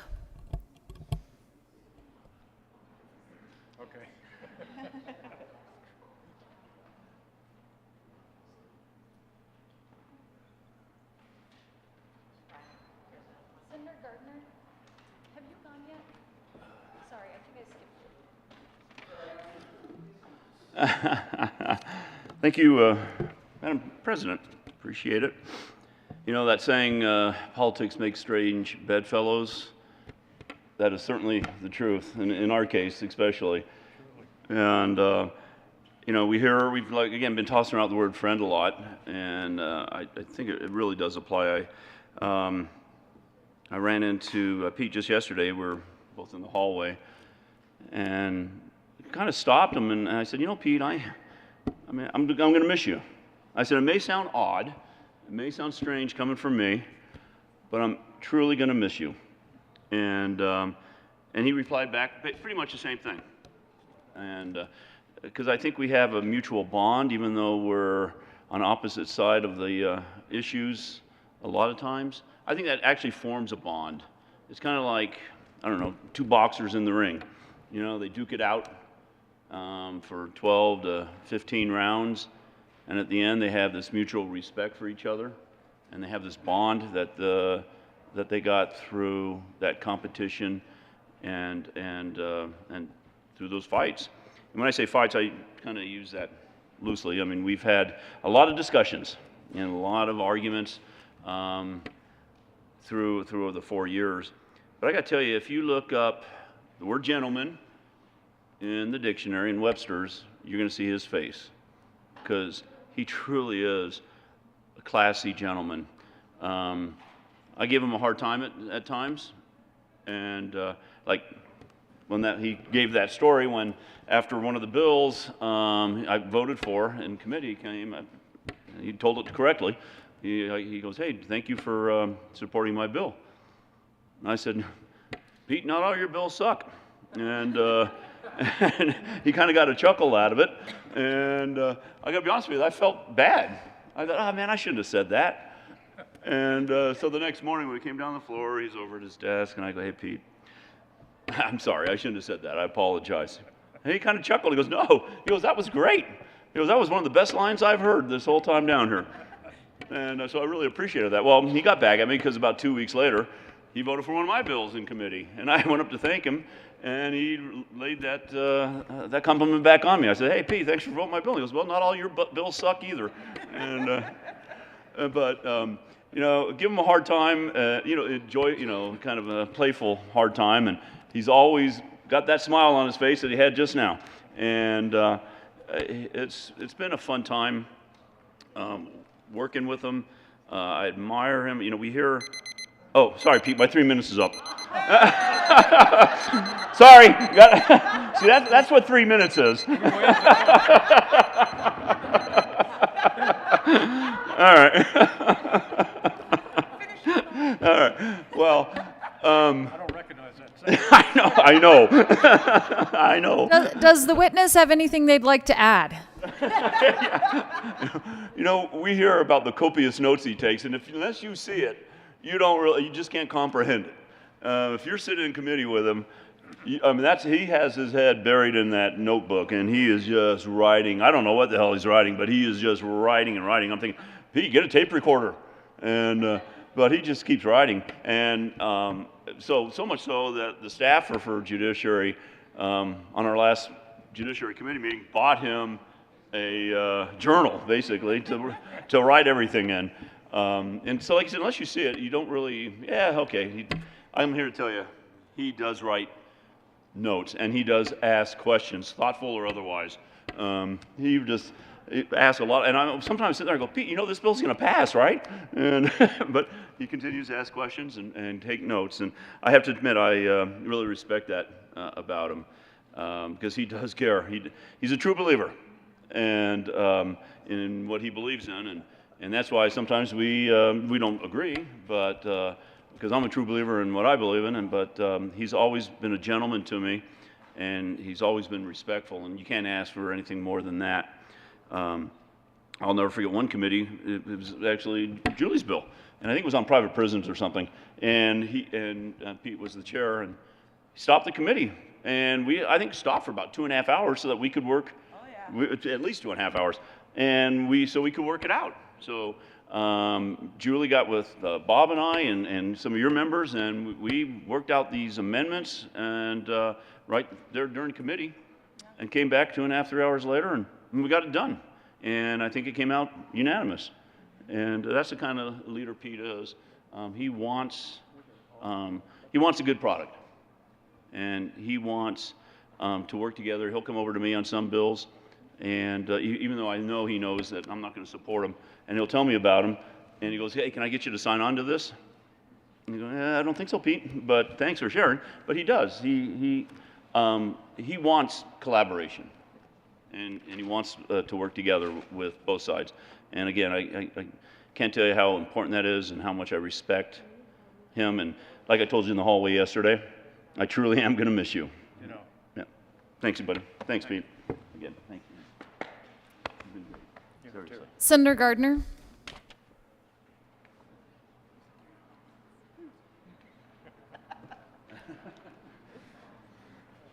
Thank you, Madam President. I wondered if I was going to speak today, and I thought long and hard about it. I spoke when Senator Merrifield departed, and so I thought, well, I can probably do this. I just want to think of it as restorative justice, Senator Lee. Good, very good. So one of the first things you taught me in your first session here at the General Assembly in the House when I chaired House Judiciary Committee, and this was a hard-learned lesson, much to your delight, of which you remind me just frequently and periodically with great gratitude. And the lesson I learned is, when you're in the majority, never lay over a minority member's bill, or else it will haunt you for the rest of your time in the General Assembly. And just to rub it in some more, that member will stay around and come and thank you for laying his bill over so that restorative justice can be in every nook and cranny of the Colorado Revised Statutes. So I'm already feeling better, Senator. It's therapeutic, isn't it? I'd like to have reparations when we're done, and we might do that over lunch or a libation. Seriously, Senator Lee came to the House. We have endured each other's chairmanship back and forth and have formed a close relationship in all of that time.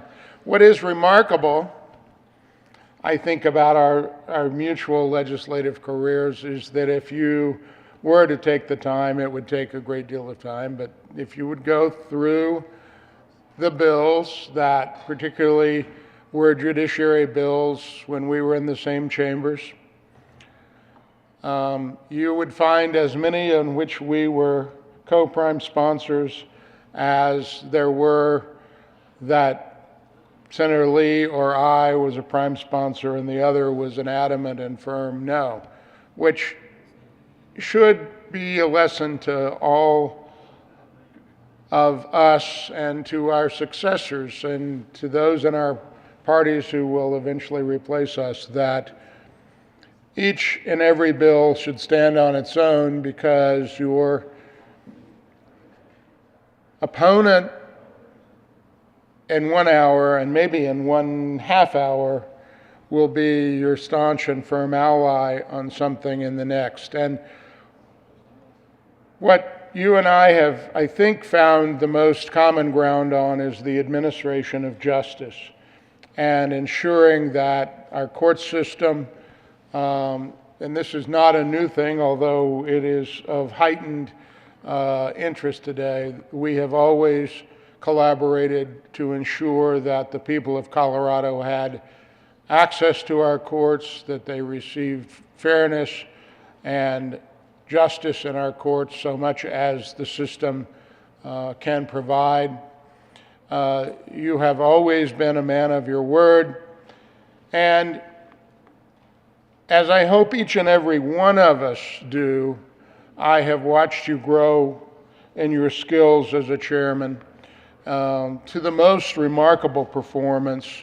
That's probably not even the right word to call it a performance, but the most remarkable of demonstrations when the Reproductive Health Equity Act was heard. As Senator Gonzalez said, I have to say that my constituencies who were opposed to that bill had found a less than professional treatment and greeting in the other chamber, and came to our committee expecting that they would be not listened to, not heard, and not treated with the fairness that our process should pride itself in.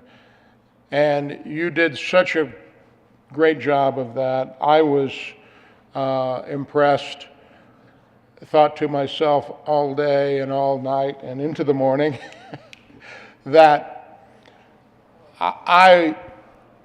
if I should be so fortunate again to be a committee chair, that was the kind of skill and courtesy and everything that goes with it that I would want to be doing and emulating.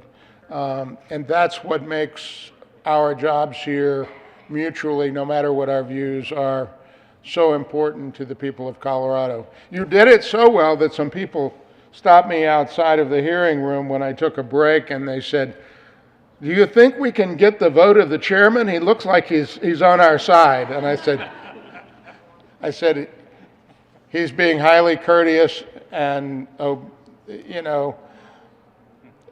giving you the respect that every citizen deserves when they come before the Senate Judiciary Committee, but I don't think we'll get his vote. But I'll try.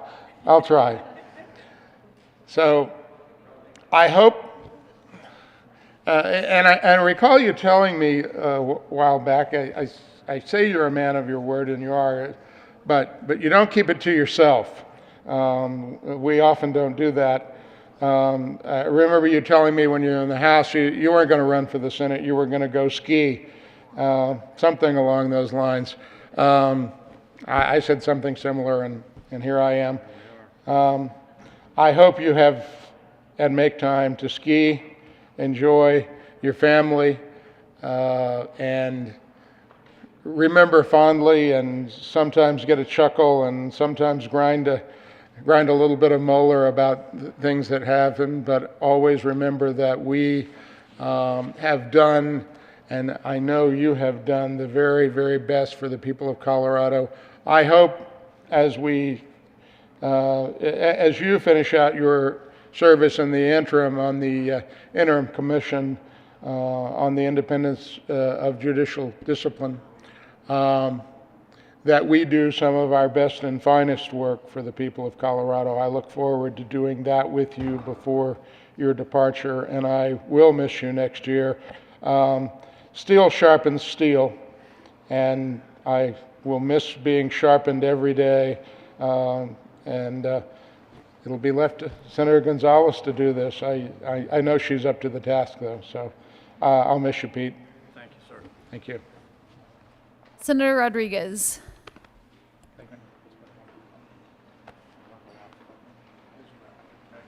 Thank you, Madam President.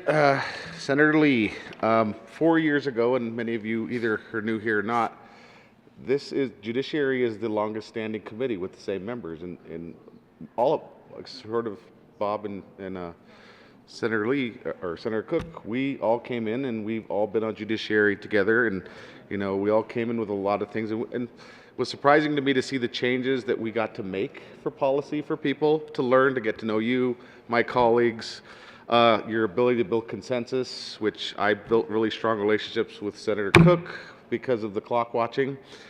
So, whether it was in policy, bringing people together, or us together as legislators was always a great thing to do. But some of the greatest things I've seen from you and I respected was in my second year, was my first opportunity to be a chair of a committee. And for me, it was taking what I learned from you and the committee you ran. And like the good senator from El Paso County said, making sure people feel they're heard and listened to, whether you agree with them or not. People walking out of committee knowing that their voice was heard is a very important thing. And I carried that on to the Business, Labor, and Technology Committee. Whether we knew how a bill was going to go or we stood, people's voices matter, and you always showed that. Your love and respect for restorative justice, as somebody who comes from the treatment field, I believe in all that stuff, and I know we've had conversations of all the nuanced pieces of it, and sometimes in awe of your ability to get a lot of work in that space done, sometimes in awe of your ability to try to put it on every policy that came across the desk. I was worried that maybe that would happen on my class action lawsuit reform. Maybe we needed to put some restorative justice in that after the class actions ended. There's a bill for us to work on next year. We could probably restorative justice in every policy we do in the state of Colorado, the Pete Lee bill. But I just wanted to say thank you. You made me a better legislator. You made me a better thinker. I don't disagree with what anybody said before we came here. You don't go in front of in any committee Pete Lee's on and not ready to talk about your bill, because as somebody who has, sometimes we rush these bills and you walk in and, are you ready for this bill? I was like, I don't know. Pete's in there, and what question is he going to ask me? So I don't know. But you were a thoughtful legislator. You were a thoughtful leader. The work you did matters, and the people you've touched across the state of Colorado will show in your legacy. So you should be very proud of the work you've done. And I, for one, am a better legislator because of the work you've done. So thank you. Thank you. Thanks. Senator Corum? Senator Corum.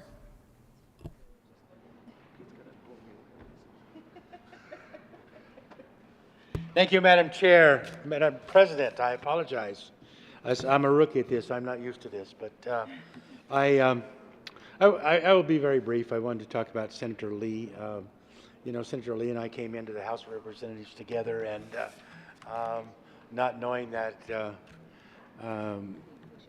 sidewalk senator, attorney, or representative from Colorado Springs, and the redneck cowboy from Western Colorado, and you know what? It was something that you learned right away, that you don't have to have enemies in this building.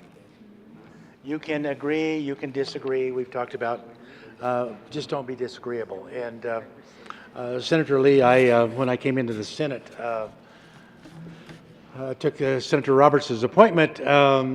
I was asked what committees I wanted to be on, and I told them, and they said, well, you're on Judiciary and Finance. And anyway, we somehow that seemed to work out, that I got on Ag. And but the question was, when first asked, what committee do you not want to be on? And I said Judiciary,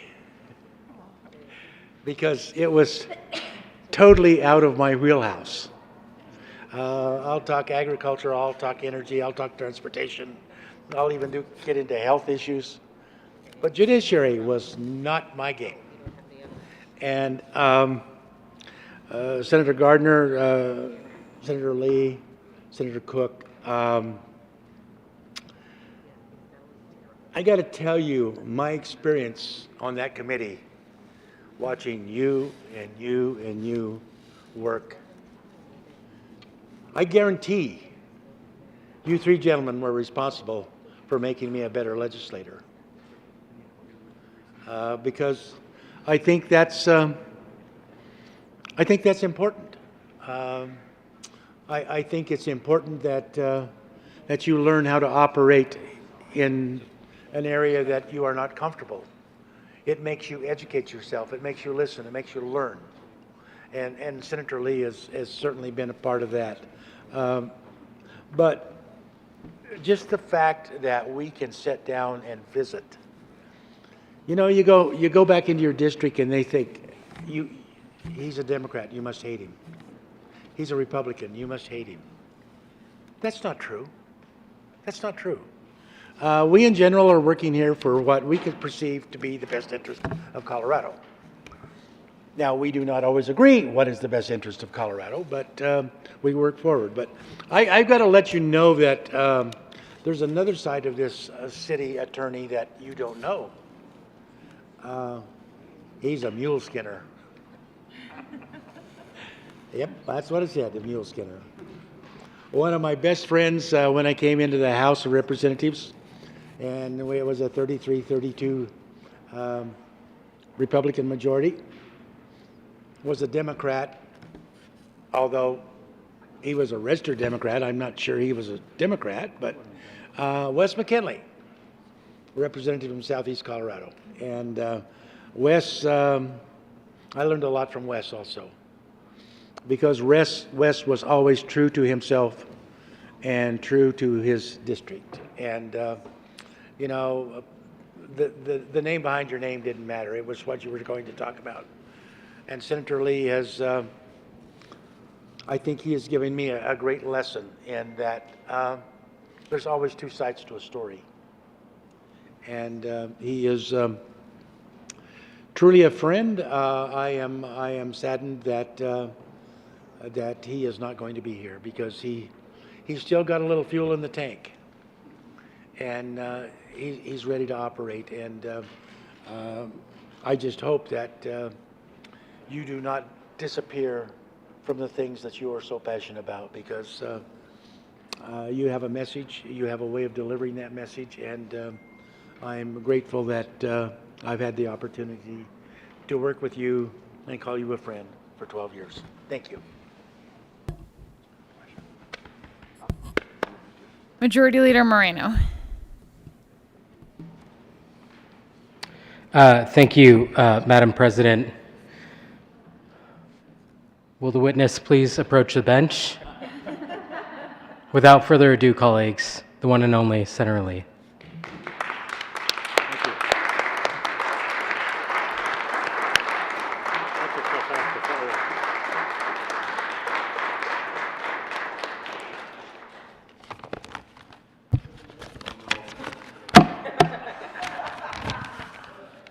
Will the good senator please turn off his clock? That's a tough act to follow. I truly am humbled by all of the comments from all of you. I'm honored. It truly has been a high privilege and a distinct honor to serve in this august assembly, to be elected by the people and entrusted with their faith to develop policy for their future is a sacred endeavor. It's a public trust, a grave responsibility, and an honor beyond measure. During the past 12 years, I have made some lifelong friendships and developed deep and abiding relationships. My own life has been enriched by knowing and working with each of you. You are all a truly remarkable and extraordinary group of men and women, and I will never forget any of you.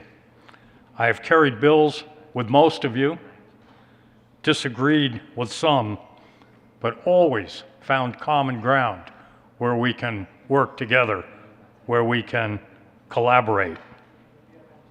I only wish that the public could see the dedication, the commitment, and the sincere goodwill exhibited by each of you as you work to make this state greater. They don't understand out there how collaborative we really are and how many of our bills are bipartisan and supported. I cannot leave without remarking on one probably unanticipated and to some incongruous relationship, but is a deep, abiding, and respectful one that I honor, that with Senator Bob Gardner. We have, despite disparate worldviews, but a shared understanding of the foundational criticality of the judicial system with its imperfect elegance, reverence for the Bill of Rights, the Fourth, the Fifth, the Sixth, the Seventh, the Eighth, and the 14th Amendments. The second's kind of important too.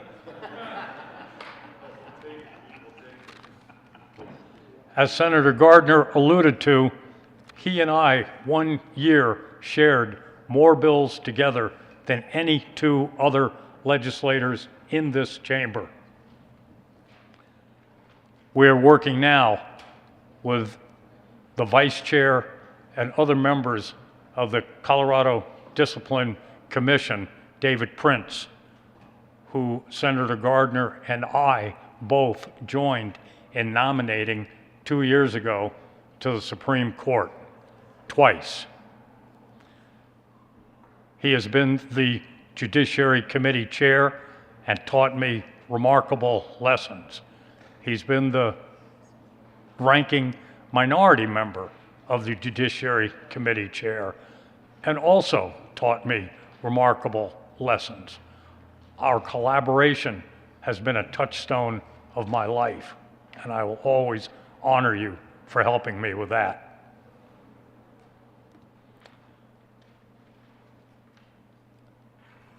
You alluded also to my early endeavor as a first-year legislator to pass restorative justice. I knew I had an ace in the hole because Mark Barker, a Republican on the Republican-dominant committee, had committed to me that he would support the bill. So I knew I could get it through. But what I was concerned about was the significant opposition from the district attorneys and COVA. So I asked leave of the chair with trepidation and fear in my heart to give me leave to continue the bill for a week to work with the stakeholders. You granted that request. I came back a week later with the support of the district attorneys and COVA and got a unanimous vote out of the committee, I think except for Senator Sonnenberg.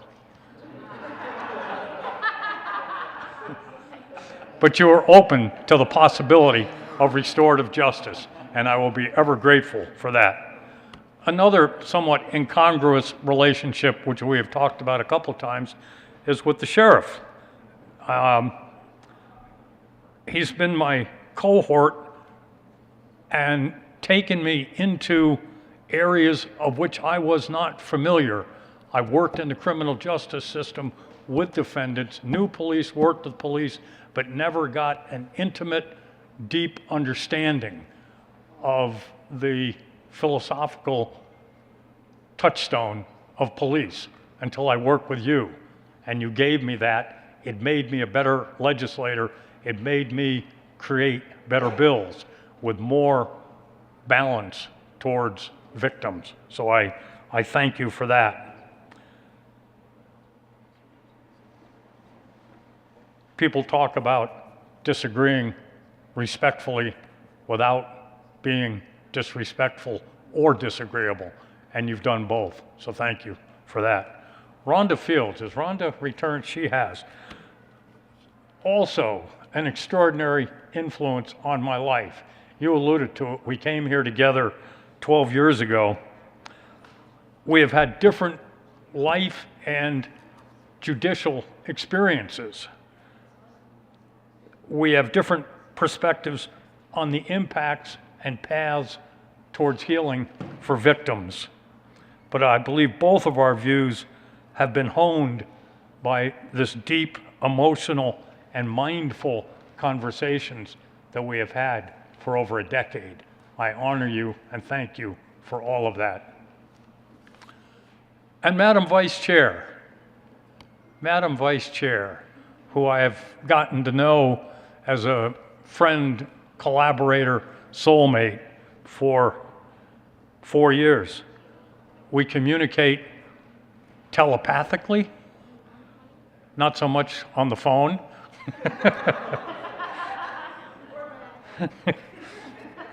You are my lifelong friend, my sister. You who have never said no to a request of mine for anything. You have deepened my understanding for and commitment to those who are the least among us in our communities. So thank you for that. On a grander scale, every day when I walk into this building, I am awed and inspired by its magnificence and its significance. I read the Thomas Farrell poem that begins, "Here is a land where life is written in water. The West is where the water was and is." And if any of you look at that poem carefully, you'll note that it's 16 lines with a couplet at the end. It is, in fact, a Shakespearean sonnet.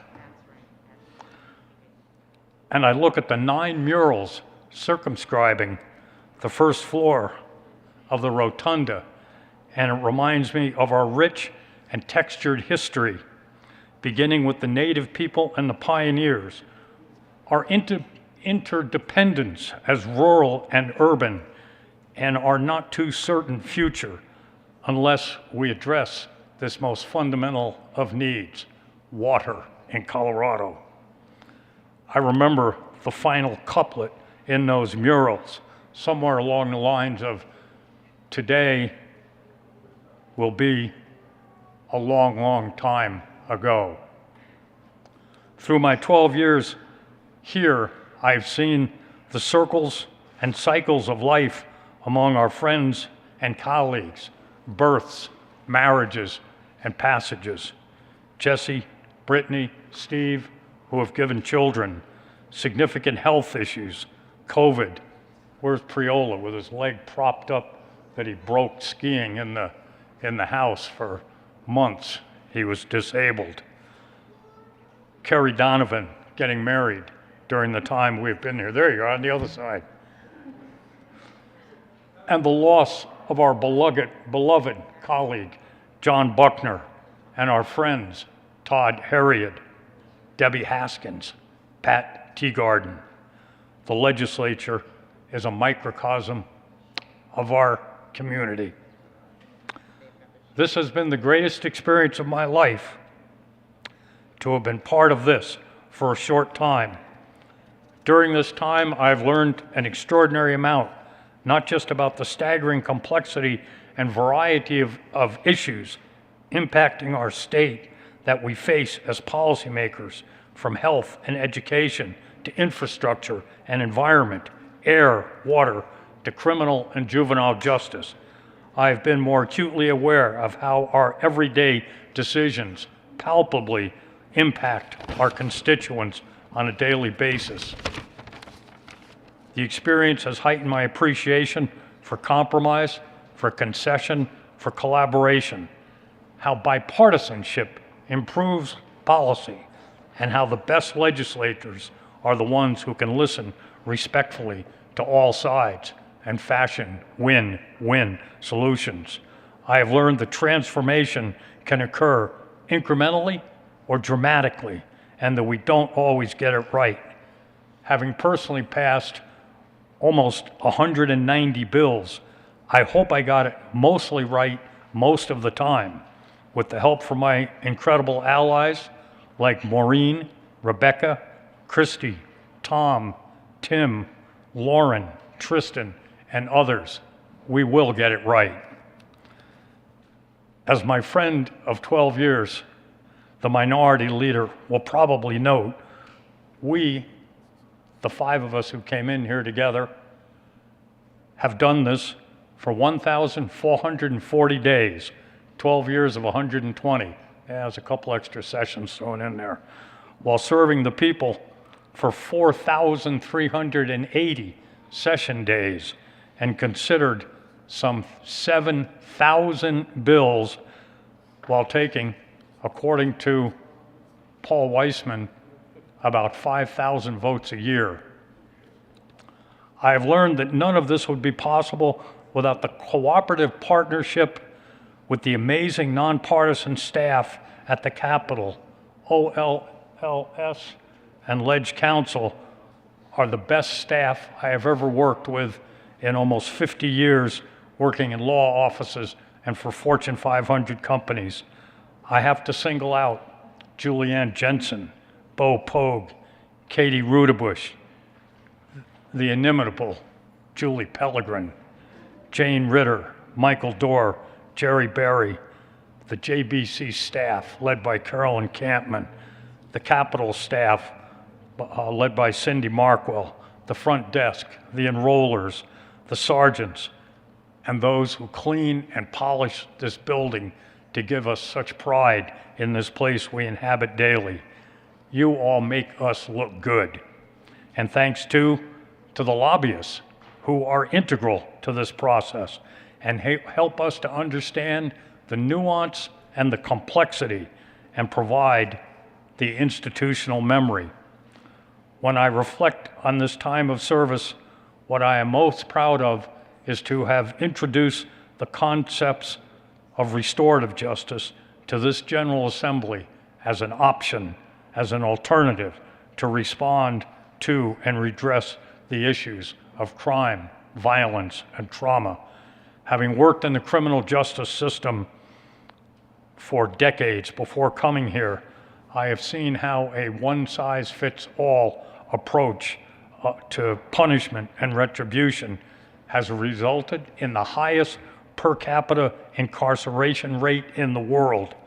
Communities that are less safe, not more safe, than many of our Western allies, and a 50% recidivism rate, with half of inmates returning to prison within 3 years of release. I have been part of a movement to promote restorative justice as an alternative that has proven successful 95% of the time by promoting personal responsibility and accountability and healing the harm caused to victims in the community. I've also seen major significant policy initiatives over these 12 years. The repeal of the death penalty, repeal of felony murder, the authorization of marijuana after Amendment 64, and civil unions and women's choice under RIA. We've seen significant police reform in response to the deaths of George Floyd and Elijah McClain. We've passed momentous, award-winning, transforming safety bills to put community at the center of public policy and public safety. We passed gun safety legislation, including magazine bans, ERPO, gun show loophole closure, and background checks. We have attempted to address climate change, reduce greenhouse gases, and clean up the air and the water and in our environment. We repurposed the Oil and Gas Commission to protect people and the state.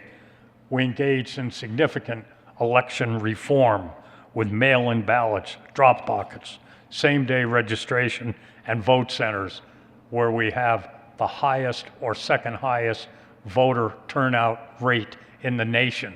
We should be proud and protect that legacy. We have 500 children fewer in youth detention than 10 years ago, and we gave them all the right to counsel. We provide universal kindergarten and pre-K, and this year alone spent $500 million on mental health and substance abuse treatment programs and housing. Reminiscent of Dickens, it was the best of times, it was the worst of times. And we in the legislature have responded to the times.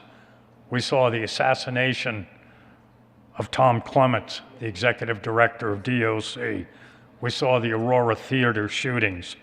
We saw the Great Recession and an astounding recovery, and we saw a pandemic unlike anything we've ever seen.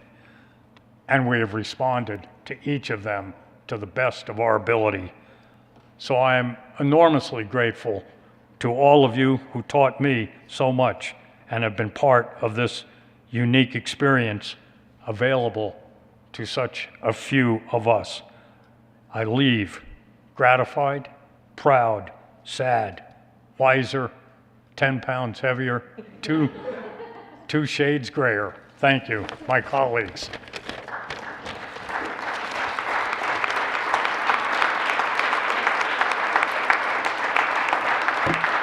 Thank you. Thank you.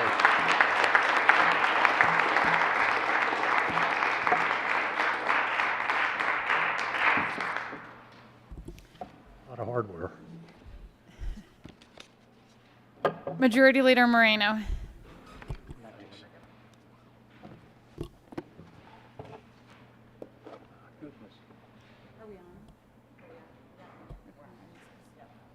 The Senate will come back to order. Majority Leader Moreno. Thank you, Madam President. This is an announcement that the Conference Committee on Senate Bill 120 will be meeting in Senate Committee Room 354 as soon as the senators from Colorado Springs, Fort Collins, and Montrose can make it up to the committee room, so imminently. And with that, Madam President, I move that the Senate recess once again for another tribute. The motion is to stand, actually the Senate will just stand in recess so that we can celebrate the service of Senator Pedersen.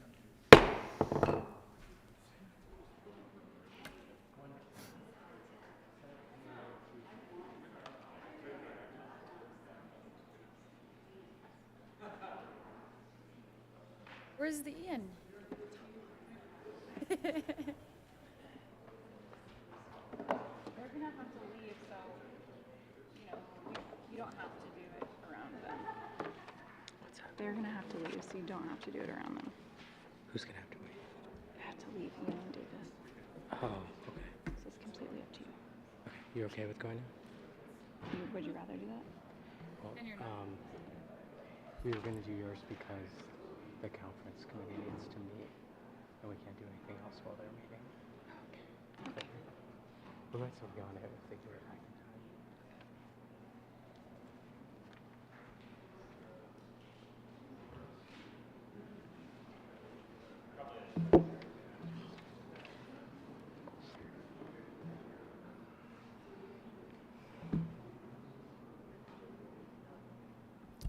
Senator Moreno, will the reader please read the tribute to Senator Brittany Peterson? The Senate of the Colorado Legislature, convened in the second regular session of the 73rd General Assembly, hereby extends our sincerest congratulations, commendation, and thanks to Brittany Peterson, Senate District 22. Senator Peterson was elected to serve in the 69th, 70th, 71st, 72nd, and 73rd General Assemblies, where she represented her fellow citizens with dedication and honor. During her tenure with the Senate, she served with distinction as the chair of the Finance Committee, the vice chair of both the Transportation and Energy and the Health and Human Services Committees. Senator Peterson was the chair of the Opioid and Other Substance Use Disorders Study Committee and served on School and Youth Crisis Committee, the Early School Readiness Committee, the School Safety and Youth Crisis Committee, the Statewide Health Insurance Exchange Oversight Committee. She also chaired the Behavioral Health Transformational Task Force. The citizens of Colorado and the members of the Senate express gratitude for Senator Peterson's exemplary service to our great state and wish her well in her future endeavors. Given this 11th day of May, 2022, State Capitol, Denver, Colorado, Steve Fenberg, President of the Senate. Majority Leader Moreno. Thank you, Madam President, and colleagues. It's an honor to recognize Senator Peterson and all her service to the state of Colorado. Senator Peterson and I came in as freshmen together, and she has been a close friend ever since.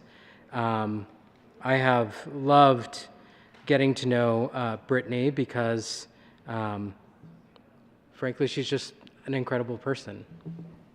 To hear about her life experiences, what she's gone through, and how she has turned that into serving other people is really just remarkable.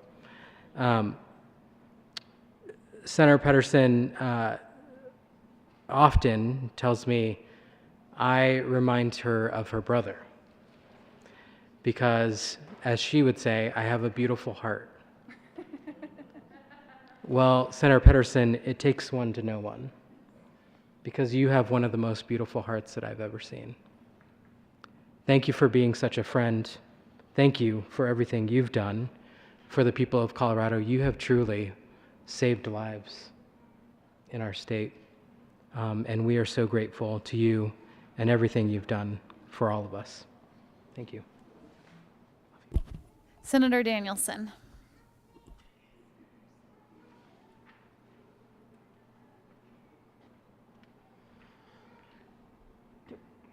Don't need to be recognized, I guess. I just wanted to be brief and say a few words about Senator Peterson. I did know her before she got elected and before I got elected, but she's always been a savvy strategist and a hardworking campaigner. She is a dedicated fighter, a great organizer, a fun friend, and then when I actually got to know her, I learned a lot more. The majority leader mentioned a number of the policies that she's passed. She's a fierce fighter for a lot of really important issues that impact families and women, equality, healthcare, etc. I think you all know what she's done. You've been serving with her, and perhaps maybe don't always agree on the policy, but you know where her heart's coming from. We usually agree on policy, pretty much all the time. But I will also just say that I've been really, really grateful to serve with her in the House and the Senate. She's, you know, just such a dependable, high-quality public servant at its heart, and through her service, always a keen strategist and a really dedicated hard worker to make sure that she gets done what she needs to get done the way it needs to get done. And it's not for selfish reasons or self-promotion. It's always because of the values that she believes in and the goals that she needs to achieve for the people that she cares about. That's a really admirable thing. You know, I'm really going to miss you. I'm really going to miss you. The Senate is a better place for you here, and in a personal level, it's nice to have such a good friend in here, and you know, always good for a laugh to lighten things up, because we have some really heavy days, some serious subject matter. Sometimes you need a good friend to just chat with and calm things down, or maybe fire people up. I will never forget, though, during the pandemic when we were in lockdown, I had one of my birthdays, and I'm not a big birthday person. Also, the more you have, kind of the less you are a big birthday person, right? I mean, you know. But she does appreciate birthdays, if you know that about her. And she, during the pandemic, somehow managed to find a bouquet of flowers and a beautiful birthday cake and brought it by the house. And it was so kind in a time when we weren't really visiting with one another and we weren't seeing each other. And it really meant something to me, even though I didn't think I cared about the day. It turns out I did, but it was only because she made it special, and she does that kind of thing all the time. She's a really, really good friend. So, Brittany, I know that we're going to miss you here. I would love to spend a few more years with you on policy, because the state of Colorado definitely is a much better place for you, having served when your time here. But I am also very, very excited for your next steps, and that you are going to fight hard when you get to DC for the same values and the same kind of work that you've done here. So we will really miss you, but I am excited for the reason that you're leaving us. And I'm not going to say any more because I know a lot of other people would like to say more. So thank you for your time. Thank you, Brittany. Senator Winter. Thank you, Madam President. I'm going to cry. Brittany's my best friend. We have matching Taylor Swift cardigans we like to wear.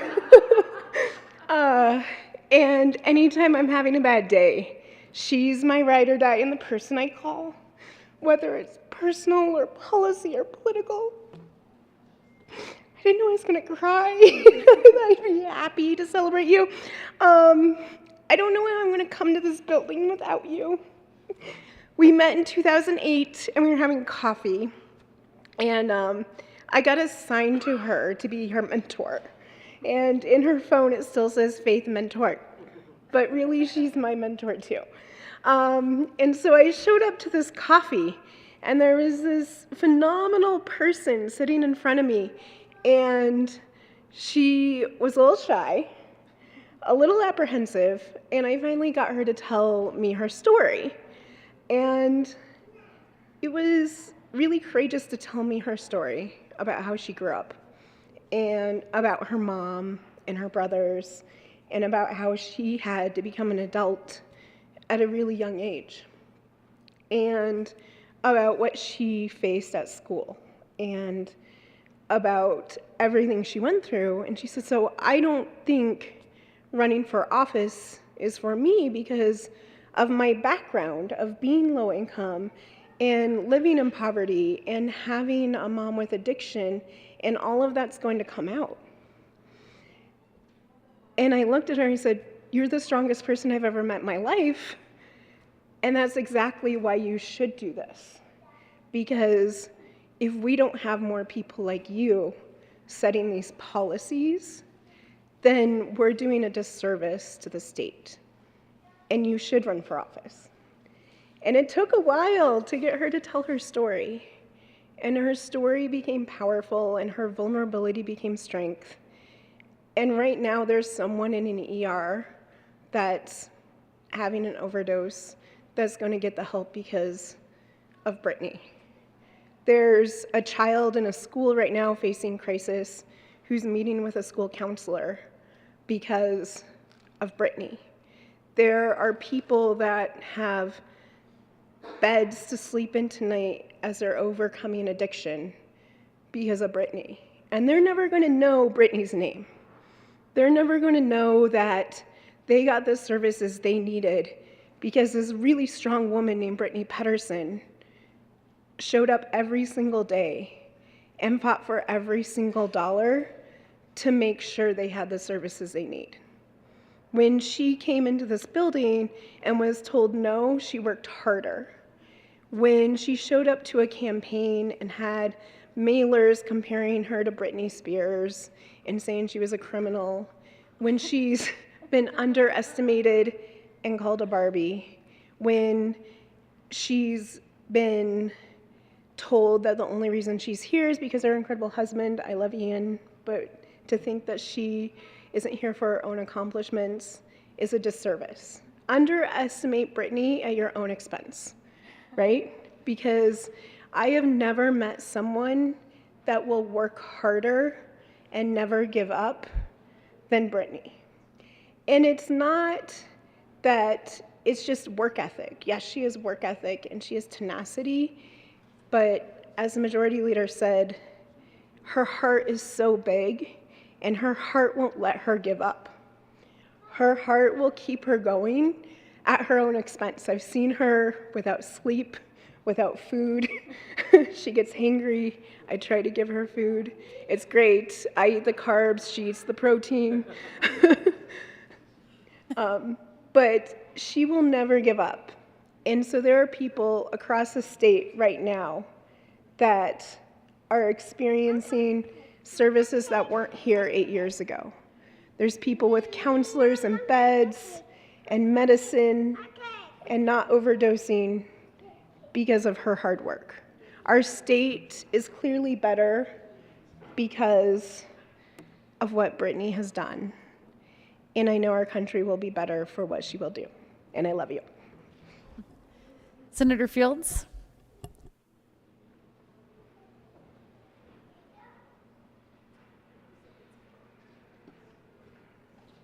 Thank you, Madam President.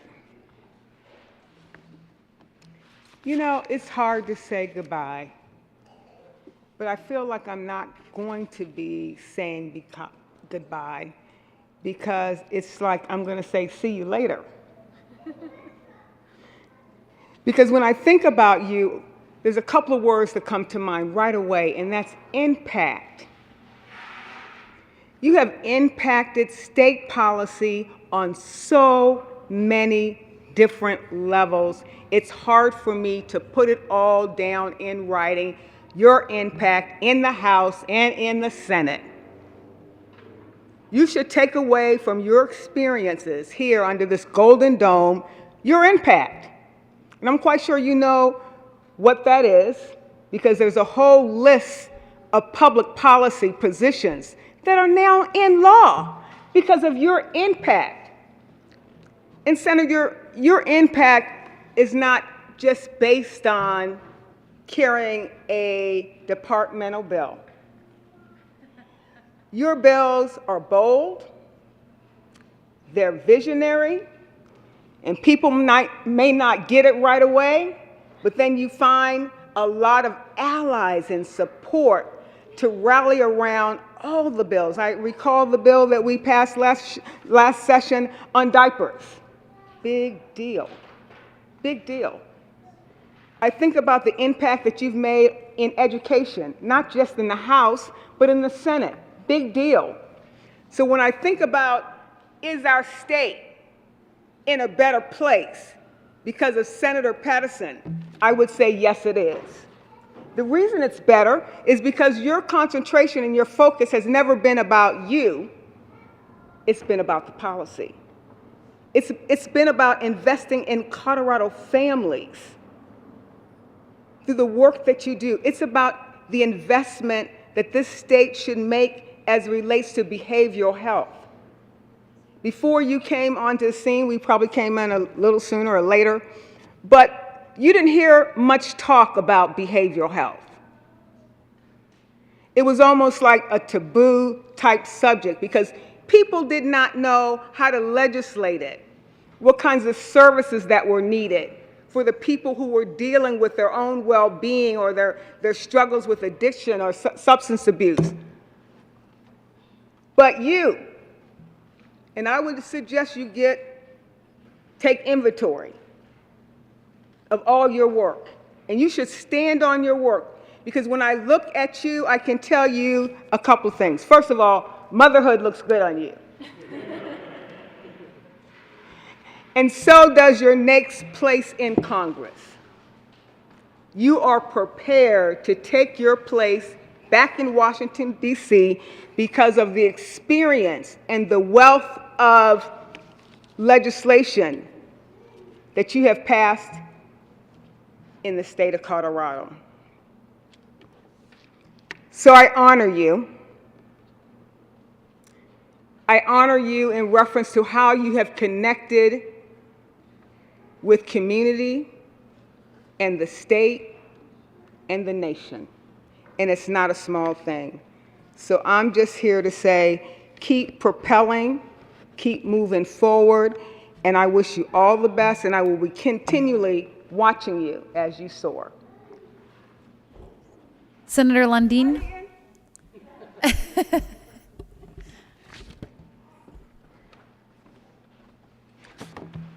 Thank you, Madam President.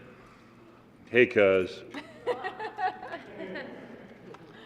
So, a little bit of an inside story there. Years and years and years ago, it's probably 5 or 6 generations back, the bloodline that flows in me is actually Pedersen, P-E-D-D-E-R-S-E-N. And a great-great-great-great-grandfather was a stepson and took the name Lundin. And so I stand before you, a Lundin, even though I'm a Pedersen. And so we've always joked that we may have, in fact, some sort of bloodline that is connected, even though you're a P-E-T-T and I'm a P-E-D-D. You know, they changed those around at Ellis Island and all that had happened. So maybe we are, in fact, related. I would hope so. In many ways, I would. I have enjoyed interacting with you ever since I first met you, and I met you first at a Rose Foundation dinner back when I was on the State Board of Education. The Rose Community Foundation hosted a dinner every year. The state board theoretically hosted it. Rose is the group that put it on.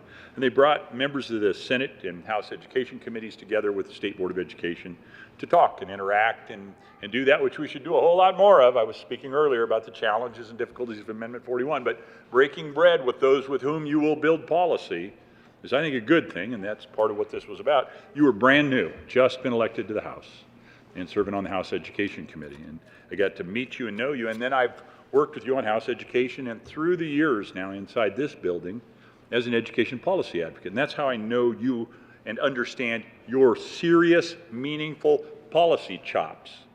First, I saw them as you developed them around education policy, and I appreciate so much the things we've done. Quite frankly, we've disagreed at times, but I think we've agreed more often than not in terms of how we can move forward, acknowledging and making education about students as opposed to about systems and institutions, and I'm grateful for every breath you've taken and every bill you've run that moves us in that direction. Senator Pedersen, I know you as a kind human, incredibly kind. I don't think we've ever had a crossword, and when you've been frustrated, there is frustration visible at times in all of our actions, but you never seemed to be unkind, even in the most frustrating moments, and this building can be frustrating. I know you as a kind human, a strategic politician. I think you have a clear primary for a congressional race at this point, if I'm not mistaken. This does not happen frequently, people that don't watch politics closely. And I know you as a tireless policymaker. You have leveraged every skill you have, every capacity you have, every experience you've had, and even the experiences of your family to make you a stronger and better and more meaningful policymaker and you are tireless in applying that. And beyond all of that, you may have, other than my grandkids and my children when they were very young, the cutest child I've ever seen. And we know that doesn't come from Ian.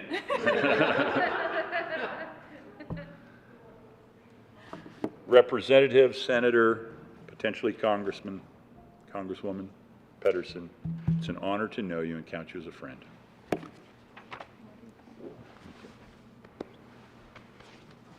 Senator Buckner?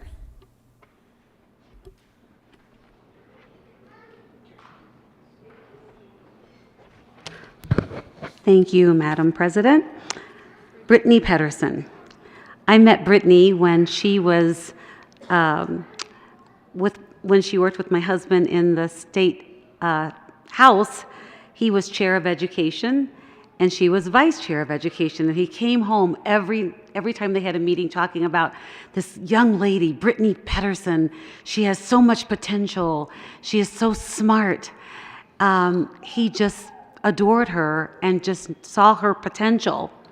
And he said she was a bright, shining star and very capable with unlimited potential. That's what John Buckner said about you. He even, we had Derby Day over in the house, and he said, Janet, Brittany doesn't have a church hat to wear. So I loaned her one of my big church hats, and she looked absolutely beautiful in it. I love her husband, Ian. I just love her husband, Ian, and I love her son, Davis. And I can't believe what an amazing trio they make. She is this amazing mother, amazing wife, and one of the highlights of my relationship with Brittany was when I participated in her wedding. That was one of the highlights of my life. Her tenacity is admired. I have never seen her lose her temper. And I've tried her temper before, and I've never seen her lose her temper. I believe that hope and possibilities are her middle name. I lovingly call her my other daughter. She's not afraid to tackle tough issues, education, public health, behavioral health, and her policy acumen is outstanding. I consider her a true friend. I served with her in the House. Here I am serving with her in the Senate, but I will not be coming to Congress with you. I will just come as a friend and an observer, but I will not be serving with you in Congress. You made me reach farther than I thought I ever could, Brittany Pedersen. So I'm so proud of you, and I know we're going to hear more about you. Minority Leader Holbert?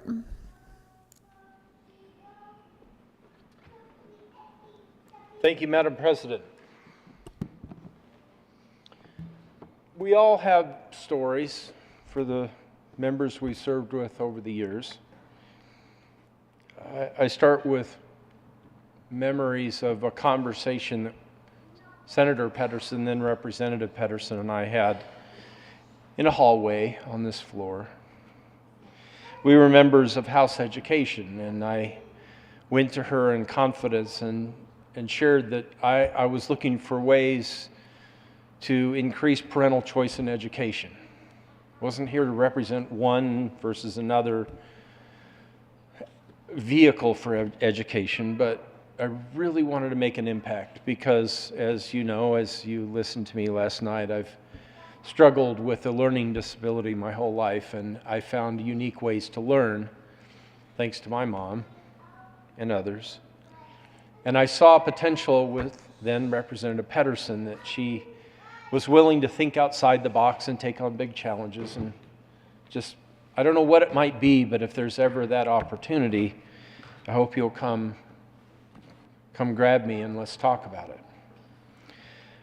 I remember when she ran for the Senate, there were some who didn't appreciate a bill that she co-sponsored with Senator Hill for charter funding equity. Thank you.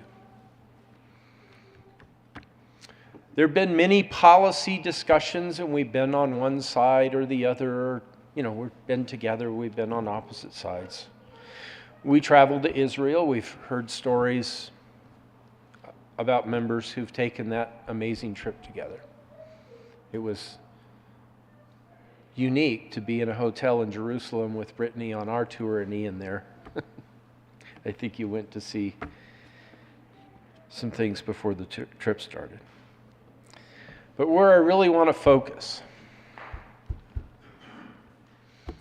probably can't hold it together here, is that my friend and colleague, Senator Pedersen, has overcome something that I have. The shame, the pain, the embarrassment of a family member who suffers addiction.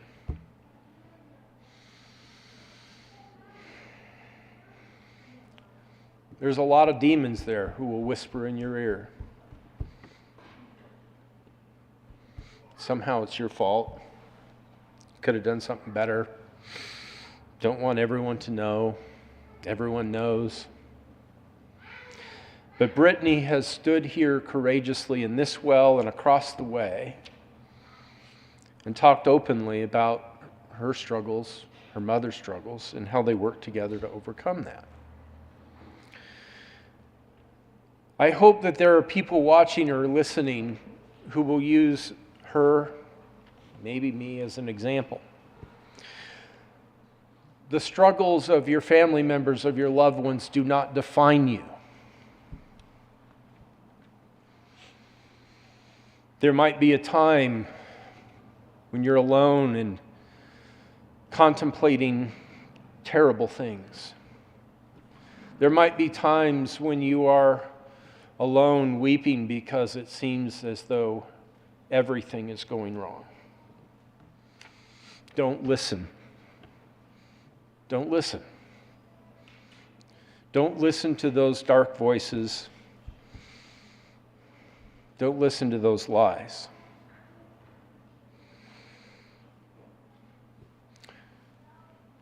The struggles of other people do not define you. Self-doubt does not define you. You can overcome with faith, with friends, with a spouse who encourages you. We both know that. But if you need a bright, shining example of excellence, of great things that you can accomplish out there if addiction is challenging you or loved ones in your family, look no further than Brittany Pedersen. I won't try to use myself as that example. The daughter of an addict, state representative, state senator, and, depending on the will of the voters of CD7, congresswoman.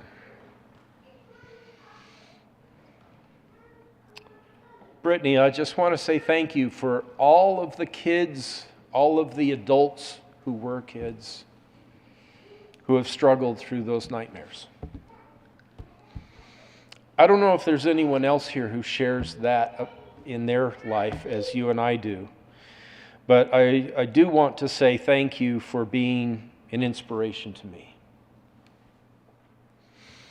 I talked about the story of Ronald Reagan pulling his dad out of a dirt front yard as his neighbors watched. Well, I didn't have to do that. I don't know if you had to do that. But we have those kinds of stories. And having the courage to not be silent, having the courage to fight for what you believe to be right, having the courage to come here in this well and the one across the way in front of these cameras and speak truth, not necessarily to power. Hi. See, he can't stay away from Mom either.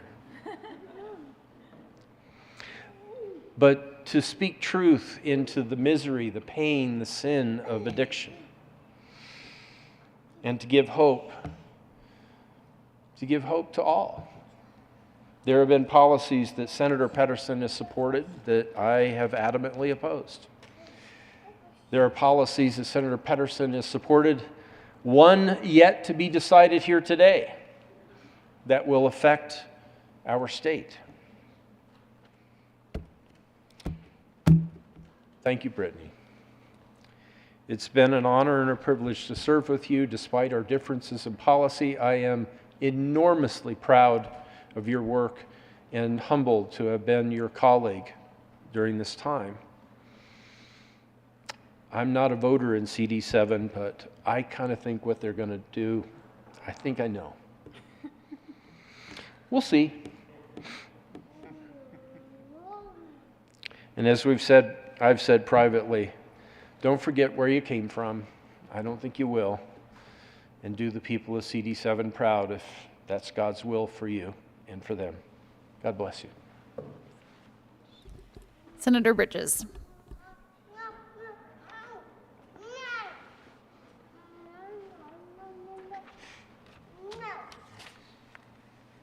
Yes.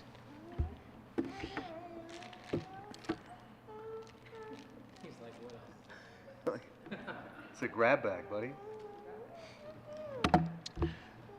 There is no one in this entire building that is more underestimated than Brittany Pedersen, and that is not because people don't think highly of you.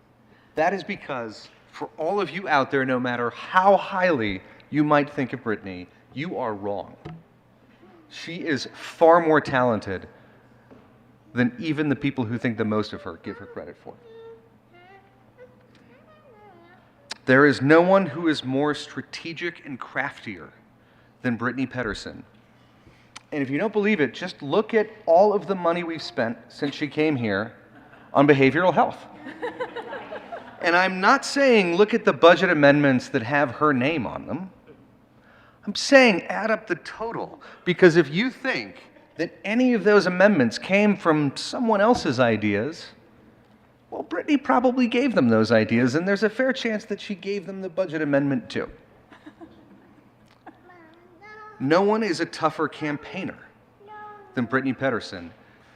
And as was mentioned before, she is the only person running in a Democratic primary for a seat that people have known and been plotting for, have known was going to come open here for a decade. Can you imagine the bloodbath we are going to see when Diana DeGette decides that she's done in about 25, 30 years?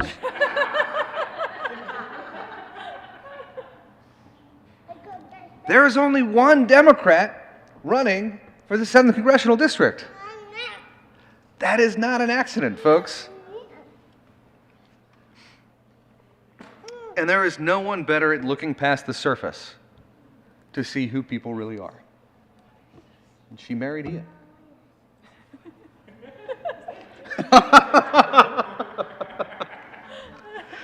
There is no one tougher, no one smarter, no one more successful in this building than Brittany Pedersen. And that is because she has been forged in flames. No matter how good you all think you might be at something, almost certainly Brittany is better at it than you are. Colorado is a better place for your service here. Washington will be, and the bar's pretty low, but Washington will be a far better place because you are there. And Godspeed on the journey. Senator Priola.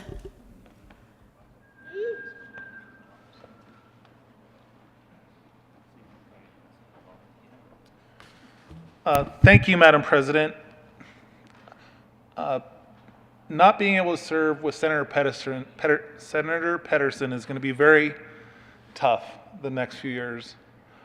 I've really enjoyed all the time we've had together in the House and here in the Senate.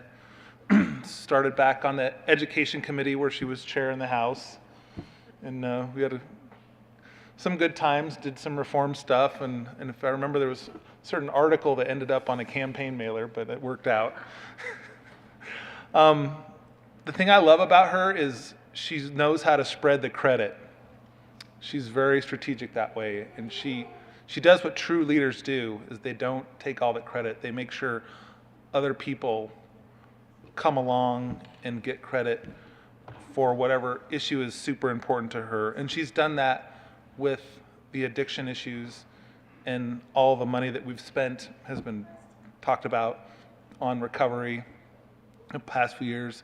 And you'll see the bills coming through. Each one of us has probably had a finger in any one of those. And that's to her credit. That is a true sign of leadership, getting things moving in the right direction without necessarily being the person that has to take all the credit and have their name on all the bills. She lives her life in a manner such that there's a book called The Obstacle is the Way. And I think you can kind of understand the philosophy, but whatever challenges you have in life, as she's had in her family, she has turned it around to make it be something she's been passionate about and helped other people in their lives. And the state of Colorado and maybe the nation will benefit from that. I know she will do much bigger things in the future. I just hope that we're always friends, and I also hope that someday when you're on Meet the Press, you say a shout out to your friend in Colorado. To Kev. Senator Cook.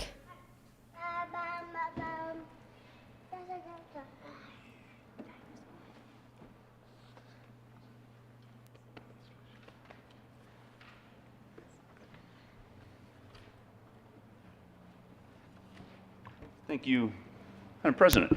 Davis, you need some chocolate. Yeah. You need chocolate, dude. And when we're done here, you need to tell your mom to take you out for ice cream. Will we ever be done here? There you go. Oh! All right, dude, there you go. He's resilient like his mom. Yeah. And you deserve ice cream, buddy. But that's all. That's my intent. Yep. Want a donut? So, you know, I've said a couple of times today that this chamber is very eclectic. It's a very eclectic group. We all have various backgrounds and experiences, and those backgrounds and experiences really make this chamber a better place. And you shared your background the other day, and it was really touching. I mean, it really was touching, and about your mom and the difficulties you went through. And that's not easy. That's not very easy to do. A lot of times people want to hide, what's going on in their family, and not mention it in public. But you're very brave about that, and it was really heartwarming at the end, about how your mom is sober and clean and now is a great mom, and that now is evident with you and Davis. That's really awesome. It's great to see. What we care about down here, a lot of times, most people care about their legacy. It's like, what am I going to leave? What are people going to remember? They might not remember us pretty much, but they can remember our legacy. And you are building or have built a great legacy for legislators in the future. Senator Bridges said about behavioral health. It's pretty true. And that will be your legacy here. Like I said, maybe 5-10 years from now, they'll say, who was this Brittany gal? But they will know about the bills you passed. They will know that Colorado's a better place because you took it head on, the behavioral health issue. And that is, I think, one of the most important things that we can do here is leave our legacy and make Colorado a better place, which I really think you have. And plus we're judged, I think, on our accomplishments. And there's some legislators that come down here, don't accomplish anything. And they might pass one bill a year if they're lucky on that. But you have made such an accomplishment to the state of Colorado, and you're going to be remembered for that. And I know I'm going to remember you for all that you've done here. Again, just like the leader, we haven't agreed on everything, But I'm very proud of you and your fight and your determination regarding the behavioral health issue and problems here in the state of Colorado, because I've seen it firsthand. And so I know how important it is to you, and I really appreciate that. I've enjoyed working with you. You're, like I said, very dedicated, and we do have another bill sometime today, and and it's been really a pleasure working with you on that, no matter whatever the outcome is on that. And I really enjoy working with you on that bill. And you know, I think we've worked on a couple of other ones, and it's always been a pleasure working with you on that. So I wish you luck in the upcoming election and your next saga here. And no matter what you do, I know you'll be great at it. So thank you. Thank you. Absolutely. Senator Hawkes Lewis.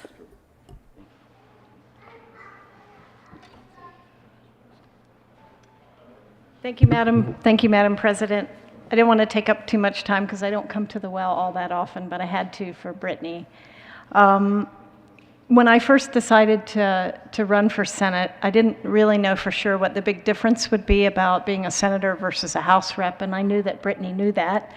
So I tried to call up all my Democratic senator future colleagues to ask them advice. Brittany was one of the few people that told me absolutely the truth on everything. She told me she told it like it is. She gave me the best advice about really getting to know everyone and getting to know everyone's interest and let them know who I was. And you're so approachable, Senator Pettersen. You give time to everyone that asks. And I just want to take a second and share something that I think is truly amazing about you, is your breadth of bills that you have done since 2016. It's unbelievable, the diversity of your legislation: schools, K-12, higher ed, tuition assistance, campaign reform, tax reform, employment practices, law reform, child care, vehicles, scooters.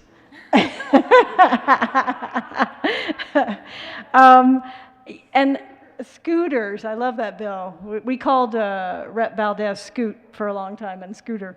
The thing that you've also impressed me is, if I had to give an honorary pharmacist award to anyone in the chamber besides Senator Winter, I would give it to you, Senator Pettersen, because you are one of the few people in this chamber, if I say the word tramadol or Nucenta or PDMP or any of those things, you know exactly what they are. You've worked on it, and you've worked to make sure that we're able to have access to prescription drugs at a lower cost and to be safe about prescription drugs. And I really respect that, because it's a hard field to understand.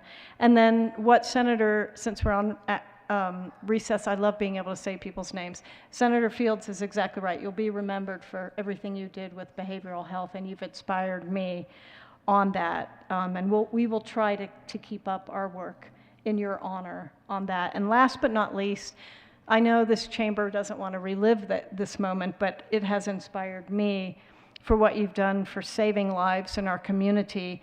I will never forget, and I will always honor you for the work that you did with ERPO and Red Flag. So thank you for that very much. It means a lot to me, my community, and to so many Coloradans. So thank you, Senator Pettersen, and onward with Davis and Ian to bigger and better things, hopefully in DC. Senator Rankin.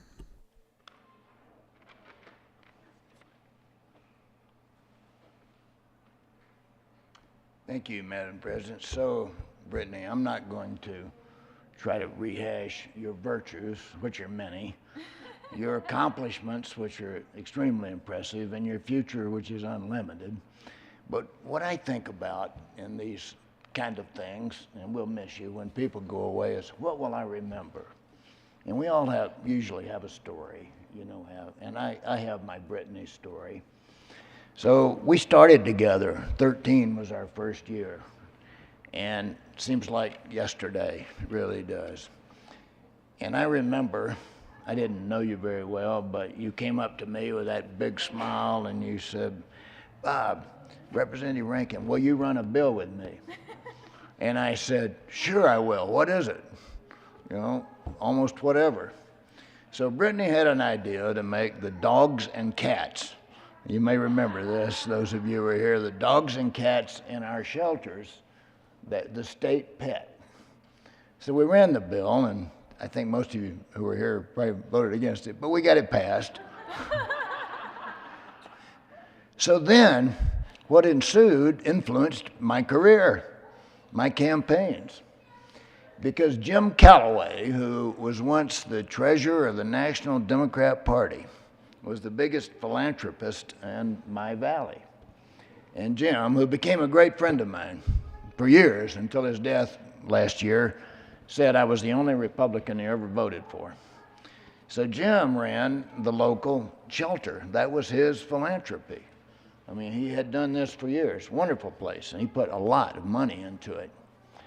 So he said, you got to come to our big celebration. I didn't know anything about it. Turns out about 300-400 people gather in what's my church. It's also a big gathering, called the Gathering Place. And it's the only place in town, Carbondale, you can get that many people. So Jim said, you've got to come to our event. So I called up Brittany, I said, come out. So we had it all scheduled, and that was the weekend of the flood. So we had a phone conversation. Brittany said, I better not come out. Too much going on in Denver. So I went to this event, and they had it set up with a big, like a runway for models. I think I've told you about this. And they had some sort of a fashion show. Women would wear the latest fashion and carry an animal. Really cute, you know, fundraiser, big fundraiser. So I had this, so I go to this event, and I had a framed copy of the front page of the bill in one hand and a state flag to fly. We didn't have a flagpole. I had to buy a flagpole to put in front of the shelter. So I had those two things, and I walked down the runway. 300 of the, you know, the big Democrats in Carbondale. Carbondale's about 80% Democrat, by the way. I struggled to get 20% of the vote there, or I did until this event. So I walked down the aisle, thank Brittany, give this stuff out, get a huge hand. Every year since then, I've been invited back until last year. Jim passed away, unfortunately. And they let me lead the pledge and, you know, give them some money. I get that, you know, great benefit every year. So that has, you know, that event changed my image in my hometown. And I'll always remember you for coming up to me and saying, will you run a bill with me? So thank you, Brittany. We're going to miss you. Majority Leader Moreno.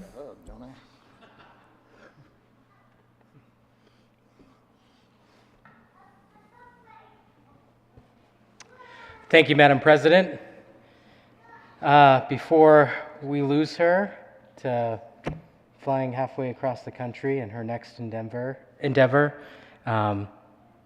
one last time at the mic for Senator Brittany Pettersen.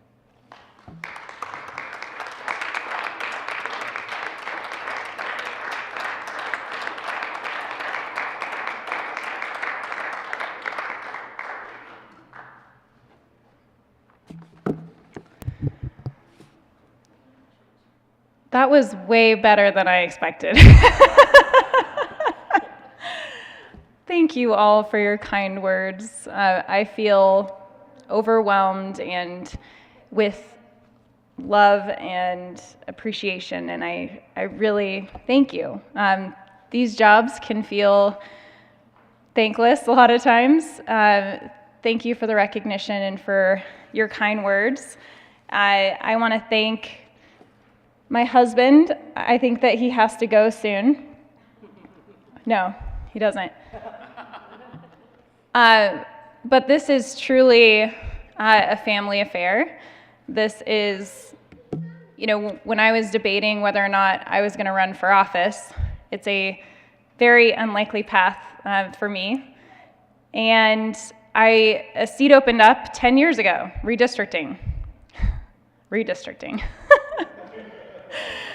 And here we are again, 10 years later.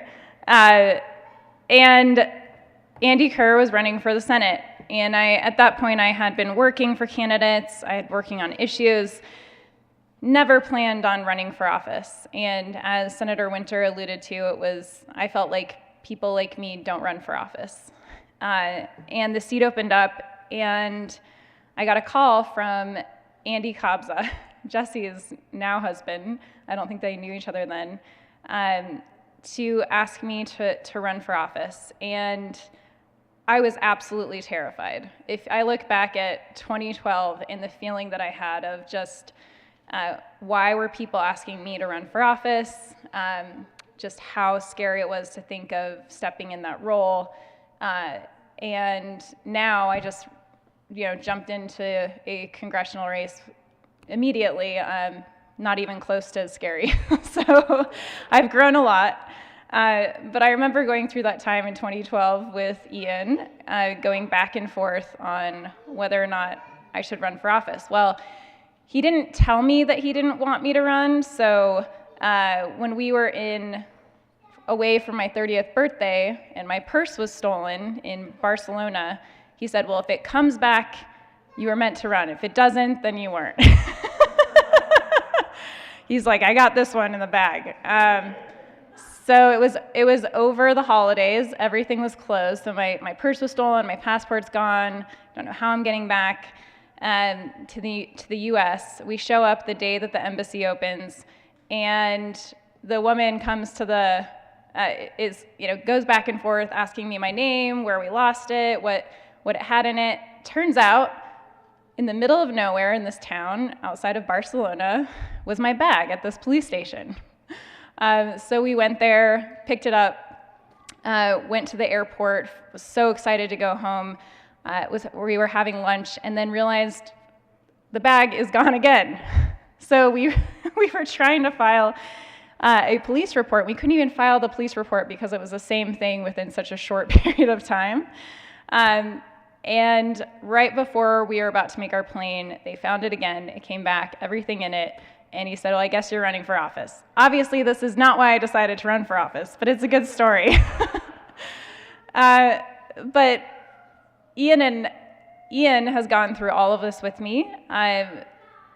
It is not easy for anyone. Anytime we're in a tough race, wondering if I'm going to make it, he says, Brittany, worst case scenario, you lose and our lives get a lot better. But no matter how inconvenient my choices are, he always supports me. So thank you, Ian, for always being there. And to this little guy, Davis, I want to get you on camera just so I can show you at your bar mitzvah later. Oh, bar mitzvah, there you go. I'm still learning. I'm glad that some don't hold my ignorance against him. So it has been a journey. I decided to ultimately to step up. Hi, buddy. Want to come say hi? You want to say hi? Hi,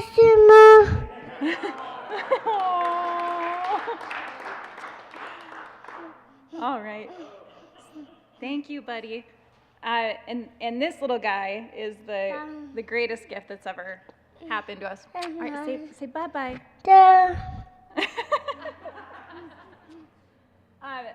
All right, I'll get back on track. So I decided to run. Go to Dada. Go to Dada. So people have already talked about this, about being underestimated, but in 2012, I was pitched as a guaranteed loss. Everybody bet against me, and I ran the campaign that I needed to, and I told my story, and on a race that I was supposed to be a guaranteed loss, on election night, we won by 10 points, almost 10 points. And it was really my willingness to share my story. I didn't talk about exactly what it meant to be a high-risk youth, but I talked about the role that the role that public education played for me in giving me a chance. I did. All right, Davis, maybe I need to cut this short. Here, go say hi to Dada.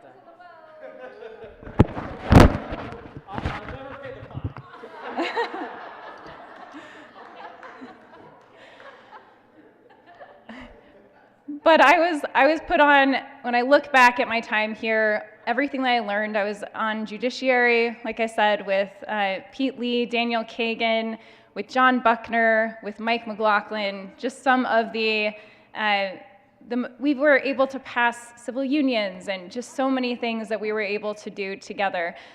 Being on the House Education Committee and ultimately being chair and getting to work with so many of you on those issues was an honor.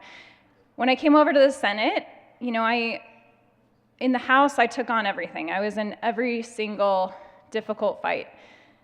And in the Senate, I tried to remember that I don't want to be 80 and only have work to look back on in my life.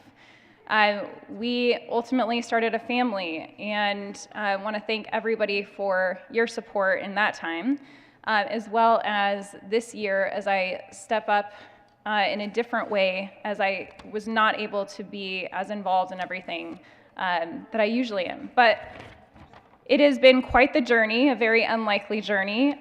I have to mention my teacher, Miss Jurgemeyer, who changed my life when I was younger, who believed in me. I still cry about her. I feel like it'll always be that way. All the strong women who were there to be that role for me when I didn't have my mom, and the teachers that invested in me. And it was truly because of them that I went such a different path than I was likely to go. And that's why I believe so strongly in our democratic values, in those investments, in those public leveling the playing field, in those opportunities for regular people. I've learned a lot along the way. I want to thank you all for teaching me with, you know, every single person that was talked about earlier from multiple people, just how much you learn from each individual, the different places that they come from in the state, their life experiences, their professional experiences and perspectives. This place is one of these unique opportunities where I wouldn't normally have the opportunity to talk to Cleve Simpson, to hear about the issues that are happening in his community and understand where he's coming from. And you know, we usually hang out with people who believe the same things that we do. And in this place, we're challenged, and that is a good thing.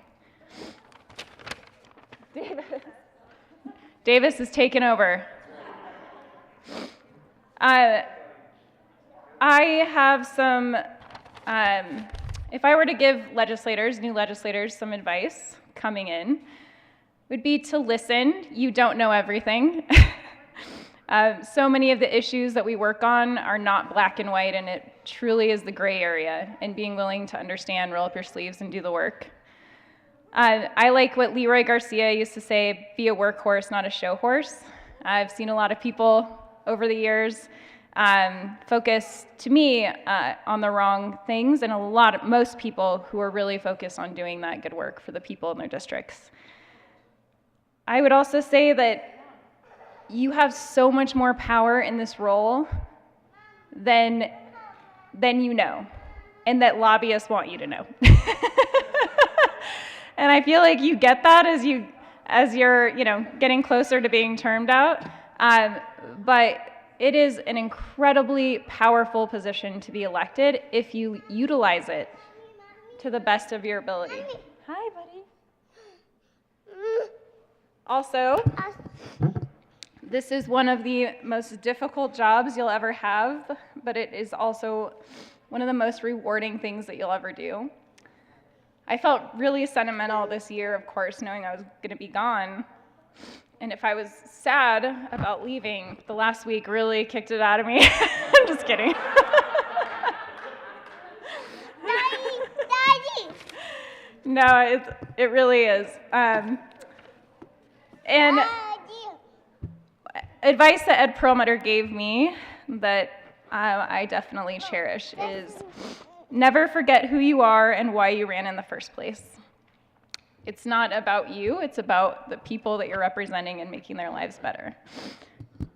I have tried my best to advocate for the issues that have personally affected me, but somebody said, okay, go say hi to Dad. Somebody said to me, Brittany, you're not just about addiction and opioids.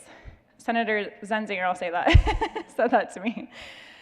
Because I have worked on so many issues that I care deeply about, but that is one that I felt like I had to speak out and fight because there was such a void and gap for people like my mom in the state. So I feel lucky that you all have heard my story, have worked alongside me on these issues, and I believe that you'll continue to prioritize the people who are oftentimes left behind, because we have so much more work to do. Thank you all for your friendship. Thank you to leadership for your support in this, from having a baby to running for office. It's been a wild ride. And I also want to recognize the nonpartisan staff who are truly public servants. You know, the jobs that they do. Sorry, I'm crying. I wasn't expecting that. But the drafters who I've been in, like, some of the toughest fights with. Julie Pellegrin, I didn't get to speak about when we were honoring her because I was remote. What an amazing, brilliant drafter and public servant that we've had at the Capitol. Brita Darling, Yelena Love, Shelby Ross. Gosh, she's had so many of my bills the last few years. I always apologize. I jokingly said that this year I was going to pull titles that just said concerning Colorado, and she said, Brittany, I think if people see your name in that title, we will have a lot of people quit.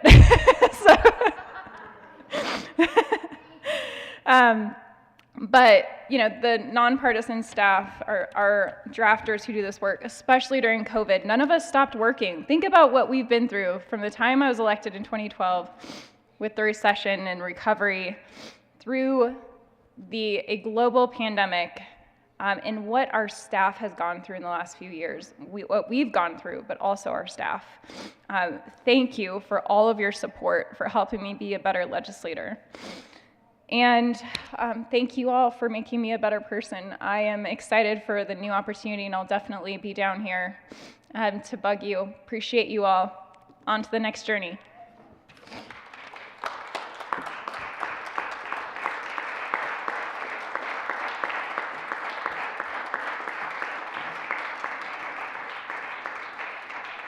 I can't get it all.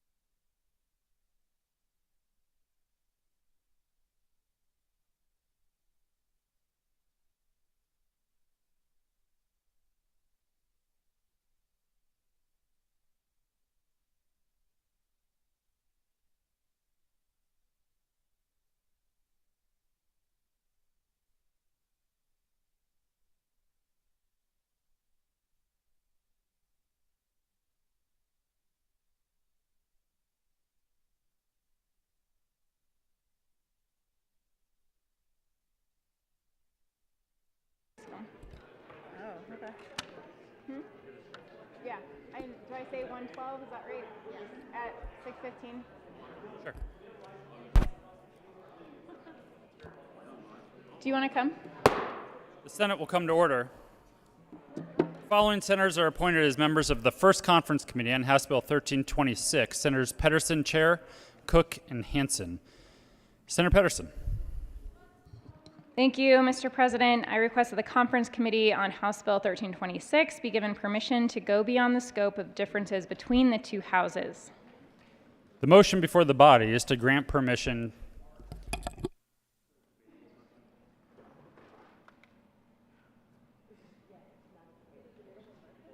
What's this? Permission to go beyond the scope. Why don't have debate?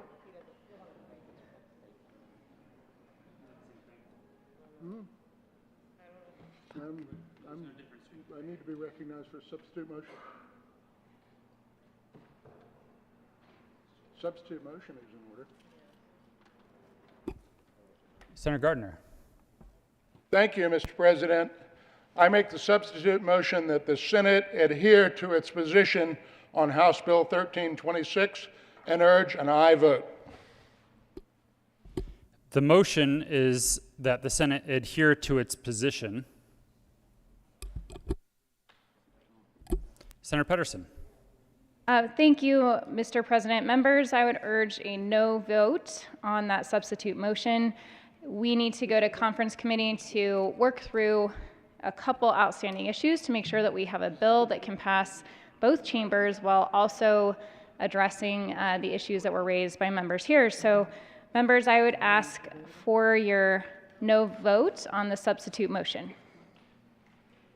Senator Gardner. Thank you. Members, this is what this bill has become and all about, the Senate position. We need to adhere to the Senate position. This is the position that law enforcement and significant numbers of the district attorneys wish us to do. I ask for an aye vote on the motion to adhere.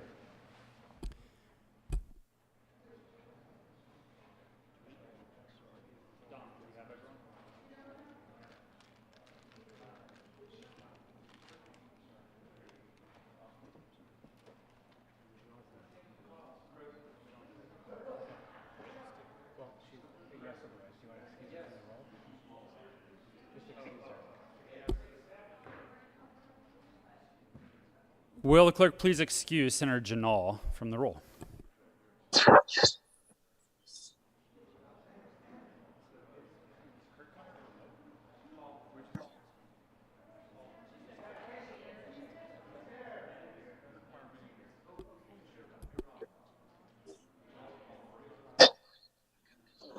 Can you see me?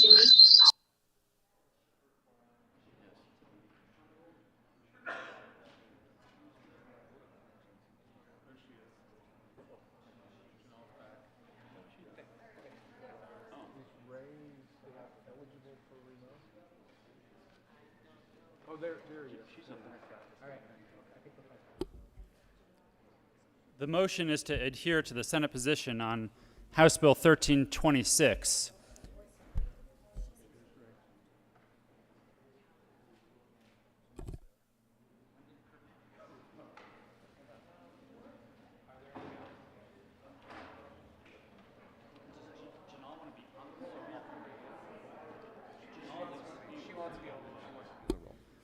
Will the clerk please now add Senator Janal to the roll?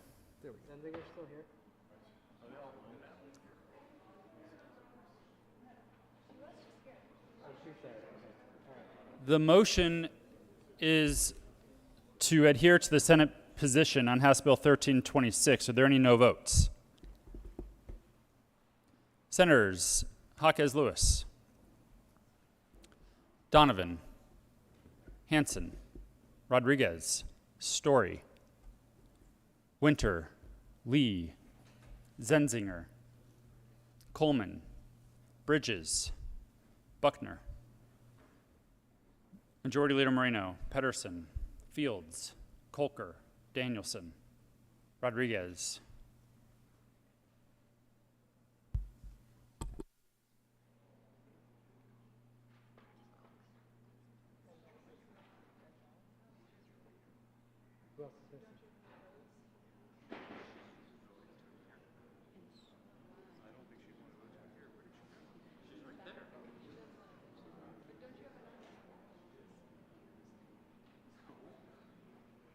Gonzalez. Please add the president. With a vote of 17 ayes, 18 no, 0 absent, 0 excused, that motion fails.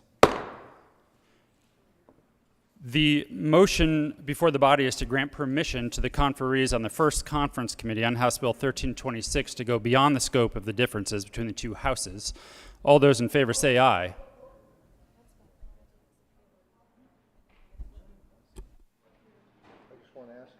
Why she wants to go beyond the scope, what she intends. Senator Sonnenberg. Thank you, Mr. President. I know there's a motion to go beyond the scope. Could you please share with us the need to go beyond the scope and what you're looking at in the bill in which to negotiate in conference committee, please?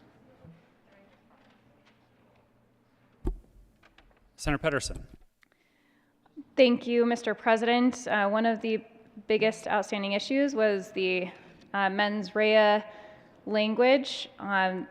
There have been a couple different versions of this that have been different that we've been working through with stakeholders, and there's some language that would be that so far seems like we have support or at least neutrality with district attorneys and the AG's office that we've been working through, as well as some technical changes around the MAT language.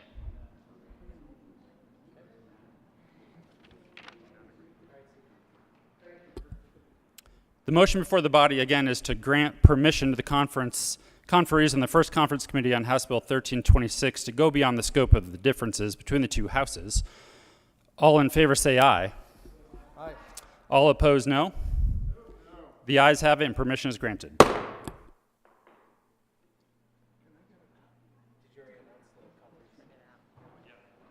Senator Pedersen. Thank you, Mr. President. We will be meeting at 6:30 in room 112.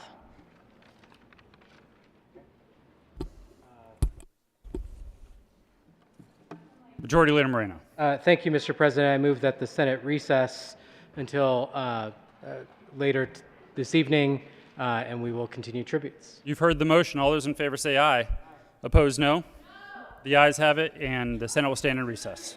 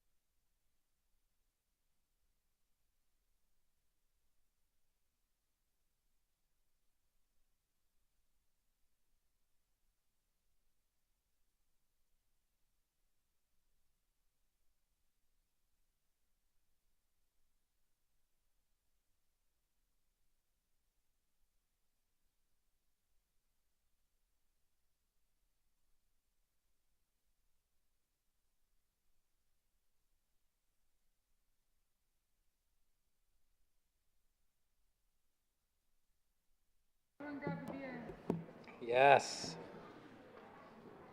Okay. Majority Leader Moreno. Thank you, Mr. What do we call you? Mr. President? All right, you like that. All right. So we have one last tribute, last but never least. Miss Cole, will you please read the tribute to Senator Donovan? The Senate of the Colorado Legislature, convened in the second regular session of the 73rd General Assembly, hereby extends our sincerest congratulations, commendation, and thanks to Carrie Donovan, Senate District 5. Senator Donovan was elected to serve the 70th. That actually looks really good on you. 71st, 72nd, and 73rd General Assemblies, where she represented her fellow citizens with dedication and honor. During her tenure with the Senate, she served with distinction as the Senate President Pro Tem and as the Majority Whip. Senator Donovan also served on the Agricultural, Natural Resources, and Energy Committees as its chair and was the vice chair of the Transportation and Energy Committee. In addition, she served on the Local Government Committee, the Legislative Audit, and the Legislative Council committees. She also served on the Water Resources Review, Transportation Legislation Review, and the Off-Highway Vehicle Interim Committees, as well as on the Select Committee on Energy and the Environment. The citizens of Colorado and the members of the Senate express gratitude for Senator Donovan's exemplary service to our great state and wish her well in her future endeavors. Given this 11th day of May 2022, State Capitol, Denver, Colorado, Steve Fenberg, President of the Senate.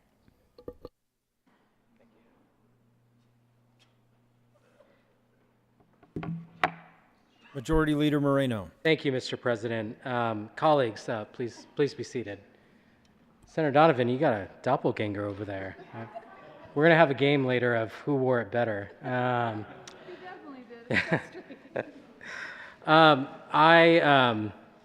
It's an honor just to say a few words about my friend, Carrie Donovan. When I came into the Senate, Senator Donovan had already been here, and I have to say I was immediately impressed with her knowledge of how this place works. She truly has, much like the words I shared for Minority Leader Holbert, she's a guardian of the institution. She makes sure that that this building's customs and traditions are protected and honored. I'll never forget, actually, we had a late night in the Majority Leader's office, and we were playing a fun game about, what motivates you to be here. And I loved hearing Senator Donovan, what motivated her to be here, and was particularly touched by the honor she felt to be a member of this body.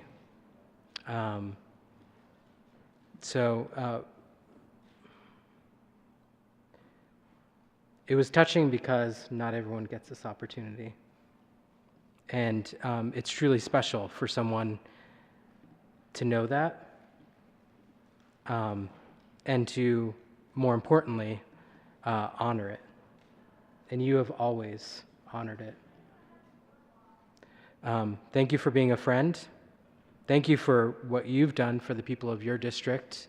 It is not always easy to be a Western Slope Democrat, but the folks in your community, we're lucky to have you and are better off for your service. Senator Smallwood.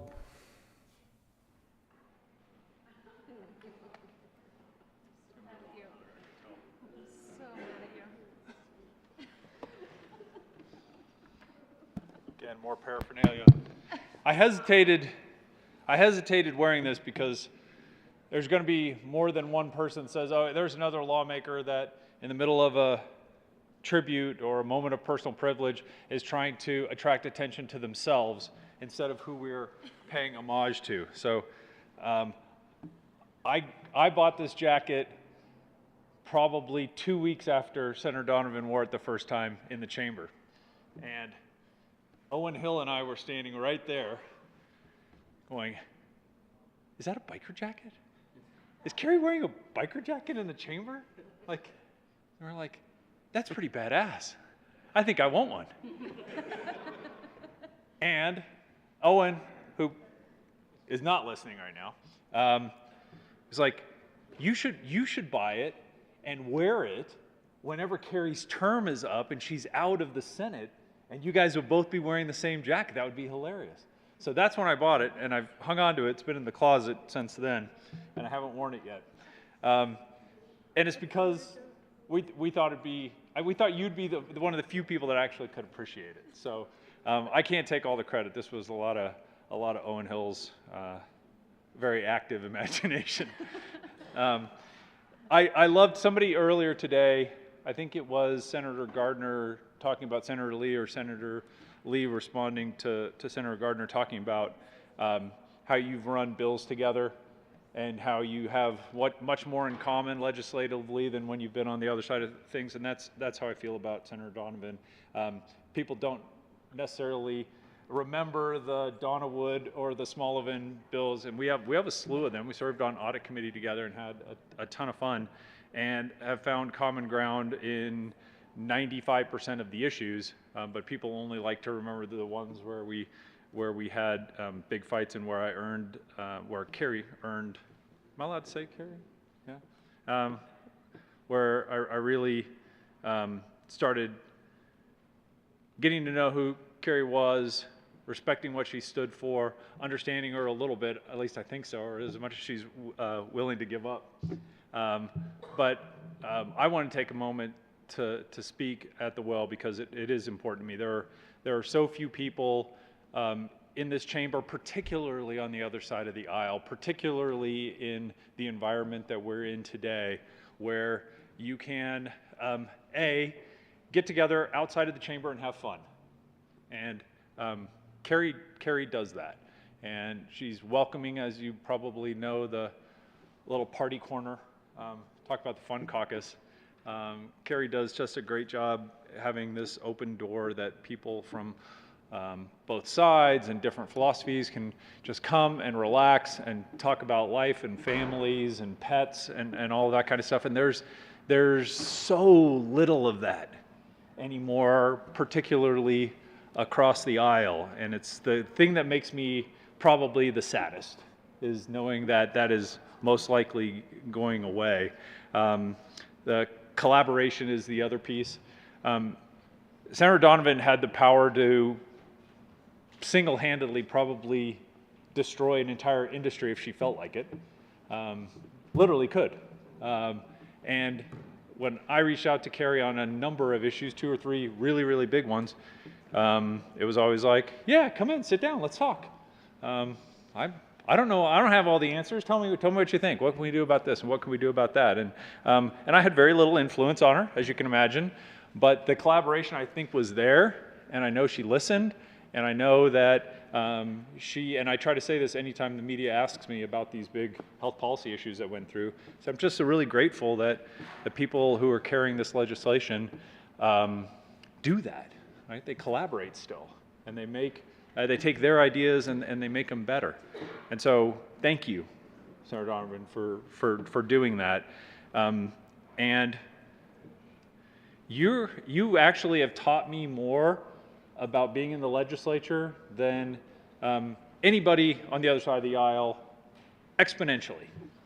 You are so bold, which is so lacking in this place so often, right? I don't think I know anybody who can walk that line between listening and collaborating, and also knowing when you really feel strongly about something and you're not willing to give an inch because you're committed to it. That is, nowadays it feels like so many people aren't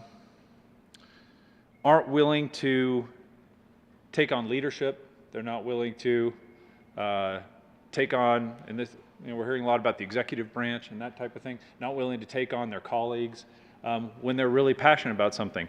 And I really, really, really respect what you've taught me just in these last 2 years about doing both of those things. You are a great negotiator. Thank you for all the work you've done on the bills that we've carried together. You've done the heavy lifting on the negotiation side, but hopefully I've taken a few of those lessons and will be able to use them for the next couple of years. So you've benefited me personally and professionally for that. But most importantly is how authentic you are, and also hard to find.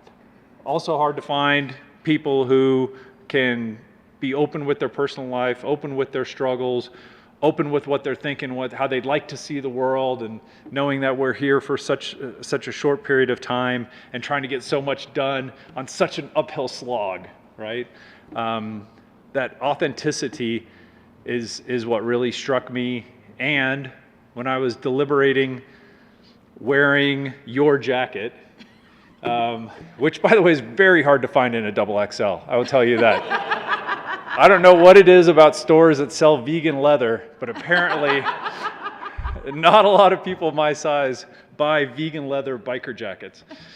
But as I was deliberating that, I wrote something down to make sure that the point was made, which is that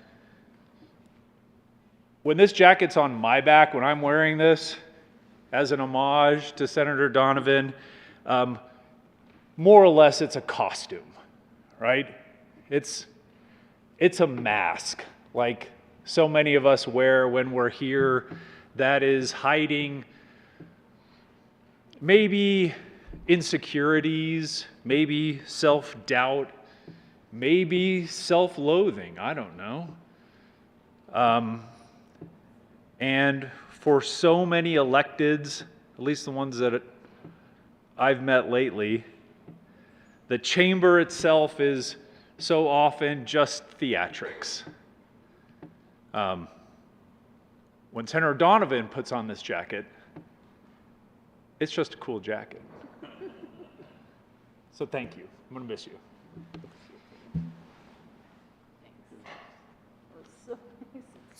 Senator Sonnenberg. Theatrics, like we were just talking about.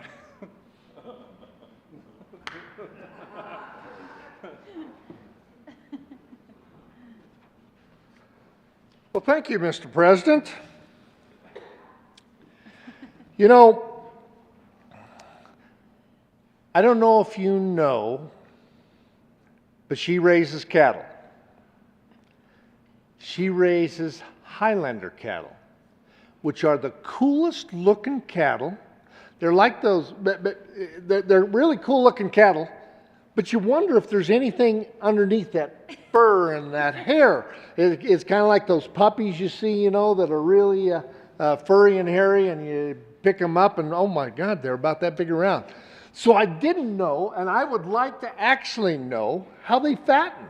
I'd like to put them in my feedlot, see how they work. But they're really cool, and I love looking at them. And I sent her a note here a couple of months ago. I had found this shirt, this obnoxious Hawaiian shirt with Highlander cattle on them. And I said, if I buy this for your husband, do you think he'd wear it? She didn't respond. She bought it herself, for crying out loud. And then she got it. And I started looking at all their products, and I go, well, they got all sorts of different cattle on these obnoxious shirts. So I bought a couple as well, but mine haven't showed up yet. They must have had to come from Mars or Pluto or someplace. Anyhow, I tell you that story because agriculture is not always the same. And it has been a true pleasure to work with my good friend in the livestock industry on how other agriculture works. Now, she's a livestock producer, but she has ties to other types of agriculture that I don't. And I've always appreciated that. I've always loved working with her.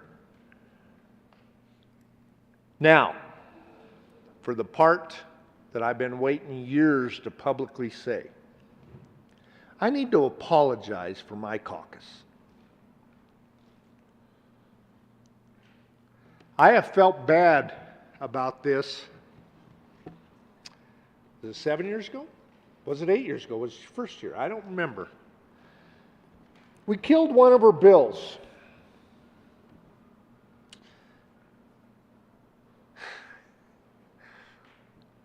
And then we moved to reconsider so we could kill it again. And if that wasn't enough, we moved it again to kill it 3 times. And I don't know what the motive, I still to this day don't know what the motive was there.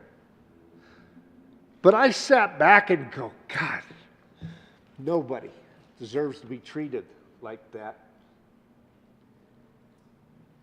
You held it together well. I'd have come on court. I don't know what I would have done, but that was unreasonable. So publicly, on behalf of my caucus, I'm sorry that happened, but I will tell you that it came at an advantage for you because it made me more like a big brother to defend you. Wanted to protect her, and that has created this relationship that we have had where we do water things together, we do ag things together. And I've watched her as a leader be an incredible leader that says, look, you should do this.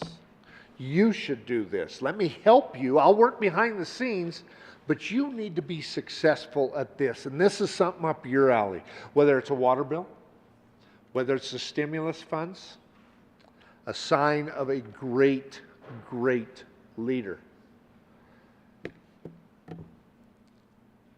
I've loved working with her. I usually like to tell a story or two, but that have a little fun to it, but I'm not going to do that. You need to know how incredibly proud I am of the work you've done, the advocacy for agriculture, for water, and what you've done here in the chamber in leadership as President Pro Tem, as a leader when you were in the minority. I can't thank you enough for your friendship.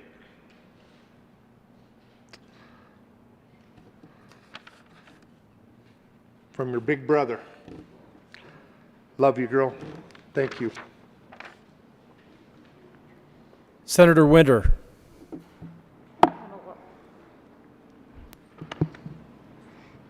Thank you, Mr. President.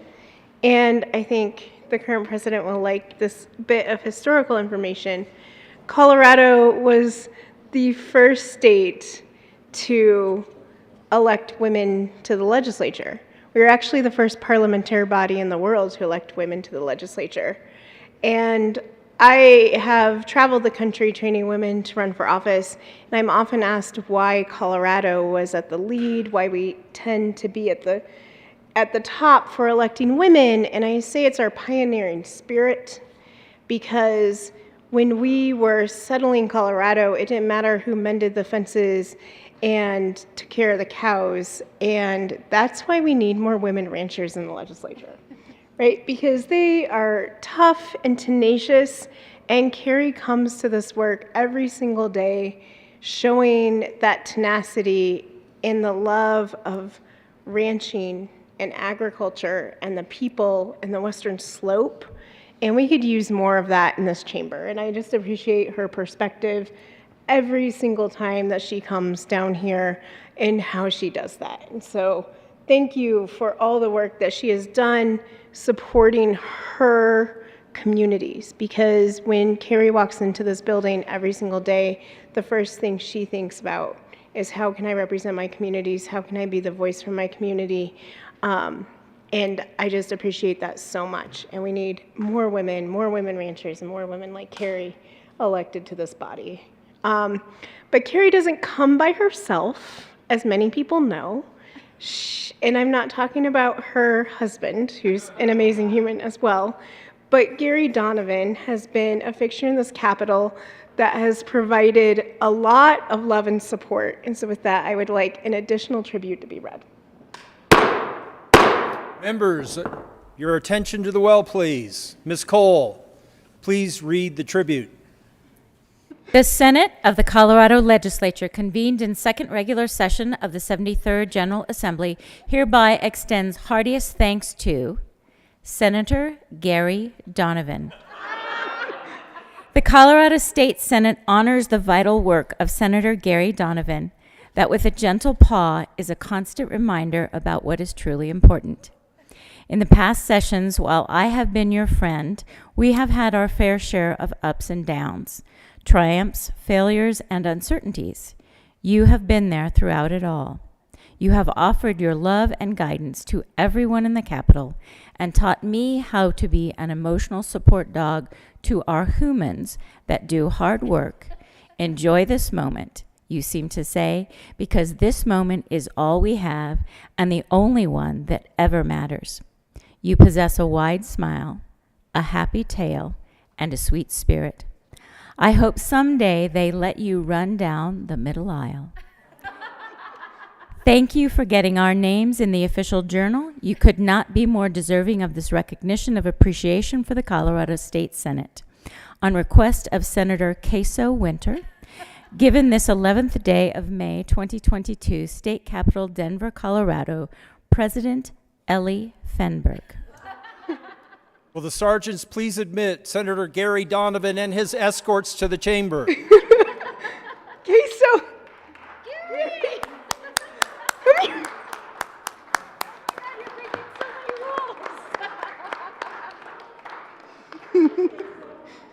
Senator Winter.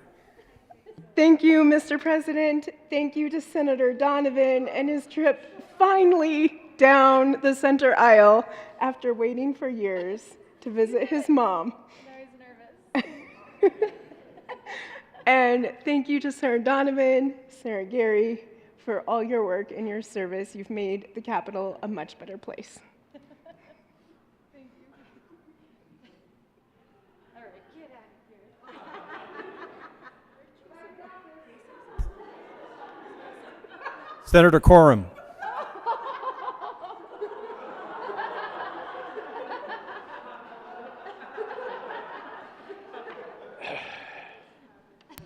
Well,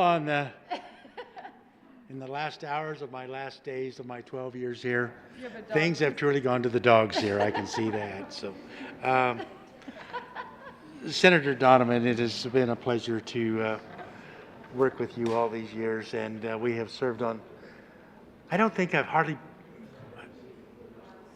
you were on State Affairs or Business, but I haven't had a committee that I haven't served with you on, and it's been. And what I really like about this lady,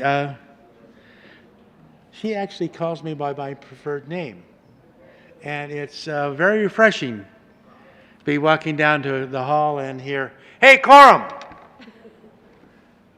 Coram is my preferred name, and I truly appreciate that.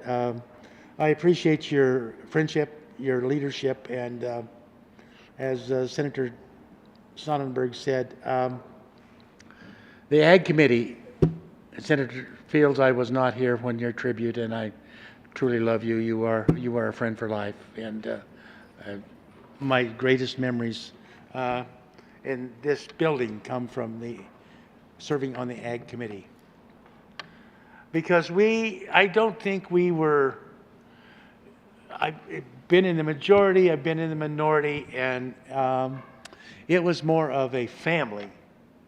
And families have feuds, but they resolve their differences and they love each other at the end. And I think that's certainly what I the relationship that I felt in the Ag Committee, and you will do well in whatever your endeavors are, and I truly support you. You know, she's a wildlife person. You know, she's always out to protect the wildlife, and as Senator Sonnenberg, she has Highland cattle. Now, I don't know if you know anything about it. He said they're very hairy. They're also very short, so they're only used for ground beef.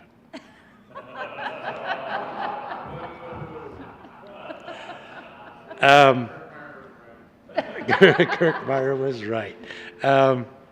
You know, but it's really been great. You have been someone that I will continue my friendship with. Friendships don't end when you leave this building, and we've got great friendships here. And you know, it's going to be strange in the Ag Committee because the old timers of the committee, Senator from Nebraska, what's his name now? I can't remember. Senator Sterling from Nebraska. Senator Field, Senator Donovan. We have truly been a group that has the best interest of ag, and we just get it done. And I will miss you, but just remember, after next year, there's no more decorum in this room. Senator Lundeen.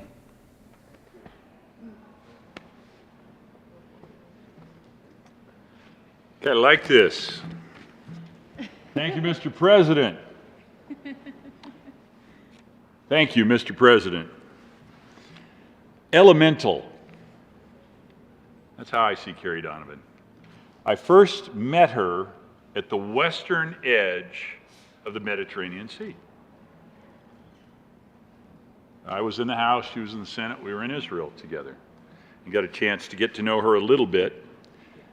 And as I've gotten to know her more, it's validated my conclusion that she is elemental. She's fundamental. She is fire and ice and light.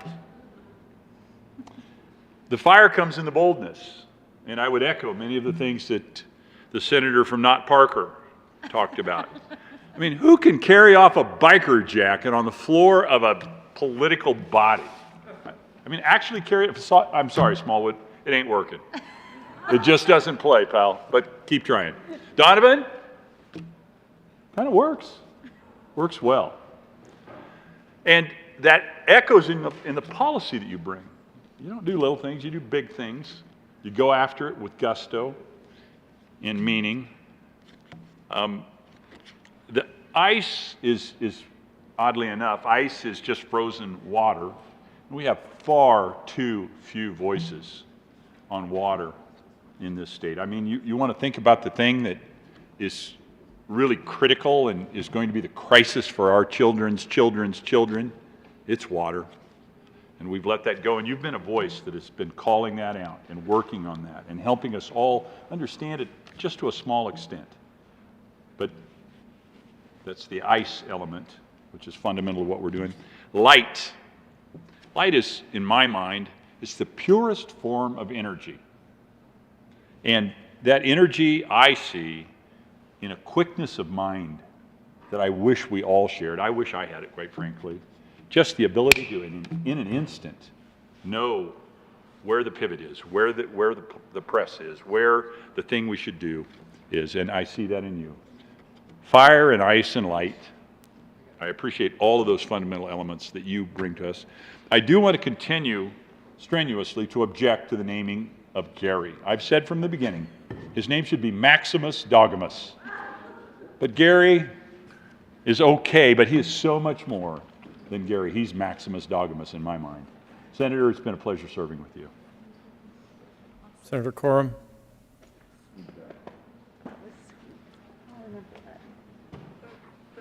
Thank you, Mr. President. I forgot to give you the honor you deserve as president here today, and I apologize for that. But with the closures of Highway 50, I've been traveling I-70 lately, and Did y'all ever hear of a bear named Smokey the Bear? Wears the hat and all that? Well, I got to tell you something. The other day, it was just right after sundown, and I'm heading up Vale Pass, and I saw the most incredible thing that I have ever seen in the wild. I saw a bear that I swear was wearing Carrie Donovan's clothes.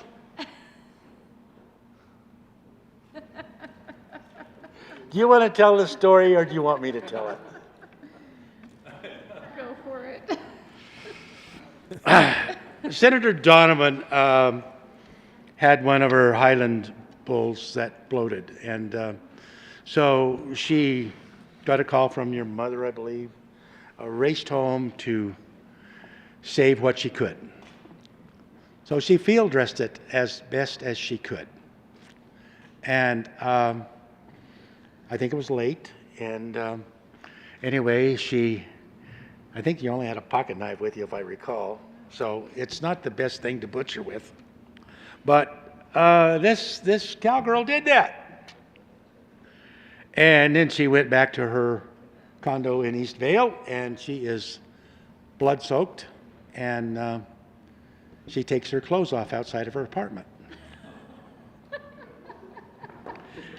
And the next thing she hears, a neighbor yelling, "Bear! Bear! Bear!" True story. True story. Senator Fields.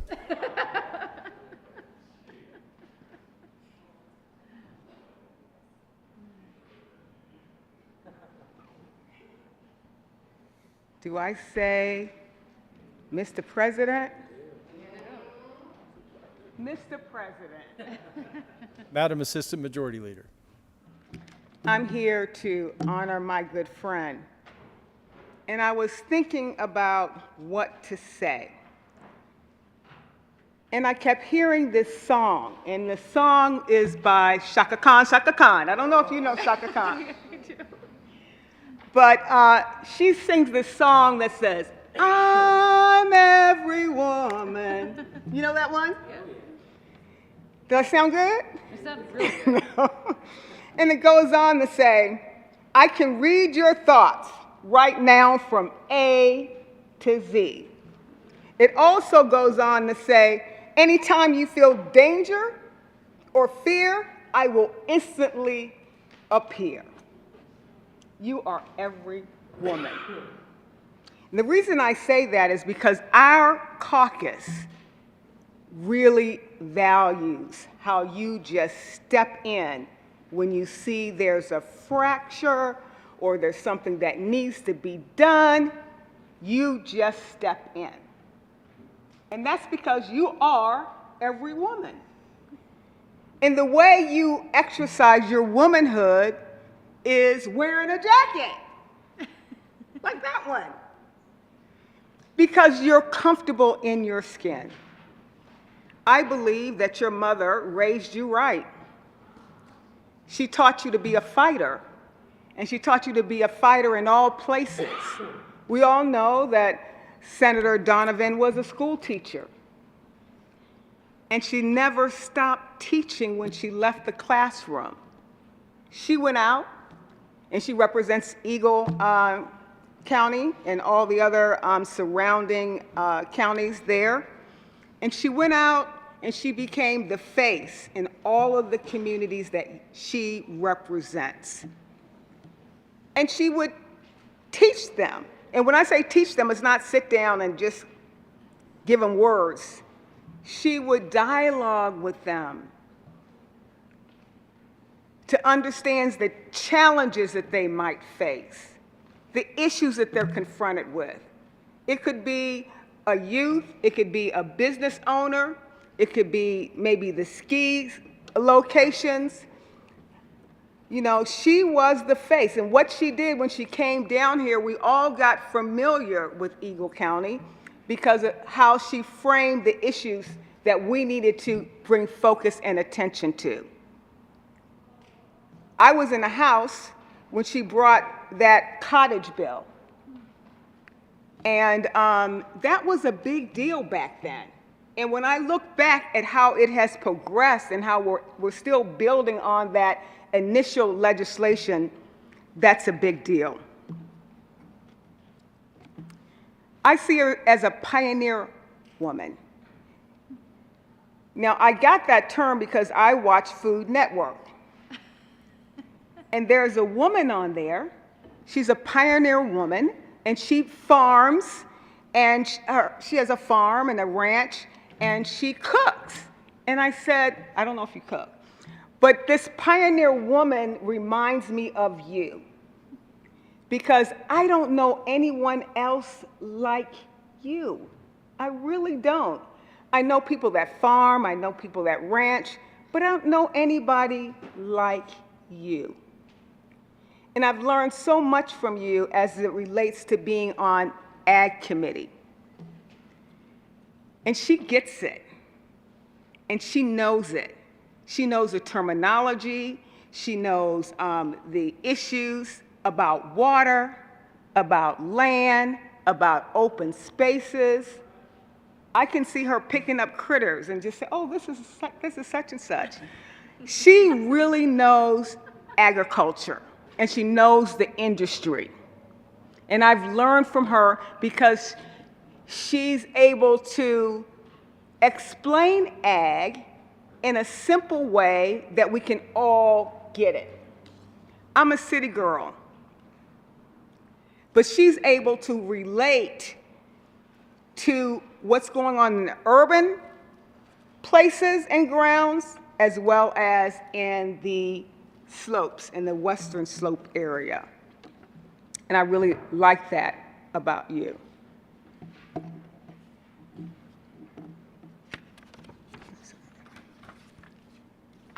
Going back to her chairing the committee, and I think the senator from Sterling says it right when she talks about her spirit of not wanting to be the person that has to get all the attention. She really will collaborate with you to help you be successful. She wants all of us to be successful, and it's not just in ag, it could be in education, it could be in local government, it could be in health and human services.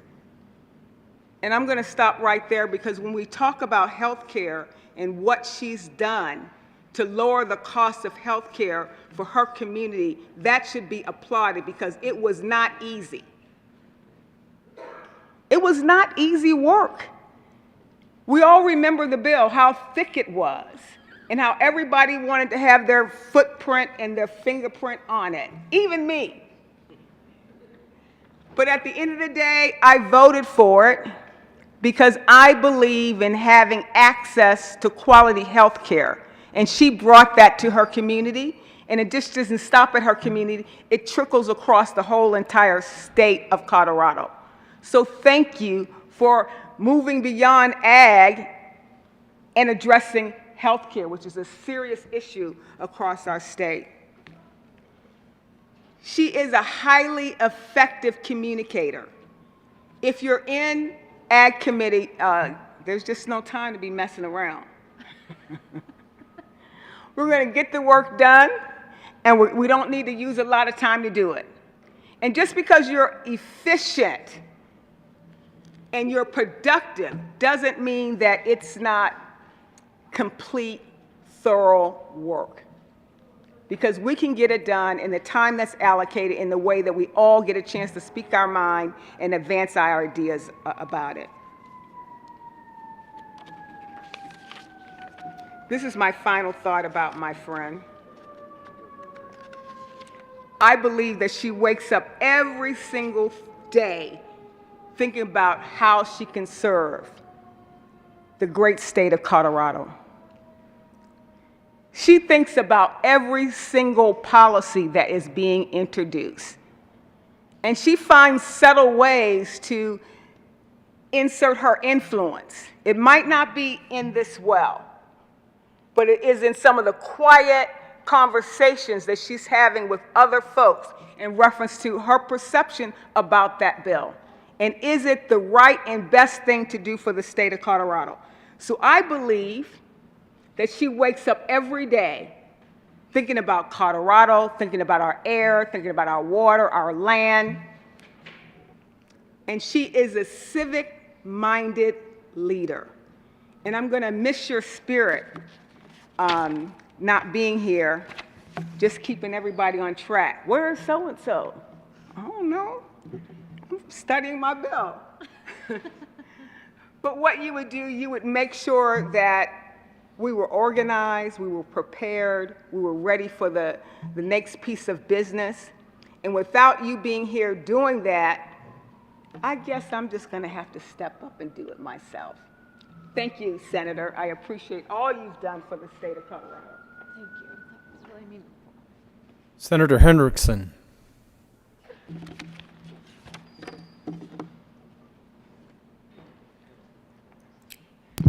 Thank you, Mr. President. It is fitting to follow my colleagues on Ag Committee and to follow particularly in a line of people who have talked about the things that are immeasurable.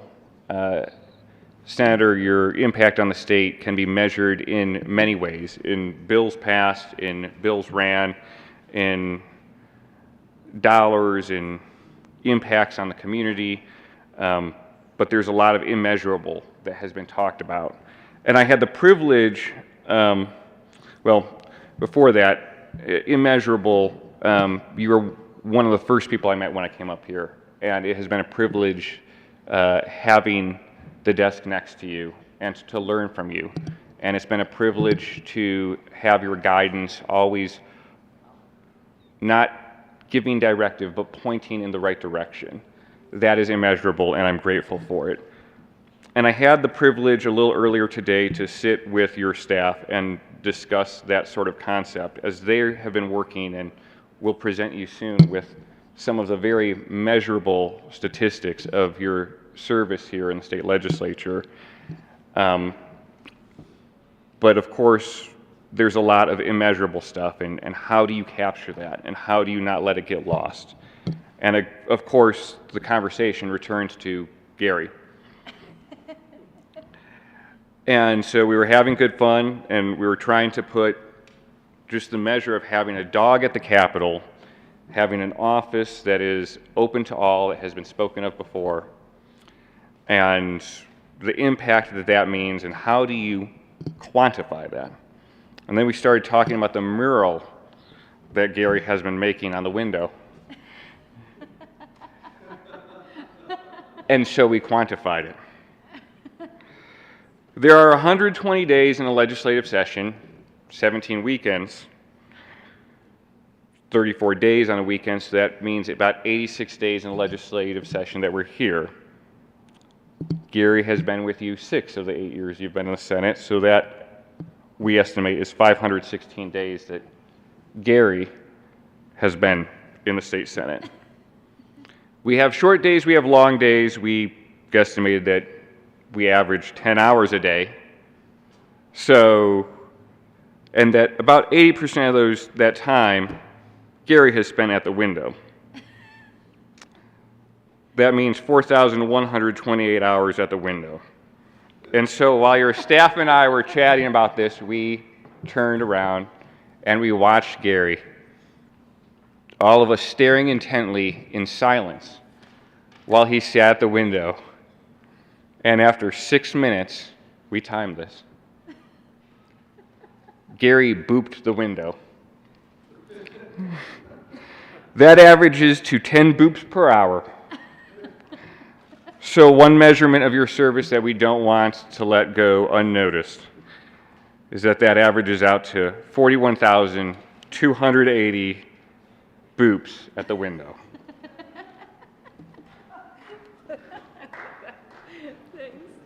Senator Coleman. Oh, man. Walk-up music. Thank you, Mr. President. Up in here. Up in here. So, if anyone has ever heard Carrie or me let out a big woo. Anybody know where that comes from? Has anybody ever watched professional wrestling? Anybody know who that character is? John knows who that character is, but I'm not sure if he's allowed to say. Who, John? Do you know who that is? Ric Flair. So I'm at then Pepsi Center. My brother, who is a huge wrestling fan, and for the men in here, you can pretend like you don't like to see men wrestling tights. That's all right. You can act tough if you want. But my brother grew up watching Hulk Hogan and all these characters, and I used to watch that stuff with him. It's a man soap opera. It's not real, but it looks real. What? It's not real?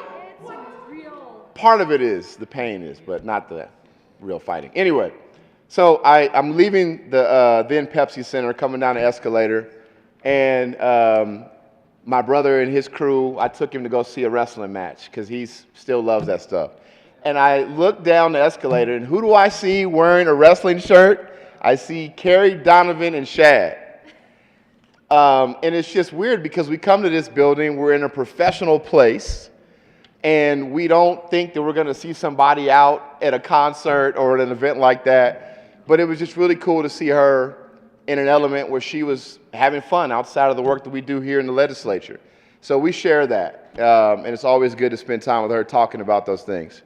But the two things I was going to say that I really appreciate about Carrie is that when I came over from the house, she was sure to tell me, of course, after I made the mistake, that we don't second motions in committees, and we don't say yes when it's an aye vote. We say aye. But she gave me, as she probably does everybody here, a piece of paper that explains the rules, explains certain motions. And I really appreciate that about you because she's the main reason why I love chairing the cow. Somebody made a comment to me earlier about how I probably chaired the cow the most. Thanks, Meredith. But it's because she took the time, even when I came over here, to stand up here. She probably has as many of us as we go over the script, as we go over how to manage the floor on seconds. So thank you for building up the next generation and making sure we know how to get the work done. The last thing I will say, I've never seen anyone write more thank you cards than Senator Carrie Donovan. I think it's a lost art. It's easy to send a text. It's easy to send an email. It's easy to pick up a phone and make a phone call. But to sit down and write something, it means that you meant it. You ever heard that? If you really want to submit something, if you really want it to be real, write it down. And so she's done that, I think, for all of us in here at some point, maybe multiple times. But she does it for her constituents. She does it for people who probably never think they're going to hear from their state senator. And that's just a powerful thing because it shows you that you matter to somebody who is as humble as she is, but we get elevated up on a pedestal. And so all of those things make you who you are. The character that you have and that you are, fun, but also get the work done. The person who wants to teach, as it was said earlier, and continues to make sure that we have the lessons we need in order to not just run the floor, but teaching how to treat people the right way. And, showing people that they matter by sending those thank you notes out, I think is something that I'll never forget, and I've been able to do that myself more because you led by example. So thank you so much for not just what you do, but more importantly, who you are, and we love you. Woo! Senator Bridges.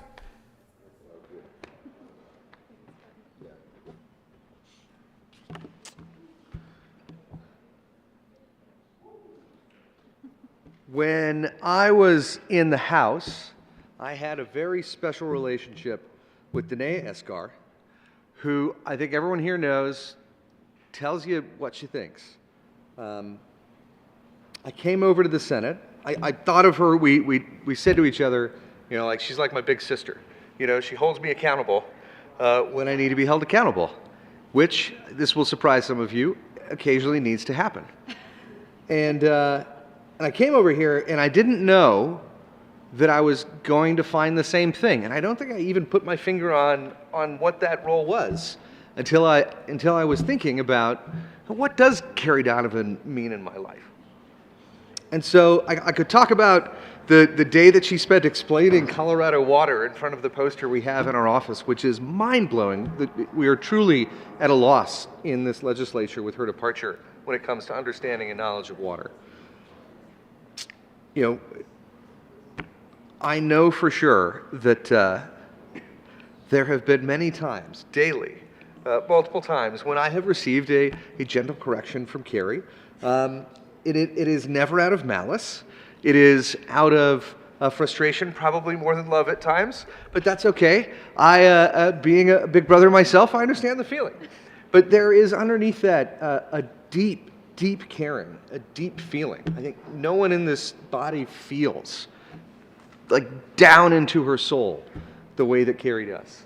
And we have a little bit of that in common. She hides under a tough Irish rancher exterior. But I have been so thankful to have had someone in this body playing that role for me, doing that for me. I know desperately how badly I need it at times. I appreciate that Carrie consistently calls me to be my better self. And I am going to hopefully keep those lessons in mind and invite all of you, if you see me not coming in for the cow on time, please remind me and let me know. I am a better legislator and I believe a better human being, thanks to Carrie Donovan's role in my life. Thank you, Carrie. Senator Gonzalez.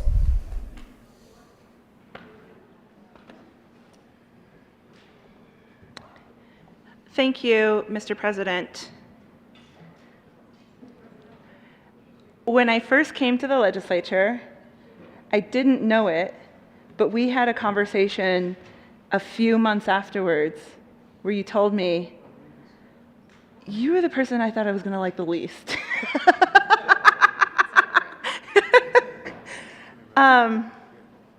And that pretty much encapsulates why I love Carrie Donovan, is because she is brutally honest, no matter what.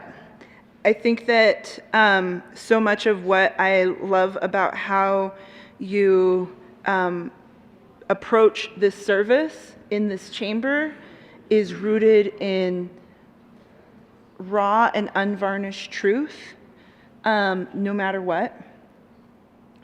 I suspect that's why you have found success as a rancher, as a woman, as a rural Democrat, as someone who is willing to stand up and say, no, we're going to have a conversation about this. And that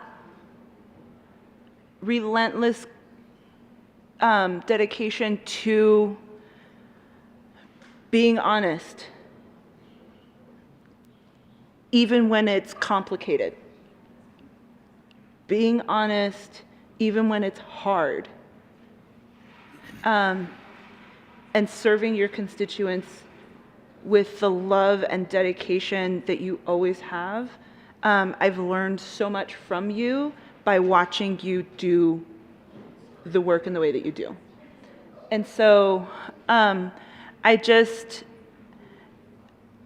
thank you for that, because I think that it's oftentimes easier to just be like, I mean, okay, fine, whatever. It's harder to actually say, no, I will be the one person. I will do something that may be politically more difficult, but actually lifts up the voices of rural Coloradans within a political set of decisions, right? Like, I love that. The other piece that I just want to acknowledge that I have really come to admire and enjoy is your love of this institution. I don't think, I took it for granted. And then I think it was at the end of Sine Die, like maybe my first, at the end of my second session, we were just like walking around while it was quiet in this building and just being like, I love this. And it made me realize that I think I was starting to take it for granted. And being willing to just stop and when it's quiet, appreciate this institution and its beauty and what's everything that's hard about it, and still being able to find joy in that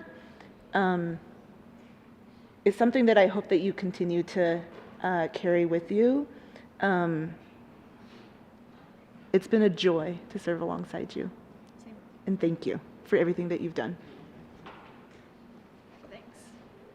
Mr. Minority Leader.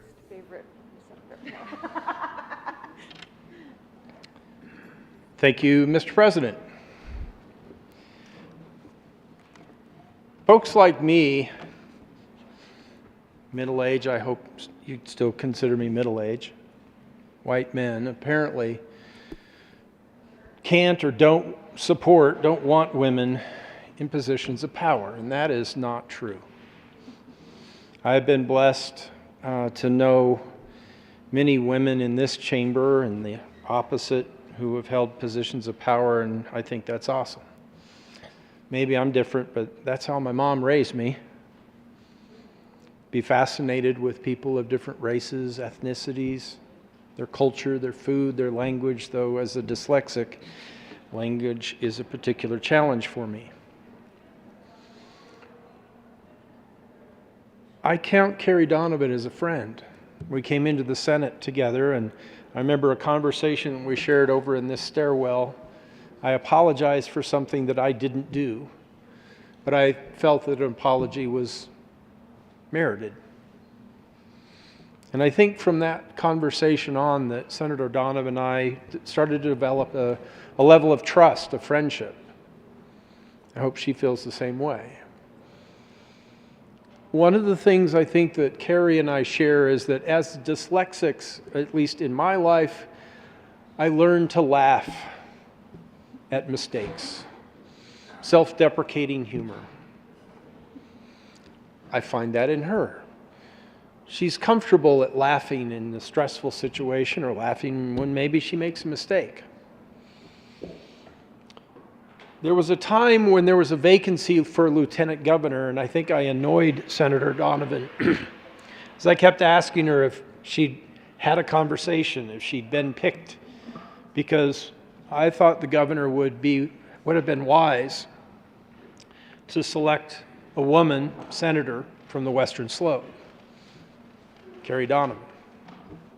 I think that was an opportunity lost, and I don't mean any insult to the individual who was selected. I just think that there was a better choice. Carrie and I, along with my wife and Senator Pedersen, Senator Sonnenberg, and so many others, we got to enjoy that shared experience of the trip to Israel, and that was awesome. Sort of poured out my heart, my testimony below the city of David, the Temple Mount. One of the things that I've struggled with, it's not Death Squad so much, but it's the t-shirt that says, "Crush the Patriarchy." And I've asked her, does that include me? Because I kind of like seeing her succeed. My parents moved from my birthplace of Omaha, Nebraska when I was 6 months old. I don't remember Omaha, and I don't know why people ask me what I remember about Omaha. I was 6 months old. I mean, my parents' ceiling, laying in the crib. My earliest memories were in my date back to my first home here in Colorado, Glenwood Springs. I learned to swim at the hot springs pool. My family, the last few years that we lived in Glenwood, we lived in the canyon. It was now Grizzly Creek Rest Stop. So at heart, when I think about my years in Colorado, I think of myself as a West Sloper. My family used to trundle up east on Highway 6, little two-lane road, Boy, the Colorado River in the springtime was exciting back then. And we'd stop at a little gas station called the Gas House in Edwards. And we'd roll on over the pass. The tunnel wasn't there. And then down through Central City and into Denver. Those are my memories, my earliest memories, and they are grounded in Senator Donovan's district. And I've always felt a kinship with her. My favorite place, now I noted earlier, the most beautiful place you haven't seen, well, that's Gateway, Highway 141, over in Senator Corum's district. But my favorite place in the summer, I'd really try to get there at least once, hopefully 2 or 3 times a year, is Blue Mesa Reservoir, west of Gunnison. Another shared love that I have with Senator Donovan.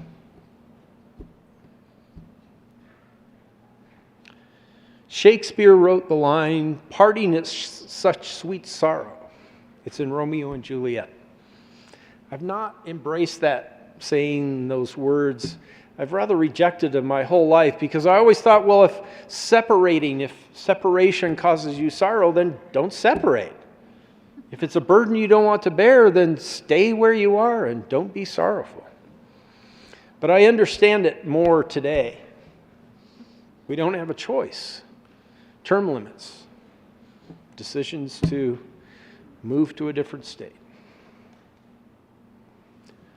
Parting is such sweet sorrow because I have a friend. I have someone on the other side of the aisle who I've confided in, learned from, laughed with, and proud to serve with as a fellow dyslexic. I'm sorry to keep going back to that, but it's kind of a big deal for us. The separation is not optional. It's going to happen. Here in a few hours, we will adjourn sine die. In my last day, General Session Day, some of you might be back for a special session, but I won't.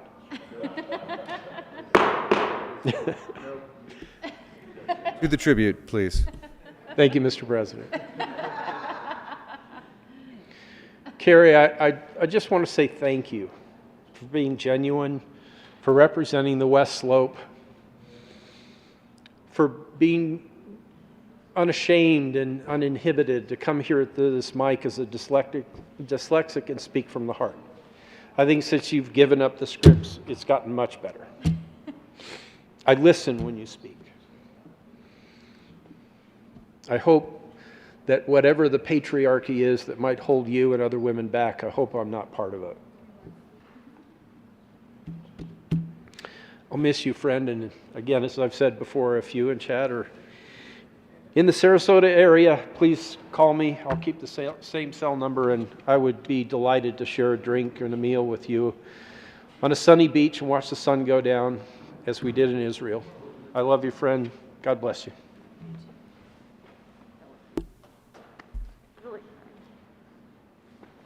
Madam President Pro Tem.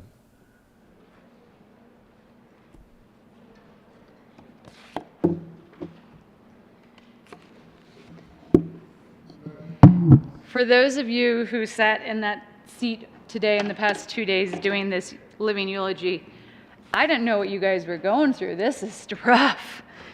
And for those of you still with this experience in front of you, whew, get ready. Oh,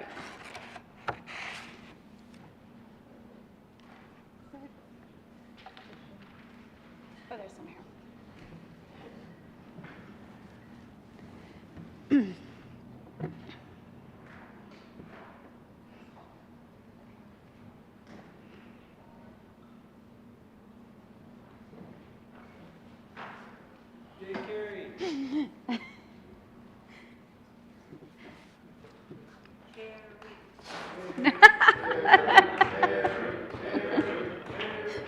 With friends like you, no. The end does draw near for all of us. But as the end draws near, I thought I would go back to 2014 And yes, my friend Holbert, I am reading from a script because I didn't think I could do this one with a chance of being thoughtful without writing words down. So any of you that are in a swing seat, front line, whatever we're calling it this year, you know that feeling of dread when the first mailer hits the mailboxes? Someone calls you, someone sends you a picture of it. And in Western Colorado, barely anyone gets their mail at their house, right? So most of us have to go to an actual post office to get our mail, and in my case, to find the negative mailers. So when the word hit that we got our first negative mailer against me, I got in my truck. I don't remember what neighborhood I was in. I don't think I was in Eagle County because I was knocking doors, and I rushed to the closest post office. I got there, and well, since as we all know, no one actually even looks at these negative mailers, I dug through the trash can. And I pulled out the first piece I could find, and there the first attack was. Quote, Princess Donovan of Vale, end quote. Me with a photoshopped crown, traversing various Western locales and issuing decrees.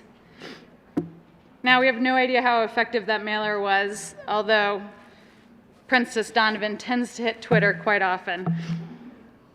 But like George Washington resigning his military commission, I happily ceded my crown and my royalty upon my victory to take a seat in the pure embodiment of democracy that is the Colorado State Senate. All joking aside, I had no crown to give. And it is an absolute privilege to share this chamber with you all. To the graduating class of 2022, but especially those who I shared 8 years within this chamber, all Republicans, Minority Leader Chris Holbert, Senators Jerry Sonnenberg, Ray Scott, John Cook, thank you for being with me through the highs and lows of seeing our colleagues come and go over the past 8 years. Thank you for not killing every single one of my bills in the first 4 years. And you even let me chair the committee of the whole, and I was the only Democrat to do so in 2015. Thank you also to President Garcia, who I'm still mad at for leaving. We have seen this chamber revitalized, refreshed, and remade from how it was when we entered, both in the members that occupy these chairs, but also the paint on the walls, the shine of the chandelier, and the design given to us by those who came before. A lot of you know that this job was never in my career plan. It was not on the tenure list. It was not on the bucket list. I spent most of my life working quietly up in my neck of woods, serving on nonprofits, and then as an educator, making sure that the athletes that we love to watch on the X Games or on the Olympics got a good education, especially those athletes who didn't come from a rich family or have a fallback if they got injured or didn't make a team. It was so fun being a teacher. I've been privileged to live a remarkable life before this. I took over my family's ranch in my 30s, didn't plan to do that either, and had a plan of writing a book of how to be a cowgirl in your 30s, basically where I exposed all of the lessons and things that I screwed up and mistakes I had made while trying to literally be a cowgirl for the first time in my life at the age 30, when falling off a horse hurts a lot more. It was really fun learning how and still learning how to be a rancher, all in that service of providing good food to our communities. It's a remarkable job. I served on the Vale Town Council, bringing my relative youth. I think I was one of the youngest. I think my dad was the only one who had been younger than I to serve on the Vale Town Council, and my naivety to public office. And it's to a council that governs a town with a very dense history, trying to do right by its short past. One thing led to another, and suddenly I was running for a seat in the state senate that no one told me would be decided by a couple votes in each precinct. I really want to thank my parents who said, do it. And I would not have done it if they hadn't instilled in me that value of public service. My father to this day is the longest serving member of the Vale Town Council. My mother, to this day, is the longest serving member of the Planning Commission for the town of Vail. It was through the meditative practice of knocking on thousands and thousands of doors, calling thousands and thousands of voters, and trying to integrate myself into a struggling community that I found my life's calling, serving this incredible state we get to call home.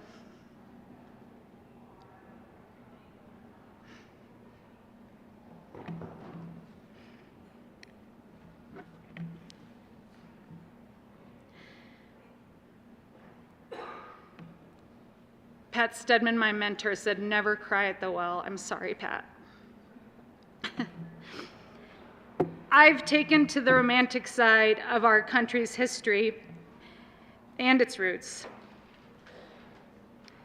That wonderful, unique American belief that we can form a more perfect union based on the belief that we are all created equal and we all share the right to life, liberty, and the pursuit of happiness.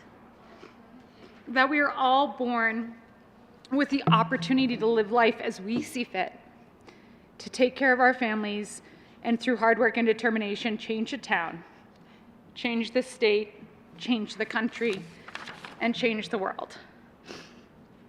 Now, not all of us have faith in that romantic idea of American possibility, and I learn that best at the conversations I have at the doors of my constituents. Too many of our citizens struggle to afford a house or a roof above their head. Too many of our citizens are forced to lie to their children, telling them everything will be okay when they know a medical bill has gone unpaid or the tax man is coming to collect. Too many of our citizens suffer from a life-threatening illness, unable to afford medication or insurance, and are forced to write their wills years before they should have to. And too many of our citizens suffer the indignity of America's lurking and relentlessly persistent original sin of racism and slavery.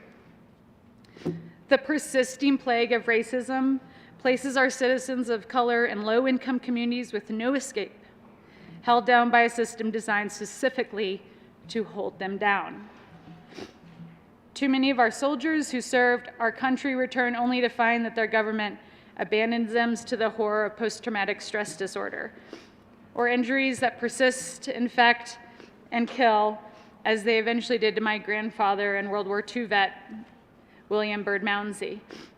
And too many workers see the rich getting richer and think after their shift, where they worked too hard and got paid too little, this system isn't working for me.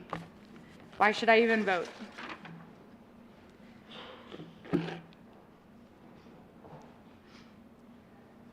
We all come from our own backgrounds that inform how we approach this job. It's remarkable to watch every day what people bring into this chamber.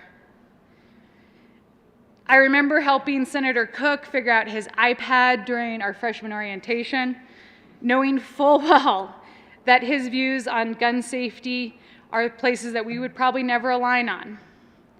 Senator Sonnenberg and I have had much publicized bouts of disagreement on public lands issues and whether my husband is a Democratic hack or not. For the record, he is. He is also hands down the smartest person in politics in Colorado. Senator Scott and I have traded the partisan warfare of Western Colorado for inappropriate jokes and help people avoid hitting a gas line when digging in their backyards.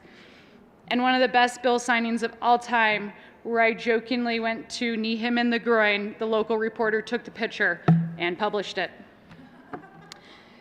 Senator Holbert and I have shed tears together over our love of this country and love of this building.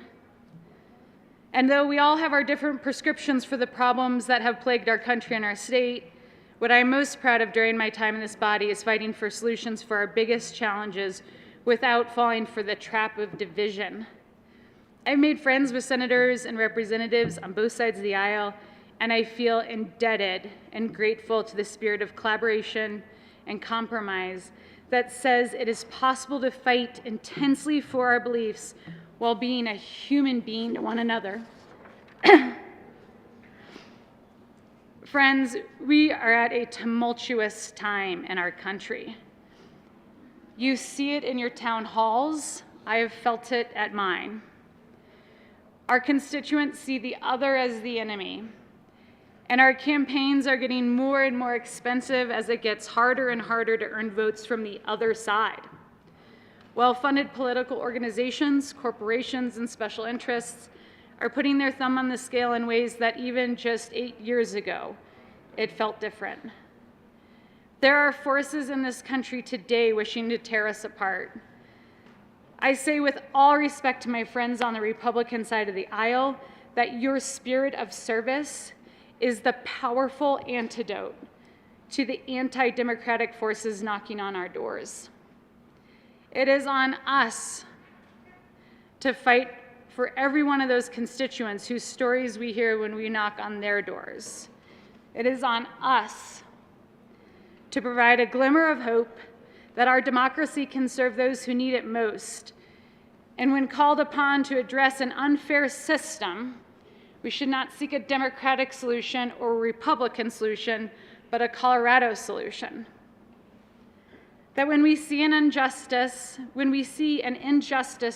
perpetuated by our own, new fees that will be passed down to the poorest among us, or a sinister disbelief in our election system, it is on us to stand against it as a unified voice. All of us in this chamber have a remarkable spirit of service. They don't pay us enough if you don't. And we treat each other well, particularly in comparison to even our colleagues just across the building. Have you ever eavesdropped on the conversations late at night after the gavel? We all care about each other. Wishes of drive home safe. Wishes of, are you staying tonight or are you gonna try to get home?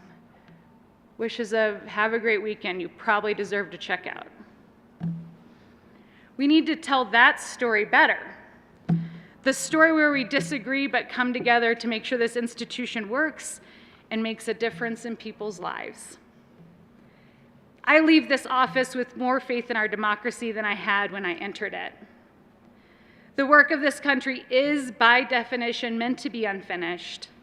We are an experiment because we are constantly testing that hypothesis of a nation that does well by every citizen. Often we fail, more often we succeed. And I'm asking you to keep the faith. I'm asking you to vote. Reject the politics that tell us we must hate each other, and instead embrace a new path forward, one where we fight as hard as we can and we strategize against each other, but one where we share a common goal. We support our institutions, we support one another, and we have a steadfast belief in our constituents. Now, a few random, unconnected thoughts from an accidental senator, and I've been writing these down all session in my phone. The most important math you need to know in this building isn't the fiscal note, it's this: 33, 18, and 1. Say hi to every school group and take time for the kids. Wave to them when they're in the balcony. They love it. Love the building. You are amongst a lucky few. Pay attention to the myriad of faith leaders of all backgrounds, denominations, and faiths that we are privileged to receive prayers from. Know what drinks on the table means. Eat the breakfast burritos. Learn the jargon. Bring a dog. Some days be the heel, some days be the baby face. If you don't understand that one, talk to Senator Coleman. In the overuse of the safety clause, trust our constituents. Thank the folks at the Colorado Channel who always catch our best angles. Camera 1, camera 2, camera 1, camera 2. Don't blame the press for your bad quote. You're the one who said it. Appreciate the Secretary of the Senate and her staff. They are the heartbeat of this chamber, and I am forever grateful. Don't be as big of a pain in the ass as I have been for the sergeants. Treasure the partisan and nonpartisan staff, but elevate those who keep this building clean and in good working order. Chris and Kim, thank you for your friendship. Important one, compliment the quinceañera beauties. You want to see someone light up, tell them how great they look when they're posing in our gorgeous building. No one cares about the awards you get from lobbyists. Write your own damn bills. Keegan, Xander, Sarah, Andrew, Marley, Allie, and Kelly, my aides,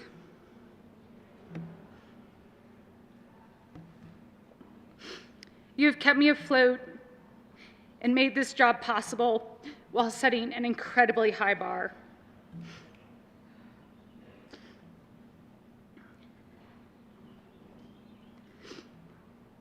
It's so hard when you know you have to say like 3 more lines. What's next for me? Shock and surprise, I'm going to keep fighting for the state. That's my life calling. I'm not done yet. To the people of Colorado, thank you for this incredible opportunity.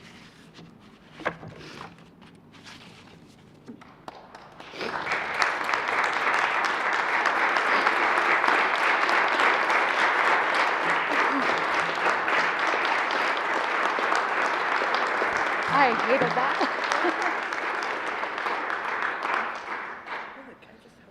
Thanks. That was so much. This is your phone, right?